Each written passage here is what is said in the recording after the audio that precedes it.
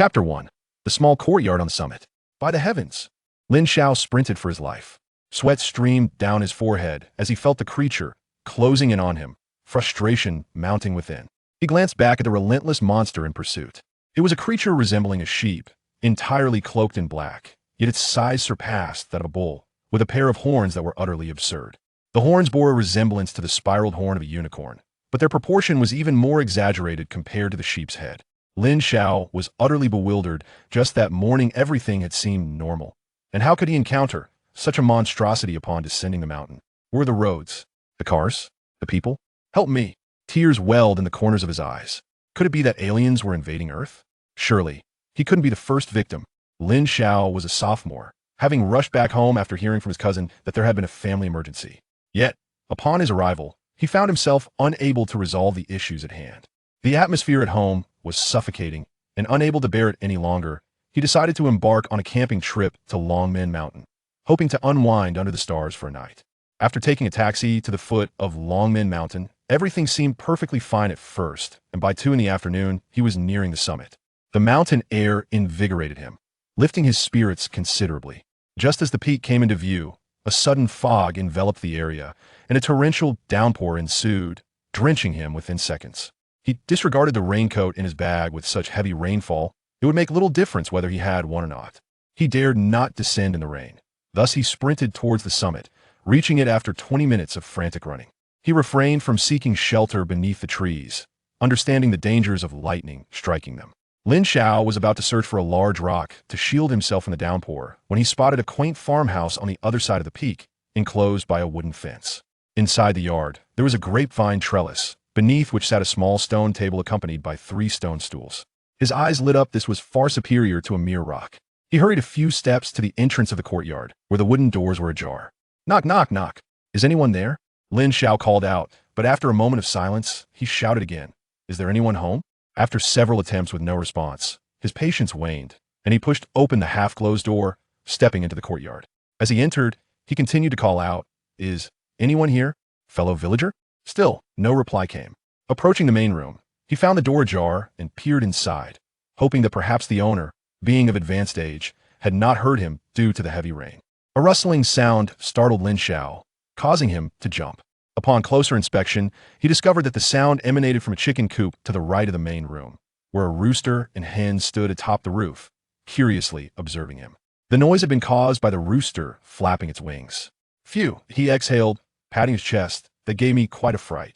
Resolute, Lin Xiao took 2 steps forward and knocked on the door of the main room. Is anyone there? I'm coming in. Still, there was no answer. He cautiously stepped inside. After checking both rooms and confirming that no one was home, Lin Xiao let out a sigh of relief. Could it be that the owner had stepped out and had not yet returned? Deciding not to dwell on it, Lin Xiao placed his backpack on the table in the main room and retrieved a clean set of clothes from his bag. He hid behind the door to change out of his wet attire, finally feeling somewhat more comfortable. As his phone had no signal, he moved a chair to the porch of the main room, gazing off into the distance in a daze. What if the owner returned and found him inside, deeming him an impolite trespasser? The rain continued to pour, and Lin Xiao surveyed the courtyard, noting the absence of any livestock aside from the 2 chickens. Thankfully, there were no dogs. Had there been, he might have been in trouble. The stove in the kitchen was still simmering water, indicating that the owner likely hadn't ventured far and would return shortly. The October weather was mild, and dressed in a long-sleeved shirt, Lin Xiao settled on the porch, wrapping his arms around himself, and gradually dozed off. The sound of rain lulled him to sleep, and when he next opened his eyes, darkness had nearly descended. As he stood and stretched, he wandered around the courtyard, still puzzled by the absence of the owner. Lin Xiao found it strange. Had something happened to the owner? And why did the rain show no signs of relenting? It was still the same torrential downpour as earlier in the afternoon. Having only eaten a single piece of bread during his hike, hunger gnawed at him, prompting him to return to the main room in search of food. The interior was darker than outside. Lin Xiao switched on his phone's flashlight and searched around, but after several attempts, he found no light switch. As he pondered this, he lifted his phone to illuminate the ceiling, only to discover the absence of any electric lights. No way. He was utterly speechless. Did the owner rely on oil lamps at night? But upon reflection, it made sense. Being the only house on the summit, the power company wouldn't extend a line solely for this household. Lin Xiao felt a sense of understanding wash over him. After a thorough inspection of the surroundings, he noted the lack of any modern appliances. It dawned on him that this was a quaint, traditional home, with everything appearing quite primitive. Using the light from his flashlight, Lin Xiao retrieved sausages, bread, and milk from his backpack, returning to the porch, where the sky had not yet completely darkened. He devoured the bread in a few bites, savoring the sausage more slowly, relishing the taste of meat. As he drank the milk, he noticed the two chickens watching him intently. Lin Xiao felt a pang of guilt aside from bread. He had nothing else to offer them. The bread was a staple, and he couldn't possibly tear off another piece. Suddenly, an idea struck him. He grabbed the oil paper umbrella from the porch and ventured under the grape trellis to pluck a bunch of grapes. After carefully placing the umbrella back, Lin Xiao tiptoed over to the chicken coop. The two chickens remained surprisingly calm, perhaps due to the rain, as they stood on the coop's roof without darting away. He placed the grapes atop the coop, but they seemed uninterested. Although Lin Xiao approached them without causing alarm, the chickens remained vigilant, watching him closely. All right, go ahead and eat, he said, exasperated, raising his hands in surrender. Only then did the chickens lower their heads to peck at the grapes. Huh, you're quite the cautious little ones, Lin Xiao chuckled softly. Before long, darkness enveloped the surroundings entirely. Lin Xiao stared at the bright stars above, humming a tune. Although this camping experience was not quite what he had envisioned, aside from the initial chaos, it was turning out rather well. At the very least, the night scenery, the starry sky, and the tranquil environment soothed his previously agitated heart. He had no idea how long he had been lost in thought when he finally regained his senses. Checking his phone, he noted it was past 9 o'clock. The owner still had not returned. Casting a glance at the coop, he noticed that the two chickens had yet to return to their nest, snuggling together on one leg, fast asleep. Lin Xiao smiled and approached the kitchen, assuming the fire had long since extinguished. To his surprise, it was still burning. What a resilient flame, he muttered to himself, lifting the lid of the pot on the stove to find the water still bubbling away. He contemplated extinguishing the fire, fearing it might lead to a midnight blaze, but then shook his head, chuckling. With firewood piled in the corner, if a fire were to start, it would have done so long ago. Chapter 2. The Sheep. Lin Xiao glanced at his phone. It was nearly 10 o'clock. Having risen early that morning, and with no signal or entertainment in the mountains, his eyelids began to droop. Looking at the incessant rain, he opened the umbrella and stepped to the courtyard door, securing the latch before returning to the main room. Although he did not know the reason, it seemed the owner had yet to return. It was unlikely they would come back tonight. Moreover, even if they did return, he could simply rise and open the door. Lin Xiao wandered through the east wing, discovering that both rooms contained beds with relatively new bedding. He even laid down on one of the beds to sniff the sheets, finding no strange odors. After some deliberation, he ultimately decided to take out his sleeping bag, spreading it out on the bed in the west wing and crawling inside. Having entered the house without the owner's permission was already one thing, but sleeping in their bed and using their blankets felt rather awkward. He plugged his power bank into his phone, closed his eyes, and soon fell into a deep slumber, unaware that at the stroke of midnight, something extraordinary was occurring outside the small courtyard. Lin Xiao jolted awake, squinting at the oil paper window, where daylight had already emerged. As he swung his legs off the bed, he yawned and stretched. It had been a refreshing sleep. He had thought he might struggle to adjust. Donning his hoodie, he glanced at his phone for the time. Lin Xiao noticed the time displayed on his phone was 21:34. Is my phone broken? He pushed open the door to the main room, discovering the sky was bluer than usual. Not just any blue, but a pure azure reminiscent of travel videos with filters applied on Douyin. Lin Xiao tucked his phone into his pocket, naively assuming that the lack of a network had caused a glitch, and that when he descended the mountain and connected to mobile data, the time would correct itself. Hello, you're awake too. He greeted the two chickens perched atop the coop. Xiao Hong, your performance is lacking. The rooster hasn't crowed at all. He scolded the larger rooster on the left. Seeing the two chickens preening their feathers and ignoring him entirely, Lin Xiao felt a bit foolish and wandered around the courtyard. Hey, when did the rain stop? The ground is dry. The mountain air is truly invigorating. Taking a few deep breaths, Lin Xiao felt slightly lightheaded from the oxygen. Although he had camped in the mountains before, this sensation was entirely new to him. I wonder what the owner has been up to. They still haven't returned. He glanced at the firmly closed courtyard gate, then returned to the main room to grab his toothbrush and toothpaste, using bottled water to brush his teeth as he began to pack away his sleeping bag. After a quick snack of a pack of compressed biscuits, he slung his backpack over his shoulders, preparing to descend. Before leaving, he placed 100 yuan on the table in the main room. 100 should suffice. I only borrowed the bed and didn't even use the blankets. Closing the door behind him, Lin Xiao plucked a cluster of grapes from the trellis and tossed them onto the coop. Xiao Hong and Xiao Huang, goodbye. I'm off. Lin Xiao stepped out of the small courtyard, poised to open the gate when he noticed a stick leaning against the wall. It appeared to be a clothes-drying pole. After a moment's contemplation, he picked it up to test its weight. Finding it quite satisfactory, it would serve well as a walking stick on his descent down the mountain. As he closed the door behind him, two chickens perched in the coop exchanged glances. Xiao Hong vacated her spot to allow Xiao Wang to peck at the grapes, creating an atmosphere that was inexplicably odd. The moon over Qin, the passes of Han, thousands of miles in the long march, yet no one has returned. As long as the flying general of Longcheng is present, the Hu horse shall not cross the Inxian Mountains. Lin Xiao hummed cheerfully, planning to take a bus to school without concerning himself with matters at home. Those could be left to his parents. Was this the route I took yesterday? Why are there no traces left? After walking for a while, Lin Xiao began to sense something was amiss. He had ascended the mountain the day before by following the faint trails made by previous hikers. Although the number of climbers on Longmen Mountain was limited, there should still be some signs. Surely, there would be a narrow path where the grass had been trampled. Yet as Lin Xiao walked, he found no such trail. The ground was dry, an unlikely state after the heavy rain the day before. Wait, are there trees this tall on Longmen Mountain? The trees on the mountain were lush and appeared significantly taller than the previous day. Never mind, they'll just hurry down home. Lin Xiao shook his head, dismissing his unease as he pressed on. Roar! A beastly growl echoed from nearby, startling Lin Xiao. Damn, his face paled. What was that? Wolves did not sound like this. It resembled a tiger. Where could a tiger possibly come from on Longmen Mountain? His pace quickened. Grateful the ground was firm, otherwise he would surely have stumbled. Phew, I'm finally out. Lin Xiao leaned on his knees, gasping for breath, glancing back at the towering peaks. He sighed in relief. It seemed he would not dare to climb Longmen Mountain again, not with wild beasts lurking about. After catching his breath and taking a sip of water, he absent-mindedly surveyed his surroundings. What the hell? What had he just seen? In the distance, a panorama of mountains of varying heights stretched out before him, with a reasonably wide dirt path leading away. Lin Xiao felt bewildered. Was the asphalt road? Had he taken a wrong turn on his way down? Regardless of direction, as long as he could find a ride, he could return home. With a clouded mind, Lin Xiao trudged forward. After walking for a kilometer or two, there was not a single soul in sight, not even the shadow of a person. Panic began to rise within him as he pulled out his phone to order a ride. The screen read 3:44 a.m. with a signal indicator showing an X. Lin Xiao looked up in confusion, surveying his surroundings. Something felt distinctly off. Where on earth was he? Casting one last glance at Longmen Mountain, Lin Xiao resolved to press onward. The previous roar had instilled a fear of ascending the mountain again.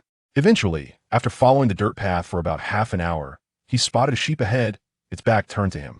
Elation surged within him. Finally, a living creature. If there was a sheep, there had to be a shepherd nearby. He dashed towards the sheep, but halted abruptly as it turned to face him. What he saw was not a sheep, but a creature resembling one. As Lin Xiao approached, he realized the sheep was significantly larger, almost the size of a cow, with a solid black coat and two long, spiraled horns. The horns were remarkably elongated, creating an awkward appearance that was decidedly unsheep-like. Arg! Upon noticing Lin Xiao, the sheep charged towards him. Why doesn't it say Ba? What kind of creature is this? Don't come any closer. Seeing the sheep rush at him, Lin Xiao took off running. He dared not retreat, but veered in another direction, sprinting wildly. After over 20 minutes of frantic flight, exhaustion began to set in. He carried a backpack filled with camping gear. Looking back, he saw the sheep still in pursuit, showing no signs of fatigue. Lin Xiao dared not stop. He had never encountered such a creature before. What if the sheep was carnivorous? Damn it! And thus, the chaotic scene unfolded, with Lin Xiao realizing he could only endure for another 10 minutes. Regret washed over him. He should never have set out on this camping trip. What a predicament. 10 minutes later, Lin Xiao could no longer maintain his speed, his pace slowing with every step as the dark sheep closed in on him. Chapter 3. The White-Clad Youth. Lin Xiao could even see a glimmer of cold light reflecting off the spiraled horns of the dark sheep. I'm doomed. I'm doomed. This is it for me. Help! Help! Is anyone there? Please save me. As he fled, Lin Xiao cried out in desperation, truly terrified. What kind of creature was this for a youth of the 21st century to encounter? Swish! Just as the dark sheep drew nearer, a flash of silver streaked past Lin Xiao, followed by a loud thud from behind.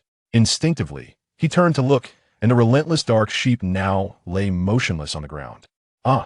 Lin Xiao halted, panting heavily, utterly bewildered by the sudden turn of events, ready to bolt at any moment. A figure materialized beside the fallen dark sheep, and Lin Xiao focused intently. It was a youth clad in white. He could only see the youth's profile. His attire was immaculate, devoid of any creases, his long hair styled into a top knot secured with a hairpin. Incredibly, a silver longsword floated before the white-clad youth. It must have been this sword that had flown past Lin Xiao with such speed that he could only perceive a blur. The dark sheep lay still, presumably slain by the white-clad youth, prompting a sense of panic within Lin Xiao. He was uncertain if he should approach and express his gratitude. "Hello," Lin Xiao stammered, his voice trembling. The youth had just saved him, and it would seem rude to simply turn and flee. Hearing Lin Xiao's words, the youth slowly turned to face him. While not extraordinarily handsome, he possessed a certain dignified quality, exuding righteousness that combined with his attire and the silver sword floating in front of him created an undeniably striking presence. The youth nodded in acknowledgement. Seeing the youth remain silent, Lin Xiao cautiously inquired, "Excuse me, could you please direct me to Luocheng?" Upon hearing Lin Xiao's question, the youth furrowed his brow and replied, "I have not heard of Luocheng. If you continue along this path for 500 miles west, you will reach Qingyang County." 3 question marks appeared above Lin Xiao's head. What was Qingyang County? He didn't even know what Luocheng was. Noticing Lin Xiao's silence, the youth continued, "As a mere mortal, you should keep your distance from the black-horned beast next time. Although it is merely a 9th-grade demon beast, it is beyond the capability of an ordinary person to confront. Its eyesight is poor, so if you keep your distance, it should not be able to detect you." Before Lin Xiao could utter another word, the youth lightly touched the ground with his toes, and his figure soared upward, landing gracefully on the silver sword, which then ascended skyward. Lin Xiao stood dumbfounded, watching as the youth vanished into the sky. He slapped himself several times in disbelief. What the hell, that hurts. It dawned on him that this was not Earth, nor was it Luocheng. Where on earth was he? He contemplated a possibility. As a 20-year-old sophomore, he had read no fewer than 80 online novels. Could this be the legendary phenomenon of transmigration? Yet, he had not perished. Were not others typically struck by vehicles or met their demise whilst exhibiting acts of valor, subsequently finding their souls transported? He had merely taken a nap. No. It was that quaint little room. It bore an air of peculiarity. The vanished owner, devoid of any modern trappings, the 2 chickens in the coop, unmoved, and the enduring flames of the kitchen stove, all hinted at the extraordinary. Lin Xiao felt as though his mind was on the verge of exploding. He was engulfed in fear and exhaustion, merely seeking solace in the great outdoors through camping. How could he have encountered such an extraordinary event? Deep down, he was reluctant to accept this as reality, yet the dark-horned beast lying before him confirmed that everything was indeed true. Lin Xiao leaned against the clothes-drying pole and approached the black-horned beast step by step, eager to discern the nature of this peculiar creature. Just as he prepared to lean in for a closer inspection, the lifeless black-horned beast suddenly lifted its head, its 2 spiraled horns glinting ominously as they charged towards him. Lin Xiao was taken aback, and in a reflexive motion, he swung the drying pole in his hand towards the head of the black-horned beast. Thud, thud, thud. He struck 3 times in succession. With the first blow, the beast fell back, helplessly tilting its head. The second strike shattered its long horn, while the third rendered its head into a pulp, akin to a smashed watermelon. Lin Xiao staggered back and sat down on the ground, gasping for breath. His heart raced furiously, nearly leading him to think he would meet his end. Indeed, the old adage rings true, curiosity killed the cat. He had nearly become that unfortunate feline. Furthermore, this incident underscored the profound wisdom of the saying, the significance of delivering the final blow. Lin Xiao took a brief respite before rising, propping himself against the drying rack, and hastening towards the direction pointed out by the youth. He could no longer bear to linger in this cursed place. Uncertain whether the corpse of the dark-horned beast might attract other monsters, or even more dark-horned beasts. It had been 3 days since his initial encounter with the dark-horned beast, and now Lin Xiao was still traversing the path, his pace initially swift. However, upon catching sight of other monsters in the distance, he remained oblivious to their nature compared to the dark-horned beast, causing him to proceed with utmost caution, taking detours and becoming increasingly wary. Even at night, he dared not unfurl his sleeping bag, opting instead to find a seemingly secure spot, curling up against his backpack, managing to snatch some sleep whenever possible. Currently, Lin Xiao was concealed behind a small hill, utterly exhausted, having never intended to linger on Longmen Mountain for long, with provisions prepared for merely 2 days. Since arriving in this foreign realm, he had been rationing his food, and last night he nearly consumed the last remnants of his supplies, now clutching the final piece of chocolate. Yet, this was not his gravest concern. The most pressing issue was his lack of water. While he could survive on wild grasses and tree bark for a time without food, the absence of water might render him unable to endure beyond 2 days. At this moment, Lin Xiao's unkempt beard and cracked lips painted a portrait of despair. His pallid complexion and sunken eyes betrayed his inner turmoil.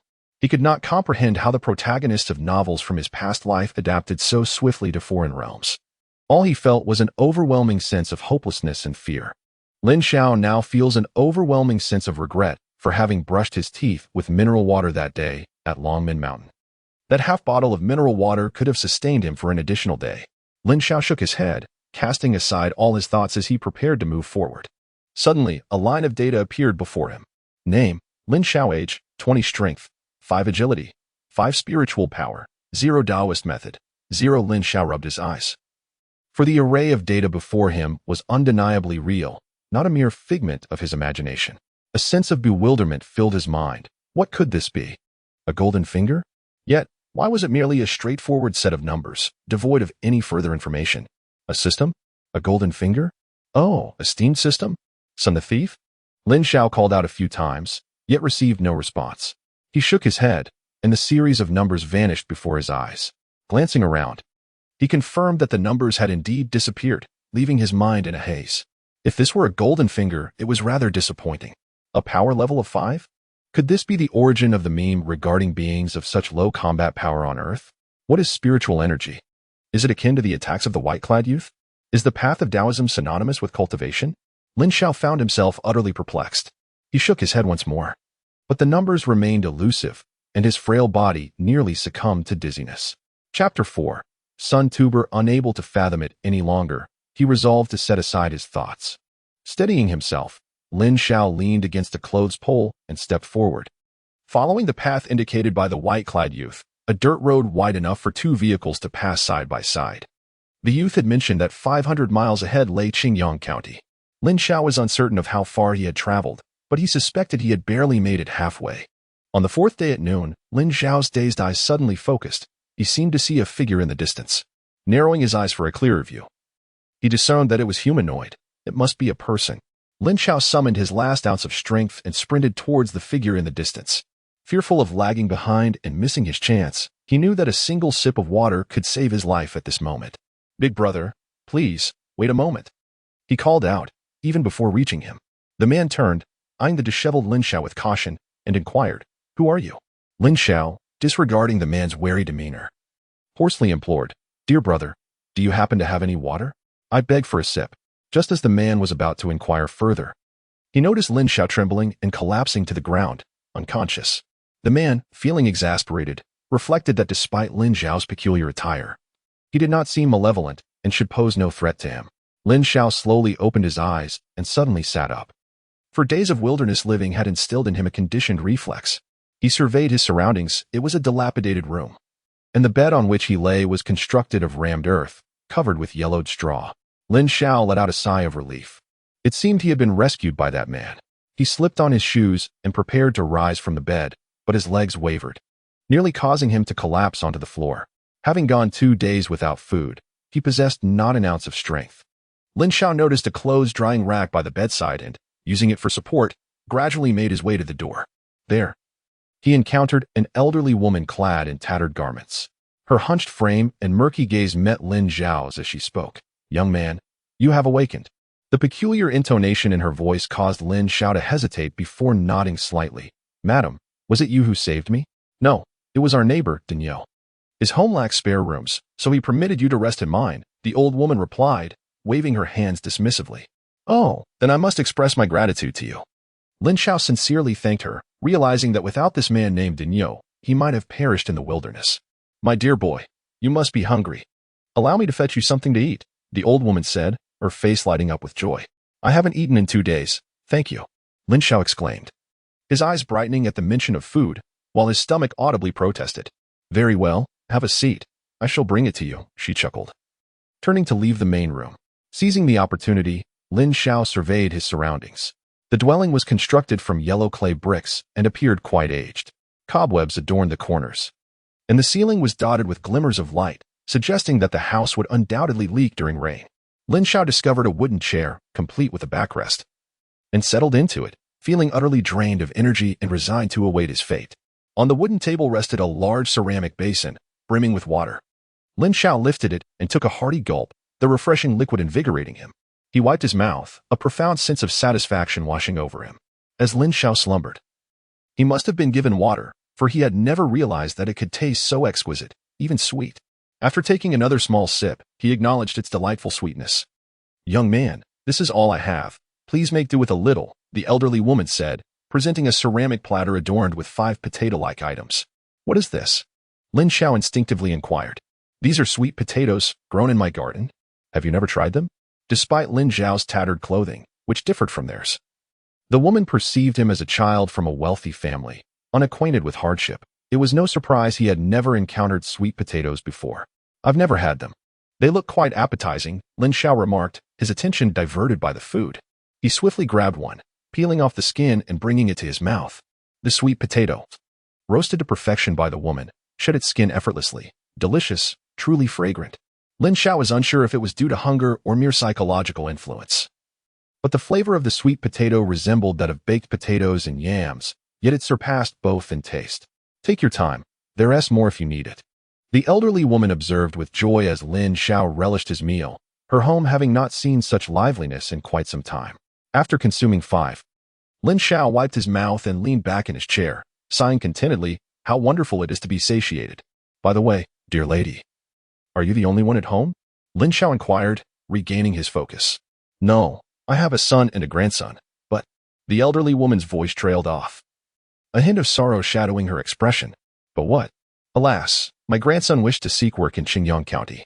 When he departed, he promised that upon his return, we would no longer have to eat sweet potatoes for every meal. Who could have known he would be gone for 3 years?" As she spoke, her murky eyes glistened with unshed tears, indicating she had cried often in recent years. "Has he not returned?" Lin Xiao asked, immediately regretting his words. "He has not returned. Nor has he sent any word. Consequently, my son went to Qingyang County to find him, but it has been half a year, and he has yet to return." As she spoke, the weight of sorrow deepened upon her brow. Lin Xiao ceased his inquiries, at a loss for words. Observing the multitude of wild beasts encountered along the journey, he pondered the plight of the old woman's son and grandson, should they be mere mortals. "Is Daniel at home? I wish to express my gratitude to him," Lin Xiao remarked, feeling a resurgence of strength as he rose to his feet. The old woman replied, "Why not check next door? Daniel went hunting today and may have ventured into the fields by now." "Very well," Lin Xiao responded.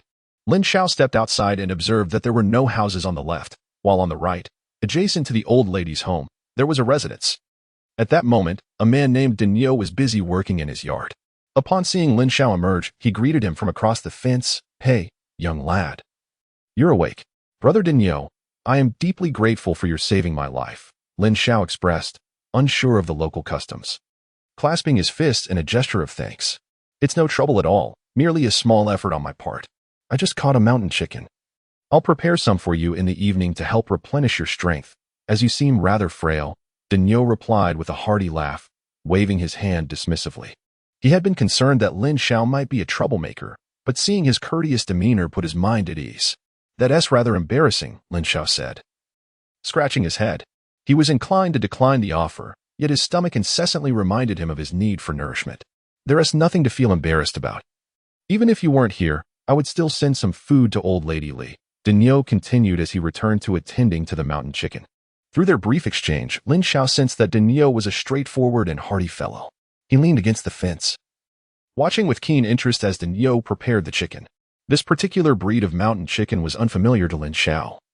It differed significantly from those he had encountered in his past life. To describe it, it was considerably larger, comparable in size to a goose, with feathers that were strikingly beautiful, clearly indicating its delectable taste. "Brother Daniel, I suppose these mountain chickens sell for quite a sum?" Lin Xiao inquired. "My father told me that these mountain chickens can fetch as much as 2 taels of silver in Qingyang County, though delivering them there is a different matter," Daniel responded, returning his attention to the task at hand. Lin Xiao nodded silently. Indeed, traversing from Longmen Mountain to this place had nearly cost him his life. Who could ascertain how much longer it would take to journey from the small village to Qingyang County? It hardly seemed worthwhile to risk one's life for a mere handful of silver. In the evening, Lin Xiao volunteered to assist with the cooking. A bowl of mountain chicken, prepared by Dania's family, was brought over, and Lin Xiao and Aunt Li savored the chicken alongside sweet potatoes. As they dined, Lin Xiao couldn't help but express his sentiments, reflecting on how, in stark contrast to the perilous days spent in the wilderness where life hung by a thread, this felt like a divine existence. Lin Xiao temporarily settled at Aunt Li's home, assisting her with farm work during the day. Their meals consisted of sweet potatoes, which were prepared in a variety of styles: boiled, stir-fried, steamed, and fried, allowing Lin Xiao to savor every possible flavor. Lin Xiao couldn't help but admire the villagers. Aside from those like Lin Xiao who possessed a particular skill, the majority of households relied solely on sweet potatoes as their staple food. They had consumed them for a lifetime without growing weary, and even their porridge was made from sweet potatoes, merely enhanced by a few grains of rice. During this time, Lin Xiao had developed a good rapport with Lin Xiao, who was, after all, his savior, and Lin Xiao felt an innate fondness for him. Moreover, he sought out the series of numbers that had previously appeared, instinctively believing they held significance for him. However, despite his attempts to summon them through shaking his head and swaying, that sequence had not re-emerged. One day, a significant event transpired in the village. The peddler had arrived. It was uncertain who among the villagers had shouted, but it felt as though a stone had been cast into a still pond. Huangtu village was not in close proximity to Qingyang County, and the peddler only visited twice a year, once in spring and once in autumn. With winter approaching, the peddler had come to Huangtu village to prepare for the cold season, and further ventures would have to wait until spring of the following year. Aunt Li rummaged through her belongings to unearth a few herbs she had hidden away, which she had gathered from the hills behind the village. Given her advanced age, she no longer dared to venture far and could only roam the nearby mountains surrounding Huangtu village. "Xiaozi, come with me to see if there's anything you fancy." Aunt Li beckoned Lin Xiao, wrapping the herbs in some large leaves, inviting him to the village entrance to witness the commotion. "All right," Lin Xiao responded, intrigued. During this period, he had become familiar with most of the villagers. Even with those he did not know, they could exchange nods. Huangtu village consisted of just over 100 households, and the news of a stranger visiting Aunt Li's home had spread throughout the entire village. When Lin Xiao arrived at the village entrance, he found a peddler with a donkey cart surrounded by many villagers, all engaging in lively conversation about the wares. Lin Xiao gazed at the creature for a moment longer. It was, of course, not a donkey, but rather a reflection of Lin Xiao's tendency to perceive the world through terrestrial reasoning, hence his designation of it as such. Lin Xiao had informed him that this being was known as a Bactrian camel, a mythical beast of lesser rank, scarcely reaching the 9th tier. Several of these creatures resided in Huangtu village, and they possessed no offensive capabilities, their only merit lying in their remarkable endurance for carrying burdens. Lin Xiao and Aunt Li did not arrive particularly early, and at this moment, they found it difficult to squeeze in. Aunt Li simply pulled Lin Xiao to the side to wait. "Let's wait a while. I noticed there are quite a few items in the vehicle, and they won't be able to exchange them all quickly." "Indeed," Lin Xiao replied, finding the commotion among the crowd rather amusing, reminiscent of the bustling throngs at a supermarket during a sale. After waiting for more than half an hour, Lin Xiao arrived, carrying a large package. "Hey, Lin Xiao, have you finished your exchanges?" Lin Xiao smiled wryly, expressing his helplessness. "There's no way to squeeze in. Many villagers have already picked their goods. There is hardly anyone left. Come, I shall guide you in." Upon finishing his words, Lin Xiao led Lin Xiao and Li Dinyang into the crowd, his robust frame forcing a path through the throng, compelling the others to retreat. "Damn it, Lin Xiao, why are you pushing?" a woman scolded. Lin Xiao, unfazed, chuckled and pressed forward to the vendor. "Chenhua, come take a look at my wares." He then unveiled a large bundle, revealing an array of medicinal herbs and minerals. "Good heavens! So much!" The villagers gasped in astonishment at the contents of the bundle. Lin Xiao beamed with pride. These were treasures he had gathered during his hunts over the past 6 months. "Brother Lin Xiao, you are truly remarkable. Your haul is worth 10 families. Chenhua." The vendor couldn't help but compliment. "Calculate the cost first. I'll select a few items," Lin Xiao replied with a mischievous grin, his large hands rummaging through the cart. The vendor's goods primarily consisted of everyday necessities, seeds, living supplies, fabrics, and a variety of dried goods, often scarce for the villagers. The vendor typically operated on a barter system, trading goods for mountain products to sell in Qingyang County, yielding considerable profit despite the inherent risks, which led to the Qin family vendor's lineage only spanning 2 generations. Li Dinyang informed Lin Xiao that previously it was Chenhua's father who traversed the streets, and it was only in recent years that Chenhua had accompanied him. seemingly retiring this time. Once Daniel concluded his transactions, Li Dinyang presented her bundle of herbs to Chenhua, exchanging it for some seeds and daily supplies. The soil in Huangtu village was only suitable for growing sweet potatoes. While rice and vegetables could also be cultivated, their yield was lamentably low. Daniel escorted Lin Xiao and Li Dinyang back home through the crowd. Lin Xiao, today I hunted 2 wild rabbits in the mountains. Come to my house tonight for a drink. With that, he patted the package in his hands, having just traded for some fine liquor. Villagers usually brewed their own fruit or grain wines, vastly different from the refined spirits of the city, primarily for the enjoyment of the taste. Wonderful, Brother Daniel. You are impressive, Lin Xiao exclaimed, genuinely impressed. Let us not mention the white-clad youth he encountered on his first day. In this village, living as abundantly as Daniel, with daily meat and wine, was indeed remarkable. Li Po, I'll bring you a bowl of rabbit meat tonight, Daniel chuckled as he addressed Li Dinyang. No need, no need. I can't chew rabbit meat. You all enjoy it. Li Dinyang waved her hands in refusal. That evening, as Daniel prepared a meal, Lin Xiao joined him for dinner.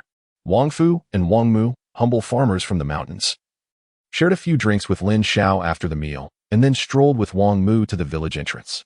Lin Xiao and Daniel were leisurely sipping wine and savoring meat. Brother Daniel, I have something to discuss with you. Daniel raised his head to look at Lin Xiao after taking a bite of rabbit meat. Tomorrow, the merchant is returning to Qingyang County, and I intend to accompany him. Fueled by the effects of the wine, Lin Xiao finally spoke the words he had long wanted to express. What brings you to Qingyang County? Daniel chuckled. Look at me, asking such a question. You're not from Huangtu village, so you must be going home. He slapped his forehead in realization. Indeed. Lin Xiao offered no further explanation. He knew Daniel was unaware of where home truly was. Although Huangtu village was delightful, it was not his home. He yearned to return to earth. His greatest hope was to reach the small courtyard atop Longmen Mountain. But alas, the mountain was home to ferocious beasts. The deafening roars he had heard while descending were far more terrifying than any creature he had encountered thus far. Returning now would be tantamount to courting death. You can certainly make the journey, but the road may not be peaceful. Do not forget how we first met. At this, Daniel burst into laughter and clinked glasses with Lin Xiao. Chapter 6. Companions. Brother Daniel, I raise this glass once again in gratitude for your life-saving kindness. With that, Lin Xiao tilted his head back and downed the drink. Look at you, lad, thanking me so many times. It's quite sentimental. But speaking of which, I've never been to Qingyang County either. I wonder if one can find a wife there. Daniel's last remark was muttered, and Lin Xiao did not catch it. Come, let us drink. Daniel poured another full glass for Lin Xiao. It had been a long time since he had tasted such fine wine, and with Lin Xiao's company, he was determined to indulge. Later that evening, upon returning home, Lin Xiao shared his thoughts with Aunt Li, only to be met with unexpected tears streaming down her face. Lin Xiao was younger than her own grandson. Although her time with Aunt Li was brief, Aunt Li had come to regard Lin Xiao as her own child. And the sudden news of Lin Xiao's departure was difficult for her to accept. Andy, please don't cry. I will go to Qingyang County to inquire about your son and grandson. If I find them, I will urge them to return soon.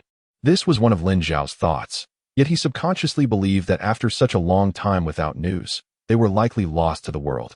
Auntie, I will come back. Do not return. The conditions here are too harsh. You should go home and live well. Annie will remember you.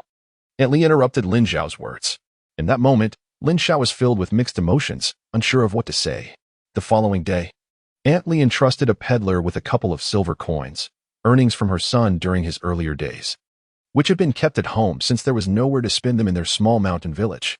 She asked the peddler to take Lin Xiao along to Qingyang County. The peddler readily agreed, as he too was headed back and welcomed the company. After all, it was money earned without effort. With tears in her eyes, Aunt Li held Lin Xiao's hand tightly, reluctant to part. Lin Xiao felt a pang in his heart. Despite the sorrow, he knew he had to go to Qingyang County, for he did not belong here.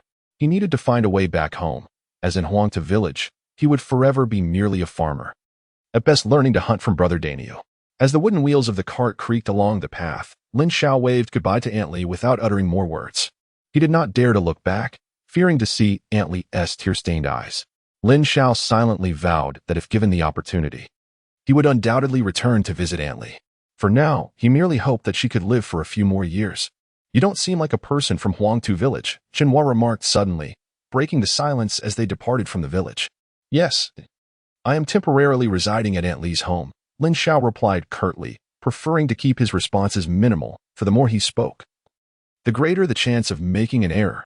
What brings you to Qingyang County? Are you visiting relatives? Qinhua inquired with curiosity. Going home, Lin Xiao retorted, his mood sour and unwilling to engage with Qinhua's questions.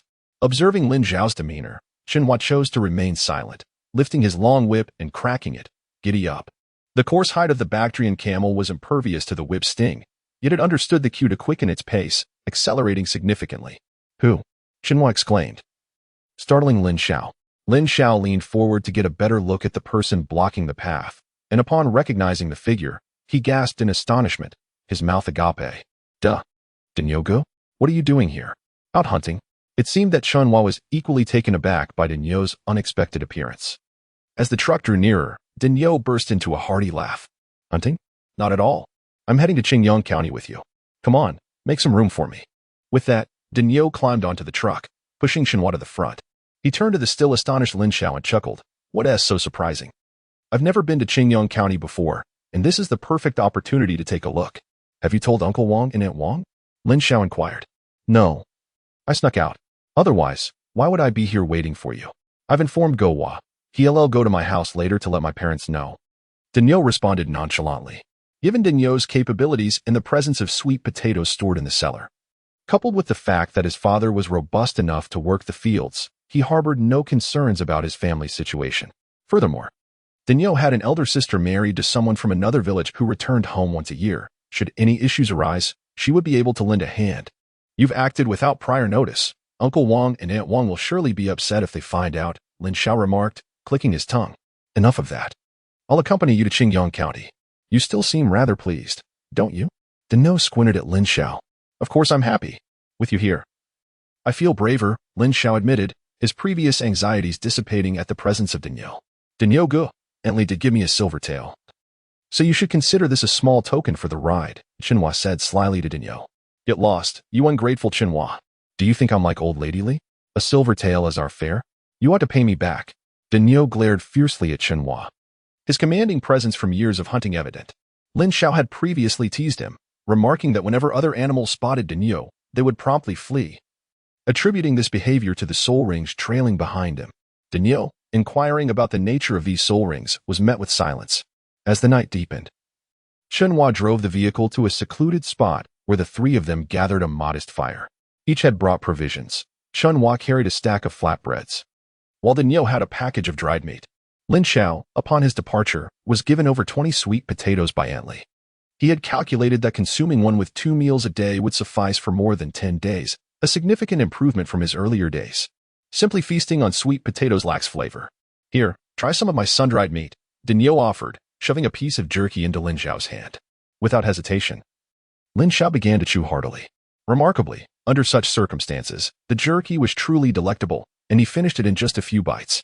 After their meal, the trio engaged in light conversation before Dinyo extinguished the fire, signaling that it was time to rest. Qinhua settled into the truck for the night, while Lin Xiao retrieved his sleeping bag and, after discarding the long robe belonging to Aunt Li's grandson, nestled into it with immense satisfaction. You two sleep first. I shall keep watch for a while, Dinyo murmured, catching Lin Xiao's gaze. One must maintain a certain vigilance in the wild at night. The following midday, with the sun casting a warm glow, Dinyo roused Lin Xiao from the truck, saying, Lin Xiao, wake up and have something to eat. You skipped breakfast.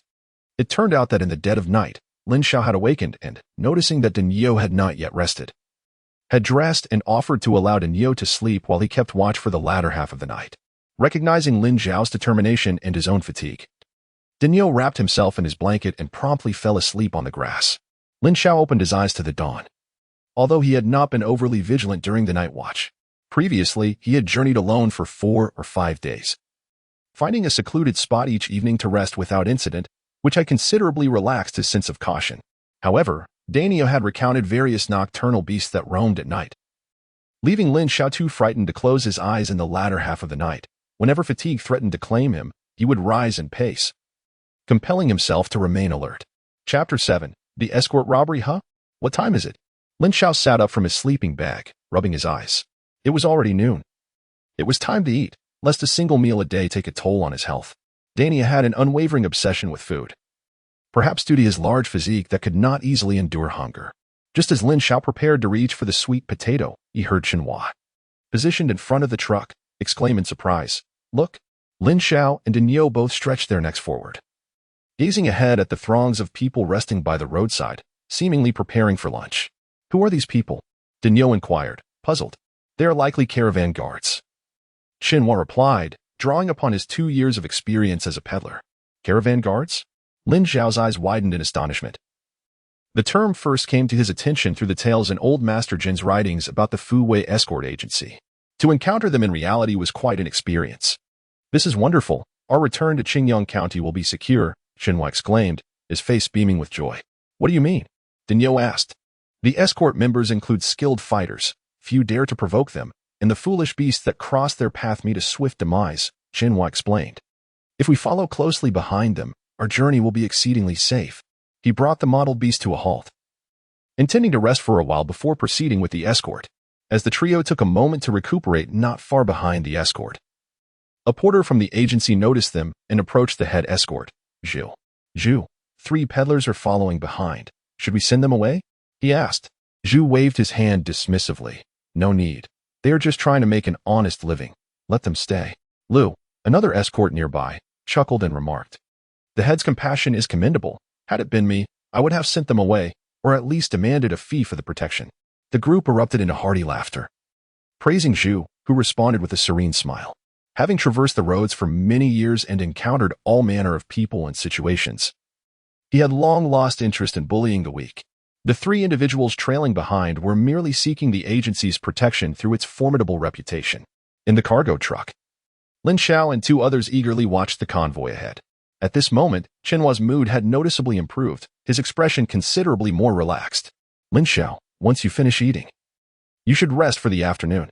There's no need to keep watch tonight with the convoy around," Chenhua remarked as he pulled out a large flatbread and began to eat.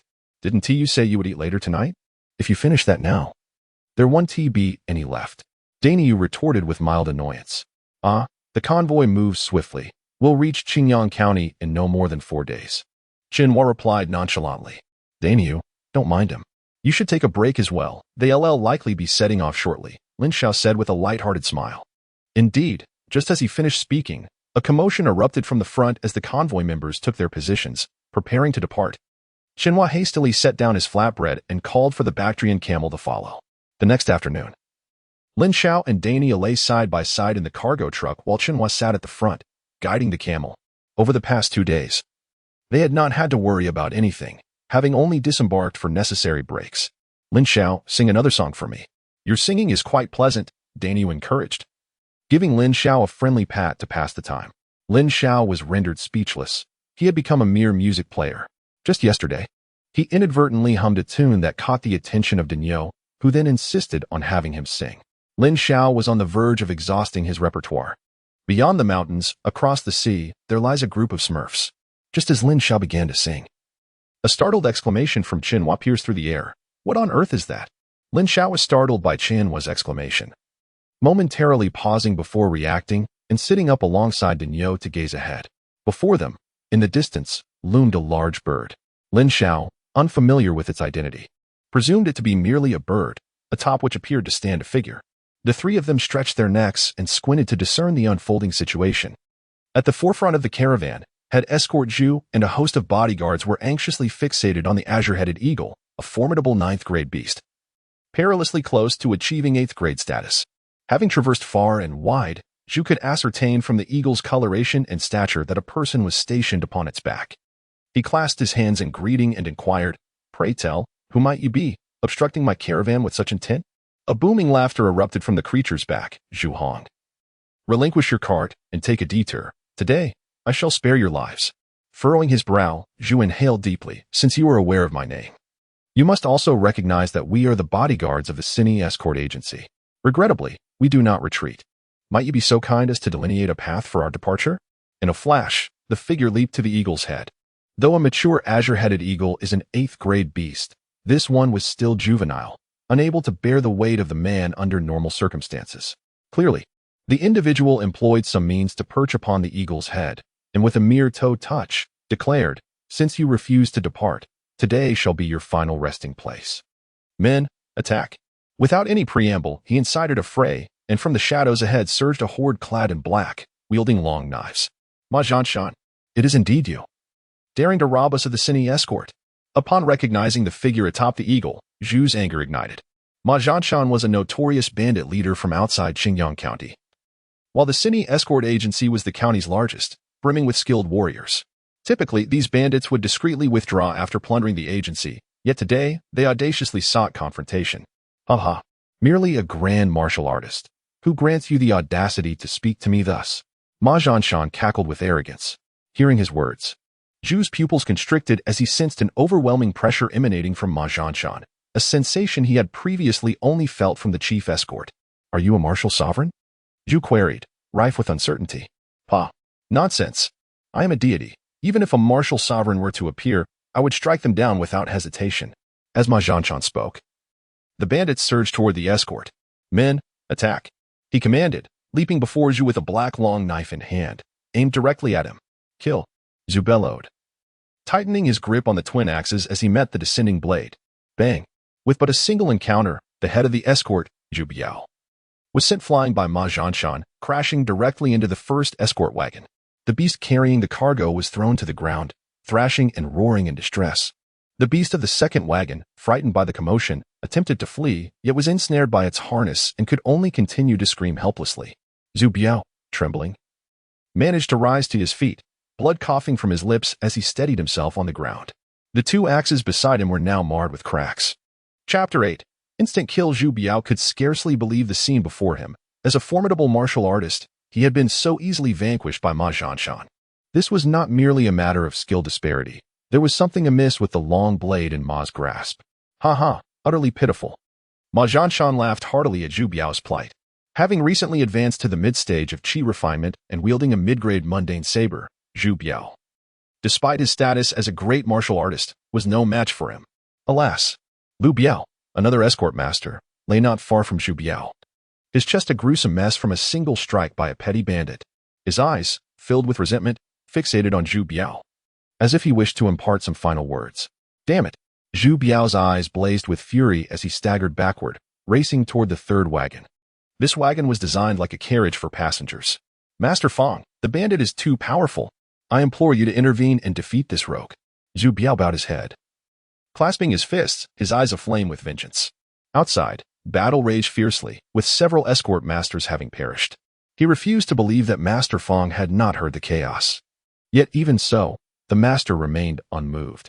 Very well, came a voice from within the carriage, as a figure clad in green emerged, standing resolute before the convoy.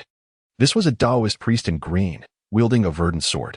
Upon seeing him, Ma Zhanshan was taken aback. Oh, I did not anticipate that there was a master among the escort. His words were casual, yet the tone carried an undercurrent of gravity.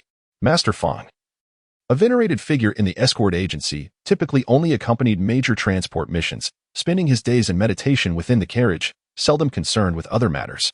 Even during mealtimes, he was rarely seen, and many escort members were unaware of his presence in the convoy. You engage in acts that defy the heavens. As a practitioner yourself, do you not fear the invasion of your inner demons from such heinous deeds? Master Fong addressed Ma Zhanshan. Inner demons? What nonsense is that? My cultivation resources are seized in this manner. How else can one cultivate, let alone concern oneself with inner demons? Ma Zhanshan scoffed dismissively. Then allow me to experience your prowess, Master Fong said, drawing his verdant sword and swiftly thrusting it toward Ma Zhanshan. A fine blade. Ma Zhanshan laughed heartily, meeting the attack with a powerful swing of his own. Clang. The clash of metal resonated as the two combatants separated, neither able to gain the upper hand. This sword. In just that brief encounter, Master Fong sensed the extraordinary nature of Ma Zhanshan's blade. Once more, Ma Zhanshan laughed heartily, brandishing his long blade as he advanced towards Master Fong, striking with fervor. The two exchanged several blows, despite having just recently attained the mid-stage of qi refinement. Ma Zhanshan wielded a mid-grade mundane weapon, granting him considerable advantage and an unmistakable upper hand. Master Fong, possessing years of experience in the mid-stage of qi refinement and having participated in numerous battles, swiftly devised a counter-strategy. As Ma Zhanshan launched another attack, Master Fong intentionally created an opening, and, predictably, Ma Zhanshan was lured into the trap, allowing Master Fong to thrust his blade towards Ma Zhanshan's heart. Had the strike found its mark, Ma Zhanshan would have met his demise on the spot. His expression shifted subtly in that critical moment. Suddenly, a figure darted past. And with a sickening thud, Master Fong's head fell to the ground. "You should have let me intervene sooner. There was no need to test your skills," remarked a burly man sporting a thick beard. Zhang Gu is truly formidable. With a single move, he dispatched this Master Fong. "I too have recently broken through and wish to gauge my abilities." At this moment, Ma Zhanshan's arrogance dissipated, replaced by a sheepish grin as he flattered the man. "Humph. With the enemy leader slain, let us conclude this swiftly." With that, the burly man vanished in an instant. Ma Zhanshan's eyes gleamed with excitement. "Men, onward to battle." Alas! Witnessing this scene, the head of the escort, Zhu, turned pale, understanding that the escort team was doomed. He had never anticipated that their adversaries would possess such formidable fighters. The mid-stage Qi refinement master had been felled in an instant. Slowly, he closed his eyes, bracing himself for the inevitable approach of death. "It's a flying demon beast. We are being ambushed." Xinhua's voice trembled, incredulous that anyone would dare to rob the Cine Escort Bureau. Lin Xiao's countenance was grave as he gazed intently ahead. Such occurrences were only ever witnessed in novels and television on Earth, and now, confronted with reality, claiming not to feel fear would be disingenuous. A confrontation had erupted. Daniel, too, wore an unusual seriousness, clearly aware of the gravity of the situation. "What shall we do?" A band of robbers had surged forth from ahead. Their noise overwhelming, Xinhua's teeth chattered in trepidation. "Flee," Lin Xiao declared decisively. "Flee? Where to?" Xinhua turned to Lin Xiao, panic etched across his face. "Drive the cargo truck into the woods, quickly. If we do not leave now, it will be too late." A premonition gripped Lin Xiao. He feared the escort team might meet their end here today. Oh, okay. Xinhua, finally grasping the urgency, clumsily scrambled down from the truck and dashed to the side of the pack beast, grasping the reins to flee into the forest. Daniel and Lin Xiao jumped down together, pushing the cargo truck from behind, eager to hasten their escape. The trio, accompanied by the beast, did not look back but plunged straight into the mountainous woods. After an indeterminate period of running, Xinhua tugged at the reins, bringing the pack beast to a halt. The three of them collapsed onto the ground, gasping for breath. "Are we safe?" Xinhua stammered. "Not necessarily. They possess flying demon beasts. And if they wish to pursue us, they will discover our whereabouts swiftly." Daniel, the strongest among them, had by now regained his composure after a brief respite. "Brother Daniel, do you think it is possible that the escort team emerged victorious?" This was Xinhua's first encounter with banditry. He had previously traveled with escort teams without facing any peril. "I do not know." Daniel shook his head, a mere hunter and farmer in his past. He had never witnessed such scenes before, and the earlier chaos stirred a tempest within him. "Let us not dwell on that. We must keep moving." "Xinhua, do you know the way?" Lin Xiao finally caught his breath. "I have not traversed this forest, but I can discern the direction. Let us proceed towards Qingyang County, taking a detour to expedite our departure. This forest feels perilous to me," Lin Xiao, burdened by shadows of the wilderness, urged. The trio urged the cargo truck along the broad paths of the woods, continuing until darkness enveloped them, unaware of how far they had traveled. "Lin Xiao, shall we continue?" Xinhua surveyed the area. The night forest was shrouded in darkness, and having never journeyed by night before, he felt a surge of anxiety. Lin Xiao surveyed the surroundings, gritting his teeth. "Let us go. We must at least find a spacious area. It's too perilous within the woods." Daniel remained silent, and Xinhua had no choice but to heed Lin Xiao's words as the trio pressed on. Soon, they arrived at an expansive meadow devoid of trees, where the moonlight illuminated the surroundings in a panoramic view. "This shall suffice. I can go no further," Xinhua said, collapsing on the back of the camel-like beast, utterly exhausted. "Yes, this will do." Lin Xiao nodded in agreement, recognizing that he had no better option. At the very least, this place appeared to be relatively safe. The three refrained from lighting a fire, opting instead to sit in the truck and consume their provisions in darkness. Chapter 9. Qingyang County. Not long after their meal, Daniel spoke to the two. "You both should sleep first. I will keep watch." Upon hearing his words, Xinhua wasted no time in grabbing a tattered blanket and lying down in the truck, while Lin Xiao addressed Daniel. "I will rest for a while, Daniel. Thank you for your efforts. I will take the second half of the night watch." With that, he unfurled his sleeping bag, shed his robe, and crawled inside. Suddenly, "What the hell? What the hell?" "Shoo!" Lin Xiao swiftly covered Xinhua's mouth. It was already the following morning, and after an exhausting day prior. Lin Xiao woke to the dawn light. He kicked Chunhua awake and allowed Dinyo to continue resting in the truck while he and Chunhua took their positions at the front, urging the reluctant camel-like beast to continue their journey. By around 8 or 9 o'clock, the truck discovered a dirt road leading to Qingyang County, and both felt a wave of relief wash over them. They were unaware of how long they had been traveling, but thankfully, they had distanced themselves from the calamity of the previous day. After approximately 2 more hours of travel, 2 creatures resembling a cross between a leopard and a tiger appeared ahead, pursuing a beast twice their size in a hunt. Xinhua's heart raced in terror. Before Lin Xiao could react, exclamations of disbelief escaped Xinhua's lips, prompting Lin Xiao to swiftly cover his mouth. "Lower your voice. Do you wish to attract them?" Lin Xiao glared at him in frustration, utterly perplexed by Xinhua's timidity. How could someone so timid navigate the streets? Xinhua patted Lin Xiao's hand, signaling that he understood, and Lin Xiao gradually released his grip. "What should we do, Xiaogu?" Xinhua was on the brink of tears, addressing Lin Xiao as brother despite being a year older. "Wait." Lin Xiao furrowed his brow, feeling a pang of distress. He found himself inexplicably thrust into this world, living a life fraught with uncertainty. Who could he turn to for justice? It felt utterly unjust. In the distance, the larger beast, realizing it could not contend with the 2 predators, seized an opportunity and darted into the woods to flee, with the 2 creatures hot on its heels, quickly disappearing from sight. "Hurry, hurry!" Lin Xiao's eyes sparkled with excitement as he urged Chunhua to set off. Chunhua leaped from the vehicle, clutching the reins and sprinting ahead. The Bactrian camels, previously startled by the 2 monstrous beasts, numbly followed their master, quickening their pace. Time slipped away swiftly. By the afternoon of the 4th day, Xinhua, with a vacant stare, drove the cargo truck along the road, while Lin Xiao and Dinyo reclined in the back, gazing blankly at the clouds above. Having finished the last of Dinyo's jerky, Lin Xiao generously offered his own sweet potatoes, with only 1 permitted per meal. Dinyo had never felt fully satisfied, and now, hunger made his eyes sparkle with stars, as lying down conserved his energy. "Xiaogu!" Dinyo Gu looked quickly. Suddenly, Chunhua's sharp voice pierced the air, causing Lin Xiao to instinctively sit up. "What is it?" Lin Xiao saw nothing out of the ordinary. "Look at the crops. If there are crops, we must be nearing the territory of Qingyang County. We're at most 4 or 5 miles from the town." Xinhua exclaimed excitedly, pointing toward the distant fields. "Really? Let me see." Lin Xiao and Dinyo rose to their feet, catching sight of a distant expanse of golden hues, confirming it was indeed a field of crops. "If we hurry, we shall reach Qingyang County before nightfall. By then, the city gates should still be open." Chunhua cracked the whip in his hand, urging the spotted beast to quicken its pace. Lin Xiao and Dinyo gazed energetically at the surroundings. As they ventured further, the fields of crops proliferated, and they could observe farmers diligently toiling away, with several emerging from the fields only to be overtaken by trucks. This vivid tableau imparted a sense of authenticity to Lin Xiao, after spending an extended period in desolate wilderness devoid of human presence. He felt an overwhelming sense of isolation in this world. Is this truly Qingyang County?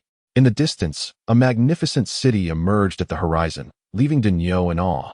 For it was his inaugural visit to Qingyang County. Lin Xiao felt a sense of regret. He had gravely misjudged the appearance of the county town through the lens of an earthling. The distant city walls of Qingyang County stretched endlessly, seemingly without end, leaving him to ponder how many souls this city could accommodate. "Xinhua, why have we hardly encountered anyone on our journey through such a vast town?" Lin Xiao voiced his thoughts. "Xiaogu, are you unaware? Just beyond Huangtu village lies the Eastern Kingdom. Our Tianyu dynasty is separated from the Eastern Kingdom by several mountain ranges inhabited by monstrous beasts. While these beasts may lack formidable strength, their numbers are overwhelming. The beastly mountains act as a natural barrier, hence the dearth of travelers in that direction," Xinhua explained, albeit perplexed by Lin Xiao's ignorance of such a simple fact. "Does this mean that Qingyang County is merely a remote border town?" Lin Xiao inquired, surprised. "One could say that. It is indeed the closest county town to the border with the Eastern Kingdom," Xinhua affirmed with a nod. "It is precisely due to the abundance of monstrous beasts that agriculture is only viable in the vicinity of Qingyang County.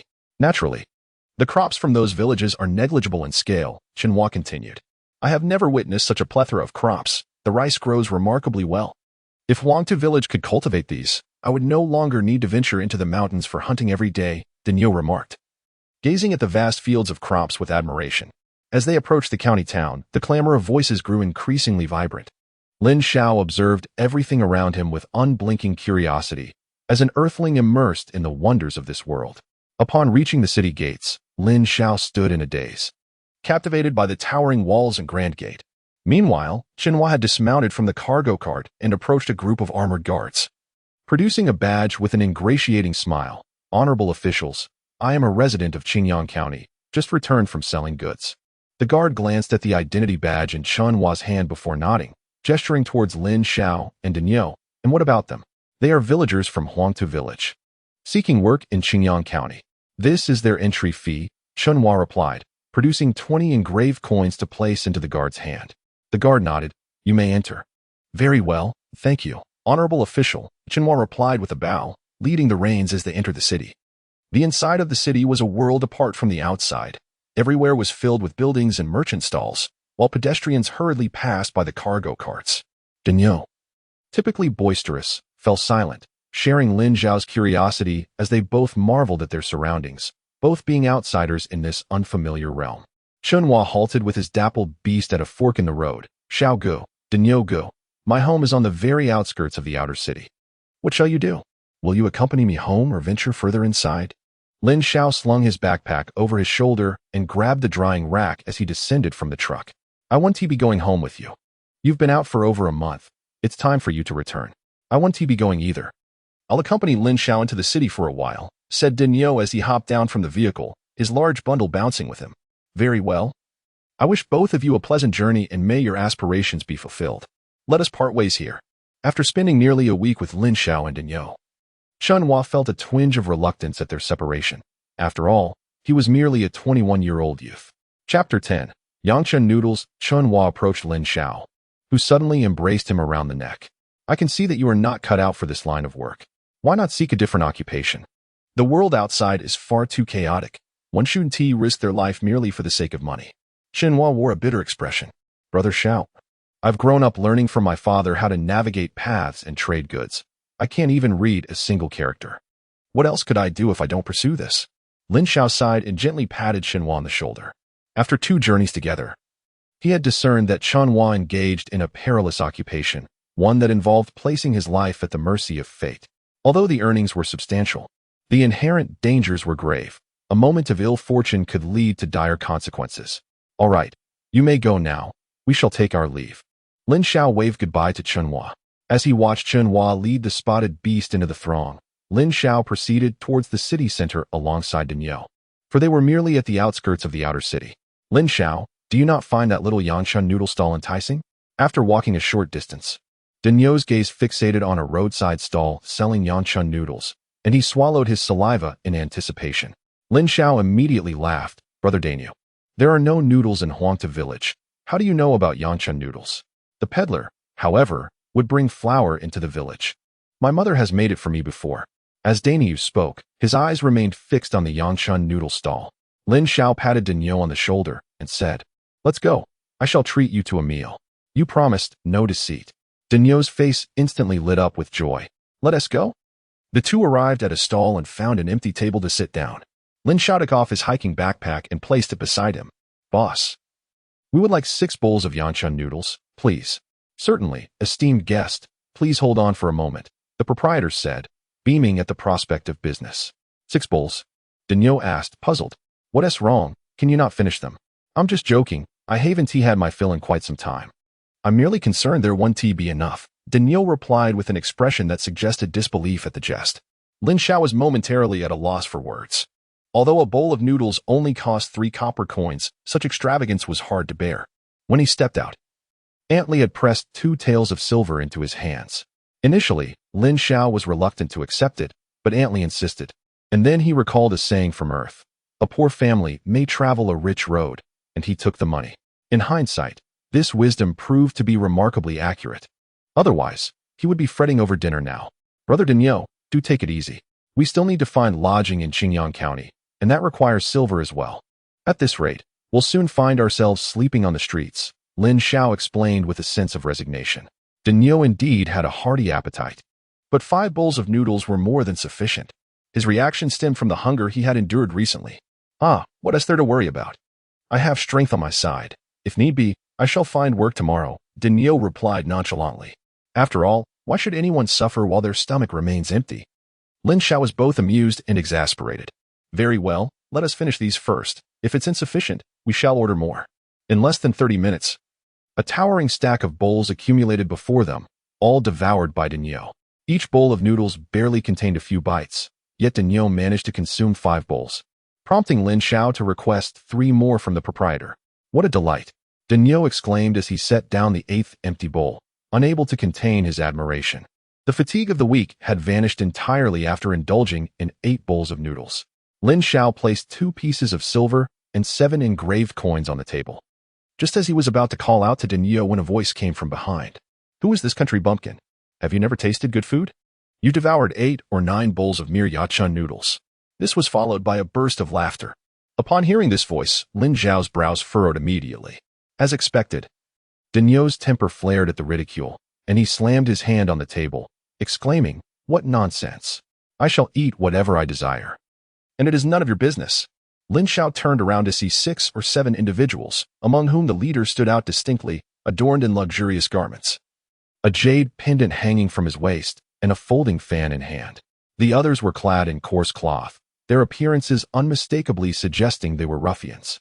Upon hearing Lin Xiao's words, the smile on the richly dressed man's face gradually faded, and he pointed his fan at Lin Xiao, exclaiming, "You, hulking brute! What did you just say? Are you tired of living? I said your meddling is irrelevant to my affairs." At the age of 22, Lin Xiao had spent his youth traversing fields and mountains. Standing at a towering 1.8 meters, he was even taller than Lin Xiao, and he was unaccustomed to such disrespect. Damn it, a filthy mouth deserves a beating. You lot, teach this fellow a lesson. The refined demeanor of the richly dressed man vanished, replaced by a scowl as he commanded the ruffians to strike Lin Xiao. Do you dare? I will cripple you. Lin Xiao lifted a long bench from the noodle stall, ready to retaliate. Young Master Liang, fighting in the city is prohibited. If a brawl must ensue, find a secluded spot. There are too many witnesses here. One of the ruffians whispered urgently to the richly dressed man. Let us fight now. What if they flee later? Rest assured, my Liang family holds some influence in this outer city. Even if trouble arises, we can extricate you, the richly dressed man retorted. Accustomed to bullying others, he had never faced such defiance from someone like Lin Xiao. As a crowd began to gather, many recognized the richly dressed man, leading to a flurry of hushed discussions.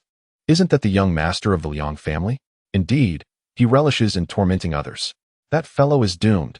Provoking young Master Liang ends poorly. Not necessarily. Have you seen his size? You know nothing. The Liang family has martial experts. Size matters little.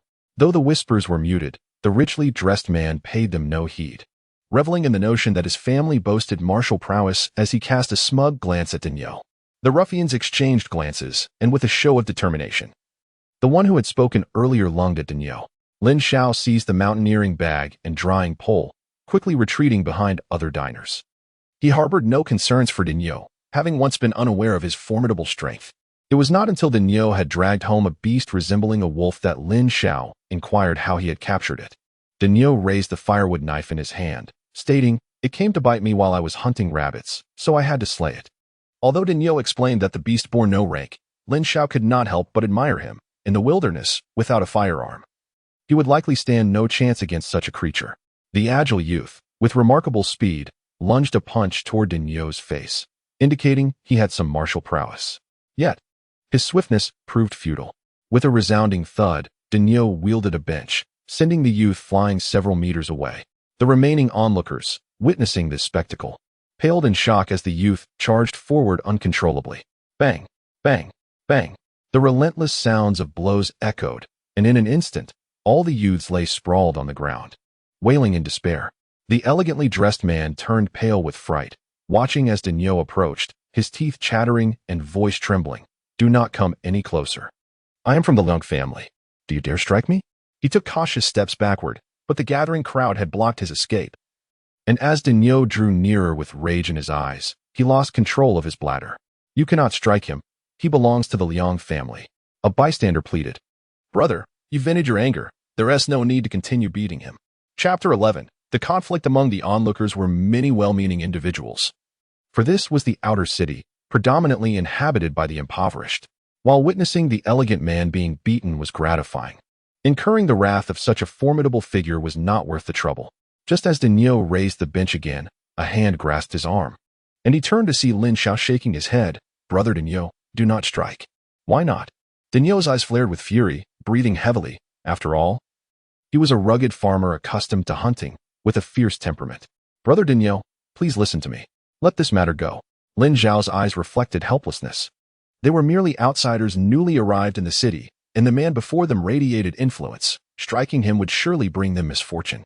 Lin Xiao took a few deep breaths, the raised bench slowly lowering in resignation.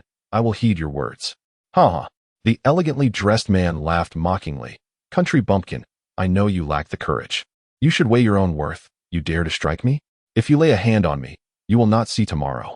Seeing Lin Xiao refrain from action, the man's face lit up with vindictive satisfaction. "Ah, the Liang family is truly not to be trifled with. Who dares confront Lin Xiao, who has bullied others for years? Just because he has a bit of filthy money, he thinks himself above all." "Silence, speak with caution." The onlookers, witnessing the scene, felt a sense of helplessness and began to murmur among themselves. No one dared to mock Daniel, as they knew they would have acted similarly in his position. Daniel, having honed his hearing through years of hunting, caught the whispers of the crowd. As he gazed at the self-satisfied man in fine garments before him, a glint of ferocity flashed in his eyes, and he raised the long bench, poised to strike. "Stop." Lin Xiao intervened, reaching out to restrain him. "Ah." The bystanders gasped in shock, their mouths agape. "You dare." The man in the fine clothes seethed, his eyes bulging with rage.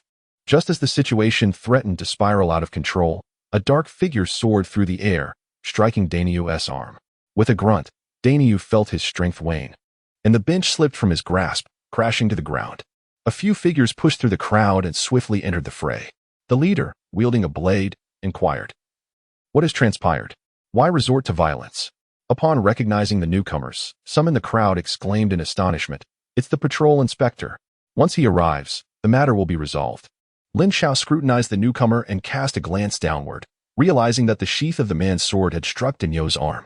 Observing a fleeting hint of panic in the expression of the well-dressed inspector, it was quickly replaced by a facade of smiles as he approached. "Inspector Ping, this scoundrel has spoken disrespectfully to me and even injured my servant. How do you propose to handle this?" Upon hearing the distorted account from the gentleman in fine attire, Lin Xiao's anger flared. "You speak nonsense. It was you who instigated the trouble and had me attacked. I merely retaliated. In just a few exchanges." Inspector Ping grasped the situation. He had encountered countless individuals and their stories, and from these two conflicting narratives, he could discern the truth. This Lin Xiao had a reputation for mischief, and Lin Xiao's account was likely credible. Silence. The two were embroiled in a relentless dispute that was causing Inspector Ping considerable discomfort.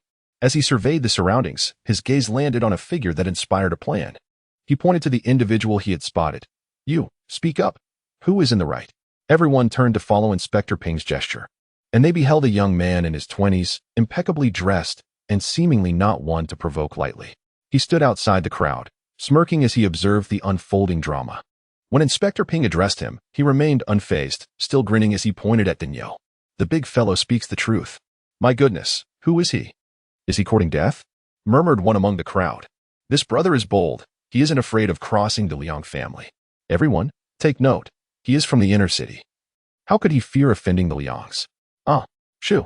The gentleman in fine clothes wore a grim expression, although he did not recognize the man. His attire suggested he was of no ordinary standing. "See, I told you he was speaking nonsense. Inspector, do you require my assistance in apprehending him and bringing him to the magistrate for questioning?" Upon hearing the corroboration, Lin Xiao felt invigorated, rubbing his hands as he turned to Inspector Ping, eager for his support. However, Inspector Ping disregarded Lin Xiao's excitement and continued to address the young man. "Do you wish to testify?" The man chuckled and waved his hand dismissively. "I do not have the time for that. Everyone here has witnessed the events. They are merely reluctant to speak out for fear of trouble. I assure you, this matter will not implicate any of you. If you wish to testify and accompany the inspector to the magistrate, you may. You seek death. What is your name, and where do you reside?" The gentleman in fine attire retorted with malice. "Oh, you wish to take revenge? Very well, I am sure of the Bai family in the inner city. You are welcome to seek vengeance at any time." The man chuckled lightly before turning to leave. He walked normally, Yet within a few steps, he vanished from view. By family? One of the 5 prominent families of Qingyang County. Someone exclaimed in astonishment. Lin Xiao was in dire straits. Incurring the ire of the Bai family was no trivial matter. The Liang family paled in comparison to the Bai family, akin to beggars, and Lin Xiao's audacity to provoke them was truly shameless. The young man clad in splendid attire stood in place, his expression shifting incessantly. He wondered whether his father would be furious upon discovering that he had offended the Bai family, possibly to the extent of facing dire consequences. Having clarified the situation, the officer addressed Lin Xiao, stating, "You need to accompany us back. Regardless of your claim of self-defense, your involvement in a brawl cannot be overlooked. Fighting is prohibited within Xingyang City, and you will be detained for at least a few days." Lin Xiao scratched his head and inquired, "Will there be food provided?" The officer, with an initially serious demeanor, could not contain his laughter, exclaiming, "Ah, yes. Although the food may not be the finest, I shall ensure you are sufficiently fed." Lin Xiao replied with a grin, "That works for me, as I fear the pangs of hunger." The officer patted Lin Xiao on the shoulder and signaled for the other constables to assist in escorting the individuals lying on the ground back to the station, with Lin Xiao following closely behind. Throughout the journey, the young man remained preoccupied with thoughts of the Bai family, anxiously contemplating whether that individual would seek retribution against him. He perceived that the local authority would impose only minor penalties, but the Bai family could prove to be a formidable threat, leaving him feeling increasingly unsettled. Unlike the ancient courts of earth, the judicial proceedings in Xingyang County are not conducted openly, nor are they presided over by city guards. Matters such as these, involving petty squabbles, are relegated to the local public security bureau, where the clerk is responsible for examining the case details and ultimately determining the appropriate sentencing guidelines. Lin Xiao paced anxiously at the entrance of the yamen, uncertain of the repercussions that the law might impose upon someone like Lin Xiao.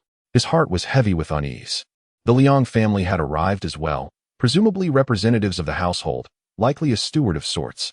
They rapped on the door, seeking to gain favor with those inside. Yet the entrance remained steadfastly closed. It was not until over half an hour had elapsed that the side door of the yamen finally creaked open. The Ping Sun Jian stepped out first, disregarding the Liang family's eager greetings, and approached Lin Xiao directly. "Lin Xiao wishes to see you. He has some matters to discuss." Lin Xiao clasped his fists in gratitude towards Ping Sun Jian, expressing, "Thank you for your assistance. This kindness shall forever be etched in my heart."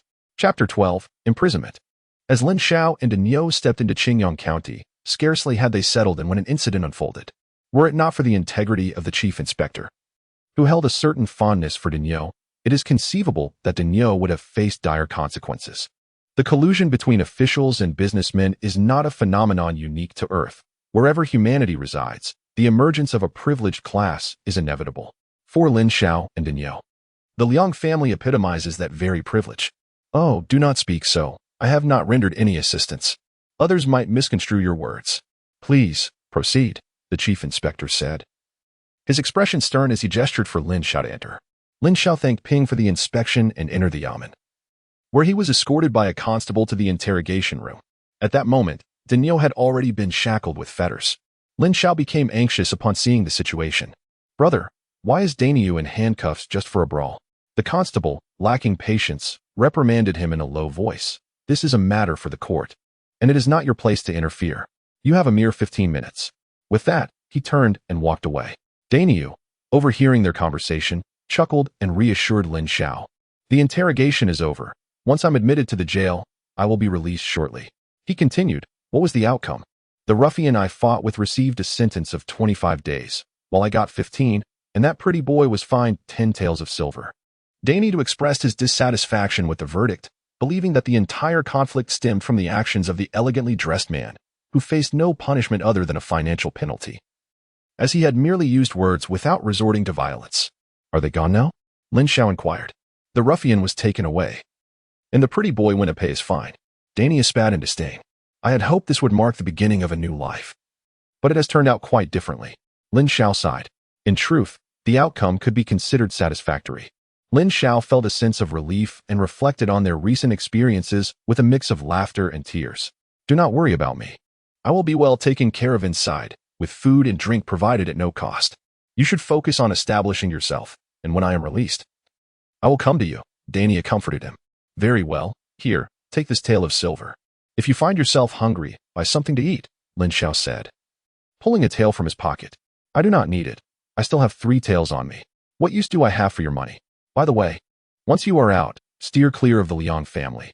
I fear that pretty boy might seek revenge on you, Daniel stated earnestly, concerned about Lin Xiao's safety in his absence. All right then, time's up. 2 constables entered, one leading Daniel away and the other preparing to escort Lin Xiao outside. Upon exiting the yamen, Lin Xiao noticed the absence of the patrol inspector, likely having departed, and observed that the Liang family was also nowhere to be seen. They had either left or gone inside to settle their dues. To evade an encounter with the Liang family, Lin Xiao hastily made his way from the yamen, intending to head towards the central city, where the proximity to the inner city promised greater prosperity and a plethora of employment opportunities. Lin Xiao currently finds himself utterly perplexed by the world around him. He has contemplated seeking a sect to learn the art of cultivation, yet he lacks the necessary connections. As it stands, the prospect of locating a sect seems bleak. To others, he is but an insignificant insect, much like the white-clad youth he encountered on his first day. At least that young man had the decency to caution him about the shortcomings of the black-horned beast. Other cultivators might not have offered him any assistance at all. The paramount concern now is mere survival. The silver coins provided by Aunt Li will eventually run out. It is imperative that he secures a means to earn a decent living. As dusk settles, Lin Xiao weighs his backpack and shifts into a more comfortable posture, hastening his steps towards the central city.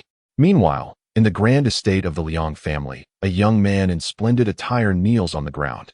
The current head of the Liang family, who is also the young man's father, wields a rod resembling a baseball bat, adorned with protrusions that reveal its harsh nature upon closer inspection.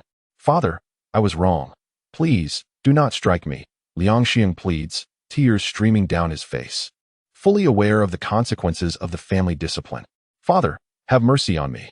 The pain is palpable as Liang Xiang writhes on the ground, witnessing his son's pitiful state. The head of the Liang family sighs and places the disciplinary rod back in its designated place. You show no interest in the family business, spending your days idly wandering. Now you have even blinded yourself to the danger of offending the Bai family. The head of the Liang family grows increasingly agitated. The Bai family? What is that? They are the most formidable presence in Qingyang County. With a mere word, our family could be obliterated by dawn, if we even see dawn. Do not worry, father. I believe that Baishir does not regard me as a threat. He mentioned that if I am dissatisfied, I may seek him in the inner city.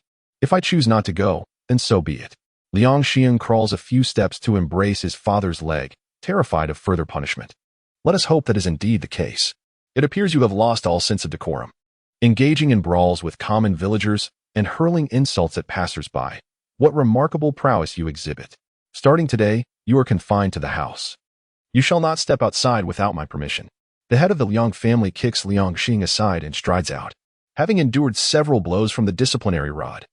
Liang Xiang lies on the ground, every part of him aching, his face contorted in agony. Wang Daniu, you will pay for this. Before curfew, Lin Xiao arrives at the outskirts of the central city. He discovers a modest inn and rents the cheapest room available. The space is minimal, merely a bed. Yet it costs 4 copper coins. Lin Xiao cast his climbing bag and drying rack onto the ground and threw himself onto the bed, his weary body instantly relaxing. He was so exhausted that even the thought of going to the restroom felt burdensome, and he drifted into a slumber.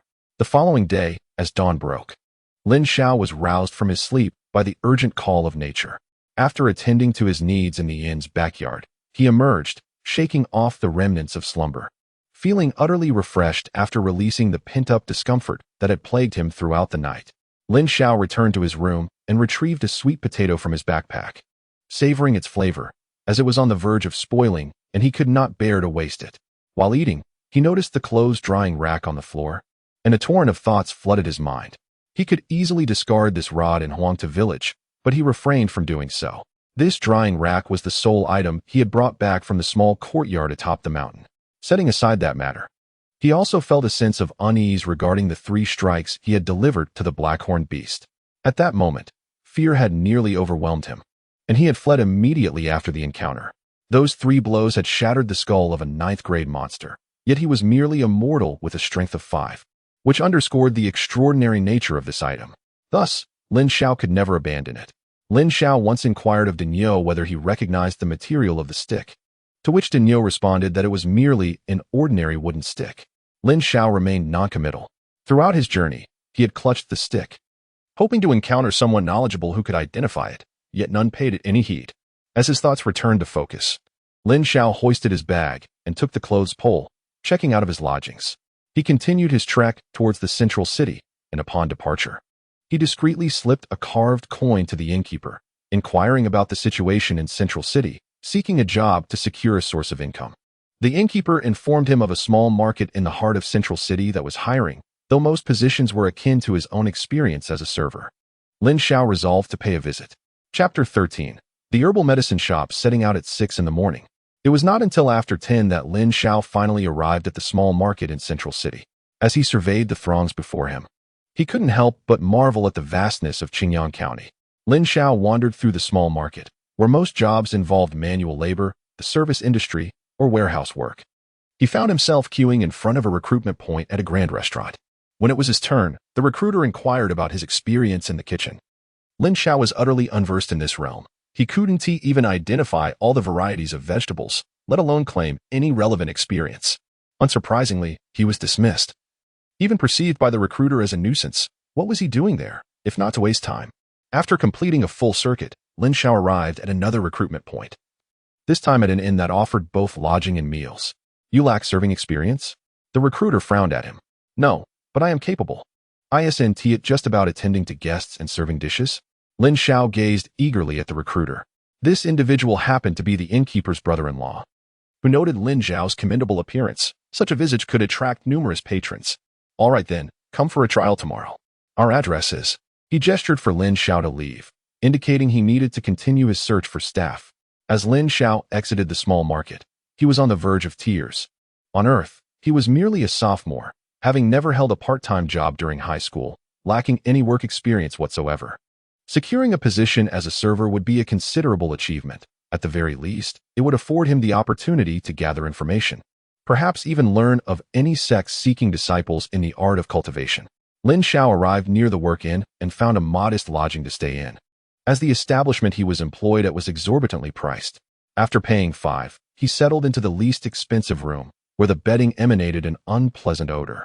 Displeased, he cast the blankets aside and unfurled his sleeping bag onto the bed. Following a meal, with nothing to occupy his time, Lin Xiao found himself lost in thought, eventually succumbing to sleep. The night passed in silence. At 6 o'clock the following morning, Lin Xiao hurriedly slung his backpack over his shoulder and grasped a clothesline pole as he made his way towards the work-in. On the third day, Lin Xiao wandered the streets in a daze, contemplating a visit to the small market once more. Indeed, he had been dismissed from his position. Lin Xiao is unfamiliar with the world, lacking knowledge of professions, modes of speech, and various taboos. The shopkeeper, after enduring 2 days of frustration, could no longer tolerate it, and, last night, sent him 10, bidding him to leave. Lin Xiao's familial circumstances on Earth had never compelled him to serve others. He was a student ensconced in an ivory tower, worlds apart from the humble origins of a lowly waiter, making success in that realm seem utterly unattainable. Suddenly, he was jolted from his reverie as he collided with a woman, sending her sprawling to the ground. He instinctively reached out to assist her. "Get away, you filthy scoundrel," she exclaimed, swatting his hand aside as she struggled to rise, rubbing her backside in discomfort. "What on earth is wrong with you? You came barreling towards me from a distance, and I couldn't evade you," she lamented, feeling profoundly aggrieved. "I sincerely apologize," Lin Xiao stammered. "I was lost in thought." His repeated apologies seemed futile, as misfortune had struck him once more. "I refuse to forgive you. I believe you did that on purpose," she retorted, tears welling in her eyes as she fled, leaving Lin Xiao bewildered in her wake. To her, this was an unwarranted calamity. Convinced that Lin Xiao must have deliberately targeted her with his blindness to her presence. Life is exhausting," he sighed. Recent experiences had sown seeds of doubt in Lin Xiao's mind regarding his return to Earth. Surviving each day had become a daunting struggle. As he ambled forward, he soon turned back, noticing a herbal medicine shop nearby with a sign announcing job openings.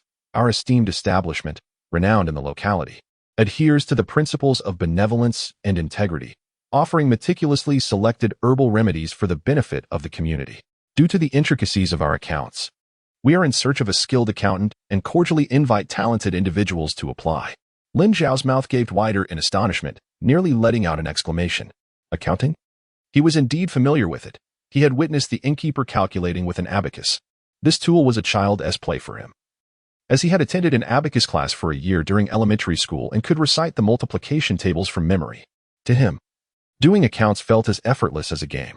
Previously, Lin Xiao had never considered the role of a bookkeeper. Just like at his former inn, the accounts were managed solely by the proprietor. Such tasks were typically reserved for those within the inner circle. So he was taken aback to discover that this establishment was hiring outsiders. Lin Xiao adjusted the collar of his garment, deftly sweeping his shoulder-length hair back with his hand. He retrieved a strip of cloth from his backpack and fashioned a small bun at the nape of his neck before stepping into the herbal shop. The entire interview process unfolded with remarkable ease. Under the watchful gaze of the shopkeeper, Lin Xiao skillfully manipulated the abacus, and the proprietor promptly made his decision to hire him. The shop's courtyard also offered him accommodation, albeit shared with others, but Lin Xiao was entirely unfazed. For this arrangement would save him a considerable sum of 1 or 2 taels of silver each month. The shopkeeper, Mu Lin, allowed Lin Xiao to take the afternoon off, stating that he would commence work the following day. However, Lin Xiao, apprehensive about the uncertainties that lingered in the night, set aside his backpack and headed straight to the herbal shop, taking the abacus from the shopkeeper's hands to begin his duties. Mu Lin observed Lin Xiao with a nod of approval, recognizing the diligence of this young man, unaware that Lin Xiao's motivation stemmed from a fear of loss. At noon, the shopkeeper provided a meal of yams and flatbreads made from various grains, and a group of 7 or 8 people gathered around 4 small dishes, relishing their food. The scene, while modest and somewhat meager, brought Lin Xiao a sense of satisfaction. During his 2 days at the inn, he had subsisted solely on leftover scraps from guests. Lin Xiao, upon finishing his ledger, realized that his work was rather leisurely. His duties merely entailed recording accounts, calculating shipping details and inventory before the end of the day, and ultimately reporting to the shopkeeper. As the closing hour approached, a smile adorned Lin Xiao's face. During the morning recruitment, the shopkeeper had promised him a monthly wage of 4 taels of silver. This amount surpassed the earnings of his fellow workers significantly, underscoring the importance of possessing knowledge. The establishment provided 2 meals a day and lodging, allowing Lin Xiao to save nearly the entirety of his 4 taels each month. After a year or so of diligent work, he would accumulate sufficient capital to seek out a sect for cultivating immortality. Otherwise, once he grew old, all would come to an end. "Father, I have returned." Just as Lin Xiao was tidying up the accounts, a somewhat familiar voice echoed. Lin Xiao looked up and was greeted by the sight of a young woman appearing at the door. Her eyes widened in astonishment, which gradually transformed into fury. "Scoundrel! How dare you come to my home? I shall have my father deal with you," she exclaimed angrily, pointing at Lin Xiao. "Miss, you misunderstand. I have already apologized for this morning's incident. It was entirely unintentional that I bumped into you." Lin Xiao hastily waved his hands in denial. Although he was unaware of her background, it was evident from her words that she had a connection to the family's apothecary, and he could not afford to offend her, as he did not wish to return to the small market in search of employment. Chapter 14. Spirit Stone, do you truly believe your own words? The street is wide. The more I try to avoid you, the more you collide with me. The young woman fumed, her face flushed with anger. "Shuer, what is happening?" Mu Lin inquired, entering from the backyard upon hearing her outburst. "Shopkeeper, it is like this morning Lin Xiao quickly interjected, not allowing the young woman the opportunity to speak, fully aware that if she narrated the events, he would be doomed. "That is precisely it. I apologized to this young lady at the time, yet she still believes I acted with intent." Lin Xiao thought anxiously, uncertain of what consequences awaited him. "Father, he is lying. He did it on purpose, scoundrel, rogue." The girl, identified as Shuer, dismissed Lin Xiao's explanation entirely. "Father," Lin Xiao mentally cursed his misfortune. "Ha ha, young Lin has worked diligently in the shop today. I can assure you he is not the sort you claim. There must be some misunderstanding." Mu Lin comforted his daughter with a smile. "Lin, you should apologize to Shuer again, and we shall consider this matter resolved. From now on, be more careful," Mu Lin directed Lin Xiao. "Ah, Miss Shuer, I sincerely apologize. I was not in my right mind this morning, and I hope you can forgive me for any distress I caused," Lin Xiao said, bowing deeply to the young woman. All right. Young Lin's apology seems genuine. Let us put this matter behind us," Mu Lin reassured his daughter once more. "Humph. Should I find any evidence against you? I shall not spare you, the young woman huffed before ascending the stairs. Young Lin, my daughter can be quite headstrong. You may have to endure her wrath in the future, Mu Chenlin chuckled, finding the situation amusing. Shopkeeper, enough of that. Have the accounts been settled for today? Mu Chenlin waved his hand, inquiring. Everything is here. Please take a look, Lin Xiao replied, rushing from the counter to place a stack of account books before Mu Chenlin. Ah, yes, indeed. Everything seems in order, though the handwriting leaves much to be desired. Make sure to improve in the future. I have high hopes for you. Mu Chenlin remarked while flipping through the books. The figures were clear, prompting him to nod in approval, albeit with a note of critique regarding the penmanship. Lin Xiao awkwardly smiled. He had hardly ever practiced calligraphy and considered himself fortunate to have penned it as legibly as he did. Finish up and head to the backyard for your meal. The food in the shop is rather ordinary, but if you cannot bear it, you may dine at a restaurant. Though be sure to inform the shop beforehand to avoid wasting provisions, Mu Chenlin instructed before turning to leave. Lin Xiao wiped the sweat from his brow. Feeling as though fate had conspired against him, he nearly believed he would have to seek employment once more.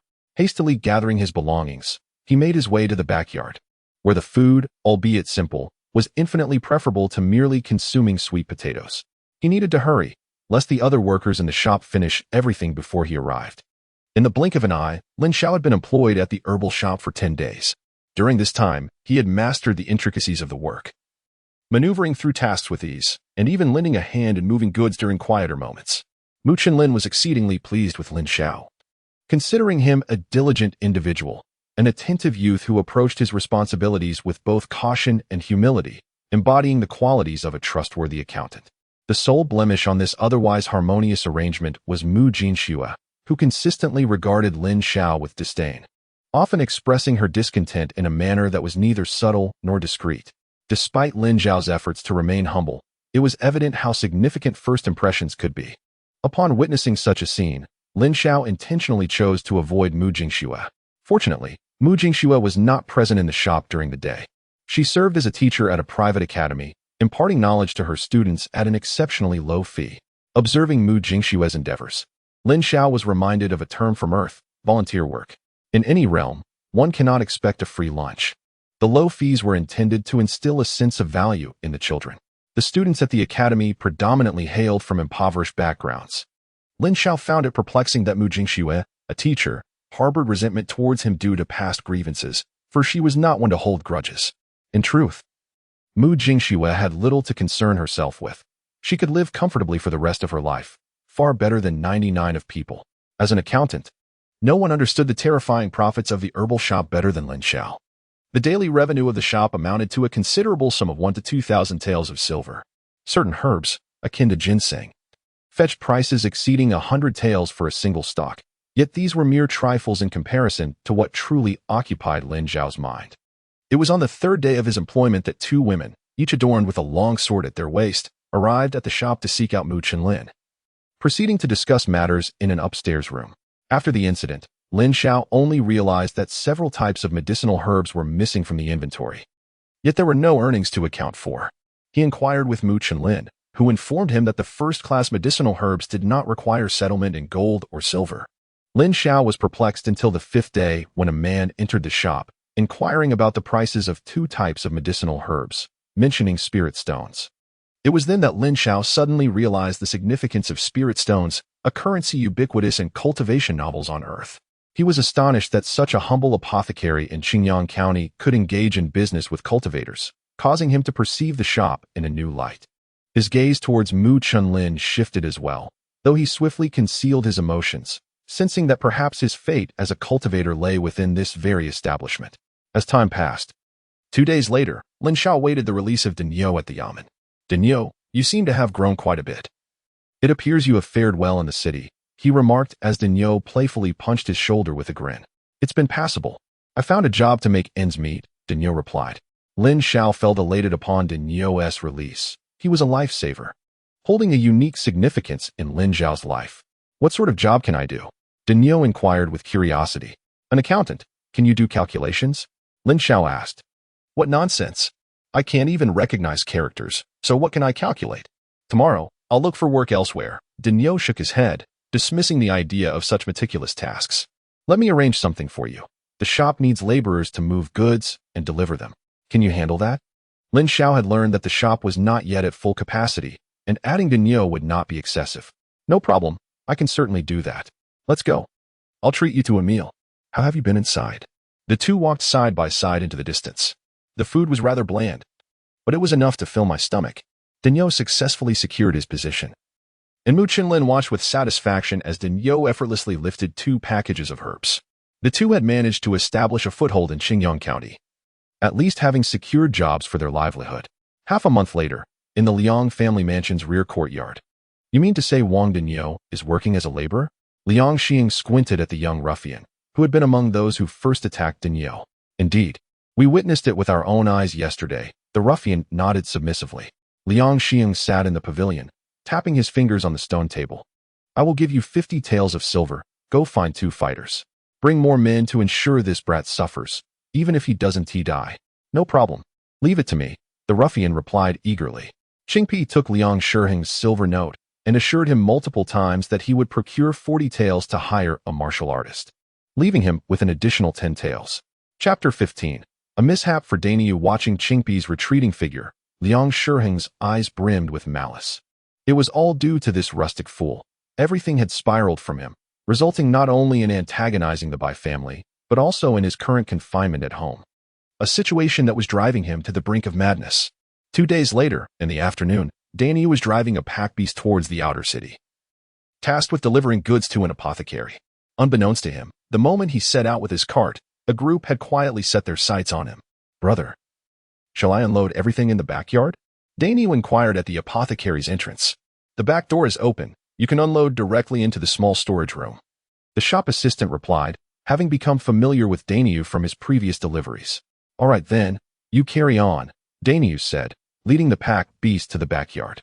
After unloading the final bag and closing the storage door, he turned around and exclaimed, Where's my cart? Daniel, disregarding the greetings to the shop assistant, hurried onto the street, scanning left and right until he finally spotted his cart in the distance. At that moment, 2 individuals were recklessly driving his cart away. Realizing he had no time to lose, Daniel dashed after it, determined to catch the thieves and deliver them to the authorities. Having grasped the laws of Qingyang County, Daniel understood that he would not need to lay a hand on the thieves. Such petty criminals would not see the light of day for at least a year. Daniel was swift, his background as a hunter allowing him to navigate the terrain with ease, while the pack beast's size proved to be a hindrance in the city. The cart took a turn and halted in an open area, whereupon the 2 thieves leaped off and fled.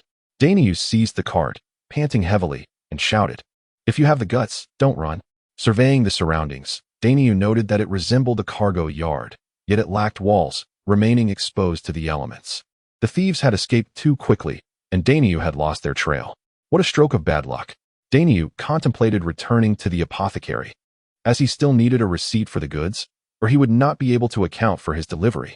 At that moment, a dozen individuals approached at a rapid pace. Daniel frowned as he observed the 2 fastest among them, their faces obscured by black masks.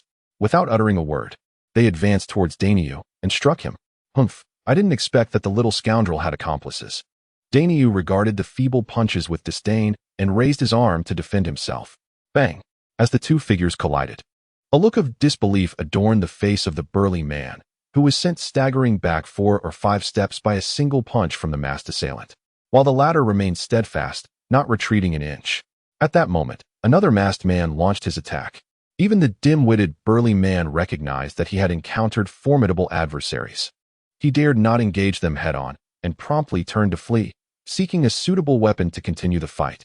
However, the 2 masked men possessed remarkable speed, and before he could take more than a couple of steps, a heavy blow struck him from behind, as one of the assailants kicked him squarely in the lower back. The burly man fell to the ground in a heap, and the 2 men quickly closed in, mercilessly pummeling him. Soon, others joined the fray, surrounding him and delivering a flurry of punches and kicks.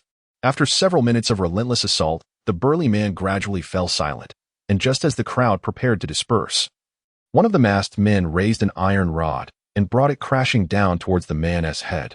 The burly man, lying on the ground, trembled twice. Let us go, said the masked man with the iron rod, and the crowd swiftly scattered.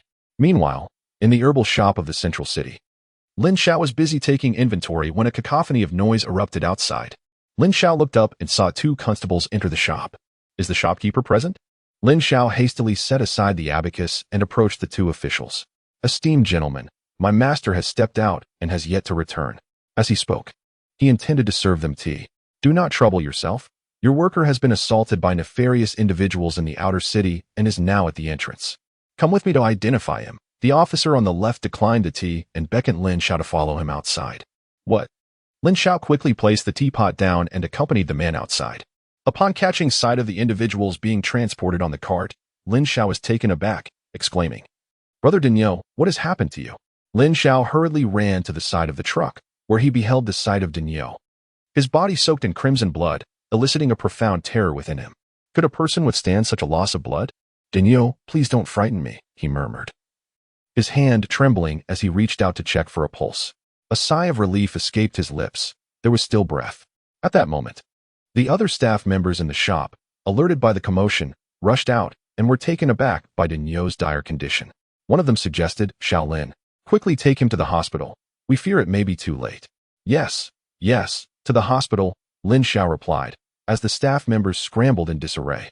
The seasoned worker responsible for sorting medicinal herbs, Tang Das Hun, interjected, let two stay behind to watch the shop. We cannot all leave. At that juncture, only the elder among them could maintain order. Meanwhile, two officers, having completed their task, tugged at Lin Xiao, who was preparing to rush off, saying, Our mission is accomplished. We shall return to patrol. Lin Xiao abruptly pulled a companion, urging him to drive off first. From his inner pocket, he discreetly extracted a couple of silver coins and slipped them into the constable's hand, saying, Esteemed officials, your efforts are greatly appreciated. Might I inquire if the perpetrator has been apprehended? The constable, having accepted the bribe, exhibited a noticeable shift in demeanor, responding to Lin Xiao, while we were patrolling. We were alerted by the populace regarding a heinous crime. By the time we arrived, the miscreant had already vanished without a trace. However, rest assured, this incident has been duly recorded, and we shall inform you at the earliest opportunity should we capture the individual. Lin Xiao expressed gratitude outwardly while cursing internally. When will you catch the criminal? You might as well be dead trying, he thought. How could the officials know that this is one of my shop's employees? The constable's expression turned icy at his words. The goods vehicle is marked with Qingfeng Pharmacy. Do you think we are blind? Oh, is that so? I appreciate your assistance, esteemed officials. Please take care, Lin Xiao said, bowing respectfully. Only then did the constables leave, their demeanor still unfriendly. Once the officials had distanced themselves, Lin Xiao's eyes flickered with uncertainty. He was unaware of the specific details and could only attempt to gather information indirectly. Unfortunately, the constables saw through his intentions and assumed he was questioning their integrity, resulting in their brusque attitude. Lin Xiao, now preoccupied with nothing else, sprinted towards the direction of the truck. He and Dinyo had only recently enjoyed a few days of peace, and he never anticipated that such an incident would occur. At this moment, Lin Xiao fervently hoped that Dinyo would come to no harm. Lin Xiao pursued relentlessly until reaching the entrance of the rejuvenation hall. This medical establishment is in close proximity to the herbal shop, which consistently supplies it with medicinal ingredients. The hall's proprietor, Dr. Ming, is a highly esteemed physician renowned for his exceptional skill. Lin Xiao burst into the medical hall, where he found Dr. Ming attending to Dinyo's pulse.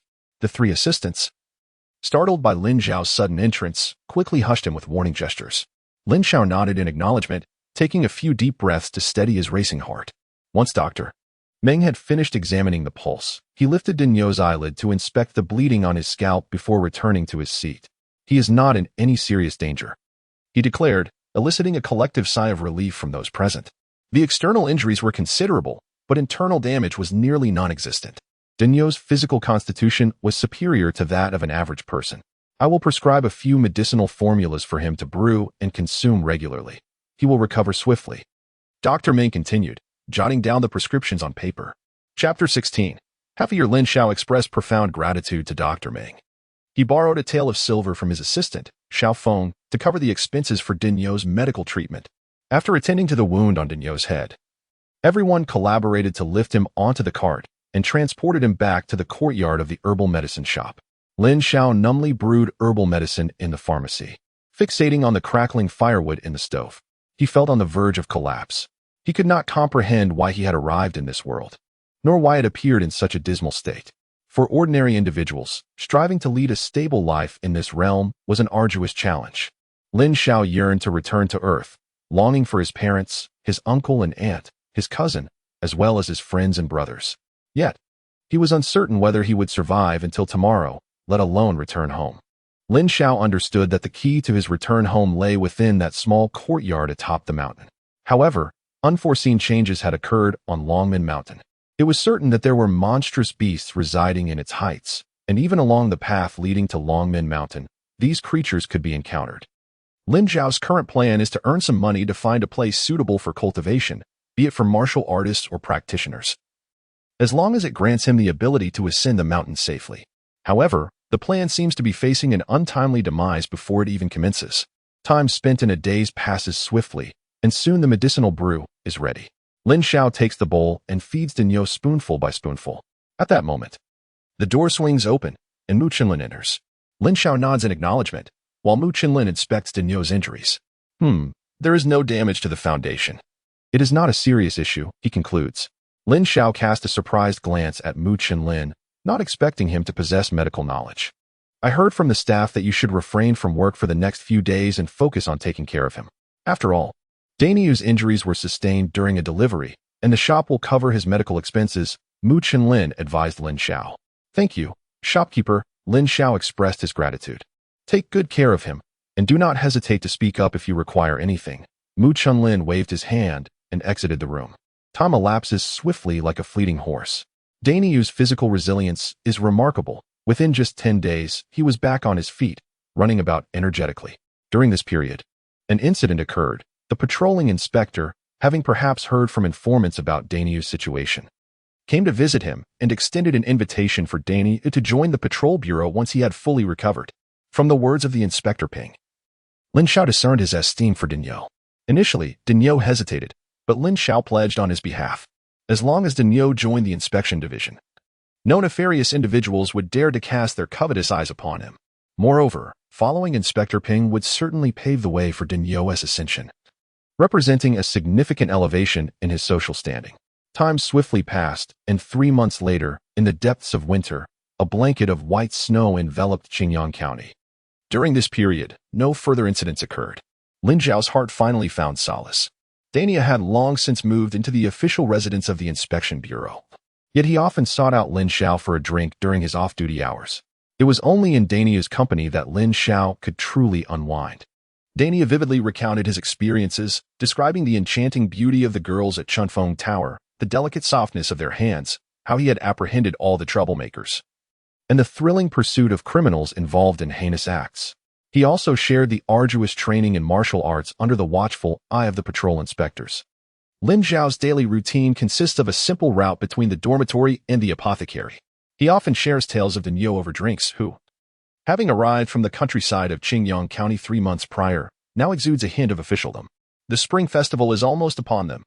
Dinyo suddenly sets down his cup and muses that the spring festival in this world resembles that of Earth, yet they lack the concept of a Nian beast. It is merely a celebration marking the cyclical passage of the seasons.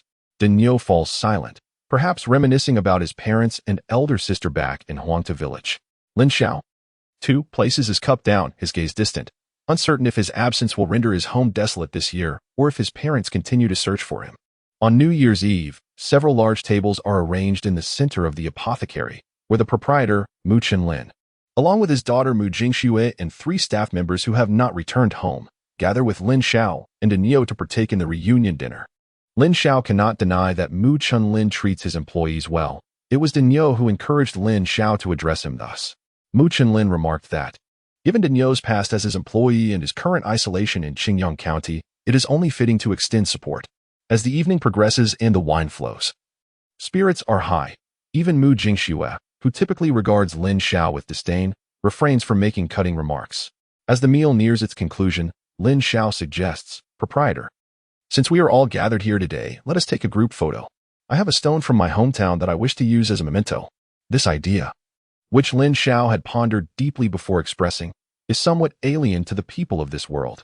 Even if they were given a phone, they would not know how to utilize it.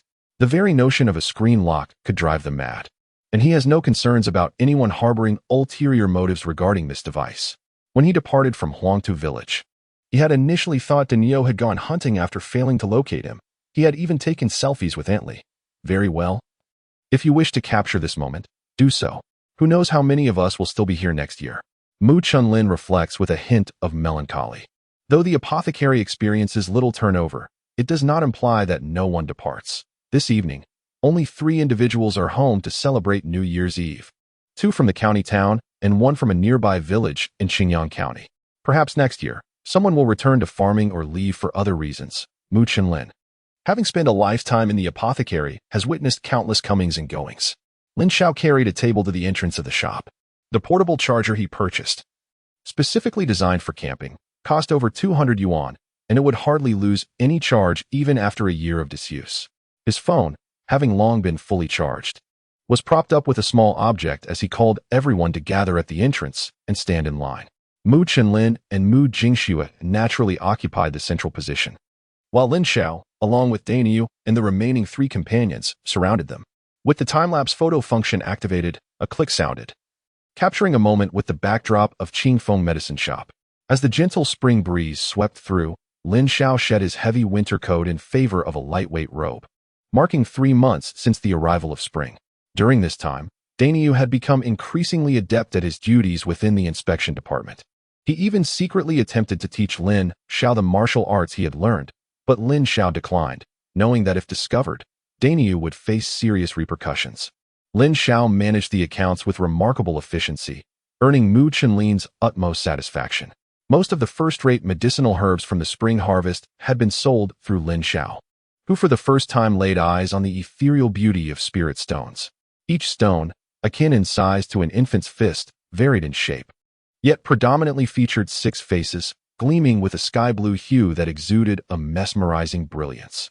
Every encounter left Lin Xiao utterly captivated. Their beauty eclipsed all diamonds and emeralds on earth. The only blemish on this enchanting experience was Mu Jingxue's attitude towards him. On one occasion, fueled by drink, Lin Xiao felt an overwhelming urge to inquire why she harbored such disdain, as if he owed her a lottery ticket worth 5 million. Upon regaining sobriety, he was immensely relieved that Lin Xiao had restrained him, for otherwise, he would have made a fool of himself.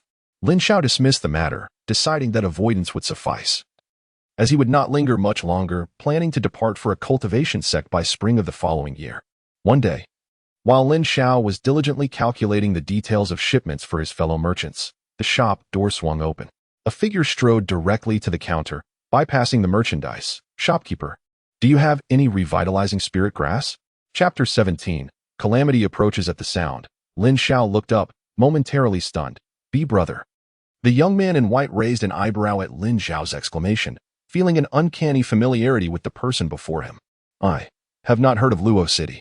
If you travel west along this road for 500 miles, you will reach Qingyang County, Lin Xiao replied excitedly, echoing the youth's earlier words. Oh, it is you. You truly have come to Qingyang County. The young man in white's expression softened. They were, after all, acquaintances. Brother, why do you appear unwell? Are you injured? Lin Xiao noticed the pallor on the young man's face, significantly worse than their last meeting. By the way, do you have any revitalizing spirit grass?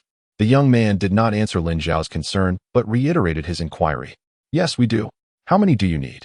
Lin Xiao responded eagerly. 1 will suffice. How many spirit stones? The young man inquired. 1 spirit stone per plant, Lin Xiao replied, feeling a twinge of embarrassment, as he believed he should gift this herb to the young man.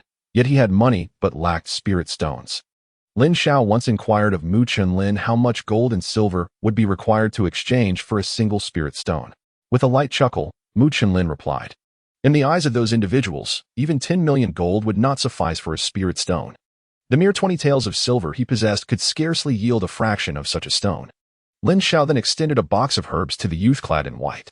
Without any visible effort, the young man suddenly produced a spirit stone, leaving Lin Xiao utterly astonished. You live well here. I have matters to attend to, the youth remarked, placing down the spirit stone, seizing the box, and in the blink of an eye, vanished from sight. Hey. Lin Xiao rushed out of the shop, yet the boy's figure had already disappeared. I merely wish to inquire whether you accept disciples. Alas, forget it. Disheartened, Lin Xiao returned to the shop, pondering the likelihood of the youth accepting him as a disciple, given their similar ages. Encountering the young man in white again left Lin Xiao in a state of distraction throughout his day's labor. On the journey to the county town, Lin Xiao had witnessed both the escort agency and bandits. But he always believed that the youth in white was the most formidable of all. However, the young man seemed disinclined to engage in conversation, which left Lin Xiao feeling rather powerless. Yet, upon reflection, he realized that if he were in the youth's position, he too would likely refrain from speaking, as they inhabited entirely different worlds. Several days later, on that particular morning, Lin Xiao sighed in relief as he observed his assistant dispatching the last shipment of goods, nearly completing the day's tasks, eagerly anticipating the return for a meal. However, upon returning to the shop, before he could settle into his seat, a tremendous rumble echoed, causing Lin Xiao's brow to furrow in concern. What is that sound? It resembles an earthquake, yet also bears the resemblance of artillery bombardment. The remaining staff and customers, engaged in gathering herbs, exchanged bewildered glances, perplexed by the commotion. Lin Xiao dashed out of the herbal shop, his gaze drawn to the distant tumult, where billowing smoke suggested a fire raging in the far-off horizon. The townsfolk stood frozen in place, peering into the distance, all perplexed as to the exact nature of the calamity. Moments later, a cacophony erupted from the end of the street, accompanied by the sound of hurried footsteps. Straining their necks for a glimpse, Lin Xiao and his companions could not discern the figures but caught the alarming cries. The monstrous beasts are attacking the city. Run for your lives. Help. Lin Xiao's expression changed dramatically. He was uncertain whether the words of those fleeing were true or false, yet he dared not take the risk. Lin Xiao had witnessed the terror of the demon beast firsthand, not to mention the black horn beast and the Qing-Tu eagle. The former had pursued him relentlessly for nearly half an hour, nearly claiming his life, leaving an indelible shadow in his heart. The terrifying display of the colossal Qing-Tu eagle during a robbery etched itself deeply in his memory as he fled, glancing back in horror. If demon beasts were truly to invade the city, it would be an unfathomable nightmare, as mere mortals would stand no chance. Let us go, Lin Xiao urged. Gathering several employees from the apothecary, disregarding the curious patrons outside. Once the employees were inside, he secured the main door, barricading it with tables and chairs. He then proceeded to the rear courtyard to seal the back entrance, still feeling an overwhelming sense of danger. He paced anxiously within the shop. This wooden door, if faced with any demon beast, let alone a banta beast, could easily be shattered. Shaolin, there is no need for concern. The city is home to many skilled practitioners. Demon beasts cannot stir up much chaos, reassured Tang Dasun, the eldest among them, noticing Lin Xiao's apprehension. Lin Xiao let out a sigh, hoping for the best. He was deeply concerned about Daniel, who usually dealt with public security cases alongside the peacekeepers. Surely such matters wouldn't escalate to the forefront. After Tang Dashuan's soothing words, all the associates settled down, quietly awaiting developments. Outside, the streets were bustling with crowds, filled with screams and cries of panic. Has the shopkeeper not returned yet? Lin Xiao abruptly raised his head to look at the others. Not yet. The shopkeeper went to the inner city this morning and has yet to come back, one of the associates replied. Lin Xiao felt a profound sense of assurance in Mu Chenlin, believing that his presence would guarantee the safety of the populace. Outside Xingyang City, an endless swarm of monstrous beasts surged forward, relentlessly assaulting the city walls. In the skies, various flying creatures, including the green-headed eagles, circled ominously. Upon closer inspection, one could discern figures atop each green-headed eagle, and a peculiar horn sounded, inciting the beasts below into a frenzy, intensifying their assault on the walls. The scene was undeniably strange. Typically adversarial, the beasts stood side by side, united in their singular focus, Xingyang City. With a thunderous crash, several colossal beasts, larger than elephants, slammed into the eastern city gate. Those at the forefront were crushed and deformed by the relentless push of their brethren from behind. Yet the onslaught of the other beasts showed no signs of abating. The gate had been breached. The guards atop the walls shouted in terror, employing their weapons against the encroaching beasts. But for every one that fell, countless others surged forth in unyielding waves, deepening their despair. Moreover, figures leapt from the green-headed eagles, wreaking havoc atop the city walls, rendering the defenders powerless. The horn's call echoed from the airborne beasts, invigorating those below, who charged through the shattered gate like a flood unleashed. The anguished cries of the citizens filled the air. Even seasoned warriors faced insurmountable odds against the relentless tide of beasts, leaving the ordinary populace in dire straits. The horde of beasts grew ever larger, their mere momentum sufficient to trample the masses, as structures crumbled beneath their weight, erasing any trace of their former existence. The area near the city gate had transformed into a veritable hell on earth. Ha ha ha, what a thrill! These people have slain so many of our brethren. Today, we shall exact our revenge, Ma Zhanshan proclaimed, perched upon his young green-headed eagle, his laughter echoing amidst the chaos. Attention! The experts within the city are about to emerge. Eliminate all formidable foes. A figure commanded from the rear, standing with a long sword beneath his feet, arms crossed. Yes, esteemed elder, came the prompt reply. Ma Zhanshan respectfully stated that even the formidable Zhang Gu must show deference before this elder, wishing he could kneel and pay his respects. Chapter 18. The siege within the inner city. The 5 prominent families and various factions received urgent messages from the city guards, instructing them to send their most skilled practitioners to confront the looming crisis outside the city walls. Should they fail to act, all would face dire consequences. The various factions were anxious. Their spies in the outer city reported that it was utterly inaccessible at this moment. Even foundational practitioners venturing outside would meet their demise. Let alone the so-called martial sects. Stepping out was tantamount to a death sentence. However, inaction was not an option. Not only was it a directive from the city guards, but at this critical juncture, everyone was united in their peril. Should the monstrous beasts breach the city, all would perish. The factions dispatched foundational practitioners to lead, with Chi refinement stage members as squad leaders, while martial sects and grand martial masters served as team members, rushing towards the outer city. Curiously, the 5 families only sent foundational practitioners at the early stage, and they were all elderly men, with team members predominantly consisting of martial sects and grand martial masters, with very few at the Chi refinement stage. In this chaotic time, no one paid attention to them. The denizens of the inner city were restless and hurriedly retreated into their homes, while those running against the tide were all experts. Among the Wu family's team, Mu Chenlin was also present, his face etched with anxiety, consumed by thoughts of his daughter's safety. Mu Chenlin was an external relative responsible for the herbal medicine business in the Wu family. His successful ventures had garnered the family's attention. Today marked the bi-monthly delivery day, and he had arrived at the inner city early, only to be caught off guard by the unfolding crisis before he could complete his deliveries. Shuer, hold on. Your father is coming.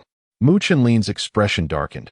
Having lost his wife early on, Mu Jingxue was his only kin, and he dreaded the thought of losing her. Oh no. The young lady is still at the private school. She may be in danger. Tang Dasan exclaimed, slapping his thigh in alarm. In their fear, the crowd had momentarily forgotten about Mu Jingxue. The private school was filled with children, utterly defenseless. What were they to do? Having accompanied Mu Chenlin the longest, Tang Dasan had witnessed Mu Jingxue grow up and was deeply concerned for her safety. No one answered him. The people present were ordinary citizens, reluctant to risk their lives to rescue anyone from the private school, preoccupied with worries for their own families. Reinforcements have arrived in the inner city.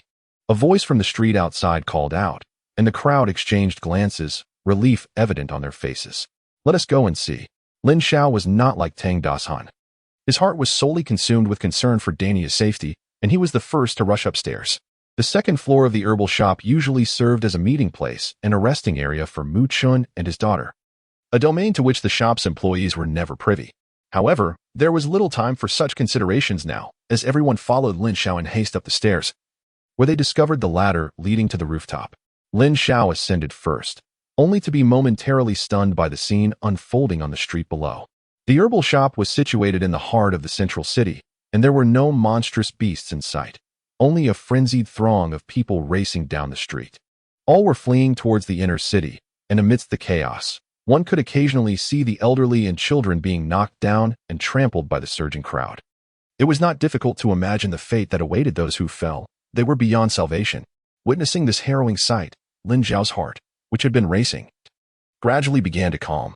Initially, he had been filled with terror, but as he observed the lifeless forms being crushed underfoot, he found the entire situation to be absurd. There was even a street where a multitude had fallen, yet they could not withstand the relentless surge of those pressing from behind. All who had toppled were trampled by the advancing crowd. Some initially attempted to rise, but those who could not would never rise again. The shop's employees gathered atop the roof, exchanging silent glances. Even Tang Dasan, who had been incessantly chattering, fell silent in the face of such dire circumstances. The notion of venturing outside to seek Mu Jingxue amidst this mayhem seemed utterly delusional. Mother, cried a distressed employee named Hu Tian, tears streaming down his face as he lamented the peril his family faced on the outskirts of the outer city. No one offered him solace, for each was burdened with thoughts of their own loved ones, including Lin Xiao, the outsider, who remained anxious for Daniel. "Look," young Feng exclaimed, pointing skyward. Lin Xiao quickly raised his head, noticing several figures soaring through the sky on swords, all emerging from the direction of the inner city. Foundation establishment cultivators can fly with greater speed, while chi refinement practitioners and martial artists must navigate from rooftop to rooftop. Indeed, Lin Xiao glanced toward the inner city, where a swarm of tiny black dots leapt across distant rooftops and eaves, clearly the adept reinforcements dispatched from the inner city. "Let us descend. The rooftop remains perilous." Lin Xiao frowned. "Indeed, let us return to the inn," urged Tang Dasan, calling to the grieving companions who were still sobbing. One by one, they climbed down the ladder. A thunderous crash echoed from the outer city, and Lin Xiao narrowed his eyes to gaze into the distance. 1, 2, 3, 4. He realized that several of the sword-flying cultivators who had just passed were now missing, while countless flying demonic beasts filled the sky. It seemed they had flown too swiftly.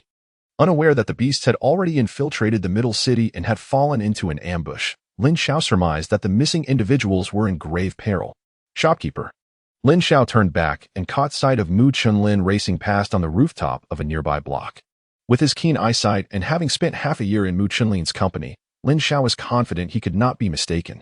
Lin Xiao indeed did not misjudge. Mu Chunlin, as a mid-stage chi refinement practitioner, spotted the crowd atop his apothecary's roof from afar. Noticing that his daughter was absent among them, he deduced that she must still be at the private school. Without exchanging greetings, he hastened directly to the school. "Come on, hurry down," Lin Xiao thought, feeling a sense of calm as he observed Mu Chunlin's determined path. The shopkeeper was going to rescue his daughter, and he would surely return to the shop soon. Meanwhile, in a private room on the top floor of a tavern in the central city, a youth clad in white slowly opened his eyes after concluding his meditation. A few days prior, he had returned from a perilous location severely injured. He had exhausted his elixirs in that treacherous place and, finding no alchemist's market along the dynasty's borders, had traveled to the nearest Qingyang County, where he fortuitously encountered Lin Xiao, whom he had saved half a year ago. After consuming the rejuvenating spirit herb and spending 5 days in recovery, the youth felt that his injuries had healed significantly. Listening to the cacophony outside, he opened the window and swiftly ascended to the tavern's rooftop. As he expanded his spiritual awareness, he observed the panicked throngs and the dire plight of the citizens. Shaking his head in despair, despite his noble heart, he felt powerless against the overwhelming circumstances. Suddenly, his brow furrowed as he sensed a surge of monstrous energy approaching from the outer city, as if something had just employed a concealment technique. His awareness extended only 200 yards, a limitation of his unique constitution, leaving him unaware of the exact events unfolding at the source of the demonic aura. "Beast! How dare you?" The youth's gaze sharpened as he witnessed a golden-mouthed eagle poised to strike a pair of young girls. With his sword energy surging, he launched a silver sword towards the beast. The eagle, noticing the imminent threat, transformed into a flash of golden light, evading the blade just before impact and diving to the ground, where it seized the 2 girls in its claws and devoured them whole. The youth's eyes widened in horror. Having grown up as an orphan on the streets, he could not bear to witness the suffering of children. The silver sword returned to his feet as he summoned sword energy in both hands, directing it towards the golden-mouthed eagle. The eagle, displaying a disdainful expression, extended its claws to intercept the oncoming sword energy. Chapter 19. The Golden Pill Battle. "Shuer, come with me quickly," Mu Chunlin urged anxiously. "Father, what about these children? Shouldn't we take them with us?" Mu Jingxue, having gleaned a vague understanding from the fleeing crowd, was reluctant to abandon her students. Peering through the crack of the door, she glimpsed the lifeless bodies of the elderly and children trampled underfoot, leaving her too fearful to flee with her students. "Let them wait at the private school. The experts from the inner city have already gone to the outer city, and it will be safe soon." Mu Chunlin tried to explain patiently. "No, father. They are my students. I cannot bear to watch them perish." Mu Jingxue refused to trust her father's reassurances, believing that if what he said were true, there would be no need for her to leave. The students, anxiously watching Mu Chunlin from behind Mu Jingxue, were already in tears, their fear palpable. Seeing this, Mu Chunlin sighed deeply. "Alas, foolish child. Father, you agree then?" Upon encountering her father, Mu Jingxue felt a surge of joy at his sigh. Mu Chunlin regarded her with a gaze laden with complexity, nodding in affirmation. Excellent. Quickly follow me. We must leave everything behind. However, before Mu Jingxue could finish her instructions to the students, darkness enveloped her, and she collapsed into Mu Chunlin's embrace. Shuel, I hope you do not harbor resentment towards your father. I am compelled by circumstances beyond my control. Ignoring the remaining students, Mu Chunlin lifted Mu Jingxue and swiftly exited the private school, leaving behind the terrified cries of the children. At the herbal medicine shop, the attendants peered anxiously out the door. To quell the rising unrest, Lin Xiao assured them that the shopkeeper was nearby and would return shortly. Suddenly, a loud noise echoed from the back courtyard, tightening the attendants' expressions as they feared the approach of a beast. Their relief was palpable upon recognizing the shopkeeper among them. It is the young lady. She has been rescued, exclaimed Tang Dasvan upon seeing Mu Jingxue in Mu Chunlin's arms. Shopkeeper, you have finally returned. What shall we do next? Inquired one of the attendants. Let us wait and see how events unfold, Mu Chunlin replied, though his heart was anything but optimistic. Upon departing from the Wu family, the young master had entrusted him with a communication jade slip. Just moments ago, he received alarming news. A golden core cultivator had appeared among the beasts, suggesting that the creatures were under someone's control. The city guards had already set out to confront them, and before their departure, they had ordered the activation of the city's protective formation. In the early days of Qingyang County, only an inner city existed. Over the course of hundreds and thousands of years, it expanded to include a middle and outer city, yet the formation could only encompass the inner city. In other words, with the formation activated, no one could enter or exit the inner city. Meanwhile, the inhabitants of the middle and outer cities had effectively been forsaken. Setting aside the formidable golden core cultivators, the mere presence of the beasts posed an existential threat to Qingyang County. With a population exceeding 1 million, the inner city housed only several tens of thousands. Intelligence indicated that the attacking beasts numbered nearly 1 million, but unlike humans, these creatures were primarily of high rank. The weakest among them approached the 9th tier, with even 7th-tier beasts likely among their ranks. The slaughter of over 800,000 mortals would be alarmingly effortless for them. Concealing themselves within the shop was ultimately a gamble with their lives. Mu Chunlin pondered their next course of action when a sudden realization struck him. There was a secret passage at the border of the middle city leading to the outskirts of the outer city, a contingency prepared by the Wu family. 10 years prior, an elder son had committed a grave crime and was pursued by the city guards. The elder had utilized this passage to facilitate his son's escape, a matter of which Mu Chunlin was well aware as he had assisted in that endeavor. Now that the beasts had breached Qingyang County, they could use the secret passage to reach the outer city, climbing over the walls to seek refuge for a time. He glanced at the shop's attendants, a flicker of compassion crossing his eyes. There were too many children at the private school, all burdens he could not carry. However, the few attendants present were strong men, and for the time being, the beasts were still at bay. Mu Chunlin realized he could lead them to safety. We shall exit through the back door. With this thought, he acted without hesitation. There was no time to lose. A flicker of joy passed through Lin Xiao's eyes, for he was aware that the shopkeeper must have a plan to lead them to safety. He slung his backpack over his shoulders and took up the clothes pole, following Mu Chunlin to the back door. Meanwhile, the 3 assistants residing in the courtyard had also preemptively packed their belongings, having long been prepared to flee. Upon seeing that everyone had gathered, Mu Chunlin remarked, I shall endeavor to maintain a slower pace. You must keep up. Let it be known that should anyone lag behind, I shall not come to their aid. This is a gamble with our lives. Those unwilling to wager may await rescue within the shop. Noticing no one hesitated, Mu Chunlin forcefully kicked open the back door and commanded, Stay close. Who exactly are you? Wei Qiling hovered in the air outside the city, his expression grave as he fixed his gaze upon the man before him. A nameless pawn, insignificant in the grand scheme. There is no need for you to concern yourself. The man replied, shrouded in a black cloak, his voice raspy and unpleasant, evidently not his natural tone. A nameless pawn commanding 1 million beasts? Do you take me for a fool? Wei Qing gritted his teeth. He was the 7th city guardian of Qingyang County since its establishment, and the county had never suffered such grave losses. His eyes burned with fury, wishing to rend the cloaked figure before him into countless pieces. Oh, there is no need for such scrutiny, Guardian Wei. After today, we shall both be mere passers-by. The cloaked man chuckled darkly, dismissing Wei Qing's words with indifference. You have slaughtered hundreds of thousands of my people. Mere passers-by? You must be dreaming. Wei Qing's anger flared further upon hearing the cloaked man's words. What do you intend to do? Do you wish to engage in a duel with me? The cloaked figure taunted, revealing a hint of arrogance. Cunning wretch. Prepare to meet your end, Wei Qing exclaimed, producing a golden hammer from his storage bag with a swift motion. The hammer, adorned with 10 rings along its side and measuring 3 feet in length, was brandished as Wei Qing darted forward with incredible speed, swinging the hammer towards the cloaked man. Let me experience your prowess, the cloaked man retorted, vanishing without a trace as he employed a technique of evasion, his mocking voice echoing from all directions. As the city guardian engaged in battle with the cloaked figure, 5 miles away, Ma Zhanshan and a group of bandit leaders rode on their green-headed eagles. Observing the clash from a distance. Heavens, the aftermath of this battle sends shivers down my spine, one bandit leader remarked, his skin twitching in response to the palpable aura of combat. Enough with the idle chatter. That is a battle between Golden Core practitioners, another leader interjected.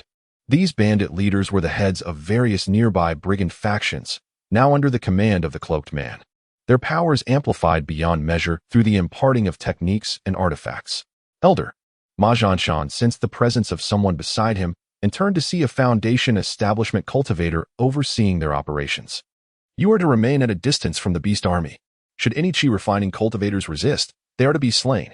If you encounter a Foundation establishment cultivator, notify me, and someone will address them, the Foundation establishment cultivator instructed. Understood. The bandit leaders responded in unison. Very well, go forth, the cultivator concluded before vanishing. The master once proclaimed that the top 3 who slay the most enemies would be rewarded with techniques and supernatural abilities. None of you must allow the strong from other regions to surpass you. A late-stage chi refining bandit leader grinned menacingly. Rest assured, we shall not fail. Kill. The crowd dispersed as they controlled the green-headed eagle.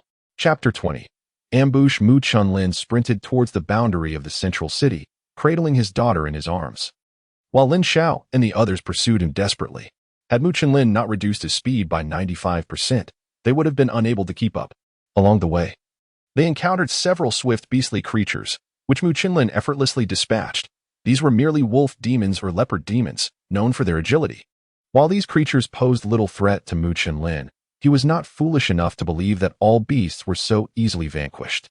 The messages transmitted through the jade slip revealed that several foundational cultivators had already perished, individuals who were typically revered elders within their respective clans, now fallen at the hands of these beasts. The presence of fast creatures indicated that the horde of beasts was drawing near. The streets were no longer as crowded as before, yet the flow of people continued towards the inner city, making Lin Xiao and his companions' reverse path quite conspicuous. Many bystanders turned to glance at the retreating figures of Lin Xiao and his group. Common folk, despite their curiosity, swallowed their questions in silence. In contrast, the scattered cultivators were different. With a population of over 1 million in Qingyang County, many were scattered cultivators and family factions residing in the central and outer cities. Most were solely focused on their own safety, fleeing towards the inner city. Yet, there were also impassioned cultivators and warriors slaying beasts in the streets to aid the common people, alongside meticulous scattered cultivators who trailed Mu Chunlin from a distance. Among them, some recognized Mu Chunlin's identity and speculated about the woman in his arms. Though they did not know her, their suspicion was piqued. They could not fathom why Mu Chunlin would bring an ordinary person, seemingly a relative, to the front lines, especially with Lin Xiao and other commoners following closely behind. Striving for survival, they chose to follow at a distance, hoping to discern if there was an escape route. The secret passage of the Wu family led to the western part of the city. Its entrance lay at the western edge of the central city. Mao Erii, one of the notorious bandit leaders in the west of Qingyang City, had reached the mid-stage of chi refinement years ago. After being recruited by the figure in the black robe, he acquired techniques and elixirs that propelled him to the 6th level of chi refinement, just a step away from advancing to the late stage. Having received orders from foundational cultivators, the bandit leader rode the green-headed eagle, trailing behind the beastly horde, poised to ambush the experts of Qingyang City. At that moment, the beasts were on the verge of entering the central city, and Mao Erii spotted a group moving towards a peculiar direction. With a glint of ambition, he realized it was an opportune moment to earn merit. His superior had decreed that rewards would be distributed based on the number of heads collected post-battle, with substantial incentives for the top 3. Observing that the group did not appear to be ordinary, he urged his green-headed eagle to pursue them, intending to assess their capabilities before deciding whether to strike. Ahead, A formidable creature emerged, a mighty demon. Mu Qinlin sensed with his spiritual awareness that it was merely an 8th-grade beast and exhaled in relief. As the mighty demon could eventually ascend to a 7th-grade beast. With a swift gesture, Mu Qinlin conjured a blade of wind, which the mighty demon attempted to evade. But alas, the blade was controlled by a cultivator. The creature was struck, severed in two. Hold on. We are almost there, Mu Qinlin encouraged his companions. His spiritual awareness already dispersed. The scattered cultivators and warriors trailing behind could not escape his perception, yet he paid them no heed. Lin Xiao gritted his teeth and sprinted forward. He had not misjudged Mu Qinlin. Indeed, he was a cultivator. Had he known earlier, he would not have pondered so much and would have sought a master to learn some skills sooner. Perhaps today, he could have been of assistance. Little did Lin Xiao know that Mu Qinlin's remarkable abilities were inherited from the Wu family, for he had once sworn an oath to the way of heaven. Even if he wished to impart his knowledge, it would be impossible unless Lin Xiao became a member of the Wu clan. Otherwise, it was a futile endeavor. With the hidden pathway dwelling now in sight, Mu Qinlin felt a sense of tranquility. Alas, to his dismay, a heart-wrenching scream erupted from behind, echoing in agony. Without glancing back, Mu Qinlin used his spiritual perception to investigate, discovering that a scattered cultivator in the early stage of qi refinement had a gaping hole in his chest, evidently pierced by some weapon. The sight of this gruesome scene sent chills down the spines of the scattered cultivators, prompting them to disperse in fear. They were too preoccupied with pursuing Mu Qinlin to notice the circumstances of the man's demise. The screams continued to resonate. Yet Mu Qinlin's spiritual awareness detected no anomalies. He leaped high into the air, turning to scrutinize the scene below. Just before landing, his pupils constricted sharply. He spotted a green-headed eagle 70 yards behind him, while his spiritual perception only extended 60 yards, effectively placing him in a blind spot. Under his gaze, a silver flash darted from the eagle and alas, the final martial artist succumbed to a fatal wound in his chest, collapsing lifelessly on the ground. You all jump down the well from the backyard. I will hold him off, Mu Qinlin instructed as the others fled to the rear entrance of the hidden dwelling. Take care of her, he said, handing his daughter to Lin Xiao before swiftly leaping onto the roof, forming a hand seal to prepare a lethal strike. With an unknown enemy lurking behind, he dared not enter the hidden pathway just yet. After entrusting his daughter to Lin Xiao, Mu Qinlin departed, leaving her momentarily stunned before she quickly regained her composure. She slung a backpack in front of her and passed the drying pole to Xiao Feng for safekeeping, while she hoisted the unconscious Mu Jingxue onto her back.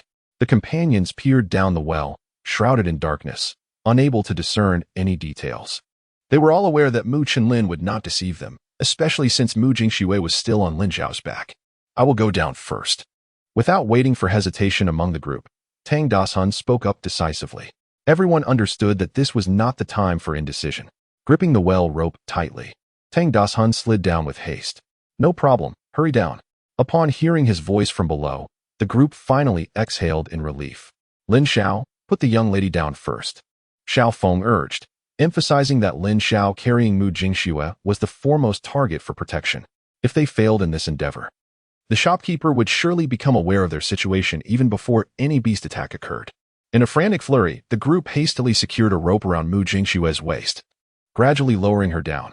Only after Lin Xiao descended did their movements quicken. Meanwhile, Mu Qinlin remained intensely focused, sensing that the individual upon the back of the green-headed eagle was not inferior to him in strength. With a swift motion, a silver glimmer flashed by as Mu Qinlin executed a quick maneuver to evade an incoming wind blade. Simultaneously, another wind blade emerged from the eagle's back, and with a resounding clash, their techniques collided, sending a fierce gust sweeping through the battlefield, leaving the ground as clean as a whistle. Seizing this moment, Mu Qinlin observed the spot where the silver glimmer had vanished, revealing a hole the size of a bowl. Upon probing with his spiritual sense, he discovered a silver orb inscribed with intricate patterns within the cavity. Who are you? Mu Qinlin inquired, feigning concern, as his true intention was to buy time for the shop's staff to retreat. Mao Arii, standing on the back of the green-headed eagle, smirked coldly. He had followed this group, using his spiritual sense to ascertain that, apart from the leader Mu Qinlin, who was at the mid-stage of qi refinement, the rest were merely low-level warriors or cultivators. With a flick of his wrist, he prepared to eliminate them one by one with the magical weapon gifted by his master. The silver orb, a creation of his own, was simple to forge. All that was required was high heat, though the intricate patterns were relatively complex. Nonetheless, he could produce a dozen in a single night. Chapter 21. Perilous Situation. You are Mao Arii, the bandit leader from outside the West City. Mu Chenlin exclaimed upon recognizing the stout, dark-haired man behind the eagle. Oh, you know me? Mao Arii replied, drawing back his bowstring, fully intent on attacking without further conversation. Taken aback by the sudden mention of his name. However, he had no desire to acknowledge the other. To him, Mu Chenlin was merely a trophy to be collected after the battle. Before his words could fully escape his lips, he released the bowstring, sending a silver orb hurtling forward. Mu Chenlin, ever vigilant, perceived the imminent danger and narrowly evaded the attack. Spare me, and I shall reveal the location of the treasure. Mu Chenlin pleaded as he spoke, only to be interrupted by another silver glimmer slicing towards him in the form of a broad silver blade. A mid-grade mundane weapon? Mu Chenlin's expression shifted dramatically. How could the bandit leader possess such wealth? This blade rivaled the hidden weapon in Mao Ariai's possession. Meanwhile, the shopkeepers had all entered the secret passage. Tang Dasan, at the forefront, retrieved a fire stick from his pocket, its faint glow barely illuminating their surroundings, leaving them uncertain of Mu Chenlin's fate. Anxiously, they hurried forward. After what felt like an eternity, a cough echoed behind them, prompting everyone to halt in their tracks, exchanging wary glances. Lin Xiao gestured for silence, and they all nodded. Holding their breath, Xiao Feng raised a clothes-drying pole in a mock-attack stance, nervously fixated on the path they had traversed, as footsteps grew increasingly audible. A familiar face soon emerged before them. The shopkeeper, they exclaimed in unison. The companions cried out in unison, and Hu Tian, with tears in his eyes, seemed as if he had spotted a savior. Why are you still here? Cough, cough. The demon beasts have invaded the central city. You must flee. Mu Chenlin's face was pale, a trace of blood staining his lips. Innkeeper, please, no time for hesitation. Follow me. He interrupted the innkeeper. Taking Mu Jingxue from Lin Xiao's back and charging ahead, the others hurriedly trailing behind, fearful of falling behind. As Mu Chenlin hastened his steps, he felt a sense of relief, grateful that his family's good standing had afforded him numerous life-saving treasures. Otherwise, he would not have made it back. When a large blade was swung towards him, Mu Chenlin retrieved a shield from his storage pouch to block it, his right hand wielding a slender, narrow knife crafted to complement the shield. The combined weight was lighter, more suited for combat. The two combatants clashed fiercely, as Qi refining period cultivators could not command swords. Mao Arii simply leapt from his green-headed eagle, retrieving his large blade with ease, and the two engaged in a direct duel of techniques. Mao Arii's green-headed eagle was an adult 8th-grade demon beast, occasionally launching surprise attacks that caught Mu Chenlin off guard. His injuries had been incurred when he was distracted by the eagle's ambush, allowing Mao Arii to strike him, just as Mu Chenlin feigned weakness. And Mao Arii prepared to deliver a decisive blow. 3 black orbs were summoned by Mu Chenlin, who executed a secret technique to vanish from his original position. After a violent explosion, a silver crossbow and a broken long knife fell to the ground, alongside fragments of other items, while the green-headed eagle, frightened, flapped its wings and vanished from sight. These 3 black orbs had been bestowed upon him by the elder of the Wu family, each containing the thunderous might of a foundational-level cultivator's technique. A single orb was sufficient to scatter Mao Arii's soul. Fearing for his safety, Mu Chenlin unleashed all 3, only to discover that their power was overwhelming.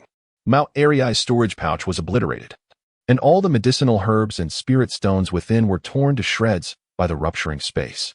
Mu Chenlin swallowed a healing elixir, swiftly clearing any traces of their presence by the well, before slipping into a hidden passage, disappearing from sight. As long as they were given time to escape, it mattered little if the passage was discovered. Time passed, and Lin Xiao felt that at least 3 or 4 hours had elapsed. They had paused several times along the way, and this time Mu Chenlin said nothing, understanding that he, too, required rest due to his injuries. We have arrived. Mu Chenlin signaled for everyone to slow down. Cautiously, they approached the exit, and Mu Chenlin pressed his ear against the wall, listening intently until he confirmed there was no danger before signaling for the others to follow him. With a sigh, Lin Xiao emerged from the tunnel, momentarily blinded by the bright light. Shielding her eyes, she surveyed her surroundings and realized they were near a residential area, close to the city wall.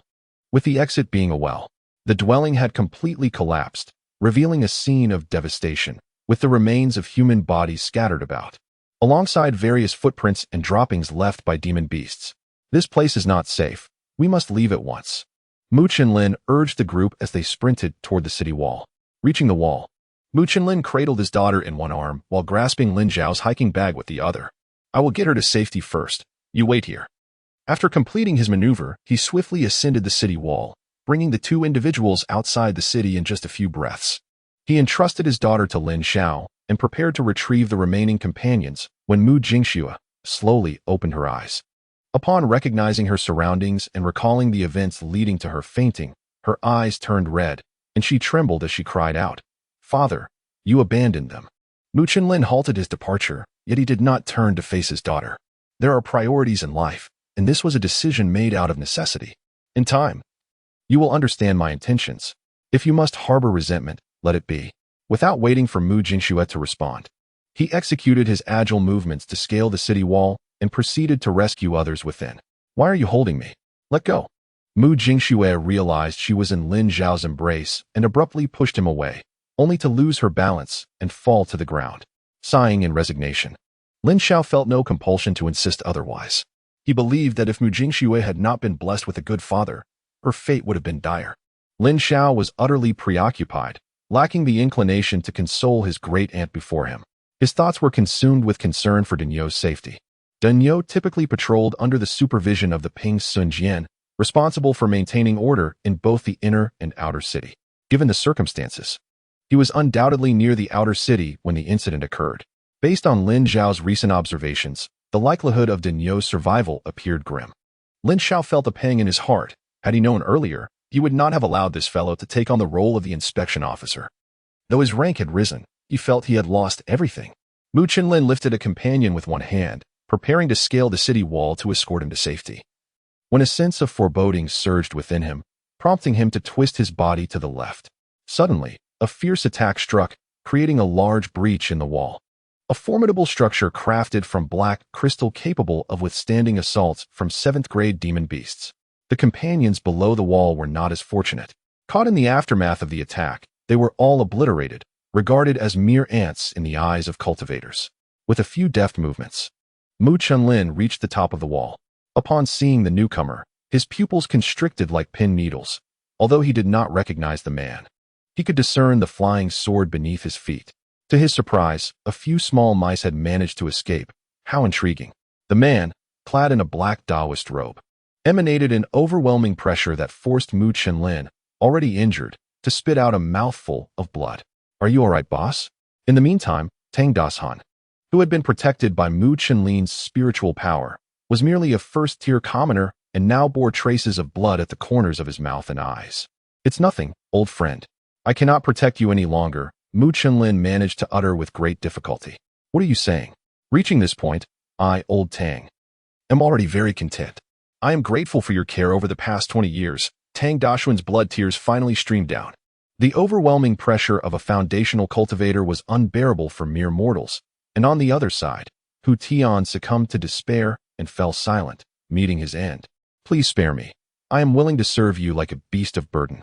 Mu Qinlin knelt before the middle-aged man, bowing his head, though a flicker of ruthlessness shone in his eyes. Oh, how interesting. However, I already have enough useless minions. I do not require another. The middle-aged man sneered. His words cut short as 3 black orbs shot forth. Humph, a trivial trick. The middle-aged man activated his protective talisman, summoning 3 flying swords to counter the black orbs. With a resounding bang, the middle-aged man staggered back, clearly injured. Mu Qinlin dashed outside the city wall, seizing Mu Jingxue and Lin Xiao in each hand, and fled into the distance, employing the Wu family's secret technique that consumed his essence blood, achieving astonishing speed. Useless wretch, you shall die. The middle-aged man, still wearing that disdainful expression, propelled his flying sword towards Mu Qinlin. The middle-aged Taoist, surnamed He, was a foundational cultivator commanding the bandits of the western Qingyang County. With Mao Arii as his subordinate, he had previously placed restrictions on his men and was positioned at the rear of the formation. Sensing Mao Arii's demise, he assumed he faced a formidable adversary. Following the aura of the restrictions, he pursued the murderer underground, curious about their intentions, only to discover that Mu Qinlin possessed means to injure him. As Mu Qinlin sensed Taoist he drawing nearer, a bitter expression crossed his face. He could not help but ponder whether he could have successfully fled had he not brought his companions along. Useless wretch, perish. The speed at which Master He ascended on his sword surpassed even the blood-burning escape techniques employed by those in the mid-stage of Qi refinement. Now, the distance between both parties had dwindled to less than 50 zhang. With a deft gesture, Master He directed his flying sword, which shot forth like a meteor towards Mu Chenlin and his companions. Sensing the ominous presence behind him, Mu Chenlin's countenance hardened with resolve. He halted his steps and entrusted his daughter to Lin Xiao, instructing her, "Take Shuer and flee as far as you can, without looking back." Before Lin Xiao could utter a word, he thrust a storage pouch into his embrace, unsheathed his shield and longsword, and charged towards the radiant swordlight. Father, Mu Jingxue, already astute, was acutely aware of her father's perilous situation and cried out with all her might. Lin Xiao was momentarily taken aback before regaining his composure. He seized Mu Jingxue's arm, disregarding her protests, and plunged into the thicket, aware that he could not outrun the assailants from above. "Let go of me. My father hasn't returned yet. I won't go." Mu Jingxue, lacking martial training, could not muster the strength to resist Lin Xiao, and resorted to shouting loudly in defiance. "Silence! Do you wish to see the shopkeeper perish in vain?" Lin Xiao admonished as he ran, glancing back with a fierce expression and bloodshot eyes. Perhaps his fearsome demeanor startled Mu Jingxue, for the words of protest that hung on her lips were swallowed, allowing Lin Xiao to drag her away in flight. "You two little rascals, where do you think you're going?" A voice imbued with a peculiar resonance echoed from behind, causing Lin Xiao and his companion to falter, their legs giving way as they collapsed to the ground. Lin Xiao turned in terror to see He Daoren soaring above them on a flying sword, and most alarmingly, he held a severed head in his left hand. Was that not Mu Chenlin? "Ah, father, I shall fight you to the end." At this moment, Mu Jingxue was consumed by regret for never having learned martial arts. As a child, she had found the rigors of training unbearable, preferring instead to immerse herself in books and writing. What use was penmanship in such dire circumstances? With her mother passing away early, her father had indulged her whims, allowing her to forsake martial training. As she matured, Mu Jingxue became a teacher, aspiring to enlighten others through literacy. It was only now that she recognized the folly of her past choices. Not only had she hindered her father's path, but she was also powerless to aid him in his tragic demise. "You possess considerable potential, young girl, but alas, devoid of cultivation, you cannot become a furnace for refining. Nevertheless, there is a certain thrill in toying with you," He Daoren remarked with a lascivious glint in his eye. With a mere gesture, Mu Jingxue found her body paralyzed, unable to move even a fraction, her eyes betraying her despair. "Little child, you shall meet your end as well." With a decisive flick of his finger, He Daoren directed the floating swords surrounding Lin Xiao to pierce towards him. At this moment, Lin Xiao found himself devoid of panic.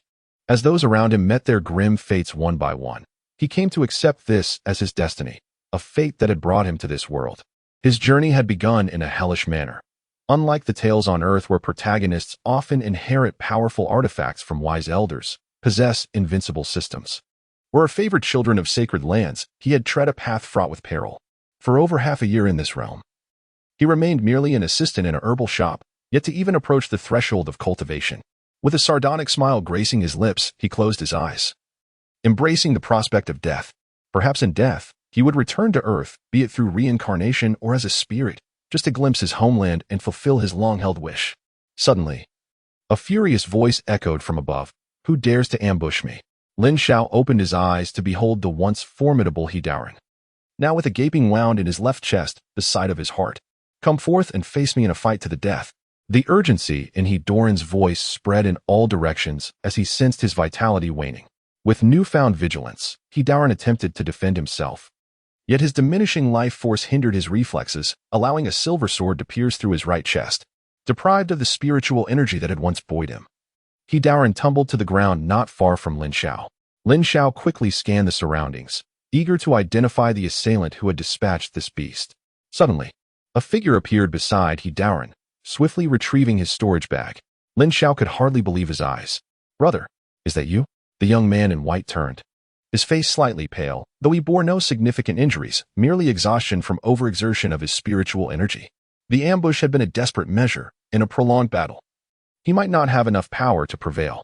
Our repeated encounters suggest a fateful connection. I cannot stand idly by while you face peril, he proclaimed, coughing lightly into his hand. The danger has passed. You must flee at once. As the young man prepared to depart on his flying sword, Lin Xiao urgently interrupted him. Wait, please, I beseech you. What is it? The young man, frowning slightly, was eager to find a secure location to recuperate his energy. Just as you said. Our frequent meetings indicate a bond. This storage bag belonged to my master, who bequeathed it to me before his demise. Would you be willing to escort me and his daughter back to the sect? I long to pursue the path of cultivation. If you agree, this bag shall serve as my token of gratitude. Lin Xiao had been uncertain about how to persuade the young man to take him under his wing. But the promise of treasures within the bag left by his master was a compelling argument. After a moment of contemplation, the youth glanced at Mu Jingxue, who lay on the ground, her eyes ablaze with fury. Are you certain she consents? Indeed, she is more than willing. Lin Xiao pounded his chest with assurance, vowing that he could never abandon Mu Jingxue in the wilderness. Not to mention the perilous encounters with those individuals earlier, even the demon beasts could take her life. Mu Jingxue's eyes burned with hatred as she glared at Lin Xiao's profile, her heart filled with disdain, with Mu Chenlin's recent demise. She believed her father had misjudged his character. Very well, but let me make this clear. There will certainly be a test for entry. If you two lack spiritual roots, you must return down the mountain. This was only natural. Without the talent for cultivation, it would be wasteful for them to remain within the sect, consuming its resources. Lin Xiao respectfully offered the storage bag he held. Unbeknownst to him, its contents likely consisted of medicinal herbs and spiritual stones, though it wouldn't be abundant. As the shopkeeper had just completed the transaction in the inner city that morning, the young man accepted the storage bag and glanced inside. Since we may become fellow disciples, I shall not be overly demanding. I will take 100 spiritual stones and 20 medicinal herbs, which will serve as your entry fee. After speaking, he swiftly transferred the items into his own storage bag and returned Mu Chenlin's bag to Lin Xiao. Thank you, elder brother. In the future, as my cultivation progresses, I shall never forget your great kindness. Lin Xiao hastily bowed in gratitude, feeling a newfound respect for the youth in white. If he had harbored any ill intentions or belonged to a nefarious sect, he would not have returned the storage bag and could have easily silenced them both. It was only because he had been saved by the youth twice that he dared to take this risk. Elder brother, we must stabilize Mu Jingxue. Can we restore her to normal first? The young man assessed Mu Jingxue's condition with his divine sense and shook his head slightly. This is the doing of that Taoist. I cannot undo it. In 4 or 5 hours, she will be fine. That is good, that is good. Lin Xiao sighed in relief. Even if he found Mu Jingxue insufferable, he could not allow her to come to harm, especially given that Mu Chenlin had perished while saving him. We should not linger here any longer. Let us depart. The young man extended his hand, and Mu Jingxue was drawn towards him by a mysterious force. He grasped her waist and looked to Lin Xiao. Wait a moment. Lin Xiao rushed to the corpse of Hidauran, carefully removing his robe and wrapping it around Mu Chenlin's head, cradling it in his arms before returning to the youth in white. Such loyalty and righteousness, admirable. The young man nodded in approval, while Mu Jingxue, witnessing this scene, wept uncontrollably, unable to move or even wipe her tears and nose. Were it not for Mu's shopkeeper, Lin Xiao would have paid no heed to her fate, choosing instead to turn a blind eye. The youth in white seized Lin Xiao's backpack and soared into the sky on his sword. A quarter of an hour later, the young man located a mountain peak, controlling the flying sword to carve out a cave halfway up the slope. Tossing the two inside before magically sealing the entrance and casually sitting down to regain his spiritual energy. The cave was shrouded in impenetrable darkness. Lin Xiao set the head and the drying rack aside, fumbling in the dark to help Mu Jingxue sit against the wall, then leaned back against his backpack to close his eyes and rest. In Qingyang County, at a residence in the outer city, a concealed door in the tiled floor was lifted, and a head emerged to survey the surroundings. Once assured of safety, it turned over and climbed out. Daniel, you are covered in wounds. You shouldn't go. As the patrol officer held his right hand against his left arm, a closer inspection would reveal that his left forearm was missing, a casualty from a recent skirmish with a monstrous beast. Yet, this inconvenience was trivial. Some matters must be addressed without delay, for if I perish, it would be in vain. Emerging from the basement was none other than Wang Daniel. Sighing, he awaited your return. The patrol officer, with a resigned expression, tossed his blade to Daniel. Brother Ping, I fear this sword may bring you trouble. Dania hesitated to accept the weapon. I wish for you to return alive. Otherwise, you shall be a burden to me, The patrol officer admonished sternly. Haha.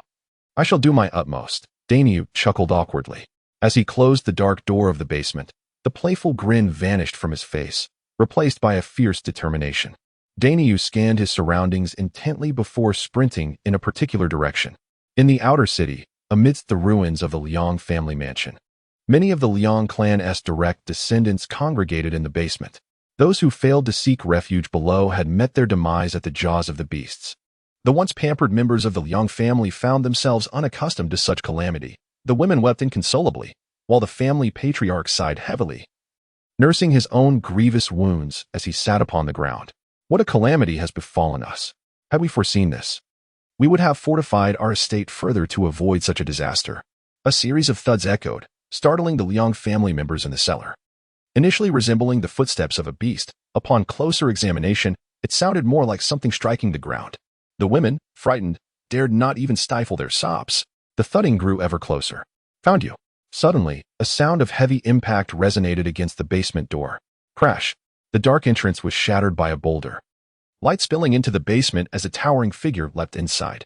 Who are you? The Liang patriarch, positioned in front of the others, struggled to discern the newcomer's features against the glare. Wang Daniel. It is you, Wang Daniel. Yang Xiang, positioned at the back, recognized the faint outline of Daniel's face and could not suppress his exclamation. You're alive? Haha. How could I die before avenging my grievances? Daniel replied, a chilling smile spreading across his face, prompting a young woman to scream in terror. Ah, what do you intend to do? Who granted you the audacity, young man?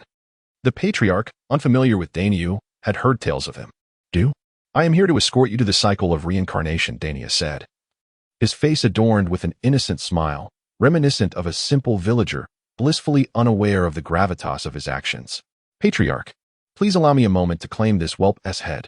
One of the Liang family's martial masters, the sole survivor from the recent beast siege, spoke up. Exercise caution. The patriarch nodded, aware that he too possessed martial prowess, albeit diminished due to his injuries. Die. A single, succinct word escaped Daniel's lips as a glint of cold light flashed, akin to a wolf pouncing into a flock of sheep. A martial artist? You two are a martial artist. Moments later, Daniel emerged from the basement, his body drenched in crimson, panting heavily. Yet, he paid little mind to his condition as he limped away from the ruins of the Liang family, leaning on the hilt of his sword. Over the past 6 months of joining the inspection division, Daniel had diligently trained in martial arts under the guidance of Ping Sunjian. His robust physique, honed by years of running through the mountains, allowed him to excel in his martial pursuits with remarkable efficiency. Furthermore, his extraordinary talent enabled him to ascend to the status of a martial artist in merely a month and a half.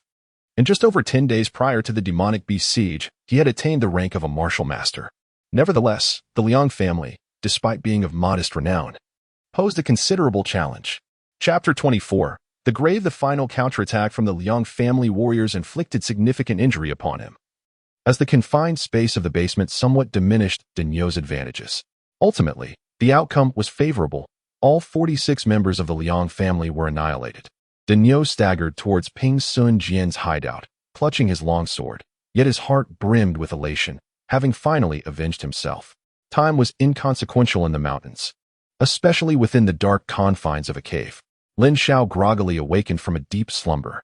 This rest had been profoundly restorative, after a day filled with arduous labor, evasion, and fright. In the cave, darkness enveloped him, rendering visibility nearly non-existent. Yet, having spent an extended period in this obscurity, Lin Xiao found himself somewhat acclimatized, capable of faintly discerning the outlines of larger objects. As he groped around him, his hands encountered only the clothes-drying rack, failing to locate Mu Chenlin's head. Suddenly, a chill washed over him, prompting Lin Xiao to reach toward the wall. Do not touch me, came a soft yet firm voice. Lin Xiao shrugged. It was none other than Mu Jingxue who had awakened, undoubtedly the one who had taken Mu Chenlin's head away. Lin Xiao, clutching his backpack and a clothes-drying pole, found a spot by the wall to sit down. He was unaware of how long he had slept. The method that man had employed on the girl must have lasted over 10 hours. A rumble from his stomach echoed, reminding Lin Xiao of his ravenous hunger, for he had not eaten since noon the previous day. Are you hungry? Came a faint voice. Hearing this, Lin Xiao was filled with joy. Elder brother, have you recovered? Although the young man in white did not explain why he was resting in this place, Lin Xiao could deduce the likely reason. It was probably to heal or regain his magical power. Well, let us proceed. As soon as the youth's words fell, a resounding crash echoed as he used his magic to shatter the boulder blocking the cave entrance, sending it tumbling down the mountain. The blinding white light illuminated the cavern, prompting Lin Xiao to hastily shoulder his backpack and take up the clothesline. Just as the young man was about to cast a spell to summon his sword, Lin Xiao's hesitant voice broke the silence. Elder brother, could we wait a moment? I would like to bury the shopkeeper. Upon seeing the head-wrapped bundle in Mu Jinshue's arms, Lin Xiao felt an overwhelming sense of reverence for the deceased. Perhaps it was a consequence of earthly thinking, but he subconsciously believed that a person who passed away should be laid to rest, lest their soul find no peace. The young man in white glanced at Mu Jinshue, noticing the plea in her eyes, and nodded. Very well. He then lifted both individuals and soared to the mountaintop. Upon setting them down, the boy prepared to conjure a pit, only to find Lin Xiao already digging beneath a tree. After a moment's hesitation, Mu Jinshue too set down the head-wrapped bundle and joined in the labor, prompting him to desist from his magical efforts. Without any tools, Lin Xiao and his companion found the task of digging to be considerably more laborious. Mu Chenlin, with only his head remaining, managed to create a modest grave mound in less than an hour. Lin Xiao unexpectedly found a relatively flat piece of wood and retrieved a marker from his backpack.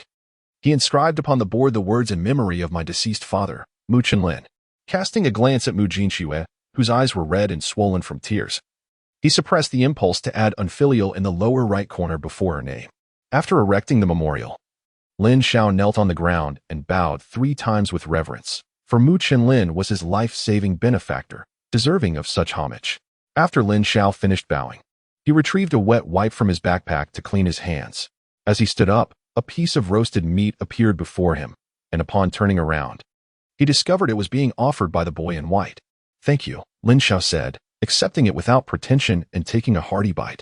Earlier, while erecting the monument, he had noticed the boy in white roasting something not far away. Indeed, it smelled delightful. It must be rabbit legs. The boy in white gestured for Lin Xiao to give the second rabbit leg to Mu Jinshue. Mu Jinshue, with vacant eyes, knelt before Mu Chenlin's grave, weeping incessantly, leaving Lin Xiao at a loss. Get up, the boy in white spoke in a calm tone. I will set up a formation, otherwise it won't be long before the corpse is unearthed and devoured by the beasts. Upon hearing this, Mu Jinshue hastily wiped her tears and rose to her feet. Lin Xiao, disregarding Mu Jingshue's dirty hands, grasped her wrist and thrust a rabbit leg into her palm. This was roasted by my elder brother. Whether you choose to eat it is entirely up to you. Having said that, he paid her no further heed, turning his attention to the actions of the youth before them. Before long, the young man in white produced several spirit stones from his hands, encircling the small grave mound with them, and inscribing incomprehensible symbols in the spaces between. Once he completed the task, he formed a hand gesture and softly commanded, "Rise."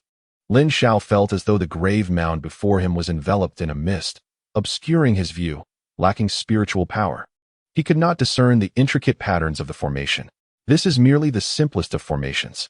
In the future, should you acquire the necessary skills, you might consider relocating the grave. Come, the youth said to Mu Jinshue, taking them both by the hand and soaring away on their swords. 50 miles outside Qingyang City, a throng of individuals gathered, encircling the black-robed figures engaged in combat with the city guards. Has Yi Jiao not returned? A hoarse voice emanated from within the black robes. Reporting to you, my lord. During the battle, I observed Lord He flying toward the outer city, though I cannot ascertain his intentions, replied a subordinate. The leader of the bandits, under He Dao. This battle had cost them 15 bandit leaders, and He Jiao. The black-robed figure seemed unfazed by the loss of the bandit leaders, who were merely expendable tools in the Qi refinement stage. However, He Jiao, who had journeyed with him from that direction, had now perished, necessitating an explanation upon their return, a genuine inconvenience. Lead the demonic beasts back to the demonic beast mountain range. They may prove useful to us in the future, the black-robed figure instructed. Yes, understood, came the chorus of responses from the crowd. My lord, why not take this opportunity to annihilate Qingyang County? Inquired a foundational-level cultivator, confusion etched upon his face. That cannot be done. The inner city is protected by a lethal formation, which I dare not enter, the black-robed figure's voice echoed with a haunting tone. How can this be? A fellow cultivator, sharing the same query as the foundational-level practitioner, exclaimed in astonishment. You may act freely in your endeavors from this point onward, after this conflict. The population of Qingyang County has diminished by 70%, and Wei Qing, that scoundrel, has been severely injured, leaving him unable to attend to your affairs for the time being. The black-robed figure coughed twice, clearly wounded himself. Yes. The outermost leaders of the Qi refinement bandits rejoiced internally. The inner city of Qingyang County was the most prosperous area. In the aftermath of reconstruction, there would undoubtedly be a significant influx of resources, presenting them with a golden opportunity for profit. Disperse for now. I shall inform you in advance of the next operation. The figure clad in black vanished, yet their voice echoed from all directions. The young man in white soared through the air on his sword, accompanied by Lin Xiao and Mu Jingxue, heading northwest. The rapid pace of their flight left Lin Xiao breathless, his face gradually turning a shade of blue as he struggled to regain his composure. Mu Jingxue fared even worse. Her frail constitution made her susceptible to the lingering chill of the April breeze. After only a brief exposure, she was seized by a fit of coughing. It was only when the young man in white noticed their distress that he realized the gravity of the situation. He employed his spiritual power to envelop Lin Xiao and Mu Jingxue in a protective barrier, allowing Lin Xiao to finally draw in a deep breath, gasping for air. Meanwhile, Mu Jingxue continued to cough, the cold air having likely compromised her health. The young man paid them no further mind, guiding the flying sword across the sky. After what felt like 2 or 3 hours, the sword suddenly decelerated. Lin Xiao glanced below and beheld a colossal mountain shrouded in mist, nestled within a dense forest. Surrounding the peak were woods and streams, with the occasional echoes of birdsong and the roars of beasts, evoking a sense of nature's profound mystery and power. As if one had stepped into a realm of the ethereal, a true scene of celestial beauty. Chapter 25. Disappointment as they approached. Lin Xiao noticed that the summit of the mountain was remarkably flat, as though it had been sheared by a sword. Upon it stood a collection of structures, with the largest building at the center, while the others encircled it like stars around the moon. The young man in white dismounted from the flying sword in front of the central edifice, though his feet were now on solid ground. Lin Xiao still felt as if the world was spinning beneath him, a testament to the rapid flight they had just endured. Thud. On the other side. As the young man released Mu Jingxue, she lost her balance and fell abruptly to the ground. The young man shook his head, reminiscing about his own first experience of rapid flight with his master, which he had adapted to effortlessly, feeling none of the disorientation. Once you've recovered, follow me. The young man said nonchalantly. Yes, Lin Xiao replied, forcing himself to regain control over his body. The trio arrived at the entrance of the building, where the young man pointed to a sign above. This is the main hall of our sect. I shall first take you to the Hall of Elders for your spiritual root assessment. Lin Xiao raised his gaze towards the plaque, which elegantly inscribed the words Heavenly Sword Sect. Intrigued, he lingered for a few moments, but suddenly, the characters morphed into a sword that lunged at him. His complexion turned pale, and before he could utter a cry for help, a hand clapped on his shoulder, causing everything before him to vanish. Do not fixate on the plaque. Those are the characters of the sect. As an ordinary mortal, how could you possibly withstand such an influence? The youth in white cautioned. Thank you, elder brother, Lin Xiao replied, shaken. He pondered how dire his situation might have been had the youth not intervened. The young man in white continued to lead the two forward. As they walked, disciples clad in similar white garments rushed to greet him with deep respect. Elder brother, they exclaimed. Indeed, the white-clad youth nodded in acknowledgement to each disciple. Behind them, the disciples whispered among themselves, pointing at Lin Xiao and his companion. Who are those two beside the elder brother? They must be new disciples. I sense they are merely mortals. The sect has not accepted disciples of such an advanced age. Who knows? Lin Xiao, oblivious to the conversations of his fellow disciples, was led by the white-clad youth to a building adjacent to the main hall of the sect. Elder Qian, these two wish to join our Heavenly Sword sect. Could you kindly assess their qualifications? The white-clad youth addressed the middle-aged man with a respectful gesture. There's no need for such formality, Jiang. You too, step forward. Elder Qian replied kindly to the youth before instructing Lin Xiao and Mu Jingxue to approach. Yes, they responded in unison, moving closer. With a wave of his hand, a piece of milky white jade appeared on the table before Elder Qian. Lin Xiao observed that the material of this jade bore a resemblance to spirit stones, albeit significantly larger in size. Young lady, please proceed. The middle-aged man gestured for Mu Jingxue to place her hand upon the jade. Although Mu Jingxue preferred that Lin Xiao go first, she complied and cautiously extended her hand to the jade.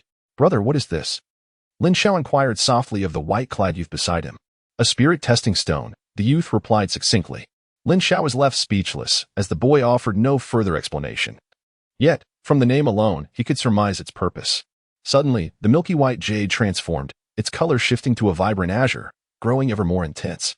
Initially, Elder Qian paid little heed, sharing the common sentiment that Lin Xiao and Mu Jingxue, being older, likely possessed mediocre talents. Is this superior aptitude? No. It's not superior. It's a medium-level water spirit root, exceedingly close to superior, Elder Qian exclaimed, his eyes widening in astonishment, though a hint of regret lingered in his tone. In the 38 years since the establishment of the Heavenly Sword sect, not a single disciple had exhibited superior aptitude, the best being merely of medium-level fire and metal spirit roots, including the white-clad youth before him. However, the youth possessed a unique constitution, relying on more than just spirit roots for cultivation. What a pity, if only it were a superior water spirit root. Elder Qian murmured to himself before gesturing for Lin Xiao to step forward for his assessment.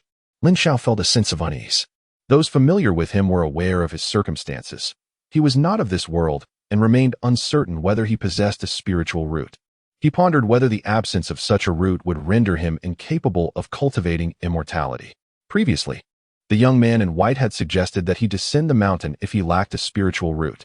Mu Jingxue stepped aside, allowing Lin Xiao to place his hand upon the spirit-testing stone. He focused intently on the stone's reaction. 1 second, 2 seconds, 3 seconds. Time passed slowly. And just as Lin Xiao's heart began to sink, the jade stone underwent a transformation, first turning red, then shifting to purple, with the two colors alternating incessantly. "Haha! I possess 2 attributes."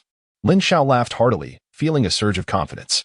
Lin Xiao's smile gradually faded as he noticed that the youth in white and the middle-aged man remained silent. The middle-aged man wore an impassive expression, as if he had anticipated this outcome all along. The youth in white, however, appeared somewhat regretful. "Brother, what on earth is happening?" Lin Xiao ventured to inquire. "Your energy attributes are negligible, barely qualifying as inferior spiritual roots," the youth in white replied, shaking his head slightly with a sense of disappointment. Having encountered Lin Xiao multiple times, he felt a connection with him, and Lin Xiao's actions had resonated with his own inclinations. He had not expected such a turn of events. Could it be that the spirit-testing stone is malfunctioning? Perhaps we should try another one, Lin Xiao thought, filled with reluctance. After enduring countless hardships to finally embark on the path of cultivation, to be told he lacked even the qualifications was unbearable. Without uttering another word, the middle-aged man placed his hand upon the spirit-testing stone, which immediately transformed into a muddy yellow hue. It was evident to him that this time, the disparity was unmistakable. Lin Xiao's face turned pale, and darkness enveloped his vision, as if the world was collapsing around him. A young man placed his hand on Lin Xiao's shoulder, channeling a surge of spiritual energy into him, gradually restoring a hint of color to his ashen complexion. "My dear young lady, would you be inclined to join the Heavenly Sword sect?" The middle-aged man regarded Mu Jingxue with a gentle expression. "I would," Mu Jingxue replied decisively. "Excellent. Please provide your identification details, and I shall prepare your identity token." With a wave of his hand, the spiritual stone vanished, and a booklet along with a token materialized upon the table. Lin Xiao gazed at the scene before him, as the young man in white, feeling a pang of compassion, quietly inquired, "Do you truly wish to pursue the path of immortality?" "Indeed. Is there any other way?" Upon hearing the boy's words, Lin Xiao's eyes sparkled once more, fixating on him without blinking. "There are no alternatives," the youth replied, shaking his head. Lin Xiao felt somewhat bewildered, unsure of the boy's meaning. Lacking spiritual roots does not signify an inability to cultivate. It merely implies a slower progression. For instance, the girl inside may attain the first layer of qi refinement in 3 months, while you might take a year, 2 years, or even 10 to achieve the same. "Are you still willing?" the boy asked. "Absolutely. I am more than willing. As long as I can cultivate, I will accept any path," Lin Xiao said, his gaze filled with hope. You must understand that due to your absence of spiritual roots, you will not be able to access any resources provided by the sect. After all, the sect is not a charitable institution. It cultivates disciples with the expectation of returns, and you cannot offer any recompense. Your journey will be arduous, perhaps even insurmountable. The young man explained with unusual patience. I wish to give it a try. If it fails, I will let go of my aspirations. Lin Xiao declared resolutely. Very well, I shall inform Elder Qian and procure a temporary disciple token for you. The boy patted Lin Xiao on the shoulder with a sigh and turned to enter the building. Chapter 26, entrance 10 minutes later. The young man in white summoned Lin Xiao inside. At that moment, Mu Jingxue regarded him with a complex mixture of relief and pity. The middle-aged man tossed a token onto the table, saying, Young man, had it not been for Master Zhang's intercession on your behalf, I would not have consented. You have 3 years. If you cannot reach the first layer of qi refinement within that time, you must depart. However, prior to your departure, all memories of these 3 years will be erased to mitigate the risk of sect techniques leaking. Do you accept? I accept. Lin Xiao nodded earnestly. He was determined to give it a chance, no matter the cost. You may go. Master Jiang will escort you both to the Hall of Transmission. The middle-aged man gestured for them to leave. Thank you, Elder Qian. Lin Xiao expressed his gratitude, acknowledging that despite the elder's brusque manner, he had indeed opened a door of opportunity. Upon exiting the elder's hall, the young man in white guided Lin Xiao and Mu Jingxue to receive their cultivation methods and attire. Naturally, only Mu Jingxue received clothing, which was similar in style to that of the boy, albeit in a slightly different hue, while Lin Xiao had to wear his own garments. This is the cultivation room. You too shall practice here. Should you encounter any uncertainties, consult the duty elder. If you feel hungry, head to the dining hall. If you feel fatigued, you may rest in the accommodations at the rear. However, Lin Xiao, you do not have a room, Mu Jingxue. Your room number corresponds to the digits on your identity token, the young man in white instructed as he led them to the cultivation chamber. Thank you, senior brother. Mu Jingxue nodded in appreciation to the young man. Thank you. Senior brother, Lin Xiao could not bring himself to address him as such. From now on, there is no need to call me senior brother. My original name is Jiang Rusi, and I am among the earliest disciples to enter the sect. You may refer to me simply as elder brother like the other disciples, the young man stated calmly. Thank you, elder brother. Jiang Rusi nodded slightly before turning to leave. Mu Jingxue let out a huff and settled into a corner of the training room on a mat. Lin Xiao chose to ignore her, seating himself on the opposite side. He meticulously perused the small booklet in his hands, which contained a technique distinct from Mu Jingxue's water attribute cultivation method. His was called the Zhou Tian guiding spirit technique. Jiang Rusi had mentioned that it was the most commonly employed method for refining qi, perfectly suited for someone like him, who lacked a spiritual root. In the sect, only the first layer of qi refinement was documented in books, while the others were inscribed on jade slips, which could only be accessed by those who had attained at least the first layer of qi refinement. Lin Xiao became increasingly captivated as he perused the booklet. This volume not only contained the foundational techniques of the Zhou Tian spirit guiding art for qi refinement, but also offered detailed annotations and explanations. Lin Xiao surmised that these notes were likely left by predecessors who had practiced this art, and he appreciated how the sect generously provided such resources for its disciples. Indeed, the Heavenly Sword sect was commendable in this regard. The introduction to the Zhou Tian spirit guiding art elucidated that it is a fundamental yet practical method for qi refinement, designed to assist practitioners in effectively absorbing the spiritual energy of heaven and earth. It guides this energy to circulate through the meridians of the body, gradually transforming it into usable spiritual power. This process not only solidifies the foundation of cultivation but also lays a robust groundwork for advancing to more profound techniques and achieving breakthroughs in various realms of cultivation. Lin Xiao read the introduction and preface twice before deciding to give it a try. He closed his eyes and took a deep breath, recalling the instructions that emphasized the necessity of maintaining a serene and focused mindset during the practice, avoiding agitation and the proliferation of distracting thoughts. He pressed his tongue against the roof of his mouth, adopting a natural and comfortable posture to begin adjusting his breathing. He initiated several deep breaths, inhaling slowly, allowing the air to fill his chest and abdomen, feeling his belly rise gently with each inhalation. Then he exhaled gradually, allowing his abdomen to contract as he expelled the stale air. He repeated this cycle 3 times, gradually easing his body and mind into a state of relaxation. Lin Xiao practiced diligently for 3 hours as recorded in the tome, yet he felt naught but an insatiable hunger gnawing at his belly. Casting a glance at Mu Jingxue, who was deep in meditation on the other side, he promptly rose, dusted off his clothes, and exited the cultivation chamber. He made his way to the dining hall. where he requested a bowl of lukewarm rice porridge from the senior disciple, along with a flatbread, savoring the delicious meal with relish. After satisfying his hunger and quenching his thirst, he visited the restroom and returned to the cultivation room, determined to practice a while longer before succumbing to slumber. The events of the past few days had left him mentally fatigued, and he had even spent the previous night sleeping in a cave. Upon returning to the cultivation chamber, however, Lin Xiao found Mu Jingxue absent, likely having gone to eat or rest as well.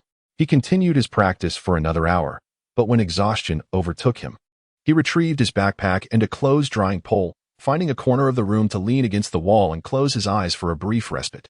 Perhaps due to the unfamiliar surroundings or the lack of a proper bed, Lin Xiao woke before long, when he ventured to the restroom again. The dawn had yet to break fully. Returning, he found sleep elusive. Instead, he leaned against the wall, reflecting on the events that had unfolded since his arrival in this strange world. His experiences, whether in Huangtu Village or Qingyang County, could be succinctly summarized by the phrase struggling to survive. Both the farmers of remote villages and the shopkeepers of Qingyang County appeared small and helpless in the face of calamities, resigned to fate. Even formidable figures like Mu Chenlin had succumbed to nefarious forces. There would always be individuals stronger than himself. To navigate this world, one could not place their hopes in others. Relying on mountains would lead to their collapse, and leaning on trees would result in their flight. The only reliable support lay within oneself. It was only through personal strength that one could ensure their own survival. With this realization, Lin Xiao bolted upright, resuming the cultivation techniques from the previous day. Unlike Mu Jingxue and Jiang Rusi, who possessed spiritual roots and cultivated at a deliberate pace, he could not afford to be lazy. Otherwise, he would face the erasure of his memories and a forced descent from the mountain 3 years hence. Lin Xiao pondered whether he would survive another encounter akin to his previous experience in Qingyang County. Last time, he had relied on the life of Manager Mu. Would there be another to save him? Such a prospect seemed unlikely. Surviving until now was already a testament to his fortitude. He gradually inhaled and exhaled, adopting a specific rhythm of breath, a technique noted by an unknown predecessor in an ancient tome, the method of prolonged inhalation and short exhalation. He inhaled slowly, counting silently to 6 in his mind, directing the breath through his nasal passages and throat, allowing it to descend gently to the dantian in his abdomen. He felt his abdomen expand like a balloon, storing this vital energy. Then, he exhaled softly, timing the exhalation to 3 counts, sensing his abdomen naturally contract, releasing the stagnant air from within. This cycle continued for approximately 2 hours. When Lin Xiao finally opened his eyes, his body was relaxed, yet he felt no discernible change. The text had promised a sensation of spiritual energy. He recalled the warmth that Jiang Rusi had bestowed upon him the previous day. A delightful sensation of warmth flowing through his veins and meridians. Lin Xiao cast a sidelong glance and noticed that Mu Jingxue had already arrived. Seated in her usual spot from yesterday, meditating quietly. Choosing not to greet her, Lin Xiao stood up and made his way to the dining hall. He arrived just in time, as the clock had just struck 8. The fragrant rice porridge was still warm, and he ordered a large flatbread. Settling into a secluded corner to enjoy his meal, Lin Xiao noticed that the pancakes here were somewhat different from those he had eaten in Qingyang County. In Qingyang, he typically consumed at least 2 pancakes of the same size, while here at Tianjin Gate, one was quite sufficient to satiate his hunger.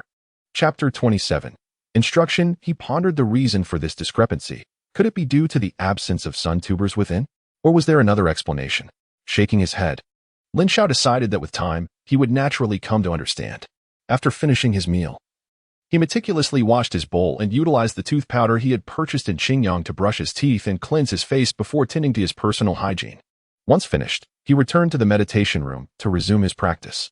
As time flowed like a gentle stream, the days passed one by one.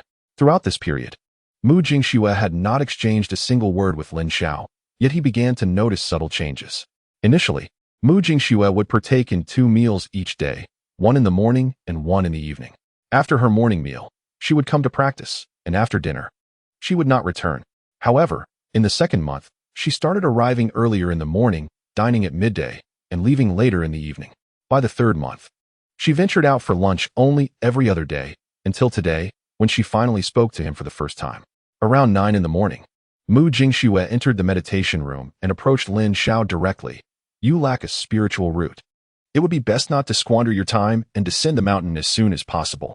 Without waiting for Lin Xiao's response, she turned to leave. Wait a moment.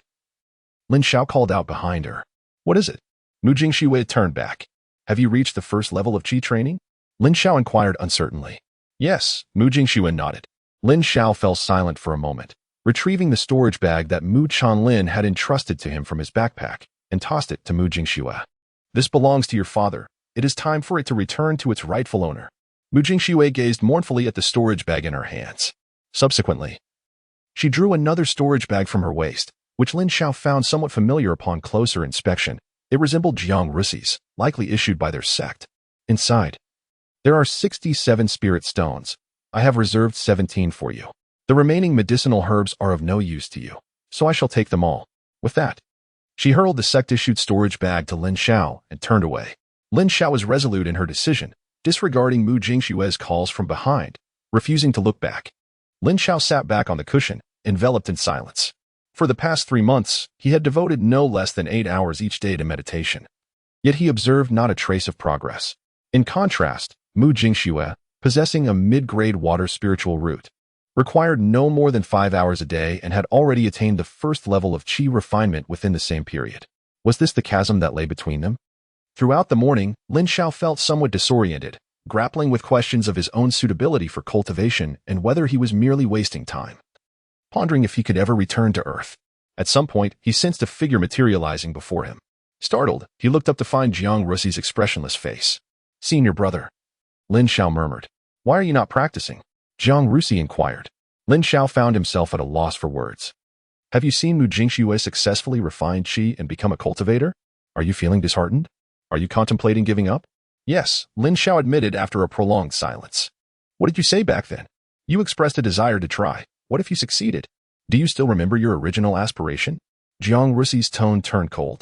On the arduous path of cultivation, one is akin to navigating a turbulent ocean or traversing the ethereal mists that conceal perilous peaks.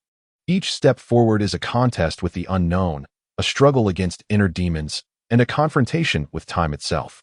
A cultivator, with a heart set on the way, embarks on a quest for transcendence and the unraveling of the mysteries of the universe. Yet, amidst this journey, temptations abound like blooming flowers that ensnare the senses. A moment's carelessness could lead to intoxication with fleeting fame and fortune, ephemeral pleasures, causing one to forget their initial resolve. Only those with a heart steadfast as rock can traverse this path of cultivation for the long haul. To them, external allurements are but fleeting illusions. Regardless of how wealth and power beckon or how fame tantalizes, their hearts remain unwavering. In the face of adversity, they perceive it as the crucible to hone their character. Every hardship serves as a whetstone for their resolve, and pain only fortifies their will, while setbacks deepen their conviction. As for you, you falter at the threshold of your first step. Your resolve is fragile. You are unfit for the path of immortality. Depart from the mountain, then.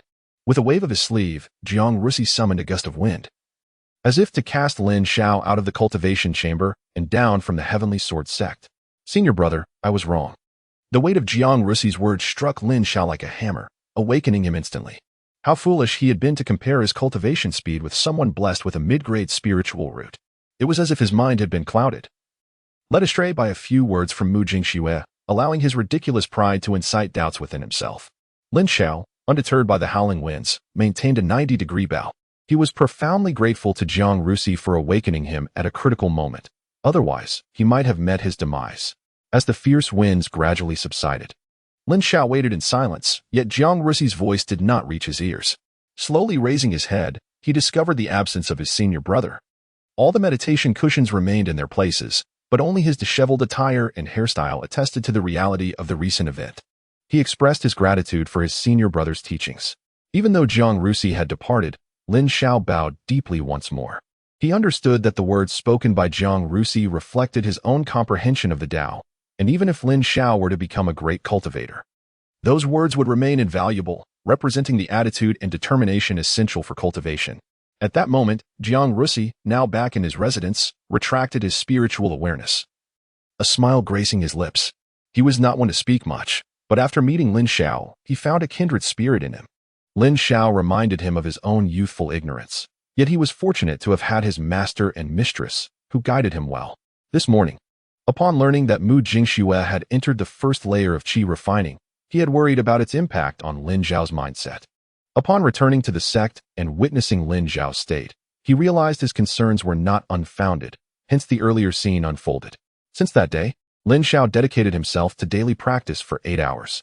Not being a cultivator, he still required time for meals and rest. Otherwise, he would have devoted all 12 hours to meditation. As time flowed on, with the seasons transitioning, winter approached. Outside Tianjin Mountain, thick snow fell like goose feathers. Yet Lin Xiao did not don a heavy winter coat. The sect was likely protected by formations, as he felt no chill. Over the past 6 months, 2 new disciples had also been practicing in the training hall. The first was a boy of 7 or 8 years, who entered the first layer of qi refining in just over 2 months. His spiritual root was not as exceptional as Mu Jingxue's, but perhaps his pure-heartedness and lack of worldly concerns facilitated his swift progress. The second was a 6-year-old girl who had been brought into the sect by a female steward. 3 days ago, she had also entered the first layer of qi refining after 4 months of training. Despite the comings and goings around him, Lin Xiao remained tranquil. He understood that he was different from those with spiritual roots. His current obsession was to master the methods of cultivation. Chapter 28. Finally entering qi refining to ensure his survival and prolong his life, he sought the opportunity to return home. He often contemplated that after a century of cultivating to a higher level, he might barely manage to ascend the mountain and find his way back to Earth. By then, all of his relatives and friends might have departed from this world. Would he still wish to return? Ultimately, he firmly believed he must go back. Even if it was merely to light incense for his parents, uncles, and aunts, and to rest his bones in his homeland. After all, Earth was home. As time slipped by, the years wove themselves into the fabric of existence. On the summit of Tianjin Mountain, Lin Xiao gazed upon the melting ice and snow in the surrounding forests, where birds soared gracefully overhead, heralding the arrival of yet another spring. One evening in April, Lin Xiao prepared to complete another cycle of his grand celestial exercise before retiring for the night.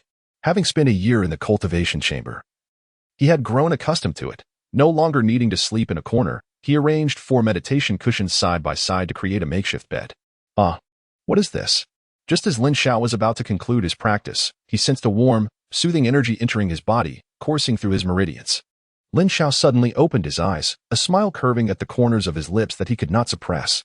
This sensation felt oddly familiar, reminiscent of the moment when Jiang Rusi infused her spiritual energy into his body. Lin Xiao's drowsiness vanished entirely. Although he appeared composed on the surface, a tempest brewed within him. He had resigned himself to the prospect of being expelled from the mountain 3 years hence, yet to his astonishment, fate had been kind to him, granting him success. Time flowed like a river, and a month slipped by in the blink of an eye.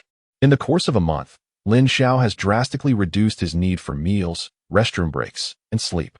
Each day, he immerses himself in meditation, refining spiritual energy, with all his bodily functions in a heightened state of activity, rendering him impervious to hunger. Furthermore, his meditative practice has become a substitute for sleep. He now requires merely 1 hour of slumber each day. Lin Xiao anticipates that once he reaches the qi refinement stage, he may not need to sleep at all, as the daily practice of refining spiritual energy will suffice. Having achieved the first layer of qi refinement, Lin Xiao's eyes opened wide with joy. Although progress may be slow, he has indeed succeeded. While others may take a year to reach the second layer of qi refinement, he might require 5 or even 10 years. Nevertheless, he has become a cultivator. The next time he encounters a 9th-grade demon beast, he will no longer be utterly defenseless, awaiting his demise. Without mentioning anything else, his ability to flee is now significantly enhanced compared to before. Lin Xiao decided to forego sleep and continue his cultivation.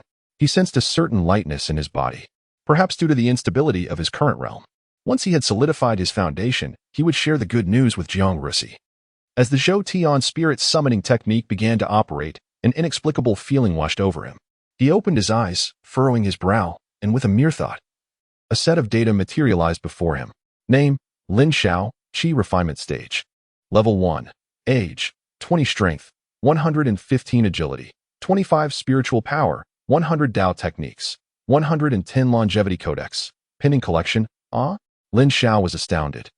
The data he had once encountered during his escape reappeared. It had only manifested fleetingly before, and despite his efforts, he could never find it again. Having just attained the first level of qi refinement, he could now access this information with a single thought, suggesting a connection to the spiritual energy. He recalled being a mere mortal with a strength of 5. Now, at the first level of qi refinement, his strength had surged to 115. and his agility had also improved, likely enabling him to run 5 times faster, if not more. Previously, his spiritual power and Tao techniques were at 0, but now they had both materialized. What was this longevity codex? How was it to be collected? Lin Xiao reached out to touch the numbers before him, yet found it futile. He then focused his mind on receiving the Eternal Life Manual, and a torrent of information surged into his consciousness.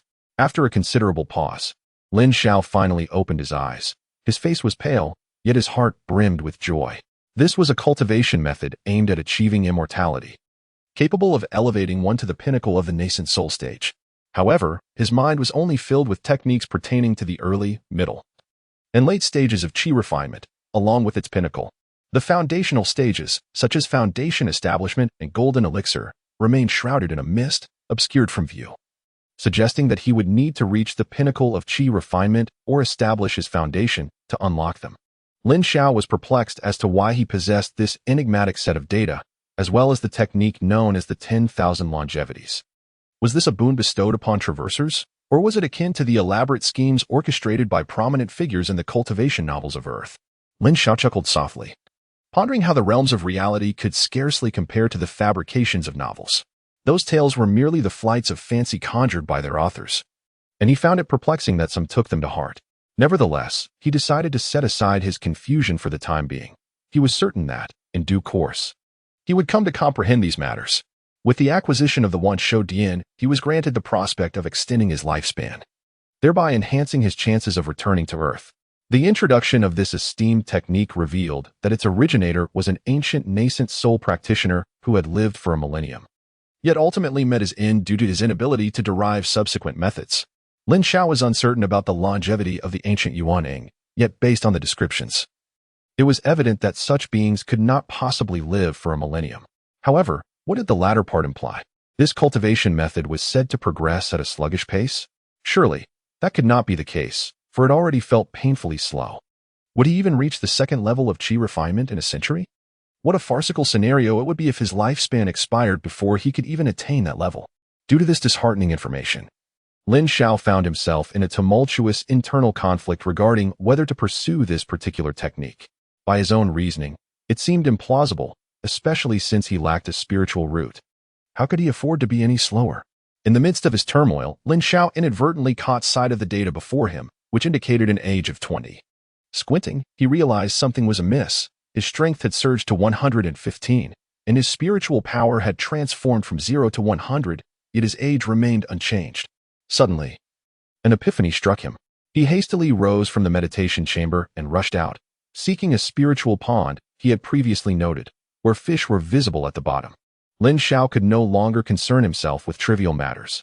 He leaned down, bringing his face close to the lake's surface, and under the luminous moonlight, he meticulously scrutinized his features. The more he gazed, the wider his eyes grew, for he truly perceived no alteration. He remained as he had been a year and a half ago, his visage untouched by the passage of time, devoid of any hint of weariness, still retaining the youthful innocence of his arrival. At 20, he symbolized the essence of perpetual youth. What could this be? Immortality? No, perhaps eternal life? Or merely a slow, aging process? Lin Xiao abruptly came to his senses, relieved that it was late enough that most of the sect's members were either within their own residences or had yet to return, thus sparing him from their scrutiny as he hurriedly emerged. His heart raced incessantly. He took a moment to steady himself, striving to make as little noise as possible as he stealthily returned to the training chamber. Regardless of the circumstances, he was now able to practice the Eternal Life Sutra. It dawned on him that this technique had not manifested without reason. Its purpose was to prolong life, since his age would not advance. What could be the underlying reason for this technique? Was there perhaps another explanation? Lin Xiao, momentarily perplexed, gritted his teeth and resolved to cultivate the Eternal Life Sutra. However, he deemed it unwise to commence his training just yet. He was uncertain whether the steward of the newly adopted sect would notice the change in his martial arts practice. Perhaps it would be prudent to wait until he formally joined the Heavenly Sword sect before proceeding. Lin Xiao's mood tonight was tumultuous, akin to a roller coaster. He arranged 4 cushions side by side and decided to sleep directly on them. Tomorrow, he would seek out Jiang Rusi to conclude his time in the cultivation chamber. Having resided there for more than a year, his days had been consumed by sleep, thus creating a sense of closure. Early the next morning, before dawn had fully broken, Lin Xiao rose. He made his way to his spiritual well to fetch water, brushed his teeth, washed his face, and, using a dagger, shaved his beard. After tidying his shoulder-length hair into a ponytail, he utilized a wooden comb he had purchased in Qingyang County. With everything in order, Lin Xiao proceeded to the dining hall for breakfast. After strapping on his hiking backpack and taking up a clothesline pole, he set off toward Jiang Ruxi's residence. Over the past year, he had familiarized himself with the general layout of the sect, no longer requiring to inquire deliberately during meals in the dining hall. He had gleaned a wealth of valuable information through the conversations of fellow disciples. Jiang Ruxi's residence was prominently situated among the disciples' abodes, making it easily recognizable. Lin Xiao arrived at the entrance of the mansion, surveying the residence before him. This was the abode of the esteemed direct disciple of the Heavenly Sword sect. However, Jiang Ruxi's dwelling was shrouded in a delicate mist, revealing only its golden roof. Disciple Lin Xiao seeks an audience with senior brother. Lin Xiao clasped his hands in a respectful gesture, his voice resonating with a robust power, augmented by the spiritual energy of the first layer of qi refinement. Lin Xiao maintained a bowing posture, and after a brief 10 breaths, the gates of the residence gradually opened, revealing the voice of Jiang Ruxi. "Junior brother Lin, please enter." Lin Xiao revealed a smile, for he discerned an unusual note in Jiang Ruxi's voice, indicating that he had likely noticed Lin's advancement into the qi refinement stage. Upon entering the gate, one is greeted by a broad stone pathway, flanked by lush celestial trees and extraordinary flora. At the end of this pathway stands a magnificent small building. Though not ostentatious, its golden glazed roof signifies its remarkable nature. I did not anticipate that junior brother Lin would enter the qi refinement stage within just a year. It is far swifter than I had imagined. Jiang Ruxi's figure appeared before the small building. "I am truly grateful for your guidance, senior brother. Had it not been for your initial enlightenment, I might still be lost or perhaps have descended the mountain by now." Lin Xiao expressed his heartfelt gratitude. Upon entering this other world, it was Jiang Ruxi who saved his life, and later, during the upheaval in Qingyang County, he extended another life-saving hand, introducing him to the sect, an act of celestial fate. To enlighten him was a profound act of impartation. Jiang Ruxi's kindness towards Lin Xiao was indeed monumental. Although Jiang Ruxi was not one to speak much and often carried a stern demeanor, Lin Xiao felt no fear. He recognized this senior brother as a trustworthy benefactor. Fundamentally different from the steward Qian he had encountered before. "You and I share a fateful bond, and since I have guided you onto this path of immortality, it is only fitting that I lend you a hand. Furthermore, as you call me senior brother, there is no need for me to withhold anything from my junior." Jiang Ruxi's words, spoken with a tranquil tone, resonated in Lin Xiao's ears. Lin Xiao found the situation amusing. His senior brother had a somewhat proud demeanor. Although these words could have been spoken with a flourish, Jiang Ruxi delivered them with an air of nonchalance. "Come, let us retire to my residence for a cup of spirit tea," Jiang Ruxi said casually. "I shall visit you again, senior brother. This time, I have come to request your assistance in obtaining a new disciple token from Elder Qian." Lin Xiao, now destitute, felt embarrassed to accept tea without a gift. Sensing Lin Xiao's eagerness, Jiang Ruxi nodded. "Let us go." With that, he led Lin Xiao out of the residence towards the Elder's Hall. "Elder Qian, I present to you Lin Xiao, a temporary disciple who has recently reached the first level of qi refinement. I kindly ask for your assistance in issuing a new disciple token," Jiang Ruxi stated, cupping his fist in respect. "Ah, you, without a spiritual root, have managed to reach the first level of qi refinement so swiftly?" Elder Qian remarked with a smile, turning his gaze to Lin Xiao in astonishment. "It is all due to my senior brother's guidance. Otherwise, I would not have achieved success so quickly," Lin Xiao replied respectfully, attributing all credit to Jiang Ruxi to conceal his own secrets. Although he held a dismissive view of Elder Qian, he maintained a deep respect, knowing the importance of sincerity. He was aware that he should not display any semblance of falsehood, especially since his senior brother also referred to Elder Qian as Uncle Master, indicating Elder Qian's considerable strength. "Indeed, your character seems commendable. Here, from now on, you shall be a disciple of the outer sect of the Heavenly Sword sect. I trust you will contribute significantly to the sect," Elder Qian remarked, slightly taken aback. He then waved his hand, sending a token flying toward Lin Xiao. Upon receiving it, Lin Xiao found it identical to the one Mu Jingxue had obtained a year prior. He respectfully placed his temporary disciple token on the table. "Good, you may leave now," Elder Qian said, resuming his meditation with closed eyes. As they exited the Elder's Hall, Jiang Ruxi said, You are now formally initiated.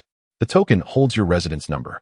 You are now eligible to visit the transmission hall to receive a martial art technique, and you must also go to the merit hall to collect your sect tasks. You may arrange these matters as you see fit. I must take my leave. Thank you, senior brother. Lin Xiao expressed his gratitude with a cupped fist. Watching as his senior brother's figure gradually faded away, likely employing some form of movement technique that Lin Xiao could not decipher. Only after Zhang Rusi had completely departed did he proceed toward the disciple's residence, toying with the token in his hand. From this day forth, Lin Xiao was no longer a rootless individual in this foreign realm. Wherever he went, he would be recognized as a disciple of the Heavenly Sword sect. In the disciple residence area, Lin Xiao traversed past over 100 courtyards until he halted before a residence whose plaque bore the same number as his token. The remaining 40 to 50 buildings were shrouded in mist, suggesting they were uninhabited, with their formation not yet activated. Lin Xiao placed the disciple token onto the doorplate, and the grand entrance opened automatically. As he stepped into the residence, he observed that it bore little distinction from Zhang Rusi's estate. The only notable difference was the overgrown weeds. The small building was not as expansive as Zhang Rusi's, yet it possessed a slightly denser aura of spiritual energy, albeit marginally so. Satisfied with his surroundings, Lin Xiao felt content. After over a year spent in the cultivation chamber, a single room brought him immense joy. And this residence felt akin to a palace in his eyes. On Earth, replicating a building with identical architecture in a third-tier city like Luo City would require tens of millions, a notion utterly unattainable. As the door of the small building swung open, Lin Xiao hastily discarded his backpack and drying rack inside, turning back to leave the courtyard. He placed the token on the doorplate, channeling his spiritual energy, which instantly conjured a mist. Lin Xiao grinned. This was clear evidence that the estate was inhabited. In the Hall of Merits, Lin Xiao listened attentively as Brother Wang elaborated that the Hall of Merits was, in fact, the place to accept tasks. With the exception of elite and direct disciples, all others were mandated to undertake compulsory tasks annually. The responsibilities of inner disciples differed from those of outer disciples. For instance, inner disciples might need to hunt a few demon beasts each month, a relatively lenient requirement that allowed ample time for cultivation. Conversely, outer disciples faced more diverse duties, including daily maintenance of the sect, transportation and organization of supplies, warehouse management, assisting in spiritual cuisine or production, mining, and planting spiritual herbs. The Tianjin sect had been established for 38 years, a relatively short duration, and currently boasted one direct disciple and one elite disciple, both serving as the elder brother and sister among the second-generation disciples. The stages of Qi refinement were categorized as early, levels 1 to 3, mid, levels 4 to 6, and late, levels 7 to 9, with level 10 representing the pinnacle of Qi refinement. Early and mid stages were typically composed of outer disciples, while late-stage disciples belonged to the inner sect. The elder sister, having reached the pinnacle of Qi refinement, was classified as an elite disciple. Presently, there was a demand for mining, spiritual herb cultivation, and spirit beast rearing. Brother Wang flipped through the roster and inquired, "What would you like to undertake?" Chapter 30. Hall of Transmission. Lin Xiao found himself momentarily speechless. It seemed that when it came to arduous labor, there was always a shortage of hands.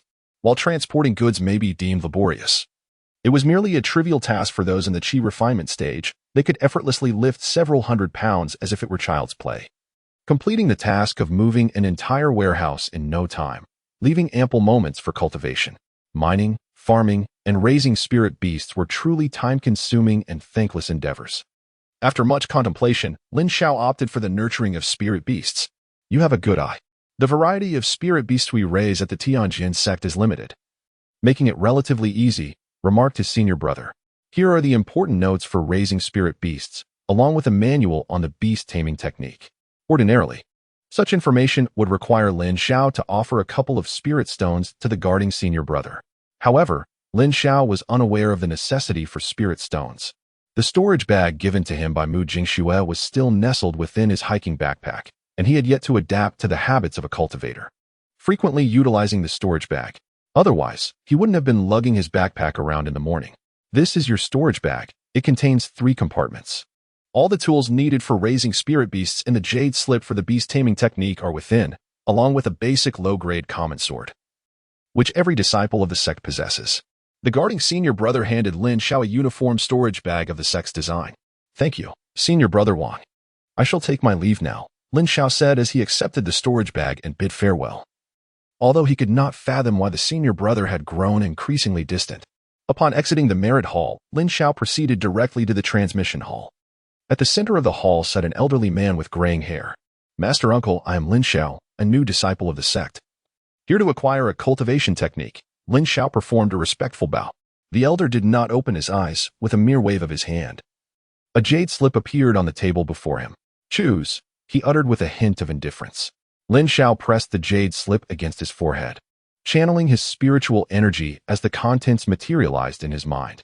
The techniques: blazing sword technique, fire and water sword, destruction sword art, golden body art, eye of insight, and the breath concealment technique, amongst others, left him in a state of bewilderment. He discerned that the sword techniques were the most abundant, befitting the illustrious Tianjin sect. Lin Xiao would forever cherish the fleeting moment he encountered Jiang Rusi and the dazzling silver sword. It was simply magnificent. What captured his attention the most was the breath concealment technique. As he perused the introduction to the technique, he learned it was an art designed to suppress one's own presence, altering their aura to confound adversaries. Mastering it to a high degree would allow one to merge seamlessly with their surroundings, particularly advantageous when hunting beasts in the wild or evading pursuers, as it could effortlessly obscure one's trail, thereby enhancing survival odds. Furthermore, the ability to alter one's aura would remain undetectable as long as the pursuer was not of a significantly higher cultivation realm. The drawback, however, was that prolonged usage could lead to excessive depletion of spiritual energy, adversely affecting one's cultivation speed. Without hesitation, Lin Xiao chose this technique. Although it could not conceal him from experts in the foundation establishment stage, it was sufficient for his current needs. Master, I choose the breath concealment technique, Lin Xiao respectfully stated. The elder, opening his eyes in surprise, glanced at Lin Xiao but uttered no words. With a gentle wave of his hand, a jade slip flew from the shelf towards Lin Xiao. He caught it and placed it against his forehead, confirming it was indeed the breath concealment technique. Are you practicing the Zhou Tian spirit drawing technique? The elder inquired. Yes, Master, Lin Xiao replied, having anticipated that the elder would perceive his technique. The disparity between their levels was too great. With another wave of his hand, a jade slip soared towards Lin Xiao.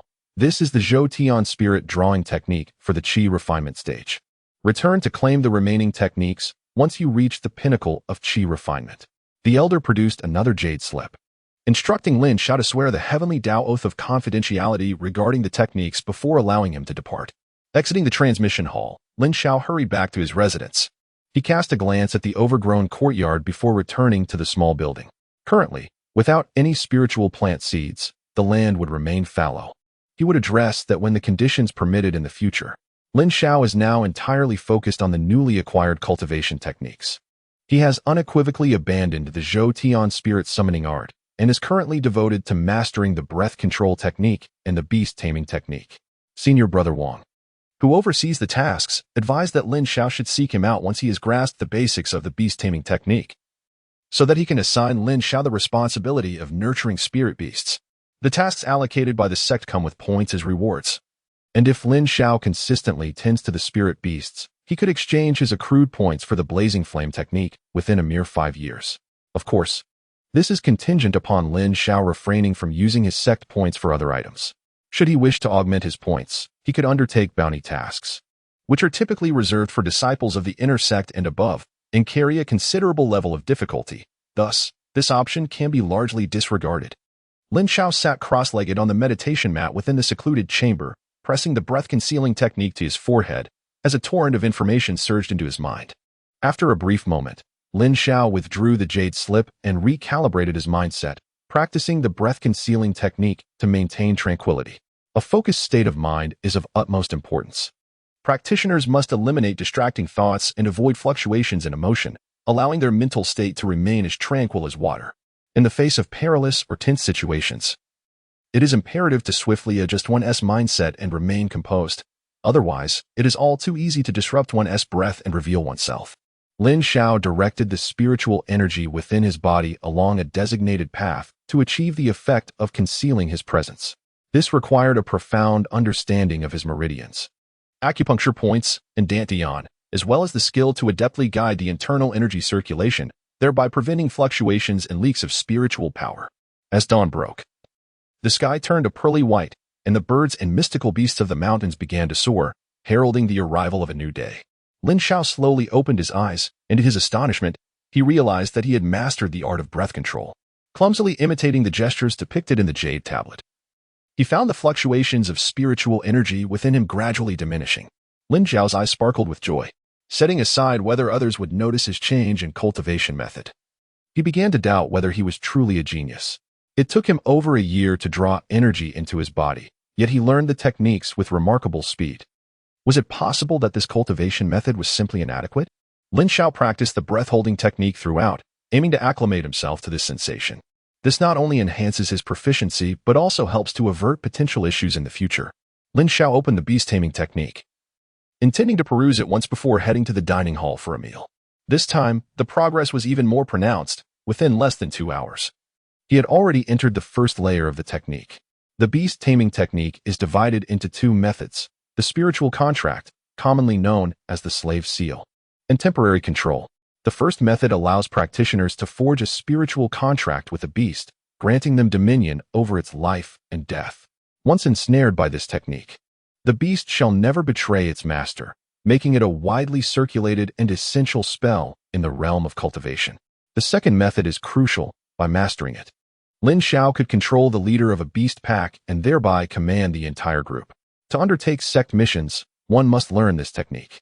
The efficacy of both methods is influenced by the practitioner's cultivation level. With Lin Xiao's current strength, he could at most place a slave seal on a 9th-grade beast and could temporarily control no more than 2 9th-grade beasts, which would also be exceedingly taxing on his spiritual energy. Lin Xiao stood up and stretched languidly, feeling somewhat fatigued after a night of meditation. As his cultivation level was still rather modest, he intended to head to the dining hall for a meal and retrieve the storage bag that Mu Jingxue had given him. Within it, he had neatly stored a roll of spiritual energy, a mountaineering backpack, and a clothes-drying rack. As he probed with his divine sense, he beheld the space within the bag.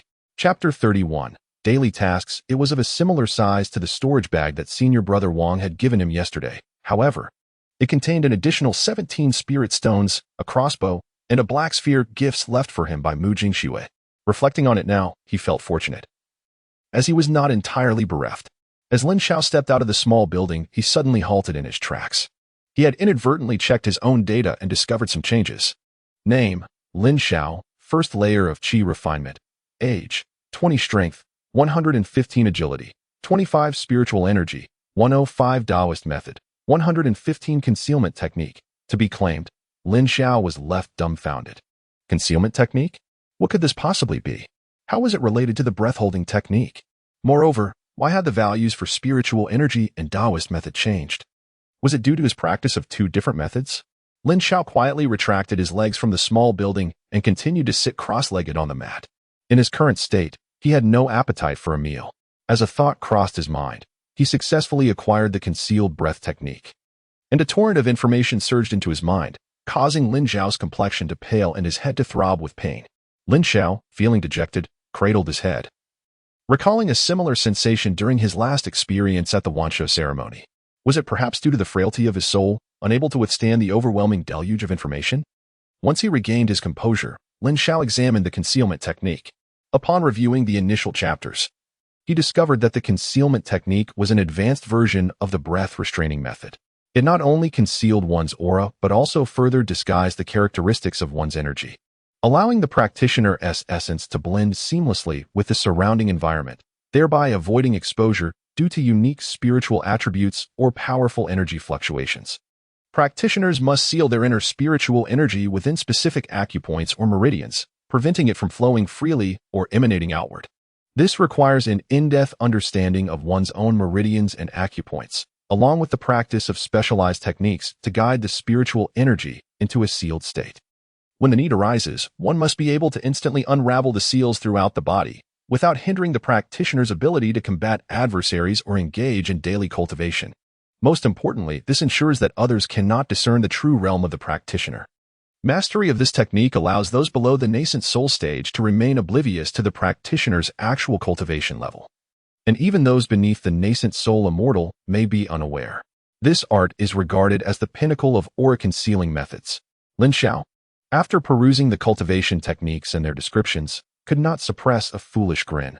Was this not tailored specifically for him?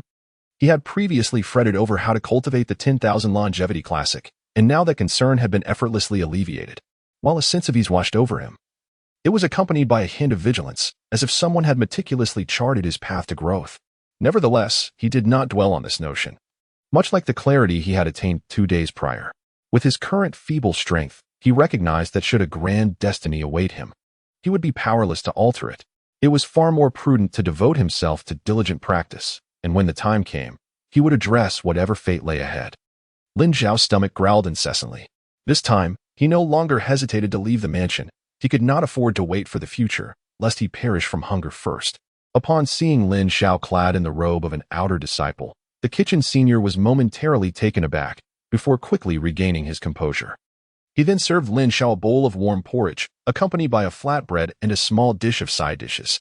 Ever since Lin Xiao successfully cultivated his qi, he discovered that every dish in the dining hall emanated a faint aura of spiritual energy. It seems that these seemingly ordinary meals are crafted from so-called spiritual plants. Have you officially joined the sect, junior brother? Inquired the senior brother with a smile as he served the food. Lin Xiao, who had fortuitously succeeded in his qi cultivation just the other day, politely replied that he was now an outer disciple.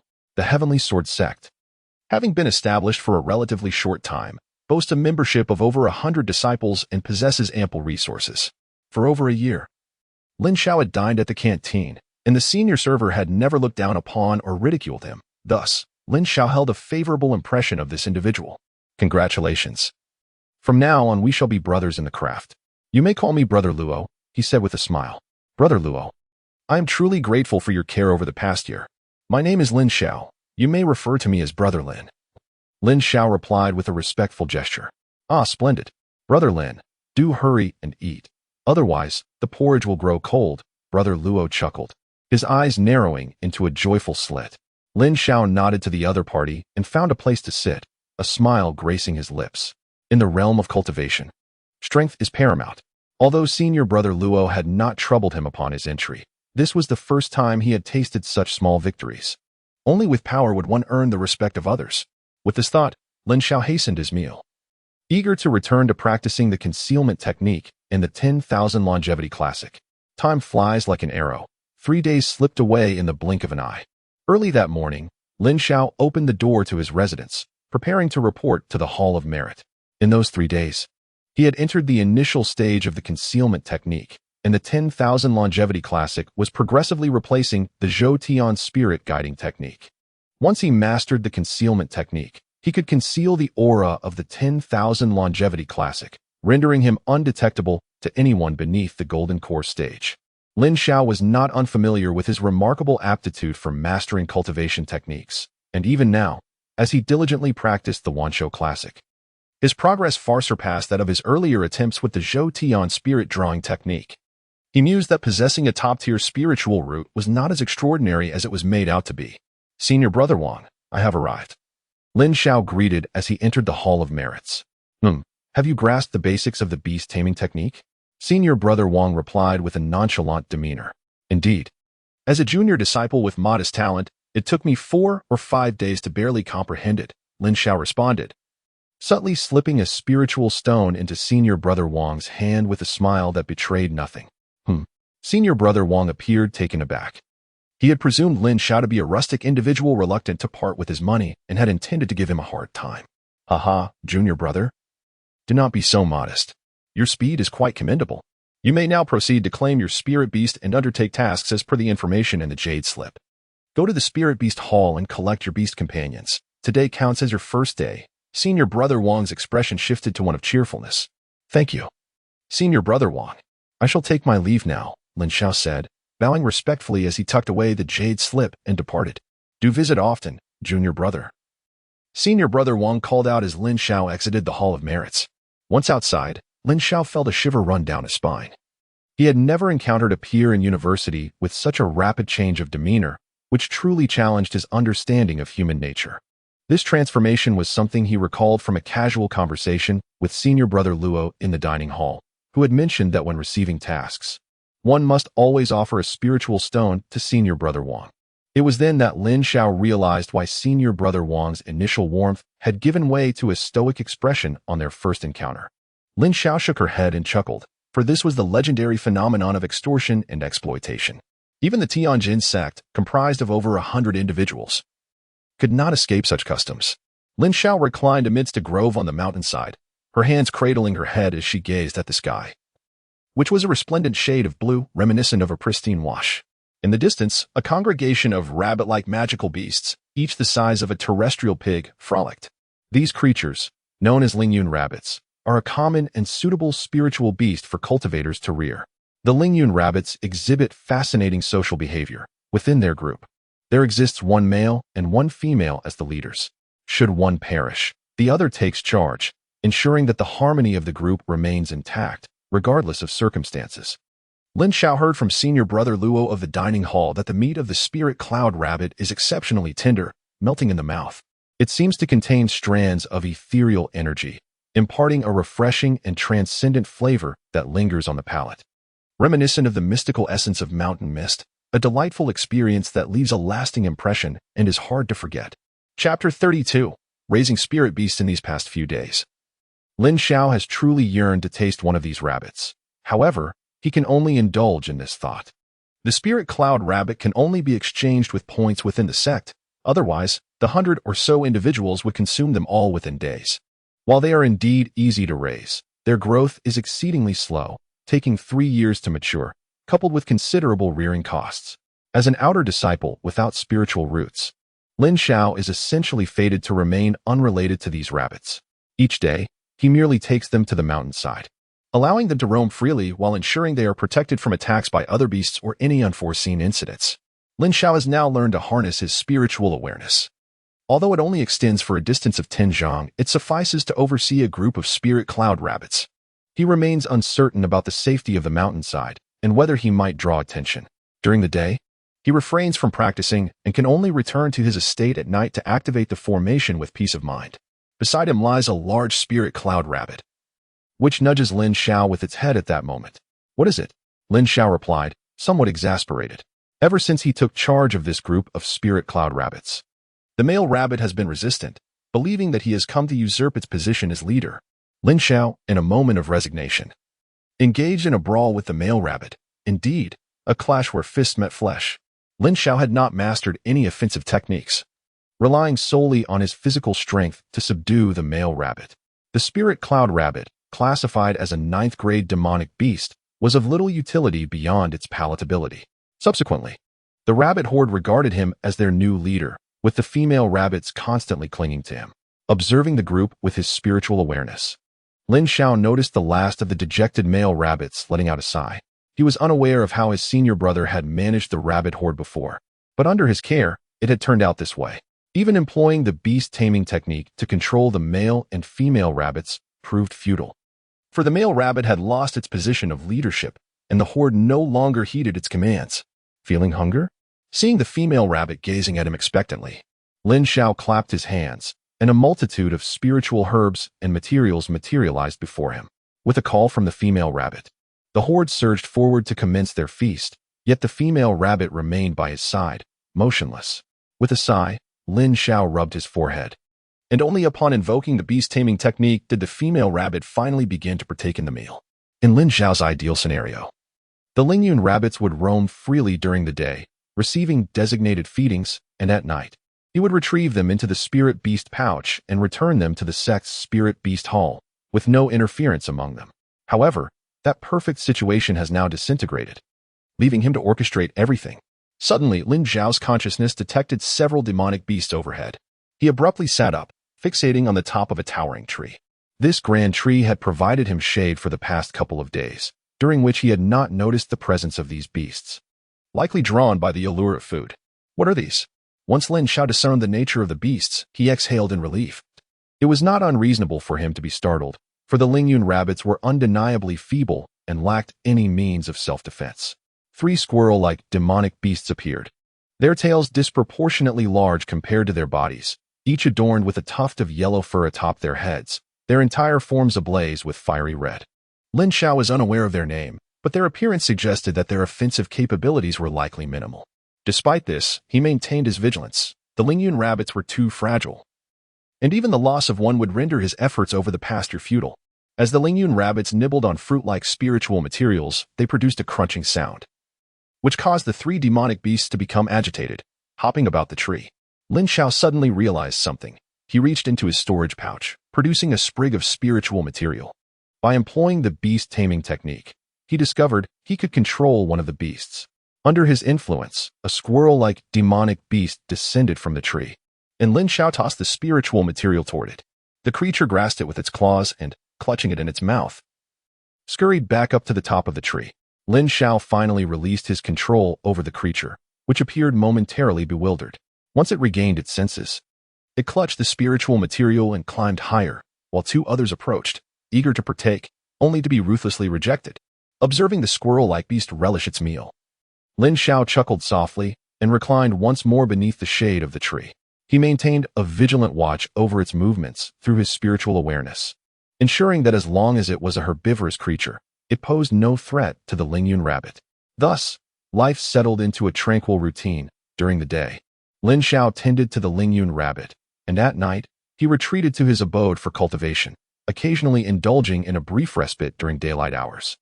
Lin Xiao currently harbors few concerns. His foremost objective remains to return home, followed closely by seeking vengeance for Dinyou. He remains unaware of the identity of those who assaulted Qingyang County years ago.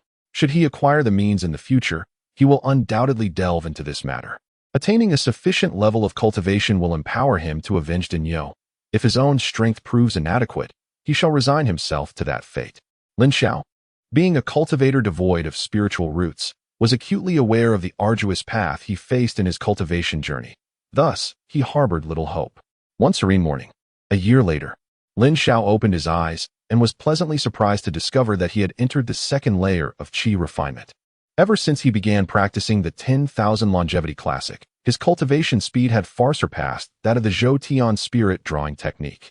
The introduction to the technique indicated that it could extend one's lifespan, which typically resulted in a slower cultivation pace. However, for Lin Xiao, the experience was quite different, largely due to his practice being confined to the night hours. Otherwise, he estimated that within 6 months, he would undoubtedly have reached the second layer of qi refinement, cultivating at a speed that even surpassed that of the talented disciple Jiang Rusi from his sect. Lin Xiao believed that the introduction to the cultivation method would not deceive him. Thus, there must be another reason. This technique, akin to the Zhou Tian spirit guiding art, does not belong to the elemental attributes of cultivation. While the Zhou Tian spirit guiding art forcibly channels spiritual energy into the body, the Wanshou Jian pertains to longevity. What does longevity belong to? Lin Xiao was unaware, as he lacked a master and had no one to enlighten him on such knowledge. Unlike Mu Jingxue, whom he heard his fellow disciples speak of with envy during their casual conversations, Mu Jingxue was taken as a disciple by a foundational female steward of the sect, merely because they both possessed mid-grade water spiritual roots. Some were favored by the heavens, while he was cast aside, devoid of spiritual roots and reliant solely on himself. Without this mysterious set of data and cultivation methods, he would have likely followed the path of other rootless cultivators, fortunate enough to reach the mid-stage of qi refinement before meeting his end. Setting aside the Wanshou Jian, the unchanging age, 20 on his data panel remained Lin Xiao's greatest secret. The lifespan of qi refinement cultivators ranges between 150 to 200 years, with specific ages determined by their cultivation level. Clearly, it was impossible for him to languish within the sect for over a century. Now equipped with the Wanshou Jian, his cultivation speed was not slow.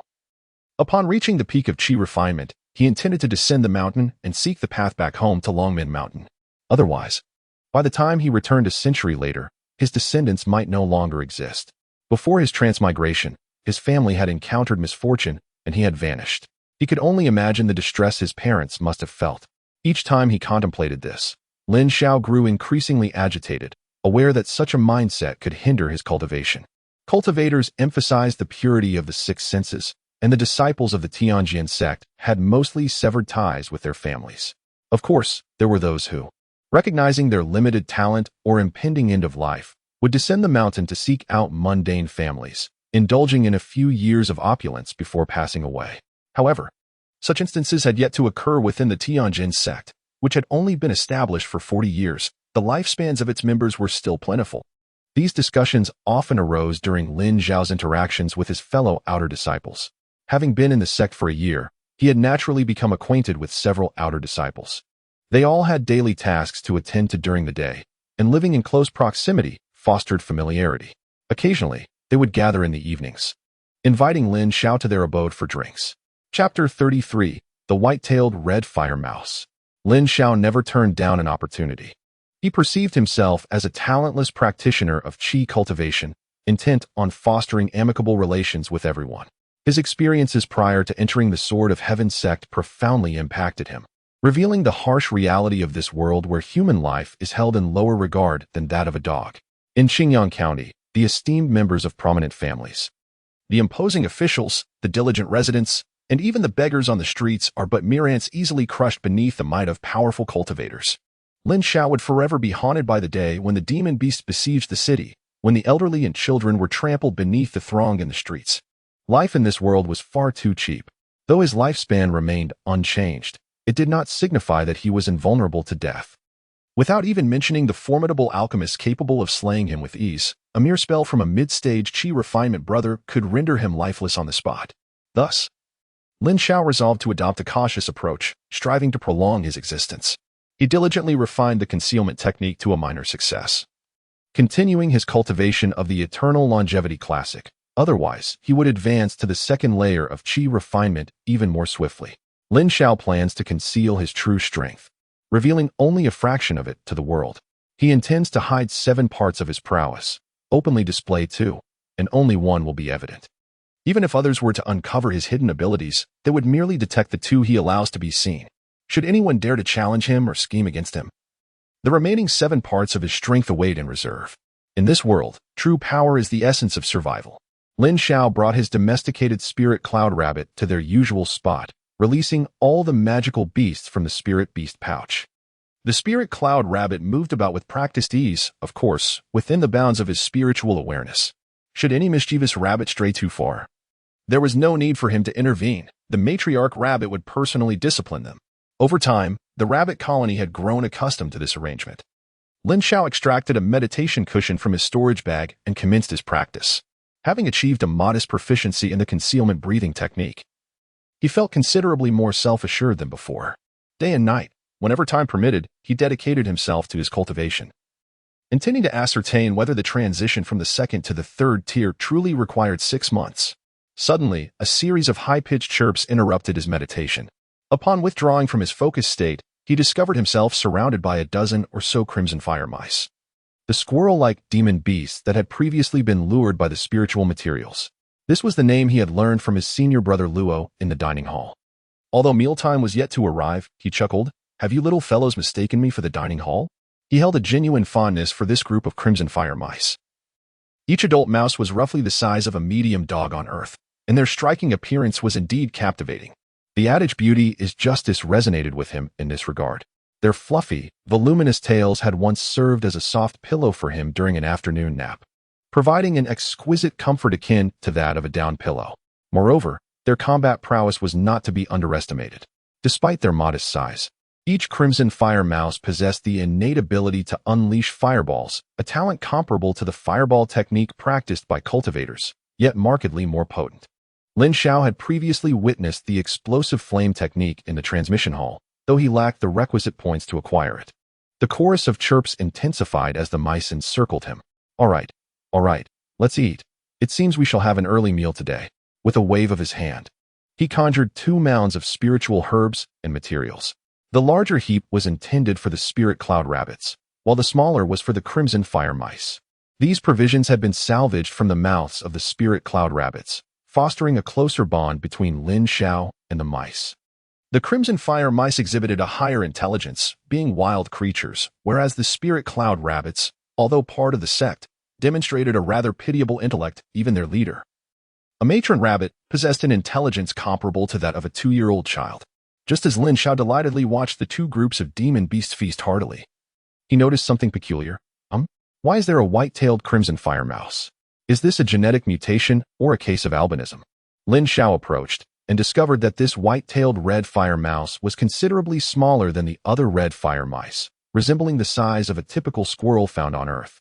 It must have been nestled among the other red fire mice, which is why he had not noticed it earlier.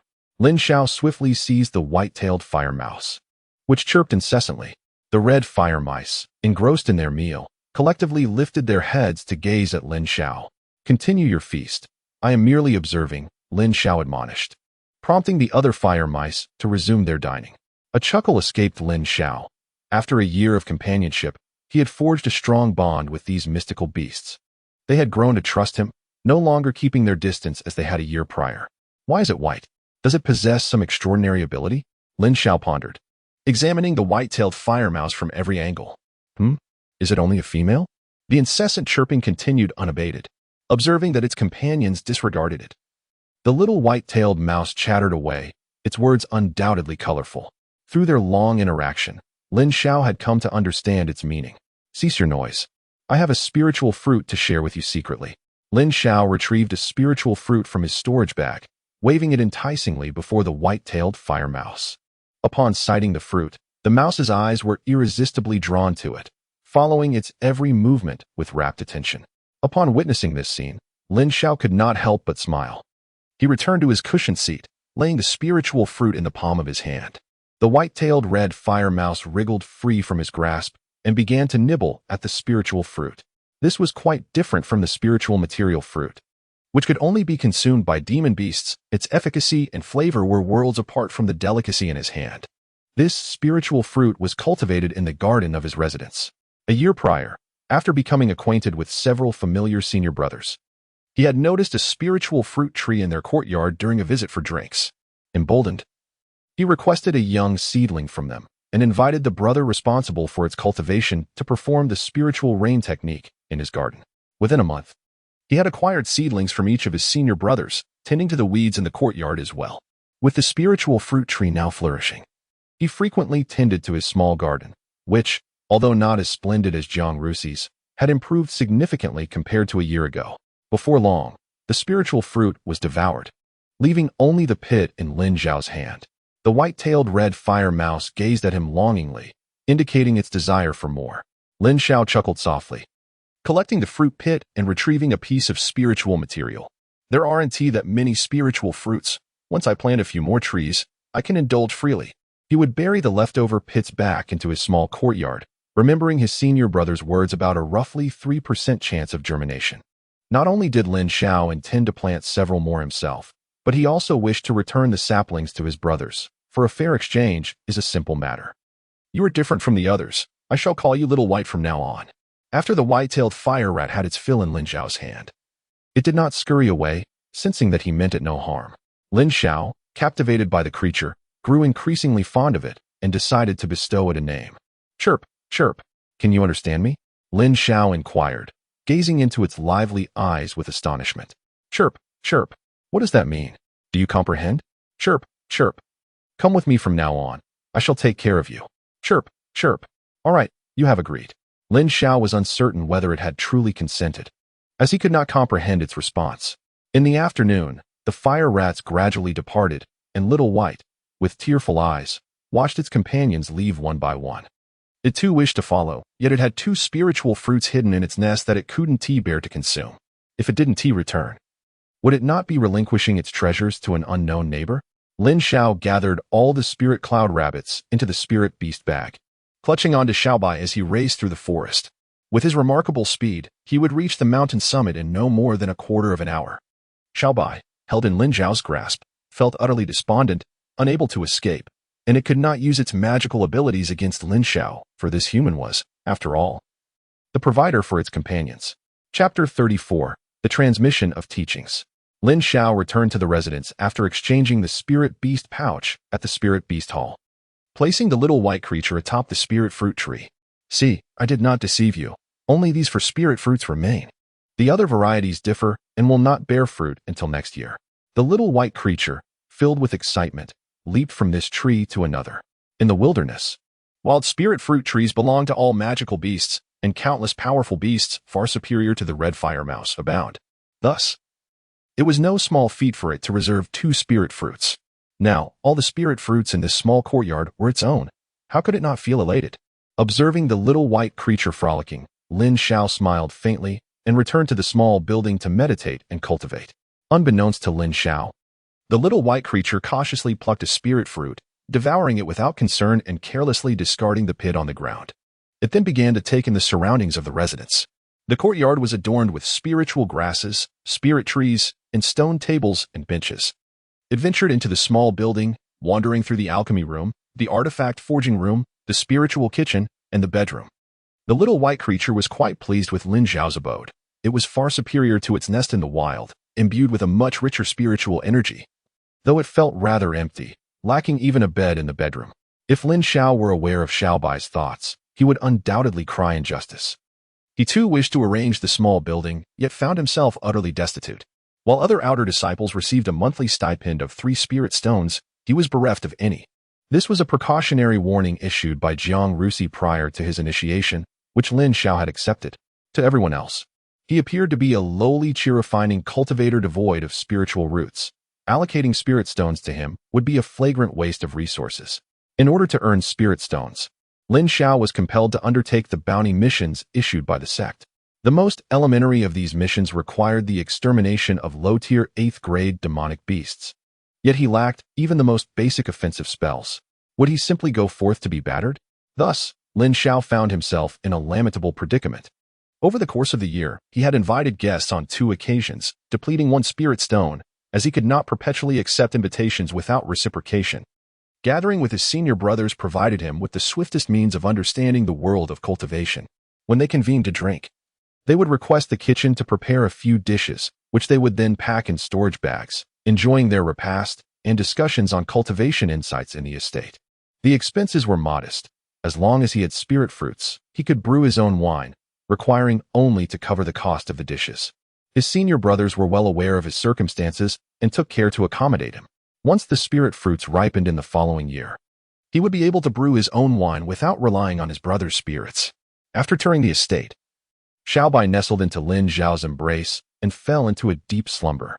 As Lin Xiao meditated, the surrounding spiritual energy was rich and abundant, and Xiaobai's choice of sleeping quarters was far from arbitrary. Spiritual beasts require no cultivation. Merely by eating and sleeping, they absorb the essence of heaven and earth. With their inherited techniques, the Chi Fire Mouse instinctively knew how to cast fireball technique. Days later, at the mountainside, Lin Xiao completed a full cycle of meditation as per the Wan Shou Dian. He sensed a disturbance in the disciple token within his storage bag. Upon retrieving it, he discovered a message indicating that the sect leader would impart teachings in the main hall 3 days hence, and all were advised to take note. Lin Xiao's expression shifted as he recalled a conversation from a previous gathering, where Brother Ling had divulged pertinent information. It had been 10 years since Brother Ling entered the sect, having reached the 3rd level of Qi refinement. He mentioned that the sect leader would impart teachings for 3 days every 5 years, and considering the passage of time, the occasion was imminent. Brother Wang had also remarked that the sect leader's cultivation was at the threshold of the golden core stage, indicating a complete foundation establishment. Brother Wang, relying on the accounts of other senior disciples, conveyed Lin Xiao's uncertainty regarding whether the sect leader could discern his concealed breathing technique, leaving him in a state of unease. Furthermore, Brother Wang mentioned that the sect leader hailed from a prominent sect and, aware of his limited talents, established this sect to propagate the teachings and extend the influence of his original sect. A concrete example of this was the senior sister, Lu Jinyu, the only daughter of the sect leader and his wife. It was widely believed that she would eventually be returned to her father's original sect. As Tianjin sect imposed constraints on her development, whenever these subjects arose, Lin Xiao would listen quietly, refraining from interjecting, which he considered a mark of self-discipline as a lowly Qi refinement practitioner. 3 days later, Lin Xiao arrived early at the main hall of the sect, where several senior disciples had already gathered. He chose the most inconspicuous mat to sit upon. Lin Xiao felt a profound sense of unease within his heart. For the past 3 days, all disciples of the sect had gathered to listen to the teachings of the sect leader, and his absence would undoubtedly signal to others that he harbored some issues. Should the leader notice any irregularities and inquire about him, he planned to explain that the Wanshou ceremony had been inadvertently brought to him by the Crimson Fire Rat. Lin Xiao had already conferred with Xiaobai, who agreed to assist him in this endeavor. If successful, he would reward Xiaobai with 10 spirit fruits in one go. They had even rehearsed at the mountainside over the past few days. Although this was merely a contingency plan, if nothing seemed amiss. There would be no need to take such a perilous gamble. Within half an hour, the cushion was filled with people. Lin Xiao intentionally positioned himself in a corner. Yet some individuals still took notice of him.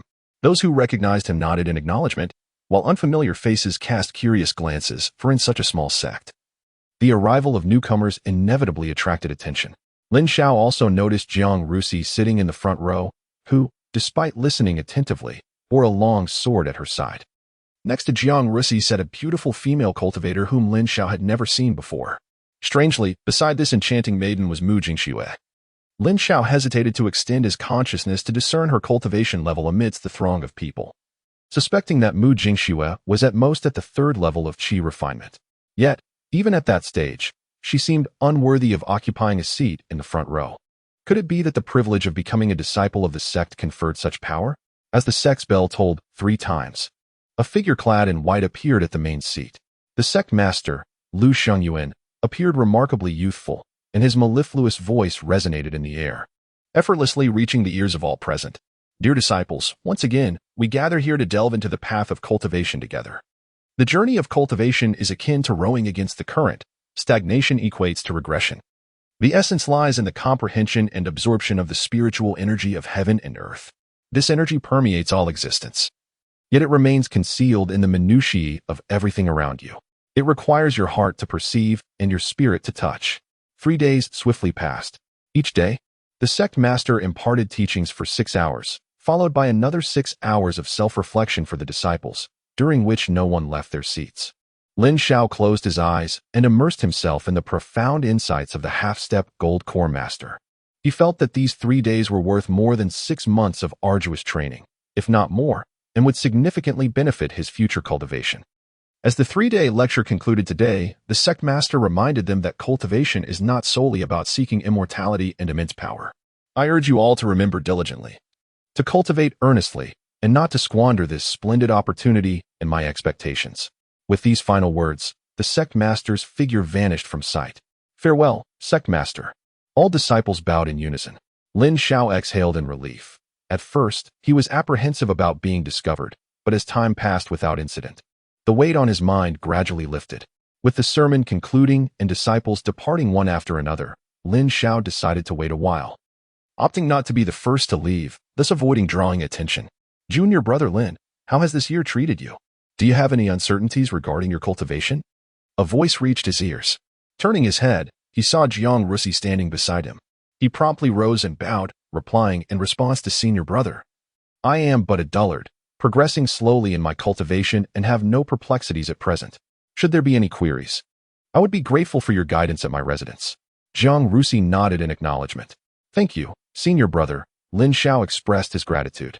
Jiang Rusi then departed from the sect's grand hall, while Lin Xiao noticed a beautiful female cultivator not far away, smiling at him, accompanied by Mu Jingxue. Chapter 35. The Deception and the Ambush. Lin Xiao hastily bowed to the enchanting female cultivator, unaware of her identity and too timid to gaze upon her for long. He feared that, like certain celestial maidens on earth, a mere lingering glance might lead to unfounded suspicions of ulterior motives, which would be most unjust. You are the Lin disciple that Brother Jiang holds in such high regard?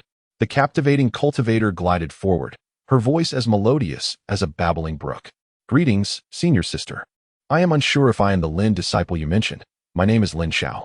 Lin Xiao felt her presence draw near and dared not lift his gaze. You are quite impressive. I am Lu Zhenyu. I have heard about your circumstances from Brother Jiang. Should you encounter any difficulties, do not hesitate to seek me out. The charming cultivator smiled softly, nodded, and turned to depart.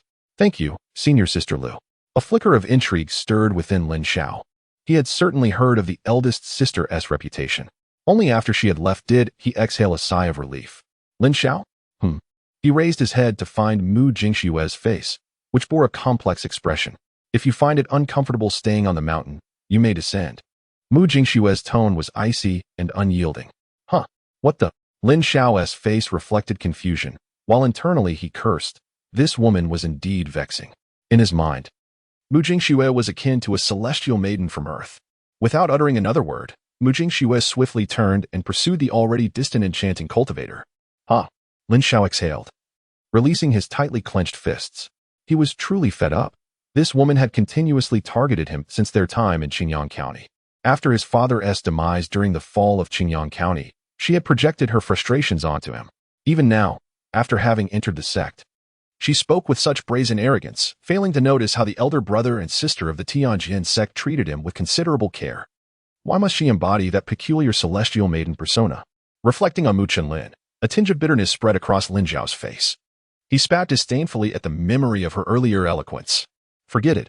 A celestial maiden is merely a celestial maiden. It's best to keep one's distance. After all, I have nothing to lose. Lin Xiao returned to his residence, and as the gate swung open, a fiery red figure leaped into his embrace. Lin Xiao's thumb and forefinger vigorously rubbed against the little creature's head. Xiaobai struggled free and began to scurry about on Lin Xiao's body. Haha, it's all right. I was only gone for 3 days. I am not lost to you. Lin Xiao reached out to catch the restless Xiaobai. Gigi, for the moment, there is nothing to attend to, and the promise of your 10 spirit fruits remains unfulfilled.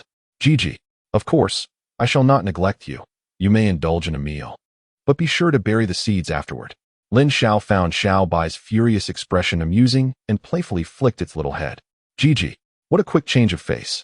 At the end of May, the sunlight poured over the earth like poetry, and a gentle breeze caressed the face, intoxicating the heart. 5 days had passed since the master imparted his teachings, and Lin Xiao dedicated both day and night to his cultivation. His progress was markedly swift. It seemed that absorbing knowledge from others proved far more effective than solitary practice. Lin Xiao sat beneath the shade of a tree, his consciousness sweeping across the surroundings. His perceptive range had now extended to 20 zhang, allowing him to observe not only the playful rabbits frolicking about, but also the vigilant little white. Perched atop the mother rabbit's head, overseeing the group to ensure they did not stray beyond their territory. Since the mother rabbit had noticed little white following Lin Xiao daily, her demeanor towards him had become exceedingly amiable. Little white, apart from indulging in slumber, proudly maintained his position on the mother rabbit's head, surveying their domain with an air of authority. As Lin Xiao was about to immerse himself in his cultivation once more, he detected a disturbance in the air. He abruptly opened his eyes and gazed upward, while Xiaobai and the rabbit horde also sensed the impending danger and lifted their heads in unison. Before them appeared an unidentified avian demon beast, its talons gripping a serpentine demon beast, which seemed to be the spoils of its hunt. At that moment, the snake demon opened its gaping maw and aimed a bite at the ankle of the bird demon. The sound echoed even from a distance, causing Lin Xiao, already suffering from a toothache, to wince. Overcome by the pain, the bird demon loosened its grip, and the snake demon plummeted downward. A wave of dread washed over Lin Xiao as he realized the impending disaster. The snake demon was falling directly towards the rabbit horde. Run! Xiaobai, hurry! He shouted, channeling the beast-taming technique. The mother rabbit, responding to the command, emitted a loud call. The rabbit horde, alerted by their leader's cry, swiftly began to retreat. The snake demon crashed to the ground, stirring up a cloud of dust and writhing in agony, providing the rabbits with a crucial opportunity to escape. Xiaobai followed the retreating rabbits, burrowing into Lin Xiao's robe. With little time to spare, he opened the spirit beast pouch to gather the rabbits, realizing that it was the safest place amidst the chaos. In the past, high-level wild demon beasts would steer clear of the Tianjin mountain, as they were all listed on the Tianjin sect's bounty board, with those who ventured too close being eliminated by the disciples. Today, however, fate had intervened.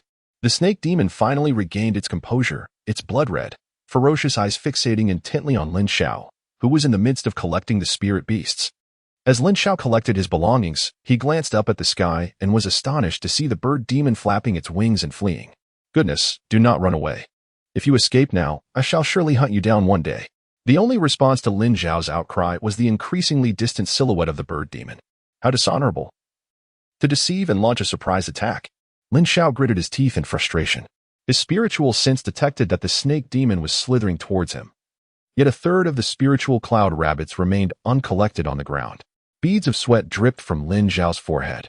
If only he possessed a beast pouch capable of collecting all spiritual creatures in one go. You lead the rabbit herd towards the mountaintop, Lin Xiao urged, commanding the mother rabbit to take the lead in their retreat. Lin Xiao withdrew the standard longsword issued by his sect from his storage bag, turning to face the serpent demon several paces away. Abomination, should you choose to retreat now, you may yet preserve your life. Otherwise, do not blame me for my mercilessness. Hiss. The serpent demon flicked its tongue and lunged towards Lin Xiao. "Damn it, I cannot fight," Lin Xiao exclaimed as he swiftly turned and fled in another direction. He had drawn its ire, but this ensured the safety of the rabbit herd. What a predicament this was for Nanai. Allowing spiritual beasts to roam freely could lead to such peril. This danger was a disservice to the meager points accumulated each year. As Lin Xiao ran, he glanced back and beheld the serpent demon weaving through the forest in an S shape, occasionally crashing into trees that obstructed its path. Grass, grass. Lin Xiao quickened his pace. With such force, how could his slender frame withstand it? That bird demon was utterly outrageous. If he didn't perish, he would roast it alive one day. Chirp. Little Bai anxiously scurried across Lin Xiao's back. At this rate, he would soon be caught. I cannot cast any offensive spells, and besides, I am no match for it. Ah, Little Bai, unleash a fireball upon it. Sensing Little Bai's agitation, Lin Xiao hastily urged. Chirp. Little Bai climbed atop Lin Xiao's head, its small face serious, and sent forth a fireball imbued with white flames toward the serpent demon. Hiss, hiss, hiss. The serpent demon could not evade the sudden assault. This was no ordinary fire.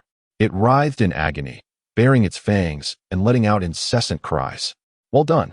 Keep burning it, Little Bai. Lin Xiao's consciousness reveled in the serpent demon's plight, laughing heartily.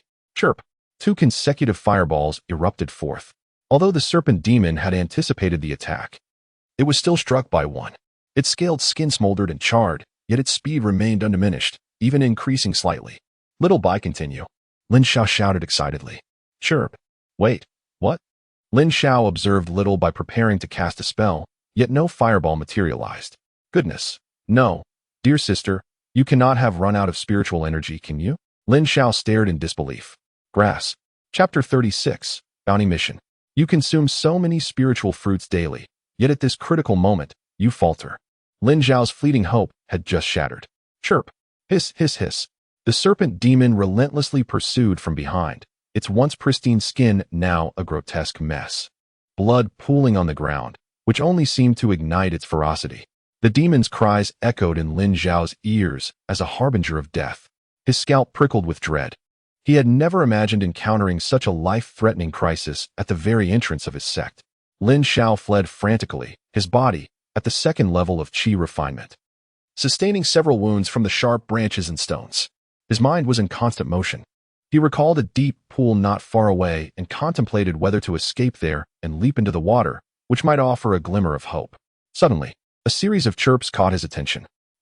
The little white creature atop his head was bouncing energetically, and Lin Xiao's consciousness discerned a familiar flash of crimson on a distant tree, the red fire mouse, a frequent visitor at mealtime. Little Red. Lin Xiao was overjoyed and dashed towards the tree. Activating the beast taming technique, he attempted to command the red fire mouse to attack. However, he was taken aback. He found he could not direct the creature to cast a spell. Could it be due to his own lack of skill? Little Red. Quickly unleash the fireball technique and strike that giant snake behind us, Lin Xiao shouted.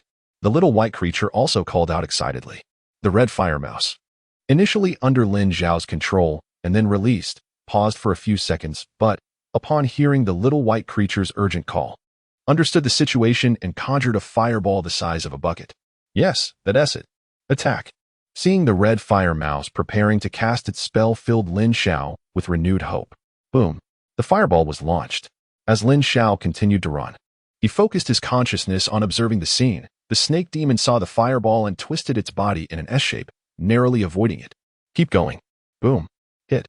The second fireball struck the snake demon, which failed to evade it. Yet, Lin Xiao noticed that the damage inflicted by the red fire mouse's fireball was not as severe as that delivered by the little white creature. At that moment, sensing a surge of spiritual energy, a swarm of red fire mice appeared. Witnessing the unfolding scene, they eagerly unleashed their spells without needing Lin Xiao's command.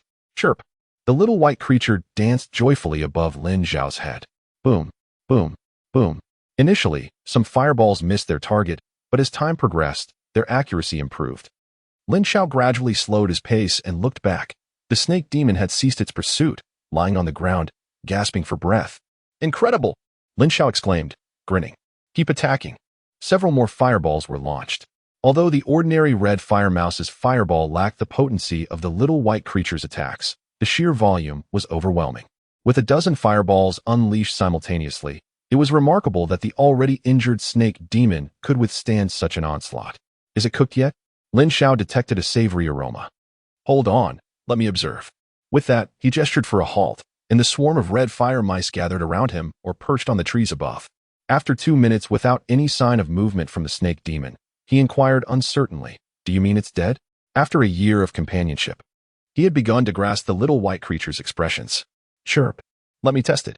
Lin Xiao picked up a stone and hurled it towards the serpent demon, his consciousness keenly observing. The serpent had ceased to breathe several minutes prior. One could only wonder if it was merely feigning death. He cast several stones at the creature's head, but it remained utterly unresponsive. After waiting another 5 minutes, Lin Xiao, grasping his longsword, stealthily approached the serpent's rear. Inching closer.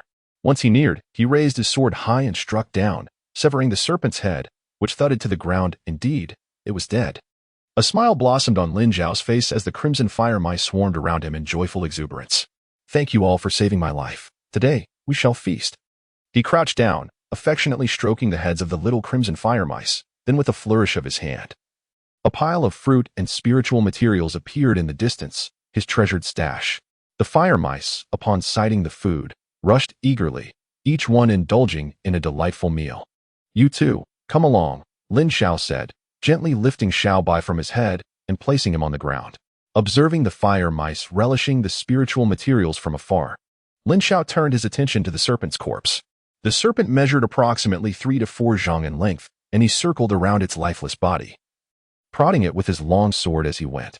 Lin Xiao discovered that the areas struck by several fireballs were already half-cooked. The serpent's defenses were truly extraordinary. He doubted he could withstand even a single fireball from the fire rat. The serpent demon was remarkably resilient, having previously battled the bird demon and plummeted from a great height. Lin Xiao pondered for a moment before retrieving Mu Jingshue's storage pouch from his waist, carefully placing the serpent's remains within. This item would undoubtedly fetch a lucrative price. He resolved to inquire at the merit hall later. If there were any bounties available, he would accept the task, and if not, he would sell it as material. Xiaobai, come here. Don't eat it all. I still have some here. Lin Xiao called out. Chirp. Xiaobai seized another fruit and waved farewell to its companions. Goodbye. See you tomorrow. Xiaobai returned to Lin Xiao's side, bidding adieu to the ravenous pack of fire rats. When Lin Xiao finally located the rabbit herd, he breathed a sigh of relief. However, regret washed over him on the way back. He should not have impulsively lured away the serpent demon. Had it not been for the assistance of the fire rats, what would have become of him today? With a stroke of bad luck, he could have lost his life. It was truly not worth risking his existence for a mere group of food and spirit beasts. Lin Xiao engaged in introspection, recalling an ancient adage, with a monthly salary of 3,000, what are you risking your life for? It was often said that one should remain cautious, yet he had acted recklessly. Fortunately, the serpent demon was not a 7th-tier beast. Otherwise, his fate would have been sealed. Not only had he lost the rabbit horde, but he had also nearly lost his own life. In future encounters of a similar nature, his priority would be to flee. Preserving one's life was paramount. Any subsequent punishment from the sect would be inconsequential, from a different perspective. If the sect discovered his inability to contend with the serpent demon, the repercussions might not be severe. Ah, and that detestable bird demon. Should I find you, I shall surely roast you for my meal, Lin Xiao thought through gritted teeth. In the Hall of Merit, the Shinsen python, an 8th-tier intermediate beast. Lin Xiao examined the bounty tasks, noting the jade slip affixed to his forehead, which detailed all serpentine demons for which the sect had placed a bounty. The blue mirage falcon? It must be this creature. He then turned to the avian bounty list. Observing that the blue mirage falcon bore a striking resemblance to the bird demon he had encountered earlier.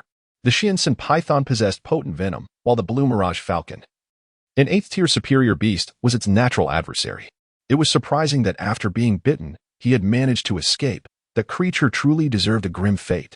Junior Brother Lin. Have you finished? Brother Wang urged with impatience. Oh, Brother Wang, may I accept the bounty for the Shinsen python now? Lin Xiao disregarded Brother Wang's displeased demeanor. Was he to expect additional spirit stones? Not a chance. He had no monthly stipend to spare, much less to bribe anyone. You wish to accept it? Brother Wang's expression was one of disbelief. He could hardly fathom how his junior brother, at the first level of qi refining, had the audacity to voice such intentions. Yes, is it permissible? Lin Xiao pressed. unwilling to engage in further banter. Of course, it is, but there is a time limit on the task. Should you take the task and fail to complete it, your contributions to the sect will be deducted. Are you certain you wish to proceed? Brother Wang suspected Lin Xiao might have lost his senses. Yes, I will accept it. Thank you, Brother Wang. Lin Xiao clasped his hands in gratitude. Why are you still here? Do you wish to undertake another task? Brother Wang jested, noticing Lin Xiao's reluctance to depart. I have come to submit a task. Lin Xiao replied with a calm smile. Are you jesting? Brother Wang's face contorted with anger. In all his years overseeing the Hall of Merit, Lin Xiao was the first disciple to toy with him in such a manner. Brother, please calm your anger. I speak the truth. Look, Lin Xiao declared, gesturing. At the center of the hall lay the corpse of a serpent, measuring 3 to 4 zhang in length. Hiss! Brother Wang displayed an expression of astonishment, a sharp intake of breath escaping his lips. Although some disciples were tasked with slaying 8th-tier demonic beasts, those responsibilities typically fell to the senior brothers and sisters, or to those few at the 9th level of qi refinement. The mere sight of such a beast's carcass emerging from Lin Xiao was an overwhelming shock for Brother Wang. You actually killed it? Brother Wang stammered, his words faltering in disbelief. Forgive me, brother, but how could I possibly slay an 8th-tier beast? I merely stumbled upon the aftermath of their battle while gathering spirit beasts, Lin Xiao explained.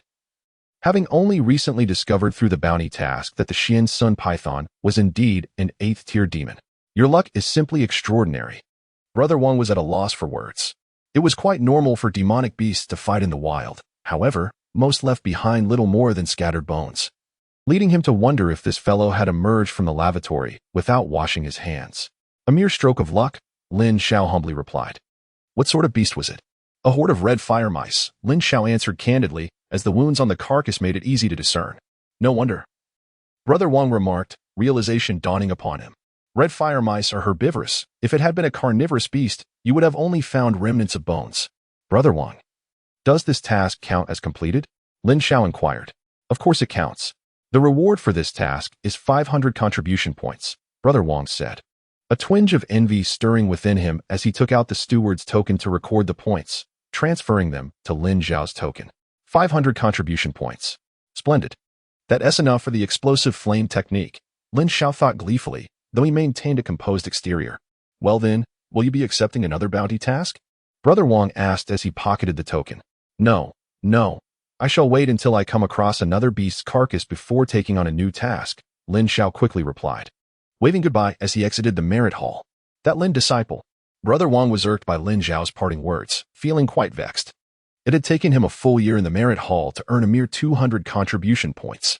As Lin Xiao hummed a cheerful tune, he made his way to the transmission hall, feeling quite at ease now.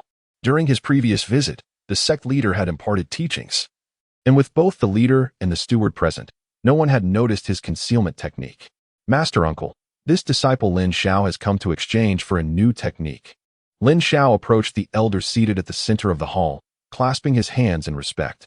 What technique do you wish to select? Do you have a specific target in mind? The elder inquired, his eyes still closed. This disciple wishes to choose the explosive flame technique. With a wave of the elder's hand, a jade slip floated toward Lin Xiao from the bookshelf. He swiftly caught it and pressed it to his forehead to examine it. Indeed, it was the explosive flame technique. Hand it over. Lin Xiao respectfully presented the disciple token, upon which the elder drew the steward token across Lin Xiao's token, deducting 500 contributions. Now, he retains a balance of 100 contributions, a sum saved from the first year of nurturing spirit beasts. Lin Xiao, noticing that the elder had ceased his movements, promptly expressed his gratitude, saying, Thank you, Master Uncle. I shall take my leave. The elder nodded slightly in acknowledgement. Once outside the transmission hall, Lin Xiao couldn't help but think to himself that this Master Uncle was rather amiable, albeit excessively inclined to exhibit the demeanor of an elder. During a drinking session, Senior Brother Ling had mentioned that this Master Uncle was 205 years old, having emerged from the same sect as the sect leader. Upon learning of the establishment of the Heavenly Sword sect, he chose to retire here. The major sects are indeed highly competitive, and now he finds himself guarding the transmission hall at the Heavenly Sword sect. One wonders if he still has descendants in the mundane world. As he presents this rather moribund demeanor to everyone he encounters, save for the sect leader and his wife, Lin Xiao returned to the residence and presented a spiritual fruit to the waiting Xiao Bai. He then settled onto the meditation mat in the secluded chamber and retrieved the fire burst technique from his storage pouch. Lin Xiao was filled with excitement. This was his first offensive technique. He chose this particular skill because, during the entrance examination, the spirit stone revealed faint traces of red and purple. Red signified the fire element, while purple indicated the lightning element. During the gathering, Lin Xiao indirectly inquired, and a senior brother informed him that the lightning attribute was notoriously difficult to master, yet its destructive potential was unparalleled. Since this was to be his inaugural offensive technique, he opted for the relatively easier explosive flame technique, ensuring that he would possess means to confront any crises akin to today's in the future. With the jade slip pressed against his forehead, the introduction to the explosive flame technique unfolded in his mind. This technique was an advanced version of the fireball technique, and the jade slip encompassed both the study and application of the fireball technique. The fireball technique was rather simplistic. Many practitioners at the chi refinement stage could easily master it, rendering it unworthy of the 500 contribution points. Thus, the sect had combined these two techniques into one. Upon mastering the fireball technique, practitioners would harness their spiritual energy, allowing it to flow along designated meridian pathways. This energy could then coalesce in the palms, fingertips, or other specified areas, manifesting as various forms of flames according to the practitioner's intent. Initially, it may merely produce a flickering flame, but as one delved deeper into their cultivation, they could conjure fireballs the size of a fist. When the practitioner released the gathered flames towards a target, upon contact with an enemy or reaching the predetermined attack position, the flames would erupt violently. Upon reviewing the technique's introduction, Lin Xiao felt a sense of awe. Was this not a celestial version of a bomb? The fireball technique utilized spiritual energy to connect with the forces of heaven and earth, employing fire attribute energy to incinerate foes. The explosive flame technique, on the other hand, compressed the fireball technique, allowing for the formation of any shape, be it a firebird or a fire dragon. To Lin Xiao, this seemed unnecessarily flamboyant. He preferred the straightforwardness of the fireball, with the spiritual energy required for shaping. He thought it wiser to reserve it for unleashing an additional explosive flame technique. After all, mastering this technique to perfection would undoubtedly surpass anything the Eastern Wind Express could achieve. Understanding the principles of the technique, Lin Xiao commenced his cultivation: Flame Spirit Gather, Heart Fire Ignite, Meridian Guide, Explosive Flame Manifest, Spiritual Root Lead, Fire Chi Entwine, Dantian Converge.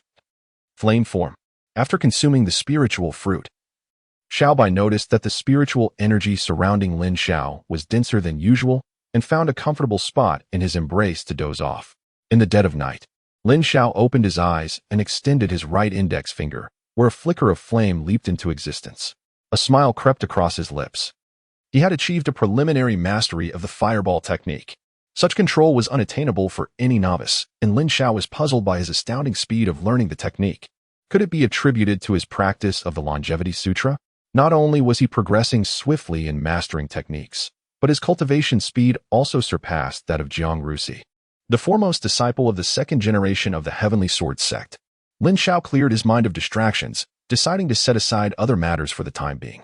What he had learned was truly his own, and the answers to his questions could wait until his cultivation reached greater heights. He resumed his meditation on the explosive flame technique, while the little white creature nestled in his arms remained undisturbed, shifting its position and continuing to slumber peacefully. Chapter 38. The third layer of chi refinement. It was only then that he realized the summer days were stretching long, and in the blink of an eye, winter's frost was upon them. Half a year had passed in the twinkling of an eye. Lin Xiao sat cross-legged beneath a grand tree on the mountainside, while in the distance, the lively Lingyun rabbits frolicked and played.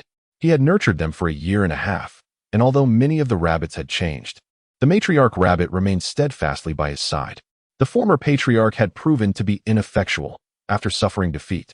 He fell into despair and was entrusted to the Spirit Beast Hall 2 months ago, where he was likely consumed by a fellow disciple. Snow began to fall. Lin Xiao extended his hand to catch the descending hexagonal snowflakes, recalling a warm moment from 2 years prior at the tavern in Qingyang County, where the owner, Daniel, and the other workers had gathered, one of the rare instances of warmth he experienced in this world. Chirp! Little Bai emerged from the folds of Lin Xiao's robe, its companions having succumbed to hibernation. The fiery red mouse detested the winter chill, leaving only Little Bai to accompany Lin Xiao in carefree indulgence.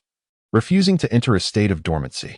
Within the residence, the climate remained perpetually spring-like, and when venturing outside, Lin Xiao found his robes to be exceedingly warm. Most notably, Little Bai appeared unbothered by the cold, leading Lin Xiao to believe it was simply a creature of laziness. Lin Xiao's lips curled into a subtle smile as he had just completed his final cycle of qi, successfully advancing to the third level of qi refinement. The next milestone would be a minor bottleneck, transitioning from the early to the mid-stage of qi refinement. Little did he know how many had faltered at this minor threshold. Senior brother Ling and senior brother Wang had been stuck at the third level of qi refinement for over 4 years, showing no signs of breakthrough, leaving one to wonder how many more years they would remain ensnared. Lin Xiao's thoughts stirred, and his personal data materialized before him. Name: Lin Xiao, Qi Refinement Stage 3. Age: 20 Strength, 225 Agility, 35 Spiritual Power, 220 Taoist Skills, 240 Psi. His lifespan had indeed remained unchanged. Compared to the data from the Qi Refinement Stage 2, the variation was minimal. Lin Xiao had initially anticipated a doubling of his statistics, only to be met with a stark realization during his progression through the second stage. It was only later that he understood. Whether in the second or third stage of qi refinement, both belonged to the early stages of this practice. The slow cultivation of the practitioners had merely led to a finer subdivision of the realms. Over the past 6 months, Lin Xiao has perfected the art of the blazing flame technique, yet the anticipated new cultivation method has yet to materialize. He believes that neither the longevity classic nor the breath-holding technique is accessible to ordinary individuals. He has overheard his senior brothers discussing the issue of lifespan while indulging in libations, noting that although cultivators possess a longer lifespan than mortals, this is merely relative. In this realm, where the spiritual energy of heaven and earth is abundant, the lifespan of an ordinary mortal ranges from 100 to 120 years. When a peak foundation establishment cultivator approaches the end of their nearly 300-year life, can they truly resign themselves to such an inevitability? The longer one lives, the greater the fear of death, a sentiment that transcends even to other worlds, perhaps even more profoundly so. Should the longevity classic, which has the potential to extend one's lifespan, be revealed, Lin Xiao shudders to imagine the formidable adversaries he would face, including the legendary nascent soul practitioners who might come to seize it. As snow began to fall, Lin Xiao decided to conclude his work early. He rose, meticulously placing the spirit cloud rabbits into his spirit beast pouch, deliberately avoiding their mournful gazes. After securing them, Lin Xiao did not return to the mountaintop, but instead sprinted towards a distant pond, where he discreetly concealed his presence. The Heavenly Sword Mountain is largely devoid of 8th-grade demonic beasts. Any that may have existed were long since eradicated by the sect's disciples in exchange for contribution points. He spotted a flock of golden-crested storks by the water's edge, a species of 9th-grade avian demonic beast known for their golden crowns and affinity for nesting in dense forests. Aptly dubbed ground chickens, Lin Xiao had long since investigated their origins within the sect, activating both the concealment technique and the breath-holding formula to their fullest extent, while concentrating a crimson fireball in his palm. Despite the frenzied infusion of spiritual energy, the fireball did not swell, but rather diminished in size, a testament to the mastery he had achieved in the explosive flame technique over the past 6 months. A gleaming crossbow materialized in his grasp, and as he positioned the fireball onto the bowstring, the golden-feathered storks sensed the shift in the surrounding spiritual energy, lifting their heads in alarm to gaze at Lin Xiao, who wore a subtle smile upon his lips. With a swift motion, a streak of flame shot forth, eluding the naked eye, and even Lin Xiao could only faintly perceive its trajectory through his divine sense. A resounding explosion echoed, sending the flock of golden-feathered storks into a frenzied flight, scattering into the sky. Revealing his presence, Lin Xiao approached cautiously, only to discover that the stork he had struck had been obliterated into several pieces, while 2 others nearby lay on the ground, their feathers charred and breathing shallowly. Peeking out, Xiaobai trembled at the sight. The miscalculation had proven to be significant. The power unleashed was still greater than he intended. Lin Xiao gently patted Xiaobai's head, reflecting on the fact that the fireball he had conjured was less than half of his full strength, yet it had been more than sufficient to incapacitate the golden-feathered stork. The jade slip had indicated that this species was of the metal attribute, with hard beaks, claws, and feathers, which had led Lin Xiao to select such a force. Yet he had overestimated its resilience. Fortunately, two unfortunate victims ensured that he did not return empty-handed. Lin Xiao, filled with delight, dispatched the breath from 2 golden storks and stowed them away in his storage bag. Tonight, he could indulge in an exquisite feast, sending the storks to the dining hall to prepare 2 grand platters, inviting his senior brothers over for an evening of revelry and wine. On his way back, Lin Xiao continued to ponder the earlier questions regarding his spell. Usually, when he practiced with the stones, the explosive fire technique he cultivated was at least half as powerful as that which he could unleash with his crossbow. The crossbow was an effective tool for initiating an attack, but it proved challenging to catch an opponent off guard in a subsequent assault, especially considering that the golden feather stork was merely a 9th-tier demon beast, while the cultivators he faced were all seasoned fighters. Casting spells in plain sight would undoubtedly be too late. He had to focus his energy on the direct confrontation. Lin Xiao took out a communication jade slip and sent messages to several of his senior brothers before making his way to the dining hall. "Brother Lu, please come in." Lin Xiao greeted the arriving Lu Yuanhai at the entrance with a respectful clasp of his hands. "Haha, it hasn't been a month since our last gathering. And here you are, craving again, Brother Lin?" Lu Yuanhai's hearty laughter echoed. "Today luck has been on my side. While tending to my spirit beasts, I stumbled upon a skirmish involving demon beasts and managed to catch a few stragglers with my fireball technique.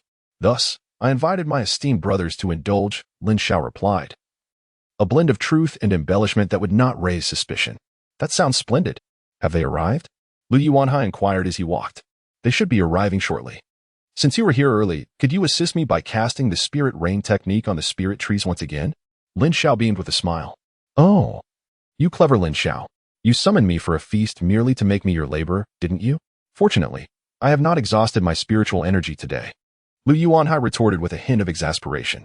His regular duty was that of a spirit planter, responsible for cultivating spiritual rice and materials for the sect. Almost all the spirit fruit trees in Lin Xiao's courtyard thrived due to his application of the spirit rain technique.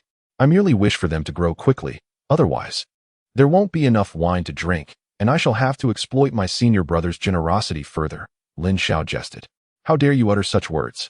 Lu Yuanhai exclaimed, rolling his eyes as he began to cast the spell.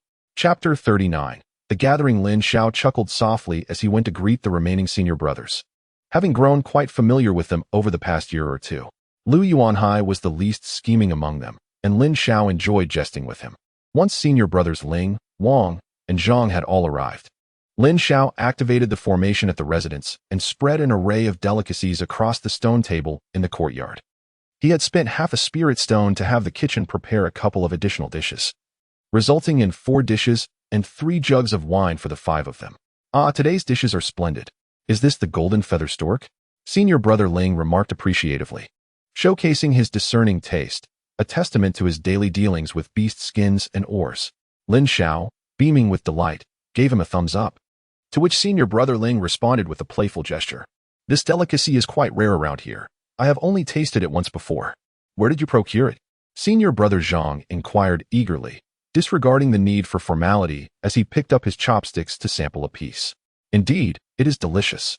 I was merely fortunate enough to encounter a skirmish with a beast, and while hiding, I managed to ambush and collect a couple using the fireball technique," Lin Xiao replied, adhering to his usual narrative. "Why do you always seem to find yourself in such encounters? Had I known, I might have chosen to raise spirit beasts as well." Senior brother Wang remarked with a hint of envy. Wang Weixin, originally named Wang, had opted for ore excavation when he first joined the sect. The tasks assigned by the merit hall included monthly quotas for mining, and if one met the requirements, they could enjoy a break.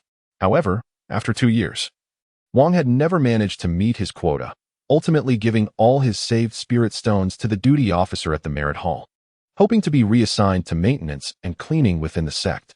He had anticipated that this role would be less demanding due to the sect's relatively short establishment. But cleaning tasks were a daily occurrence, and even the dust removal technique could not stave off the relentless accumulation of dust. Over the past 6 months, Lin Xiao had treated them to meals twice, both featuring the beasts he had collected, and to claim he felt no envy would be disingenuous. Had he known, he too would have chosen to raise spirit beasts.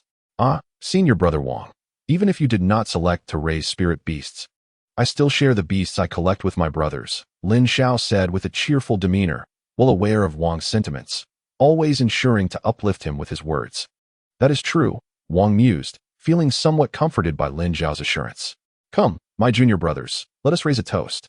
Senior brother Ling, the earliest entrant among the five, lifted his cup to break the slightly awkward silence. Cheers. Lu Yuanhai, ever the enthusiast, eagerly joined in, having already grown hungry after casting the spirit rain technique. As the wine flowed and the atmosphere lightened, senior brother Zhang suddenly posed a question. Senior brother Ling, are you not due to break through to the 4th level of qi refinement? Instantly, all eyes turned to senior brother Ling. Indeed. But the daily tasks of the sect consume a significant amount of my time. Otherwise, I would have achieved the 4th level of qi refinement long ago. Senior brother Ling sighed, finishing his drink in one gulp. Lin Xiao chuckled and said, Congratulations, brother Ling. You've made significant progress towards becoming an inner sect disciple. The path to greatness is within reach. Brother Ling smiled in response, appreciating Lin Xiao's unwavering optimism and eloquence, traits that endeared him to Ling, prompting him to welcome Lin Xiao into his circle despite the latter's initial lack of spiritual roots upon entering the sect. By the way, junior brother Lin, how far are you from reaching the 2nd level of qi refinement? Wang Weixin inquired. Well, I am not entirely sure. Lin Xiao feigned a sense of helplessness. Noticing Lin Xiao's expression, brother Ling shot a disapproving glance at Wang Weixin, who often made trivial remarks due to his limited perspective. Do not lose heart, junior brother Lin. Historical records indicate that even cultivators without spiritual roots have managed to reach the mid-stage of qi refinement. With diligent practice, you too shall attain that level. Brother Ling chuckled reassuringly. Indeed, junior brother Lin possesses great fortune. Reaching the mid-stage of qi refinement is surely within your grasp, brother Zhang chimed in. Come, let us drink. After bidding farewell to several brothers, Lin Xiao tidied up the courtyard before returning to his secluded chamber. Little White peeked in. As Lin Xiao typically preferred to keep it out of sight, the Heavenly Sword sect does not prohibit disciples from raising spiritual beasts. Yet Lin Xiao regarded Little White as particularly unique. Classified as a mid-tier 9th-grade beast, Little White could cast its fireball technique 5 to 6 times without issue, while its spiritual energy would be depleted after 3 uses. This was a result of its diet of spiritual fruits. The fireball technique cast by Little White differed from that of the red fire mouse, featuring a distinctive white outer layer that significantly enhanced its potency compared to the ordinary fireballs produced by the red fire mouse. Lin Xiao believed that it was a result of bloodline mutation. It was small in stature, had a distinct coat color, and was remarkably intelligent. Yes, Little White was quite clever. After spending a considerable amount of time with Lin Xiao, it could understand most of what Lin Xiao said. Lin Xiao paid no heed to the little white creature nestled in his embrace, his thoughts consumed by the words spoken by Wang Weixin that very evening.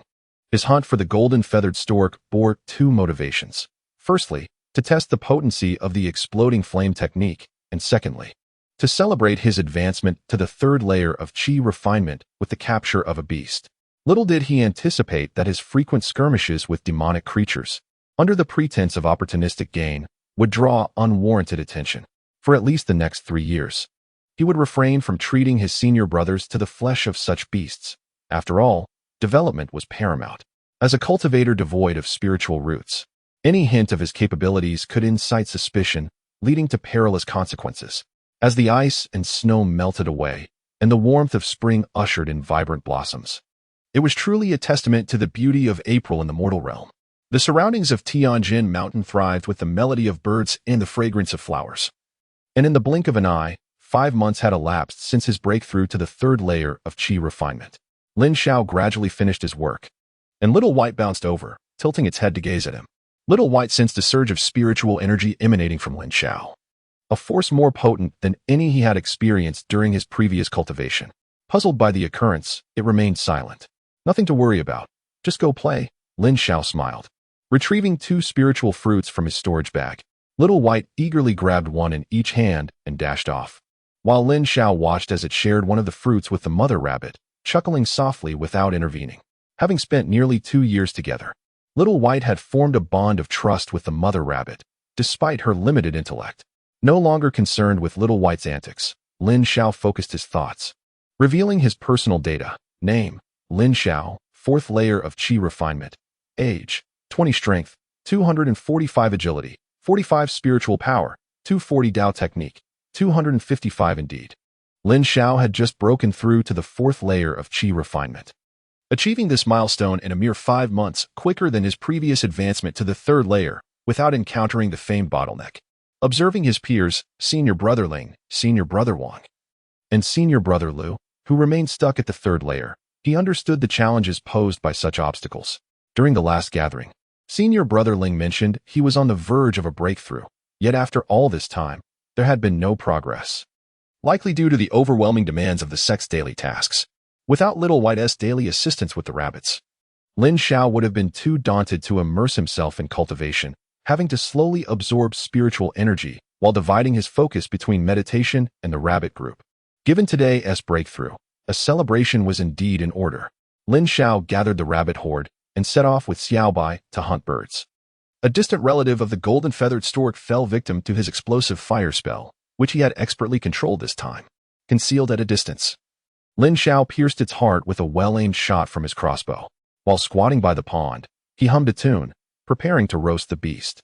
Chapter 40. The little junior brother. As spring gave way to autumn, the nights grew frosty.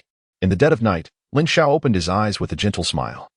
Having successfully advanced to the 5th level of qi refinement after 5 months, although his cultivation progress had plateaued, he found no minor bottlenecks, earning his respect for the ancient nascent soul cultivator who authored the 10,000 Longevities Classic. Over the past 2 years, he had contemplated numerous possibilities. As the classic's introduction indicated that while it extended lifespan, its cultivation was remarkably slow. Since Lin Xiao began practicing the Wanshou Dian, his cultivation speed has never slowed down. He has pondered the reasons behind this phenomenon. One possibility is that he possesses a unique talent for cultivation, making rapid progress entirely normal. The second possibility is that his physique is exceptional, allowing him to advance quickly despite a slow entry into the Tao. The final speculation is that his lifespan has reached its limit, and having overcome the most challenging aspect of the Wanshou Dian, he is now able to cultivate swiftly. Considering the circumstances, Lin Xiao leans towards the third explanation. While he does possess a unique advantage, it is not as extraordinary as those depicted in earthly cultivation novels. He can merely assess his own data and identify more suitable techniques for himself. The Wanshou Dian, being the method provided by his unique advantage, would not have manifested unless it were appropriate for him, thus making the third possibility more plausible. This conclusion is undoubtedly the most favorable for Lin Xiao. Regardless of his lifespan, the rapid cultivation alone enhances his chances of returning home. Unfortunately, he is reluctant to reveal his cultivation level. Otherwise, he could take on some tasks involving the hunting of demon beasts, accumulate points, and exchange them for techniques, weaponry, and elixirs, all of which would expedite his training. Another month has passed, and Lin Xiao concludes his work early, finding a secluded spot by a pond. There, he successfully hunts a golden-feathered stork with a crossbow, demonstrating even greater precision this time. As he prepares to roast the demon beast over a fire in the familiar spot, he reflects that today marks the 4th anniversary of his arrival in this world. He has been counting the days on his fingers, and even in solitude, he believes it is worth celebrating. As the temperature gradually drops and the cold wind becomes biting, winter arrives once more. Tomorrow is the mundane New Year, a holiday not observed by the cultivation sections. Lin Xiao applies for a day of rest in advance, marking the first time he has taken a break since joining the sect. Outer disciples are entitled to a day off each month, but Lin Xiao has never utilized this privilege, maintaining the persona of a low-aptitude, hard-working qi refinement stage cultivator. Lin Xiao bid farewell to the 4 senior brothers who had just finished their drinks. In recent years, the camaraderie among the brothers has waned compared to earlier times. During gatherings, their conversations are no longer as uninhibited, with many unspoken matters lingering in silence. Even the most carefree of them, Lu Yuanhai, has fallen into this pattern. Senior brother Ling and senior brother Lu have successfully advanced to the 4th layer of qi refinement, with senior brother Ling having surmounted his previous bottleneck and now poised to break through to the 5th layer. Meanwhile, Wang Weixin, who has frequently voiced his grievances, remains stuck at the 3rd layer, showing no signs of advancement. Furthermore, Wang Weixin has become increasingly irritable and neurotic, prompting Lin Xiao to avoid engaging him in conversation during gatherings. Lin Xiao was taken aback to discover that cultivating immortality could lead one to madness. If Wang Weixin continued on this path, he might find himself excluded from future gatherings. Upon returning to his meditation chamber, Xiaobai leaped into his arms from the meditation cushion. Lin Xiao closed his eyes and devoted himself to his practice. 3 hours later, A surge of spiritual energy enveloped the entire residence, but was contained by the formation and did not dissipate. He had reached the 8th level of qi refinement, and it had been nearly 5 years since he entered the sect. Lin Xiao opened his eyes, reflecting on his journey, while Xiaobai, startled by the fluctuation of spiritual energy, gazed at him with curiosity. "Sleep well, I shall stabilize my realm," Lin Xiao said, gently patting Xiaobai's little head before resuming his cultivation of the Wanshou cannon. Early the next morning, Lin Xiao donned a new Taoist robe and made his way to the transmission hall. "Master Uncle, I have come to exchange for the thunder invocation technique," he said respectfully to the elder. The elder, as usual, waved his hand, causing a jade slip to soar from the shelf. This time, Lin Xiao proactively presented his disciple token without waiting for further instruction. The elder, with a flick of his officiant token, deducted 400 contribution points and nodded. "Very well. Unless you wish to exchange for anything further, you may leave." "Thank you, Master Uncle. I take my leave," Lin Xiao replied before exiting the transmission hall.